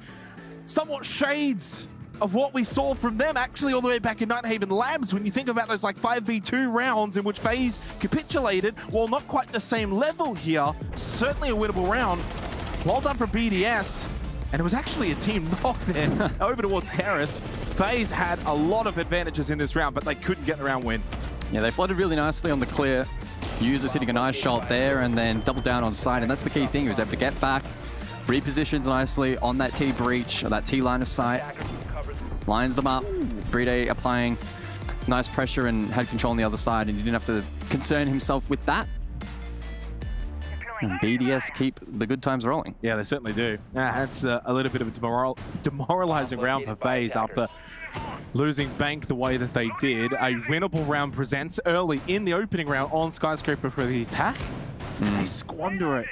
That's really nicely done though from BDS. And that's the thing, you don't get a ton of those opportunities typically on a Skyscraper with close rounds like that. And on a primary site, Tea Room Karaoke as well to boot. So yeah, chance goes begging. BDS will also take some confidence from that. Attackers are heading out to use the bomb. So offers an exhibition now for the second round.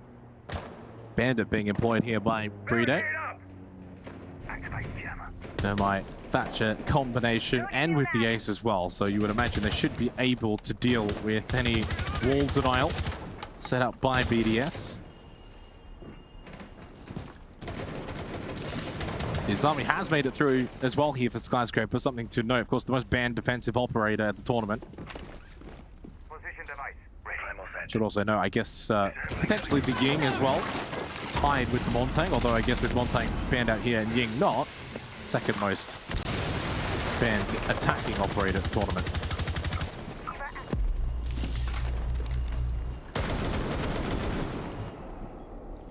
So Office Exhibition round 2.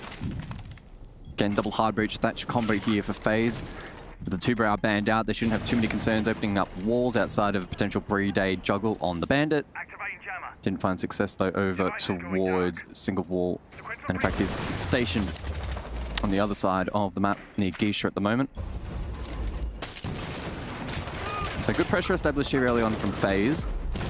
Souls again looking to aggress and maybe find something early. Shaiko close by though. Keeper barriers will fortify himself behind that bar. A cheeky angle. That's a one-way. Yeah, Shaiko could be good for one if Souls continues to get aggressive, as he did somewhat in the opening round as well. Shaiko with a lot of work to do, but playing the Izami and has those keeper barriers and has a certainly very deadly angle out towards the balcony, and he gets aggressive, and it's a 1-for-1 down each way. BDS will probably take that. That is the hard breach off the board in the A. Salma's expended anyway. Down to 3 though for both teams, although a quick lineup and they both fall. KDS and Handy done. Vidiking last one up. BDS continued this streak for what's going to be 9 rounds consecutively between the two maps played out. 4 versus 1. Technically 3, of course, with Shaiko on the floor, but Vidiking with so much to do. Really no space either outside here on the exterior balcony. BDS have locked down though, not giving him anything. He's on full view of the BPC, so he won't be winning this one out. Flushing straight into the Warden as well. And it's users to clean it up for BDS. Primary side's looking good.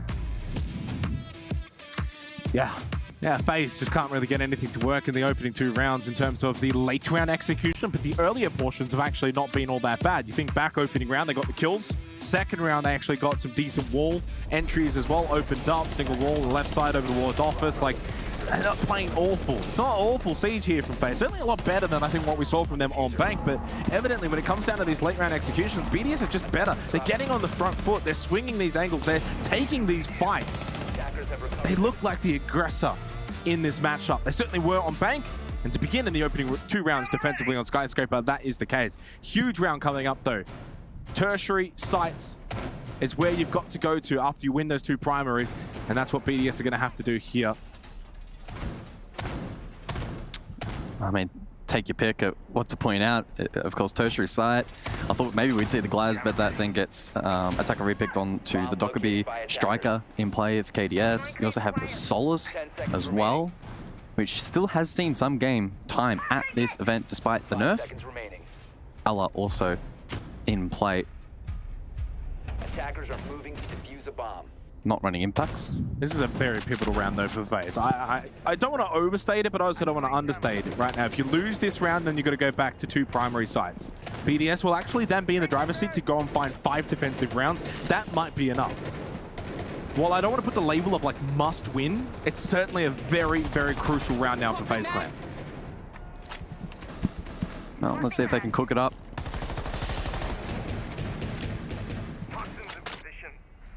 Striker with full belt of throwable utility, with the frag grenades and the flashes in hand, and that could be used to flush out key positions, especially over towards Geisha, if that is to be the plan.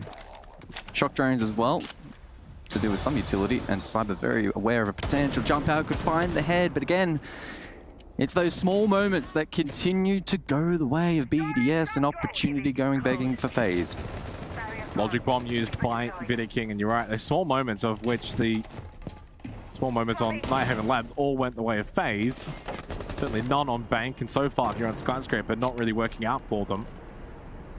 They're still largely just out on the exterior for FaZe. Where's the map control? Just finding it difficult to even get inside of the building. Second Logic Bomb utilized, of which it won't really work. Consulate playing off the mute jammer. The other 4, though, have, of course, had their locations revealed based off of the Logic Bomb, of which now has expired, and of which there are no more. Same with no more shock drones. So utility slowly being expended for FaZe, of which what have they really gained? It's that slow brewing, calculated phase at the moment, but they need to find results. They need to find a round. Flash dump. For what, though? For where? Again, more expended utility. I mean, they've got 2 drones remaining. They've got a couple of flashes remaining.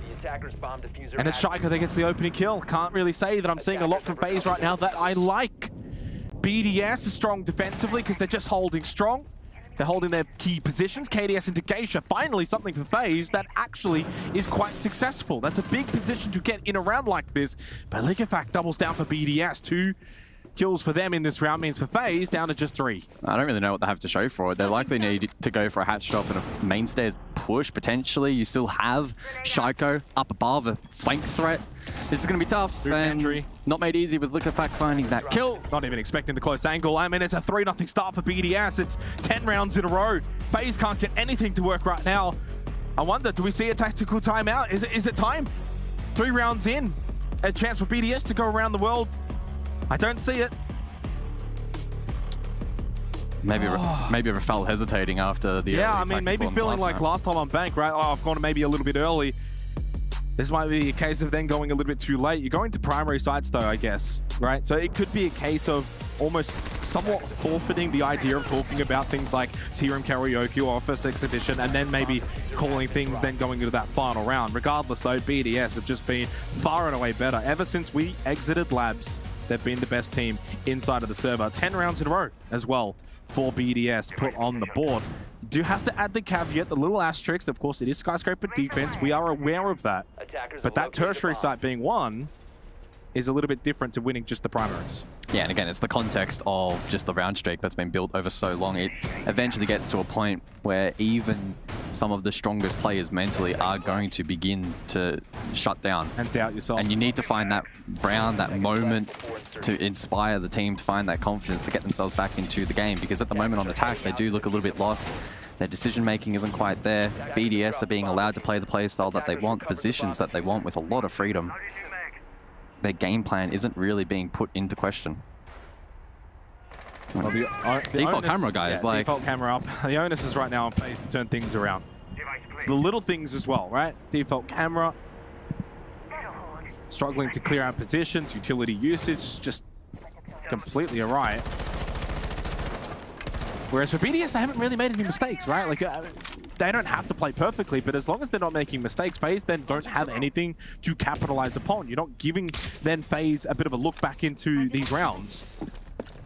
They've been, largely clean in the rounds themselves. Again, a reminder for this round, Tea Room Karaoke. Bit of an extension horizontally for BDS. Solotov extending all the way over towards Office. Not too sure if he has been droned out. Sol's over towards the Geisha balcony right now on the rappel. Black Stairs controlled by Bride. So again, in terms of site control right now, well and truly established positions for BDS. All down to phase to try and clear out said positions. But if they haven't droned out Solotov, he becomes a bit of an X factor later in the round. Users does get the opening kill over towards Black Stairs. Currently, there is 2 stacked over there for BDS. Solotov does lose his life in a little 1v1 with Handy. That was crucial. If Handy doesn't win that, BDS would have been up 5v2, and the round likely over. Instead, though, 4v3. Handy deals with that X-Factor, deals with that Lurk Roamer. Still a lot of time to salvage this round, but BDS still, of course, in the better of the 2 positions. Yeah, man advantage for BDS. We know, and it's proven, that users can lock down T. So this is a tough road ahead for FaZe. Ground now for Handy, so drum control at the very least. KDS has made a long rotation around now as well to offer support on Striker. And that's a nice pick. Shot, Handy.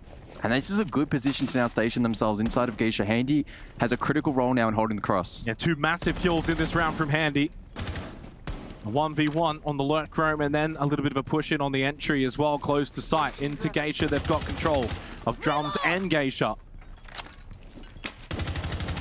Wakefak.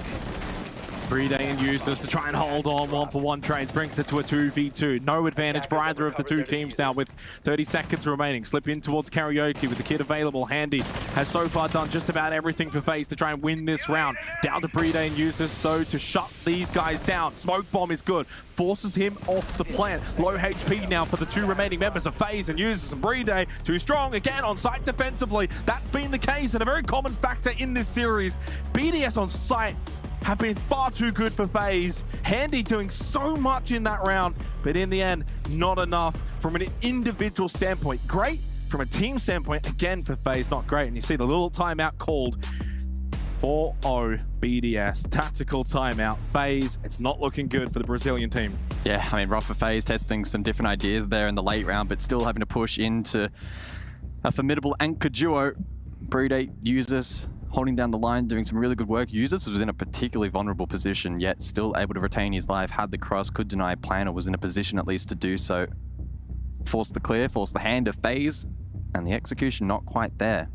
They're not winning these key fights, and that has been the trend now for what is encroaching on a dozen rounds in a row for BDS. And this is now crisis hour for FaZe. This tactical timeout has to reap benefits. It has to refocus the team and convert into a round. Well, this series is over. Yeah. I mean, it doesn't have to probably be this specific round going into Office and Exhibition. I think you can probably find a way on a map like Skyscraper where like a 5-1 half is manageable, but not ideal, right? It's not a situation you would like to be in. So it does still put heavy emphasis going into these next 2 rounds that for FaZe. They've got to probably find success in them. And certainly well better in that 4th round again, Bride Users. We saw it back on Labs, and then obviously on Bank, probably to a higher level. But I like to reference Labs a little bit more because that was actually a map in which BDS struggled at times, especially on their attack. But on their defense, we saw a lot of rounds like that, right? Where they actually didn't have the numbers. There was maybe only 2 on site, but those 2 players on site stood really, really tall, really, really well. And that's what got them back to a 7-5 loss. Yes, ultimately a loss, but got them into a position where maybe they could have forced an OT despite being like almost 6-1 down at one point, right? So they've been able to, I guess, build off that, then into Bank, now into Skyscraper, and again, showing really good resilience deep into these late round scenarios. 4-0 in this particular map. 7-0 in the previous map means it's 11-0 in terms of rounds for BDS. Bomb diffuser has been dropped.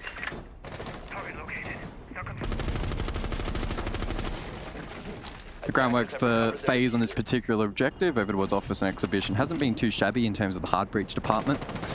Second layering of utility with keep barriers though, and clearing those has proven to be a problem, and Shaiko with some really nice lineups and anchor positions has proven to be a threat. So maybe the addition of Flores could aid in that. Perfect example on cue of those keeper barriers. Vidiking trying to trick the ball. But Liquefax mute jammer Just making that a little bit more cumbersome. I think he's trying to outrange it there with that second placement down, but yeah, clearly I think he's going to have to find a different avenue.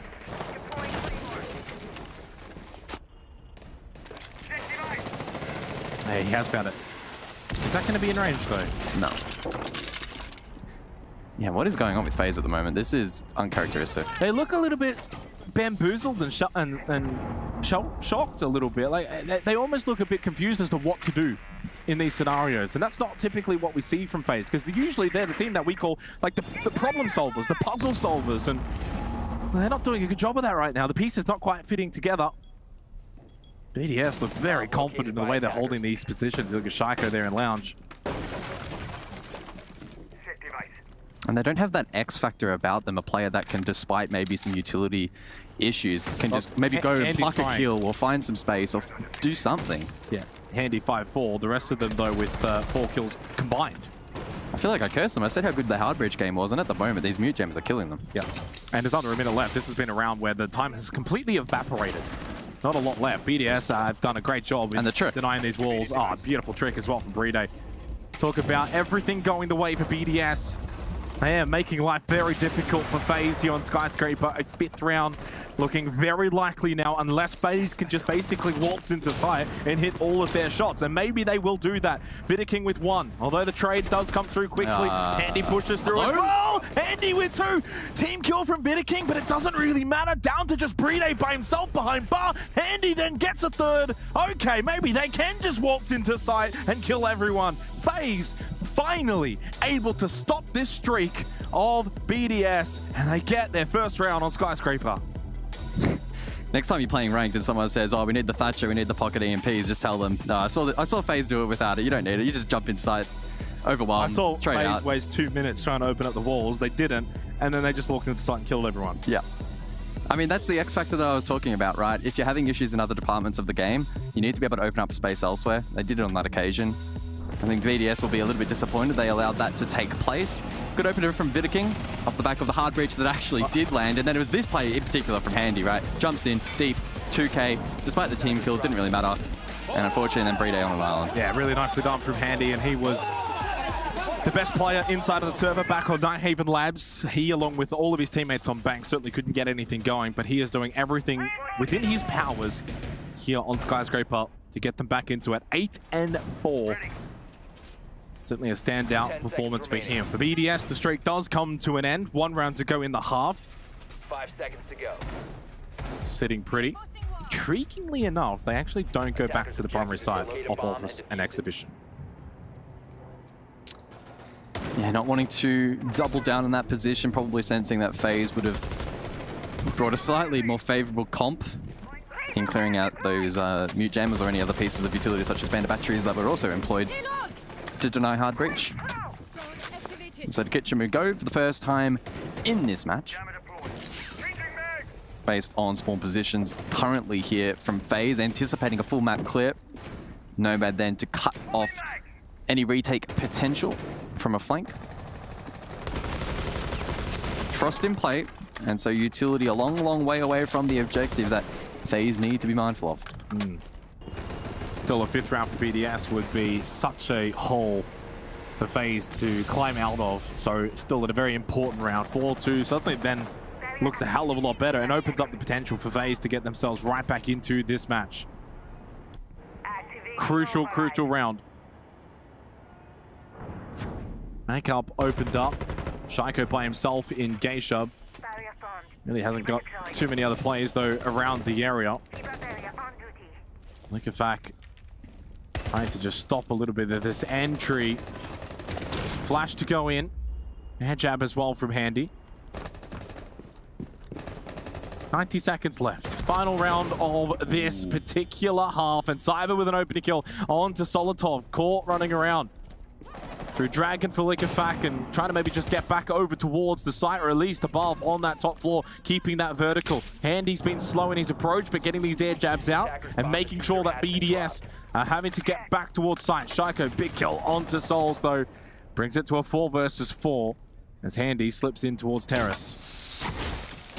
Still though, a lot of ground to be contested 60 seconds on the clock. Again, to reiterate, a kitchen defense from BDS. Geisha control still yet to be forfeited by said defense, and it's Shaiko to hold down the line, keep the barriers in play, pinch to come through, but it doesn't work out. Liquefact lands the shot, and both him and Shaiko are able to escape. Yeah, it's unfortunate for Cyber. I thought maybe he was going to at least get one, then potentially trade it. A little bit of damage on Brita and Shaiko, but they've got the advantage now for BDS. Not a lot of time remaining. KDS with the kit on the striker. Handy up above. We know how good he's been in these late round scenarios. He's probably required to do so once again. And Liquefact going for the flank. I mean, what the hell? They've got the main advantage though. 20 seconds on the clock, and I don't think it's even going to be needed. Yeah, uses with a kill onto KDS. Kumine gives away the position of Handy. Somehow turns around, gets the kill. 2v2 with 10 seconds left. Maybe it might be needed. Not a lot of time, sure, but still a chance. Vidiking up above, has to drop, and as soon as he went to do so, BDS waiting for him on the other side. They find that 5th round. A 5-1 half for BDS, 2 rounds away from sending FaZe out of this tournament. BDS will be very pleased with that half, but if there is any team in Rainbow Six that could bring back a 5-1 deficit on a skyscraper defense, it is FaZe, so they cannot lift the foot off the pedal. I feel like there's a couple of teams. Not many that have proven it at this level. I said before as well on Bank, right? Like it was one of those maps where you probably don't anticipate a team being able to bring back a 6-0 deficit. Well, Skyscraper's the opposite. 5-1, and with FaZe going on defense, yeah, it is actually very possible. Like it is a thing that we wouldn't be surprised if it does happen. You are right, though. Of course, FaZe certainly one of those teams I think you would not be surprised for them to do it. BDS, though, well, that's the issue. The opponent. It's not like they're versing some team from APAC or LATAM or whatever. Yeah. Don't talk badly on APAC, mate. Come on. Oh, I'm from APAC, so I can. True, you get the license. It's those bloody NA and EU talents that talk too much shit. But anyway, 5-1. Yeah, FaZe can certainly do it. On the defense, go to the primary sites first up, get a couple of rounds, get the confidence flowing. You know, a 5-3 scoreboard looks a little bit nicer and gets the morale certainly boosted up. But if BDS come in on Tea Room Karaoke and make it 6-1, yeah, then it becomes really, really difficult. BDS also still have their timeout, something to consider, of which FaZe do not. Okay, BDS might be cooking in this round though. Brava in play for Shaiko, Capitao as well. The latter good execute utility goes without saying, but I'm intrigued to see how these Clutch drones can impact this round from the perspective of Shaiko. No BPCs in play, but can impact the mute utility and default cameras. And said mutes may actually be a bit of a menace, depending on where those necessarily are placed around, although the first already dealt with. Exothermic over the woods. The Geisha belt from Brito. That too, I assume, muted out, or at least delayed at the moment. Not muted, so wall will be opened up. Not directly contested just yet. Interesting lurk down below, Souls, and just as I said it, he gets 2 kills. Playing around that kitchen pantry position, I think he wanted to deny any kind of entry into that first floor, and he does do so successfully for FaZe. BDS certainly probably not aware of that. And on the Vigil, certainly wouldn't have been drawn down. Timing. It does make the cross, and with that, Solitov finds a kill. There's nothing KDS can do right now. He's completely just blocked out of this game, and suddenly BDS have got themselves an advantage, and a massive one at that, with so much time left in it. You got to feel bad for KDS. The timing absolutely awful, and may well cost his team the round and forfeit match point the way of BDS. What? He's gotten 3 kills because of that cross. Oh no. KDS had 1 job on the Warden, and unfortunately, as you said, the timing, it was so poor. It's a 4K from Solitov. Quad kill. Match and series point now for BDS. KDS would be fuming with himself. Well, he doesn't even know what happened yet, right? I mean, maybe off the back of the call that there was a player deep in Geesh, he's probably panicked a little bit and be like, oh crap, that was kind of my job. What's happened here? If you had to reposition, it's always the worst when your teammate's like, how am I dying? Hello, KDS, are you watching this? How did he get through? Yeah, if you popped the glasses half a second earlier, he probably would have caught him. So that's rough, but a game of fine margins in a matchup so tightly contested, it's those moments that can be the difference maker. I mean, tracking back Souls 2K down below, yeah, that was big. Yeah, he was looking to deny any kind of first floor entry, but Solitov finds a 4K.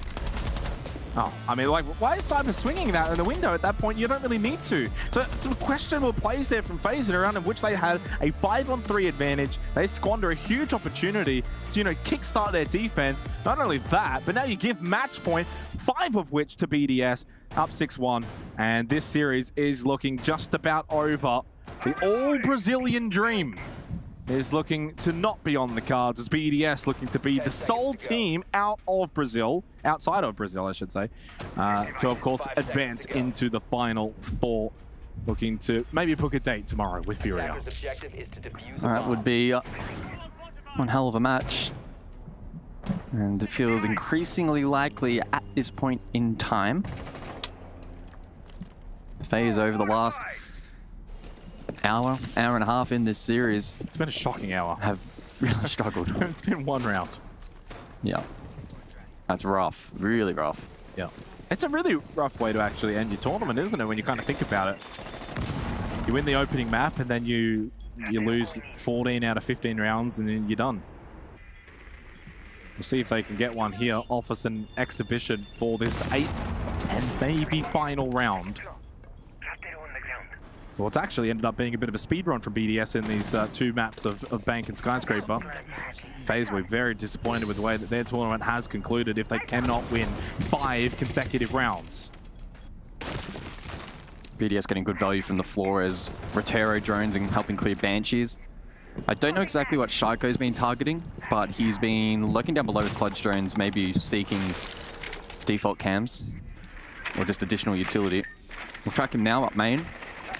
And actually, it's the Bandit battery on Geisha Wall, which will be alleviated. So that's good work from him. And minute 30 on the clock, groundwork from BDS, good. Time mark also very respectable. Not really too much to complain about at the moment. And FaZe will soon be sensing some pressure. Still got a Logic Bomb, still got 2 Candelas, still got some Selmas. Rotero, Clutch drone. Oh, never mind. No Rotero with the kill from Vidiking. So 5 versus 4, just over a minute. What have FaZe got left here? They're going to have to fight tooth and nail. They can make no errors from this point onwards. Very small advantage in this round. No more Candelas, actually 4 users. Just run straight into the doorway. Gun was not up, not ready. Cyber punishing him. And finally, FaZe might just find a round in which they can be ultra successful to the point that it's almost flawless. We haven't seen this from FaZe basically since Nighthaven Labs. The pistol, all but denying the flawless round, but still a round win for FaZe. They continue to stay alive in this tournament for how much longer though? Yeah, heads above water. Good work from FaZe. The Ying not having as much of an impact there as I think BDS were entrusting in helping unlock that position in towards Terrace. It's been a struggle for both teams though. Getting groundwork down has been okay, but then taking that next step forward and unlocking these positions, or at least keeping them tradable, has certainly been a challenge as we look back. Now it's Souls in the round prior. He gets 2 goes at it. But here in round number 8, it was Cyber up close, and he actually swung before being flashed by that second Candela. So that was good initiation from him.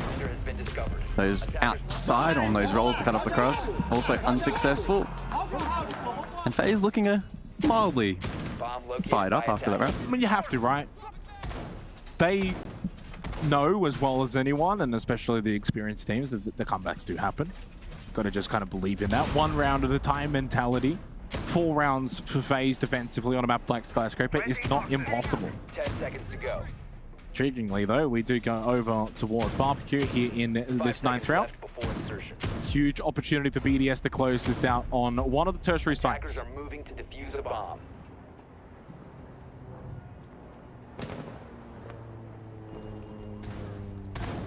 Yeah, let's see how they approach it. Shaiko, I'm looking at the player cam there, a little bit animated, making some kind of call early on into the piece. He's on the Deimos for this particular round. Now we'll be looking to garner information for the rest of his team. We've even seen in this series, Shaiko double down with both a Deathmark and drone to try and isolate a particular roamer.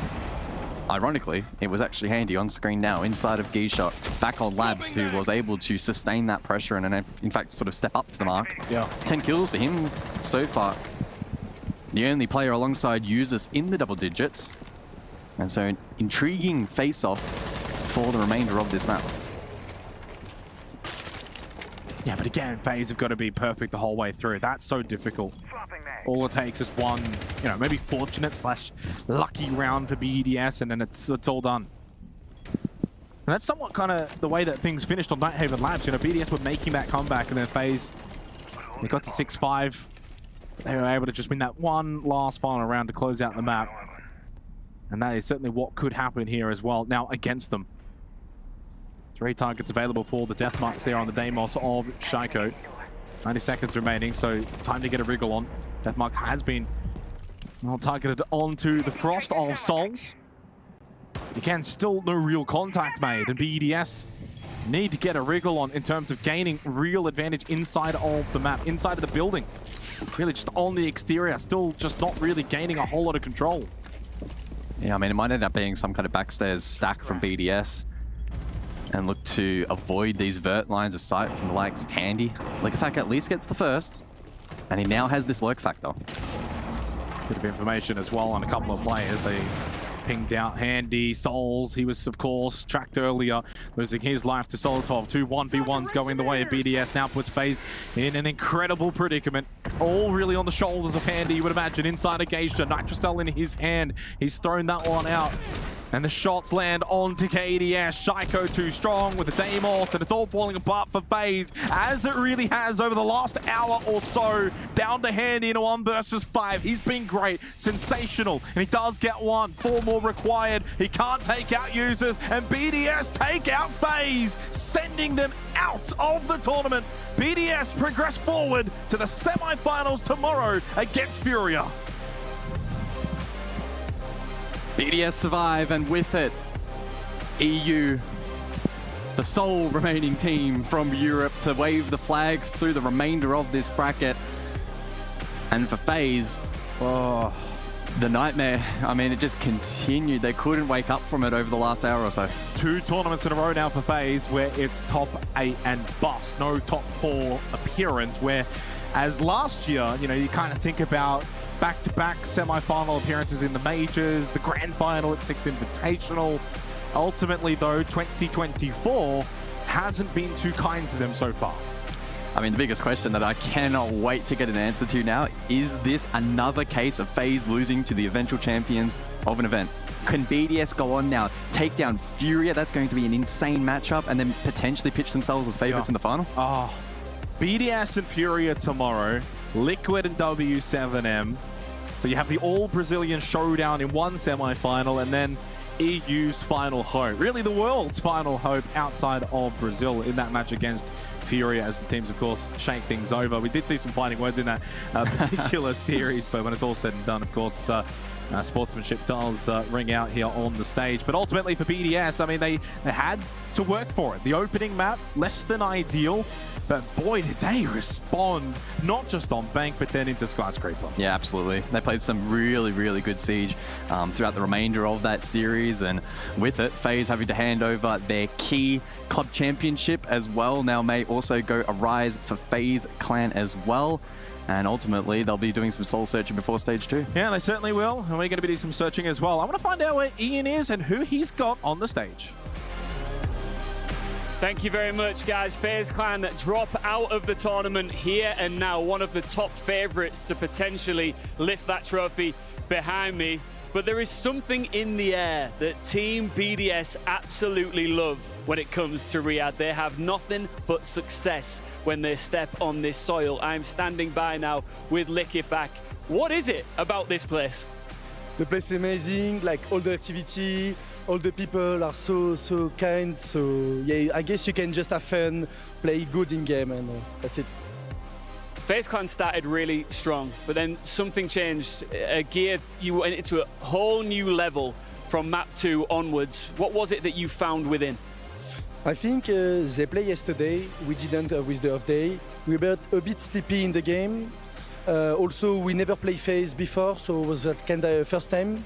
So we fixed the mistake for the second map, and I guess the mistake fix was really good with 7-0. And we keep continuing on Sky 7-2. So. Last time we saw you guys in action on the stage was at the Manchester Major. That did not end how you'd like. Did that drive you forward a little bit? Did it leave a little bit of a chip on your shoulder? To be honest, yeah, we are a bit sad after losing. Beast Coast, I mean, it was their event, I guess. They play really well, but we never give up. We keep working. We have things to fix before the Esports World Cup. We fix it, and we are here to win the competition now. Well, you're not going to fix this. In fact, you're going to destroy it. We've got our key standing by somewhere here with FaZe Clan. Here it is. You can hand it over here from the Ledge of Vita King. Are you looking forward to destroying this? I know you're a good sportsman. Yeah, no, to be honest, they play really well, but this is what it is, and I will destroy this with pleasure. And briefly, you feeling good about Furia? We know Furia. Last time we beat them last year in the Gamer 8, so we'll do it the same. Congratulations. Thank you so much for joining us. Back to you guys to discuss it all in our studios. It is what it is, but I will destroy it with pleasure. Yeah. What a way to end that interview. All right, yeah. I mean, I know where that key is going. Straight to the hydraulic press. It wasn't just destroying the key with pleasure, but also destroying FaZe with pleasure, especially on these last two maps. Absolute fire coming out from BDS. I mean, the second map, they definitely showed they were still here in that competition. It wasn't looking like they might win this out still after the first map, but they did it for sure. Yeah, I think that we heard mentioned in the interview as well is the fact that they didn't play yesterday, and they haven't played FaZe before, which really that first map was a let's throw stuff at a wall and see what sticks, adapt and change the mistakes. And coming into map 2 and map 3 as well, Tris said, we can tell that has worked. Yeah, I mean, we spoke about it before the game about how, you know, FaZe's coach will have to be staying up real late to watch this. BDS, again, they had quite a chilled day yesterday. I mean, you just seen as this went further and further on, maybe FaZe are a little bit tired, maybe a little bit stressed. To be honest, I think for a team of their caliber, they'd be used to it. But, yeah. I mean, BDS just came out firing. You're watching the clips here. These guys are running around about, you know, a worry in the world, right? I think it was a big concern on that very first map, and they just weren't winning their gunfights, even though swinging these players on the side of FaZe, where you think they have the advantage going into the gunfight, but they weren't winning it. Not like you'd expect from the players on the side of BDS, and like you say here, they're running around like Skyscraper is theirs, and they're making it look like that as well. The way some of these players, I don't think, died up until like, what was it, round 5 or something? Was it Usus going 8-0 or something in those first 5 rounds? Absolutely insane. A really good performance from these players here. And also, I'm just happy we're keeping some EU hopes alive here. Yeah, actually, that's a really good point to touch upon. The fact that BDS is the only team that is not from Brazil that will be heading into those semifinals tomorrow. Something to keep our eyes up for, because especially looking at the BDS and how they have been performing against FaZe, once they were able to polish up some of those mistakes of map 1, phenomenal. I mean, flawless, dare I say, in quite a lot of their rounds, if not even that second map that we see come out from them.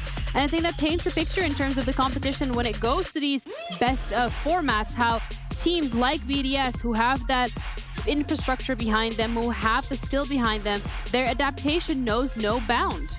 Yeah, and I would say as well, like we've brought it up quite a bit, that this has now transitioned from the previous BDS teams that won in Saudi. It's not Shaiko reliant. You saw it there, he was at the bottom of the leaderboard. And we've got amazing players now on this BDS team. It's so well-rounded with talent. They have everything that you could ever dream of as a coach. Like, from my perspective, they've got a primary entry player. They have players who can lurk. They have incredible clutch players like a Brede. You've got users who barely died once in, like, what was it, nearly 12 rounds or something like that. I mean, they've got all the pieces right now, and they've got FaZe's key piece as well. That well, and then you know what? History, if it repeats itself and BDS has a chance to claim that trophy here in Saudi, they could put that FaZe key in there as well as a reminder of one of the teams that they took down along the way. And I think BDS particularly looked like a very well-rounded team. It feels like, as you mentioned, every single one of those puzzle pieces is now coming into place. For FaZe Clan, however, not necessarily so much the case. I think they've very much shown what they are capable of. But again, a learning experience for them to take what they've had here and go back to the drawing board. And they have a couple of weeks ahead of the Brazil stage, start start. So a couple of changes could be coming through from them, or at least some adaptations of what happened here today. 100%, because I think if we look at FaZe and the performance that they've had at the most recent events that we've had, coming in second at SI, top 8 at the Manchester Major, this was not what they wanted. Falling out top 8 here as well, they were obviously looking to progress from the Manchester Major where they got top 8 to now making it further here, especially with their performance at SI. So this is definitely something they're happy with, and I'm assuming they will be working very hard coming into Brazil League. Yeah, absolutely. But yeah, so though they are singing a different tune, they're very happy to destroying the keys with pleasure, but also when it comes to their run historically here in Saudi, it looks like there's some magic to it. I mean, it was emphatic, right? A 7-0, a 7-2. If you forget that first map, like I said on the desk, they easily could have won the first map as well. There was a lot of really close rounds, handies 1v3, loads of late round situations. Like this honestly, it could have been a 3-0 for BDS. Not just that, as we're speaking about with a little bit of prep or changes that might need to be made for FaZe heading into the Brazilian League season, they also lost 7-1 yesterday. I mean, a 7-0, a 7-1, and a 7-2 across 3 of your last, what, 5 maps? I mean, that's tough. Unlucky for them, for sure. You gotta look at it either way. But either way, when we're looking at BDS, they were lucky. Well, not really. They were just really great. 7 was their lucky number today. And when it comes to the MVP, one of the players that stood out to us throughout the entirety of this series uses, particularly when it comes to the lack of deaths at multiple rounds. That's insane. 29 and 13 over 3 maps is a very good performance. I mean, very consistent as well. I think that's something that we really spoke out to us today. You have these players on the side of BDS that can perform very well on one map and then be a little bit more quiet on the second map. But it felt like Users was consistent over all these maps, and like we said as well, like not dying in the very first few rounds of Skyscraper. A great performance.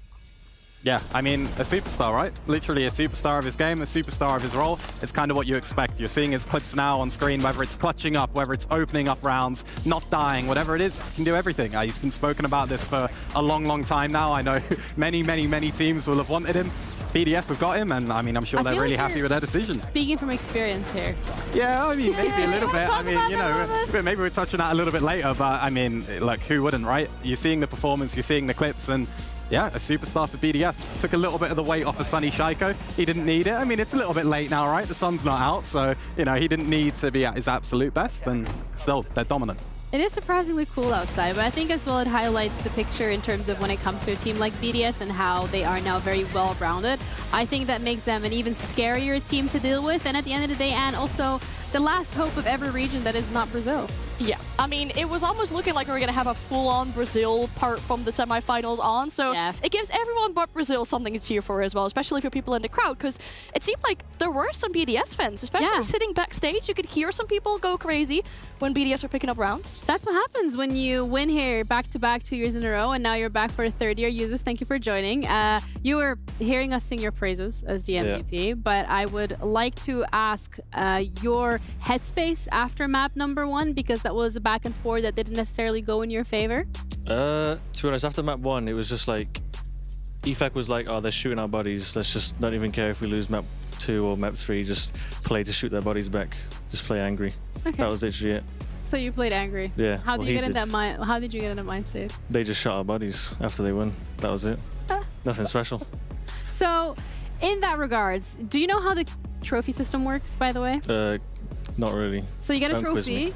No, okay, it's fine. I'll explain it. Don't worry about it. You get a trophy, and you have like 3 slots where you can put 3 different keys from 3 different teams in there. You can choose whatever team you want. Would you put FaZe's key in there now that you crushed it? Would you pick another team? I'd pick FaZe, yeah. Yeah, and any other 2 that you would add on to that, or? No. No, you don't want to jinx it too? No, I don't want to say anything. You just want to leave it until then? I've already jinxed myself last major, so... Okay, history's not going to repeat itself in that regards, I guess. Given the, of course, like what BDS did prior years in Saudi, how is the pressure for you? You were in here in the last 2 years with this team. Are you feeling the pressure to do it again, or is it a bit quieter from your side? A bit, yeah. Me and Solitov obviously like just joined and we've not won Gamers 8, but I think it's not really pressure. It's more like, I don't know, it's like excitement because we're like kind of the favorites and like they just don't have pressure, I guess, the rest of the people, EFAC, Shaiko and Brid. Do you feel like the favorite yourself coming into this? I didn't, but like everyone keeps saying it, kind of. So now you do. A bit. I thought it was like Furia, to be honest, or FaZe, but I guess it's just. You have to play Furia tomorrow, though. Yeah. Are you nervous, excited about that? Excited. I've only played him 2 times, I think, and I lost both times, so I'm hoping that doesn't happen again. Yeah, I guess we're gonna have to wait and see. Thank you for joining us. We do Thanks for appreciate having it. me. But you did send FaZe home, so we had an excellent interview with them as well with Jackie. So let's head over to her and check in with what they had to say. FaZe is going home, defeated by BDS. I am catching up with KDS, and really difficult loss there. Can you tell me what emotions you're feeling right now? We are very sad because we are working a lot to this tournament. We are going last year we are not here, so we are very happy to be here this year. So we work a lot, and these results against BDS is very sad, but you know, it's the game. So we are going to back and work more to be in the major. On to the next one, right? You know, it was a difficult 3-mapper. It did seem for map 2 and map 3, was there some sort of mental breakdown? Did you all feel like you hit a wall? From your perspective, what happened? I think the map 2, they just destroy us like in the ETB in Chalet. I think we play very bad in some aspects of the game. We are not giving, like in the Night Heaven, we are going to gunfights. In the bank, we are just get destroyed by them. In the skyscraper, I think we have the mental break because when a 5-1, it's very difficult to win, to come back, and they deserve that. They play very well against us. Sorry. Well, I know finishing top 8 probably wasn't the result that you wanted, but are there any positives, any big takeaways you're taking from this series? Yeah, I think the positive things is always the things we have we do in the game. So we are going to back and try to fix these issues to BR6. And for BDS, congratulations to them and good luck tomorrow. Aw, I love that. Good sportsmanship there. Is there anything you want to say to the fans at home? Can I say in Portuguese? Sure. Pra todo mundo que torce pra FaZe aí, infelizmente não deu pra gente. A gente tentou muito aí, mas a BDS foi superior a gente. E até o BR6 aí. Obrigadão pela torcida aí. KDS, I'm sorry about the loss, but good luck with the future, and thank you so much for that fantastic interview. And we're going to send it back to the studio. Bye. Hi. It is what it is, but I will destroy it with pleasure, and the man gets to do just exactly that. That has to be a soundbite because that was probably my favorite quote of the day today, of the tournament so far. And BDS gets to crush that key, and Uncle Ian helping with the setup. I think it must feel like sweet revenge as well. Hearing from users like, oh, they were shooting our bodies. Generally, that could be seen as a toxic thing. It caused that reaction to go really crazy at them, so getting to crush their key now probably feels like sweet revenge. They poked the bear. Yeah, I mean, we commented on it in the green room. They looked really excited. They were given a lot of energy, and now look what's happening to poor FaZe Clan's key. We won't see that in great condition again, will we? But we may see it on the trophy, like users said. We could. I mean, so far, that's the one key that they will be taking along with them. I guess we're going to have to wait and see how tomorrow plays out in the matchups that we have going on. But another crushed key added to the tally that will be added to the totem if it doesn't get picked to put into that trophy. But I don't even want to know what he was saying. You know what? Cut the tape. We're good. We're going to be talking about today's in terms of the expectations that we've had. And I feel like FaZe Clan BDS, we genuinely thought this was going to be a very close game. I think DarkZero Team Liquid was a much closer one because this one, BDS, when they found their swing, they were swinging. They were. I think today kind of played out as we expected it in regards of who came out victorious over all the matchup that we had today. Because we did have 4 games going on at the same time, technically. I do agree that Liquid DarkZero game probably was closer than it should have been, but it's really nice to see from DarkZero that they were able to form such a fight. And it also impacts what we're going to be looking at tomorrow, right? Because as we mentioned, besides BDS, every single one of the teams here is from the Brazil League. We have Liquid, we have W7M, we have Furia, the holy trinity at this point from the side of Brazil. You know, you can swap out FaZe Clan for maybe Liquid every now and then, but BDS going up against Furia, so that grand final, there is a 50% chance that it's just going to be Brazil v Brazil. The best region, like, wow. Yeah, I think what I would say as well, if you're to see BDS in the final, if you just think about it for a second, that means they'll have beaten FaZe Clan, they will have beaten Furia and then either Liquid or W7M. So no matter what, But that is if they win. they will have taken down, no matter what, if they win this tournament, the 3 top Brazilian teams. Just one team alone, BDS will have taken down all 3 of the top teams from the best region in the game. If that's not a way to win a tournament, if that's not 3 keys to put in your trophy, I don't know what is. If that's not EU on top, I also don't know what else would be. But we have the Kyria play of the day because today was very exciting in regards of the games that we had, especially when we're looking at every single one of these maps. I'm not even going to lie, they were all phenomenal. Going to start off with Team Liquid against DarkZero because this was an ace. Yeah, a wonderful ace, I mean, from Pambazu. The way they defended that, absolutely great. Coming from a place where it wasn't looking like they were going to be able to pick that up, but definitely did. I think I selected this one as my play of the day here, playing it very close on time. We saw DarkZero had some struggles with their attacks. They were looking like they were going to be able to put the plant down here, especially in the smoke. We're seeing the player miss, unfortunately, there, but Lagone is able to get that kill on the person that had the diffuser, and that caused the round to flip. And my pick of the day here, Handy, we've gone back-to-back-to-back clutches, and that C4 just hits perfectly to get the 3K, the 1v3, the very first round of the game. You're thinking, wow, this is a great way for FaZe to start this off. I sure hope they end off that well. Well, I mean, you might have jinxed them. How does that feel?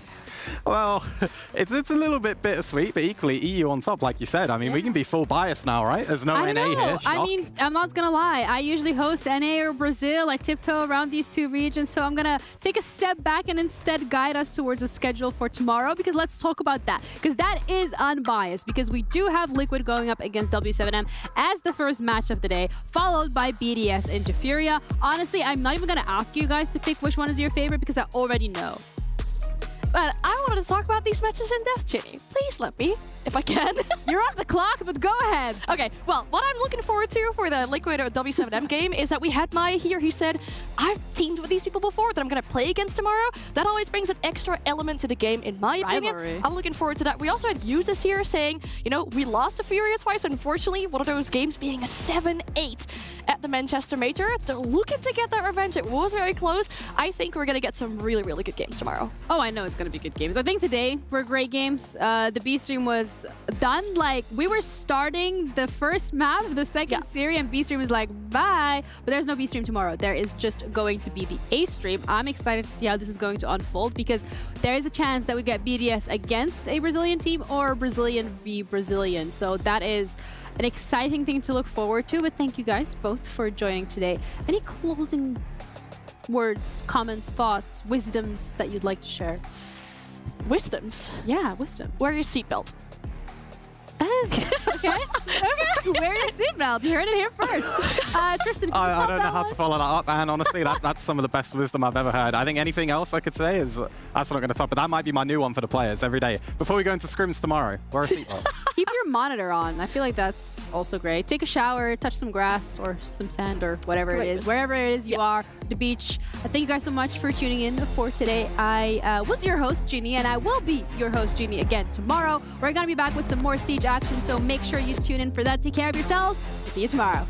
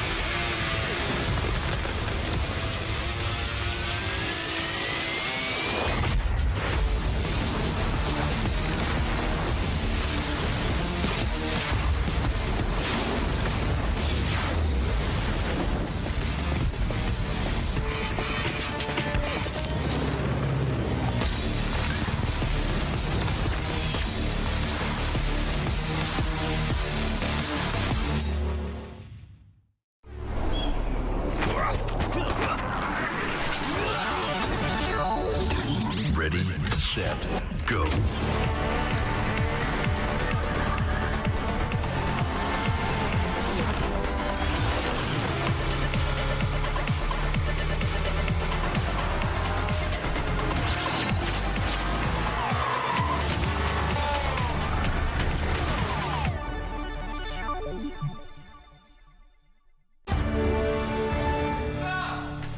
You ever wondered how a Hollywood movie is shot? On a Sony. You review it on a Sony. And how do you make that sound epic? You record it on a Sony. Lunch break on a Sony. So why wouldn't you watch it on a Bravia by Sony?